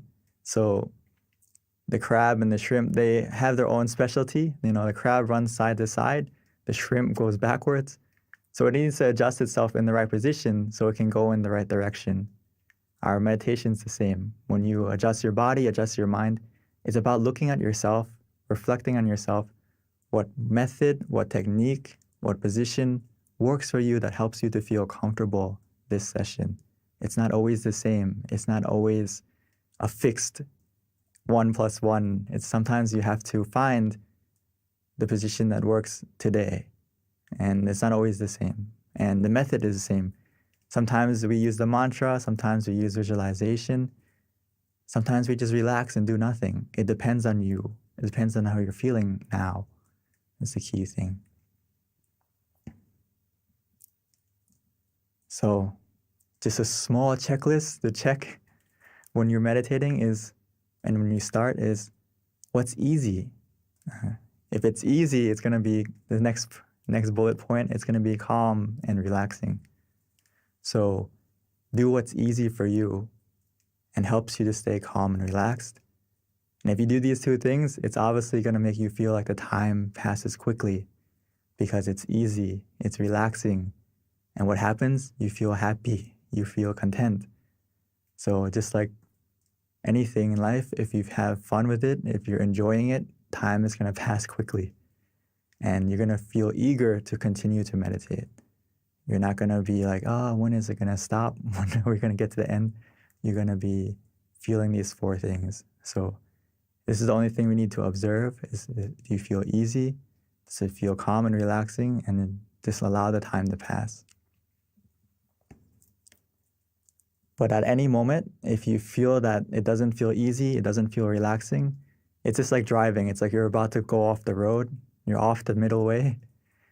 If you fall off track, we just simply restart. If you feel that balance is off, you don't feel comfortable, you don't feel relaxed, physically or mentally, always be ready to restart. Restart in this sense doesn't mean going back to zero. It means just coming back on the road, coming back on the path so you can continue going in the right direction. But if you don't reset, if you don't readjust, you're still meditating, but you're still sitting, but you're not actually meditating. You're going in the wrong direction and yes, you're sitting, but your progress isn't going anywhere if you don't come back to the right path where you feel in balance, like Paul said, where you feel content, where you feel comfortable again. So the sooner you readjust, the sooner you restart, the better. So just keep that in mind, that it's okay to reset, restart as many times as you need. And before we start the meditation in just a moment, just remind yourself to take it easy, take it slow, and to feel that balance between being conscious, and also to have comfort. These two things are all we need after you adjust the body, adjust the mind. All we need to do now is to find that balance. Feel that balance for yourself where you feel conscious of your comfort. Does that make sense? Meaning that you are able to, if you feel and are aware that you're comfortable right now, and that feeling is still with you, that means you have both, right? You have you're conscious and you're also comfortable.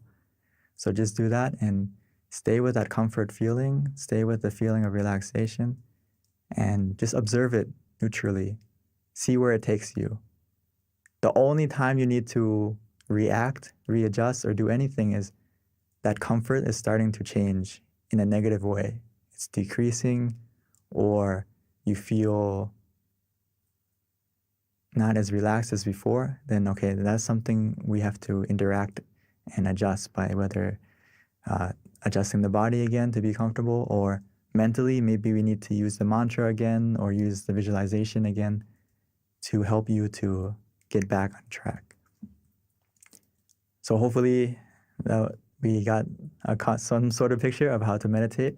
And now I would like to invite us to practice meditation together, and we can put it into practice and have some time to cultivate our mind as we can become the full moon we need tonight, find our brightness within us.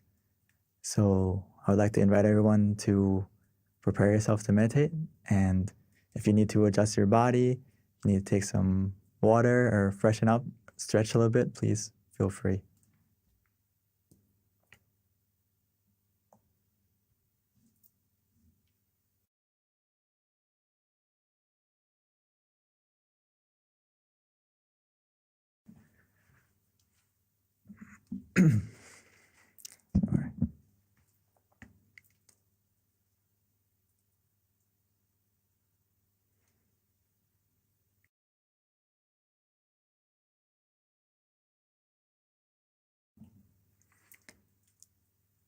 So let's take some time to switch modes. Now it's time for us to meditate. Time for us to find the miracle waiting inside. All we need to do now is to look within, easily and simply.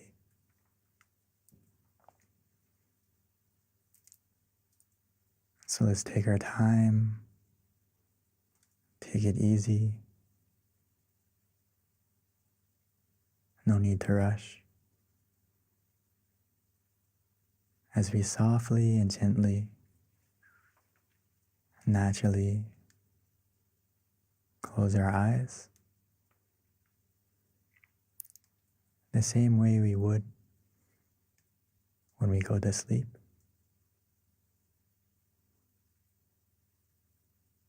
Because now is the time for us to rest, to reconnect, to recharge, to rest our body, and to truly rest our mind.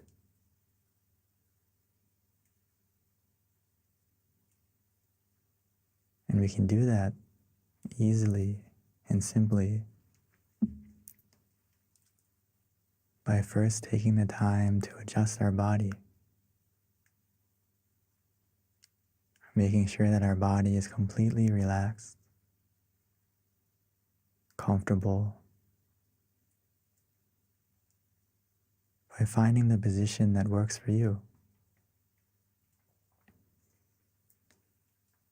Whether you're sitting on the floor, in a chair,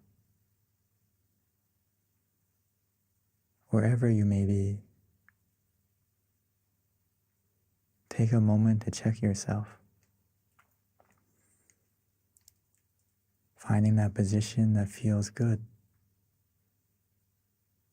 feels relaxing.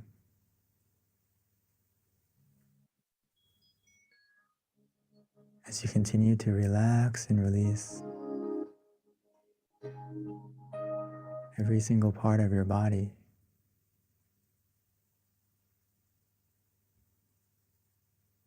making sure that every single muscle from your eyes, your face,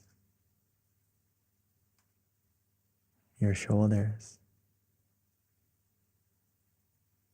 arms and hands is relaxed and released.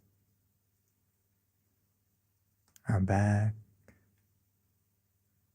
our legs, all the way down to your toes.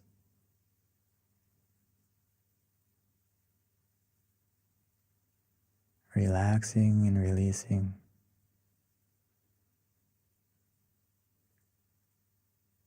Sometimes it's easy to relax and to let go by taking a deep breath,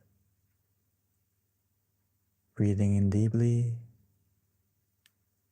exhaling slowly, bringing your mind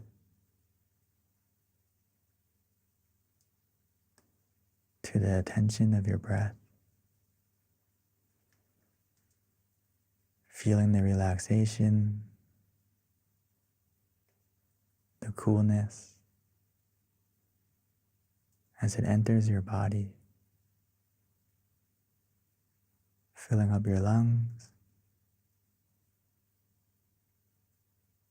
and spreading to every corner, every part of your body.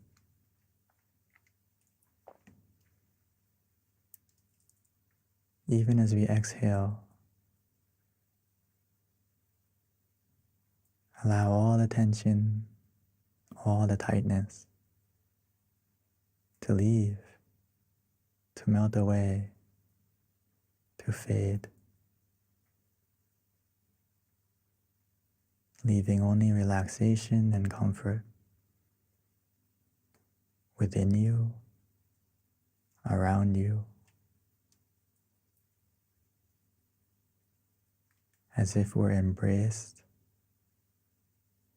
surrounded in a cloud of comfort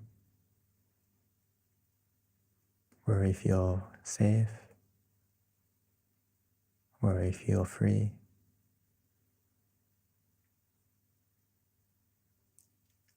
And just continue to relax, to release.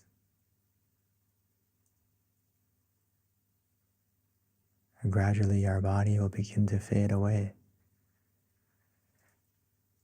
almost as if it's not there.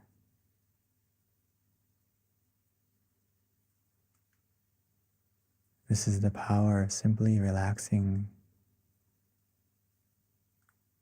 where we feel comfortable physically and mentally.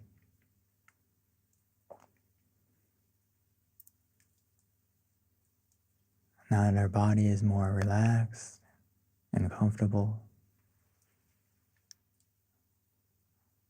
we just need to continue with this feeling,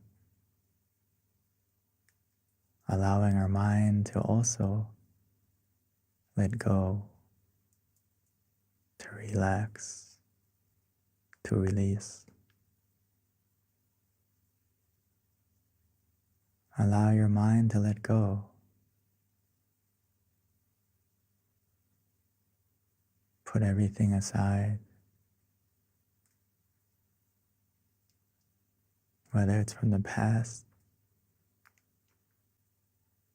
because it's the only time that we can truly control. It's not time to do anything. It's just time for us to relax, to release.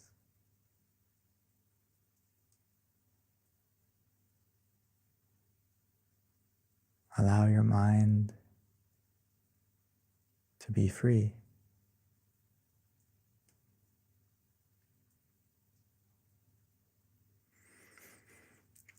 To help your mind to be free and to slowly let go, to stay in the present, we can use any method that feels easy, that we are familiar with, that helps us to stay comfortable as well as conscious. But the key is to use the method that helps you to be relaxed,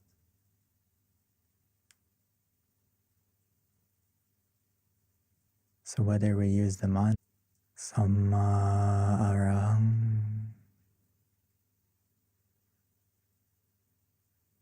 Samma Arahang, Samma meaning purity, Arahang meaning freedom. So every time we repeat that mantra, allow it to resonate, allow it to help our mind to become more clear, more free from any distractions, as it helps our mind to be calm, comfortable, present.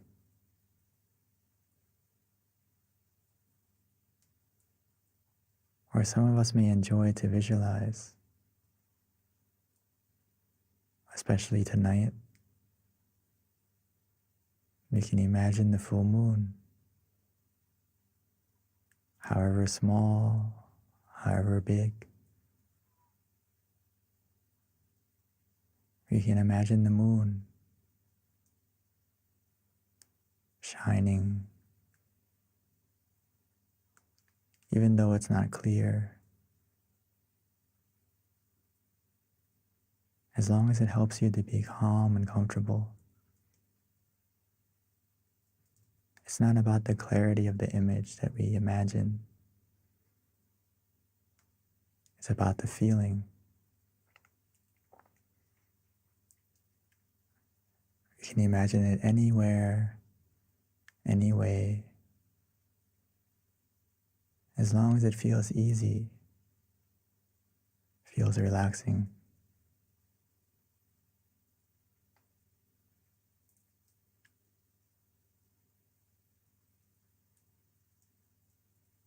Or for some of us, we feel ready to just do nothing, just to relax, allowing that relaxation to take us inside, as if the relaxation and comfort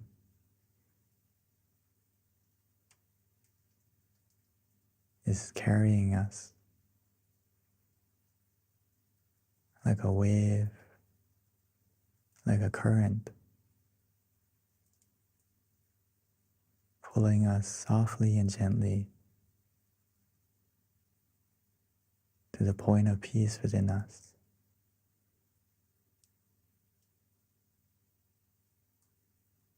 Within us, we all have a point of peace, a place of peace that our mind can go to, that our mind will go to automatically and naturally, as long as we maintain the feeling of relaxation of both body and mind. Our mind will go to the center of the body, the place of peace within us that we all have, that we can all connect to.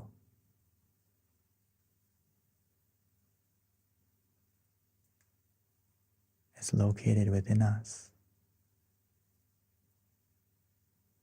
at the center of our abdomen, 2 finger widths above the navel.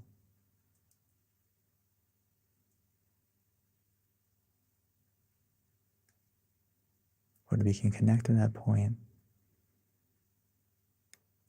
just by following the relaxation we feel.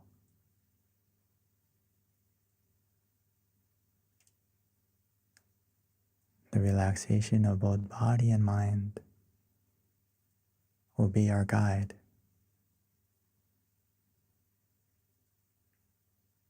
So just trust in your feeling, trust in yourself. Follow that feeling of relaxation.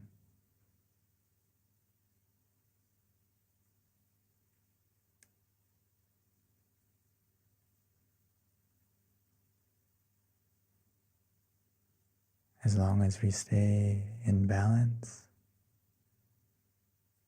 where we feel calm and content, comfortable and relaxed,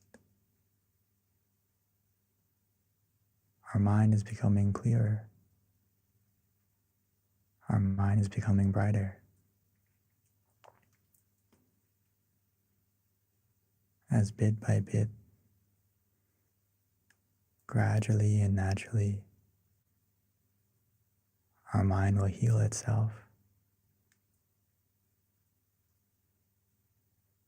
The negativity, the darkness of our mind, the clouds, they will begin to fade and disappear, leaving our mind full of happiness, full of brightness, full of positivity, as we'll be able to find our own full moon shining within us.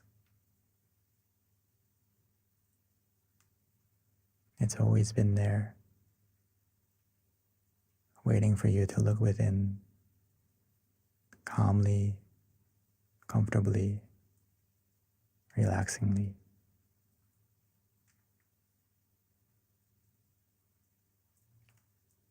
So let us enjoy this relaxation together, allowing it to grow, allowing the meditation to be the wind of clarity,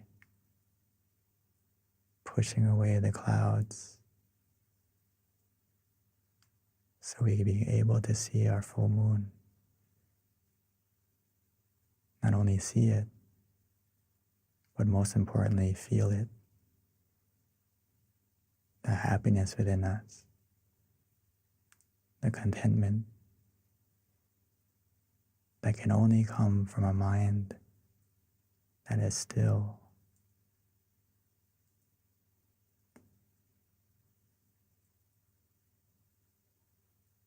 So let's enjoy the meditation together in silence.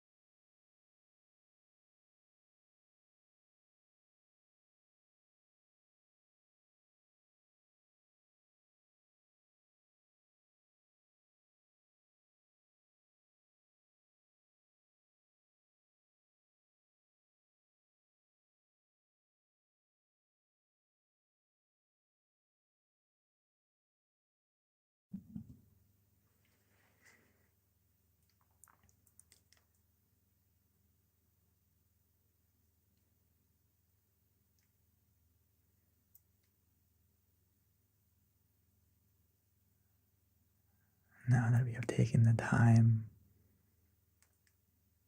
to illuminate our mind, to brighten our mind with relaxation, with comfort. Now that our mind is bright, clear,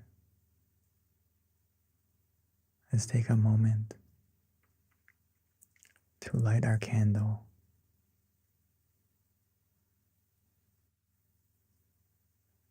Now that we have found our light within, with the positivity that we feel.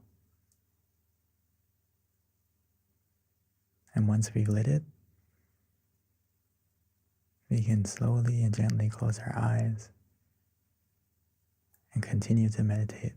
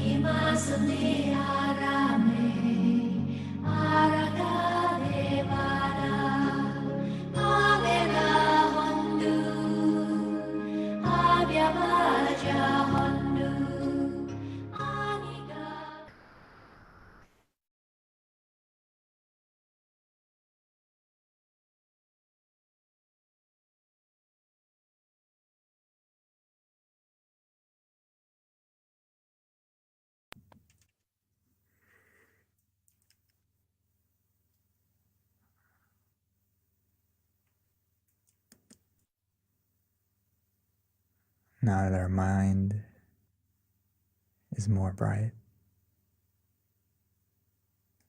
now that we lit the candle on the outside as well on the inside,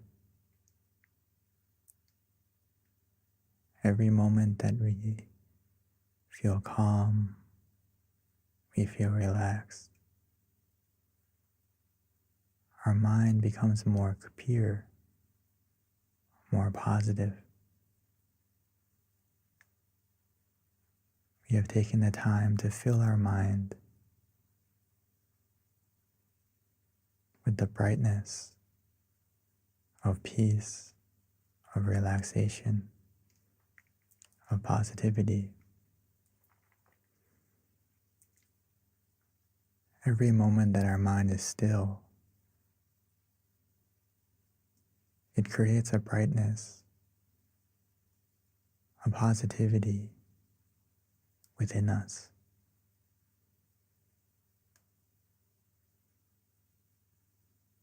Because every time our mind is still, it becomes more pure. It stops the greed, it stops the anger, it stops the delusion. So now that we have taken the time to fill our mind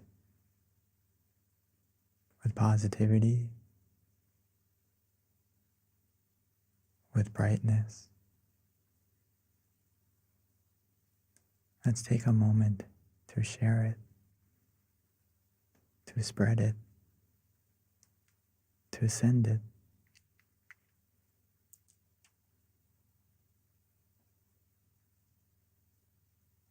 We can imagine our mind is shining like the candle we lit. And we can spread our positivity, our love and kindness, our good intentions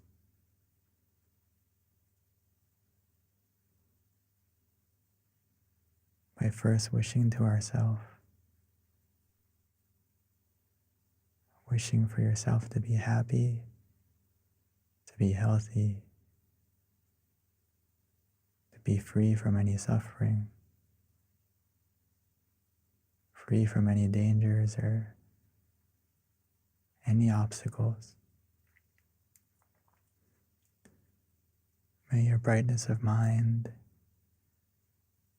be able to overcome any darkness, any obstacle. And as we continue, we can wish the same for our family, for our loved ones.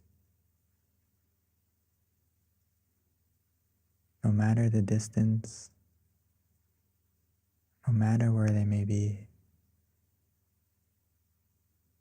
the power of our mind that is still, that is illuminated by relaxation and calm, we can send our positivity, we can send this energy to anyone, to everyone.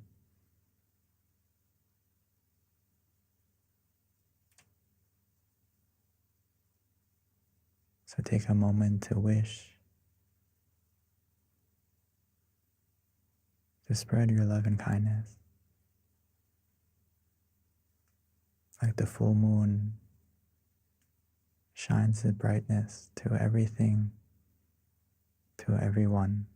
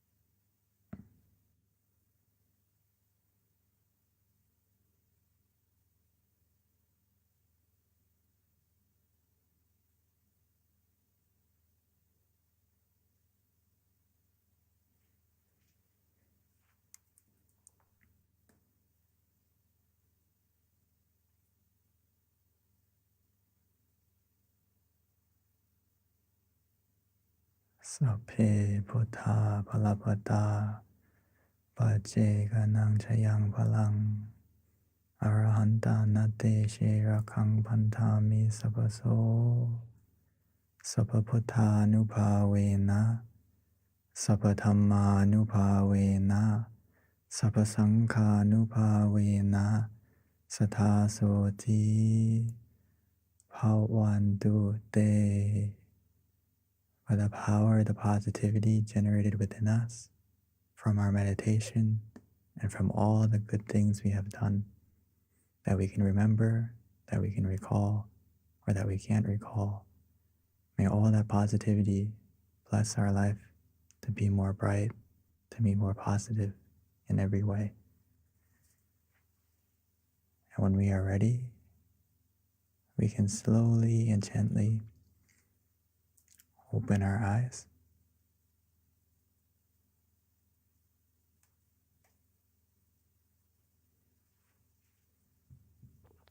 Thank you, Longpi, for an amazing meditation session yet again. I always like a lot of your analogies in terms of just the brightness within and the full moon bringing it inside. That's very just helps me envision that. So thank you, Venerable.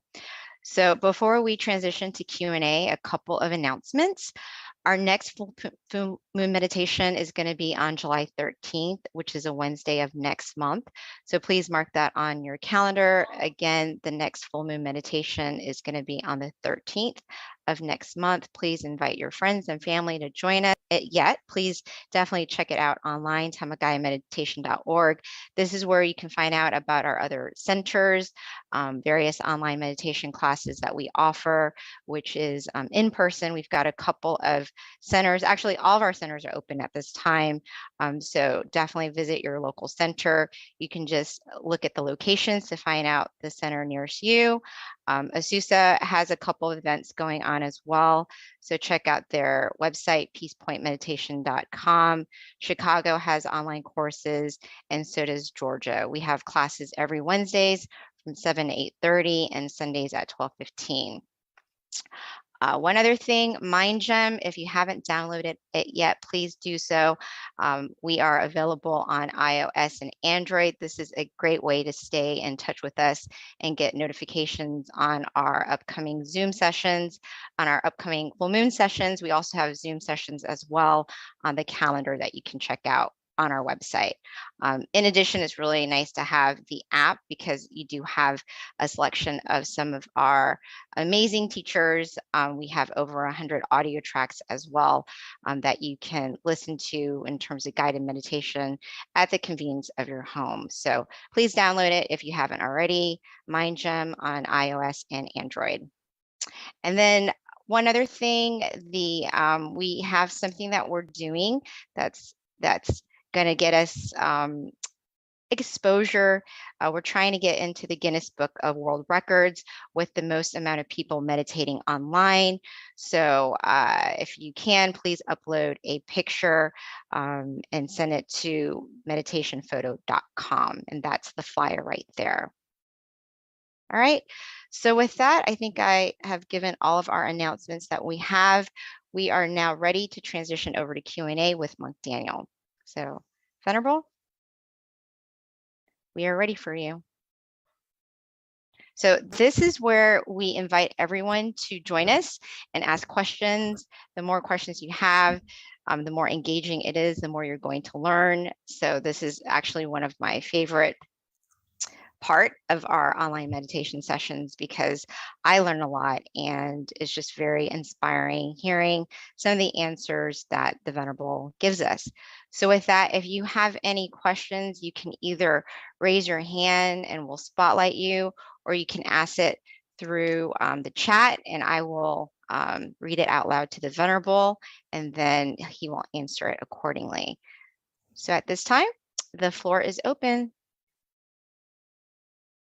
And sometimes I have to start it out, so I always do have a question in mind if I need it. Yeah, please. Okay, here's a good one. Okay, yeah. How can I apply mindfulness to romantic relationships? And that was from John Upshaw. Okay, thank you, John. Very good question. How can I be mindful or apply mindfulness to my relationship, right? Romantic one. The most important thing is through practicing meditation, we take the time to love ourselves and take care of our mind. And Paul Tamachio, my master, would always say, you need to love yourself first before you can love anyone else. So if you can find and not only that is that all our positivity, our true love, is the source of it comes from within you, right? So if you meditate and apply mindfulness to find that happiness and positivity within you, it fills your heart, fills your mind with compassion and understanding, and you will be more present as well in your relationship.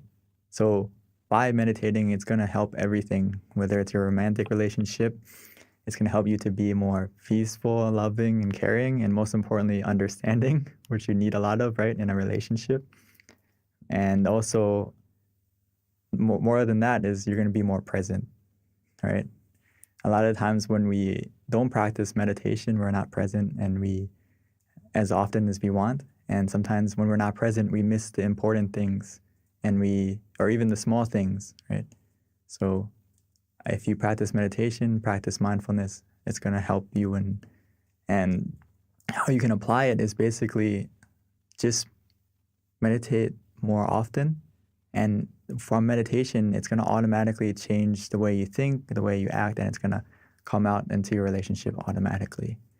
So hopefully that you get some kind of idea how you can apply it. I think it will be applied naturally as from your practice of meditation, you're going to be more mindful. So hopefully that helps. Thank you, Venerable.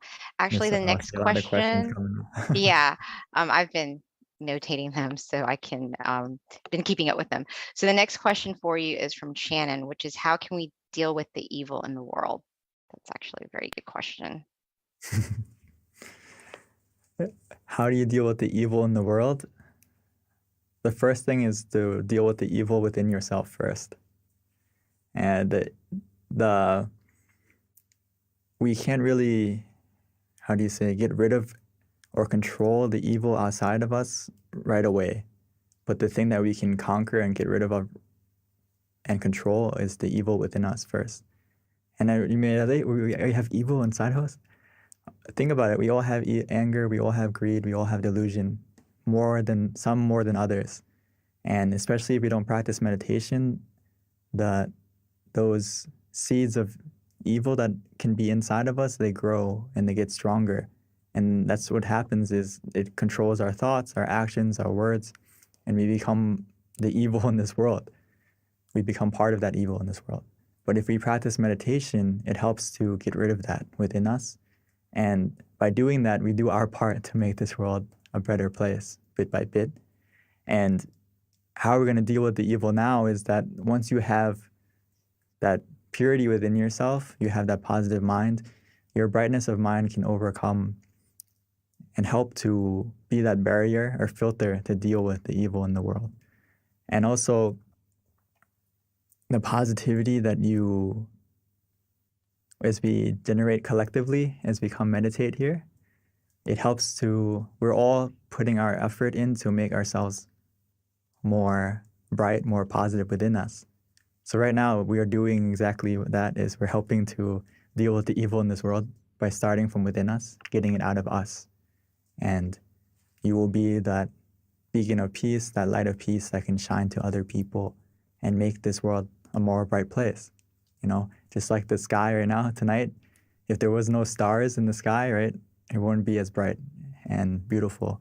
But everyone here is like a star that is practicing your meditation, practicing your peacefulness. You're helping to make the darkness a brighter place.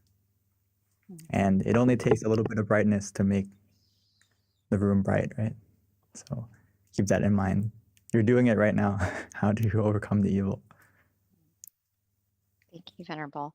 So the next question is, how does one overcome fear?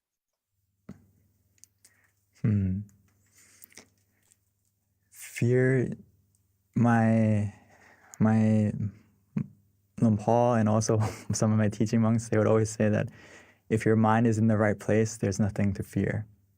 If you can bring your mind back to the center of the body and keep your mind there, you're not going to have any fear. So I think the first step is to conquer your mind and bring your mind back to that point of peace within you. And you're not going to be scared of anything because you have that peace of mind within you. It's kind of like you are the eye of the storm, right? You're the calm in the middle of the chaos, and you can connect to that. And if you continue to meditate, you can be able to harness that calm, and you can harness that peacefulness, because I like the quote I saw before that inner peace isn't about having everything to be, peaceful and calm, but it is being able to remain peaceful and calm in any situation. So we can attain that from meditation, and you're not going to be scared of anything anymore, because the scariest thing, you know what the scariest thing is? Your mind is your mind that's influenced by greed, anger, and delusion. That's more scary than anything in this world, because it will make you do things that you will regret. So if you can come back and take over your mind, control your mind, and be in control, you have nothing to fear anymore. Thank you, Lumpy. So the next question is by Ashtari, and the question is, how can meditation help us to take better care of the earth and all beings? It's actually so important, actually. It's weird, like, how can me meditating help to change the world? But if we don't deal with the root of, as you can think about it this way, it's hard for people to really consider the world and want to make the world a better place if their mind isn't clean and bright, if their mind isn't free from that greed, anger, and delusion. It's very hard to want to fix the world if people don't want to even fix themselves. So if, for example, if people in power or people who have the ability to, make policies, make change, we have to help each other to change ourselves first from within, so that they can get rid of the greed, anger, and delusion, and they can make the right decisions to make the world a better place, and it's also to make the world and the environment a better place, right? So first, similar to the other answers, is start from yourself and encourage others to meditate too, because that will directly and indirectly help to make this world a better place in every way, whether it's the environment and not just like the physical environment, but also the atmosphere would be better from everyone meditating together. Mm-hmm. Thank you, Venerable. And then here's a question from Sumana. And Sumana had a very calm session today, but hasn't felt like Sumana actually has gotten happiness yet. And the question is, what should I do? So I had so much calm with the session, but I haven't gotten happiness yet. What should I do? Oh, it's okay. As long as you feel neutral, that's already successful meditation. So if you feel calm, that's a little bit more better than neutral. It's also good. Whether you feel neutral, you feel calm, the happiness in meditation, it's a subtle happiness. It starts from a subtle happiness. It's not like a overwhelming, like blissful happiness right away where you're just shining and beaming with happiness. It slowly gets to that point. As long as the key thing is to be content with that calm that you feel. And sometimes what happens to a lot of us,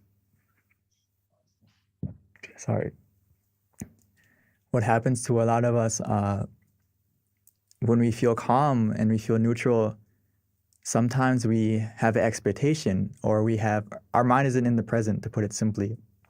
Our mind goes to the future expecting something more, or wanting something more to happen, or why is anything happening yet? So if you feel that way, we have to come back to the present and just be content with that feeling of calm. And if you can stay content, that calm is going to slowly bring the happiness. It's going to come automatically. So you don't need to go searching for the happiness. When is it going to come? it will come as long as you stay content and just ask yourself, are you truly in the present, or are you thinking of, why am I not there yet? Where is the happiness? If you're thinking that way, that means your mind is in the present. So you just have to come back, and to help you to stay content or to help you get off those thoughts, you can use them.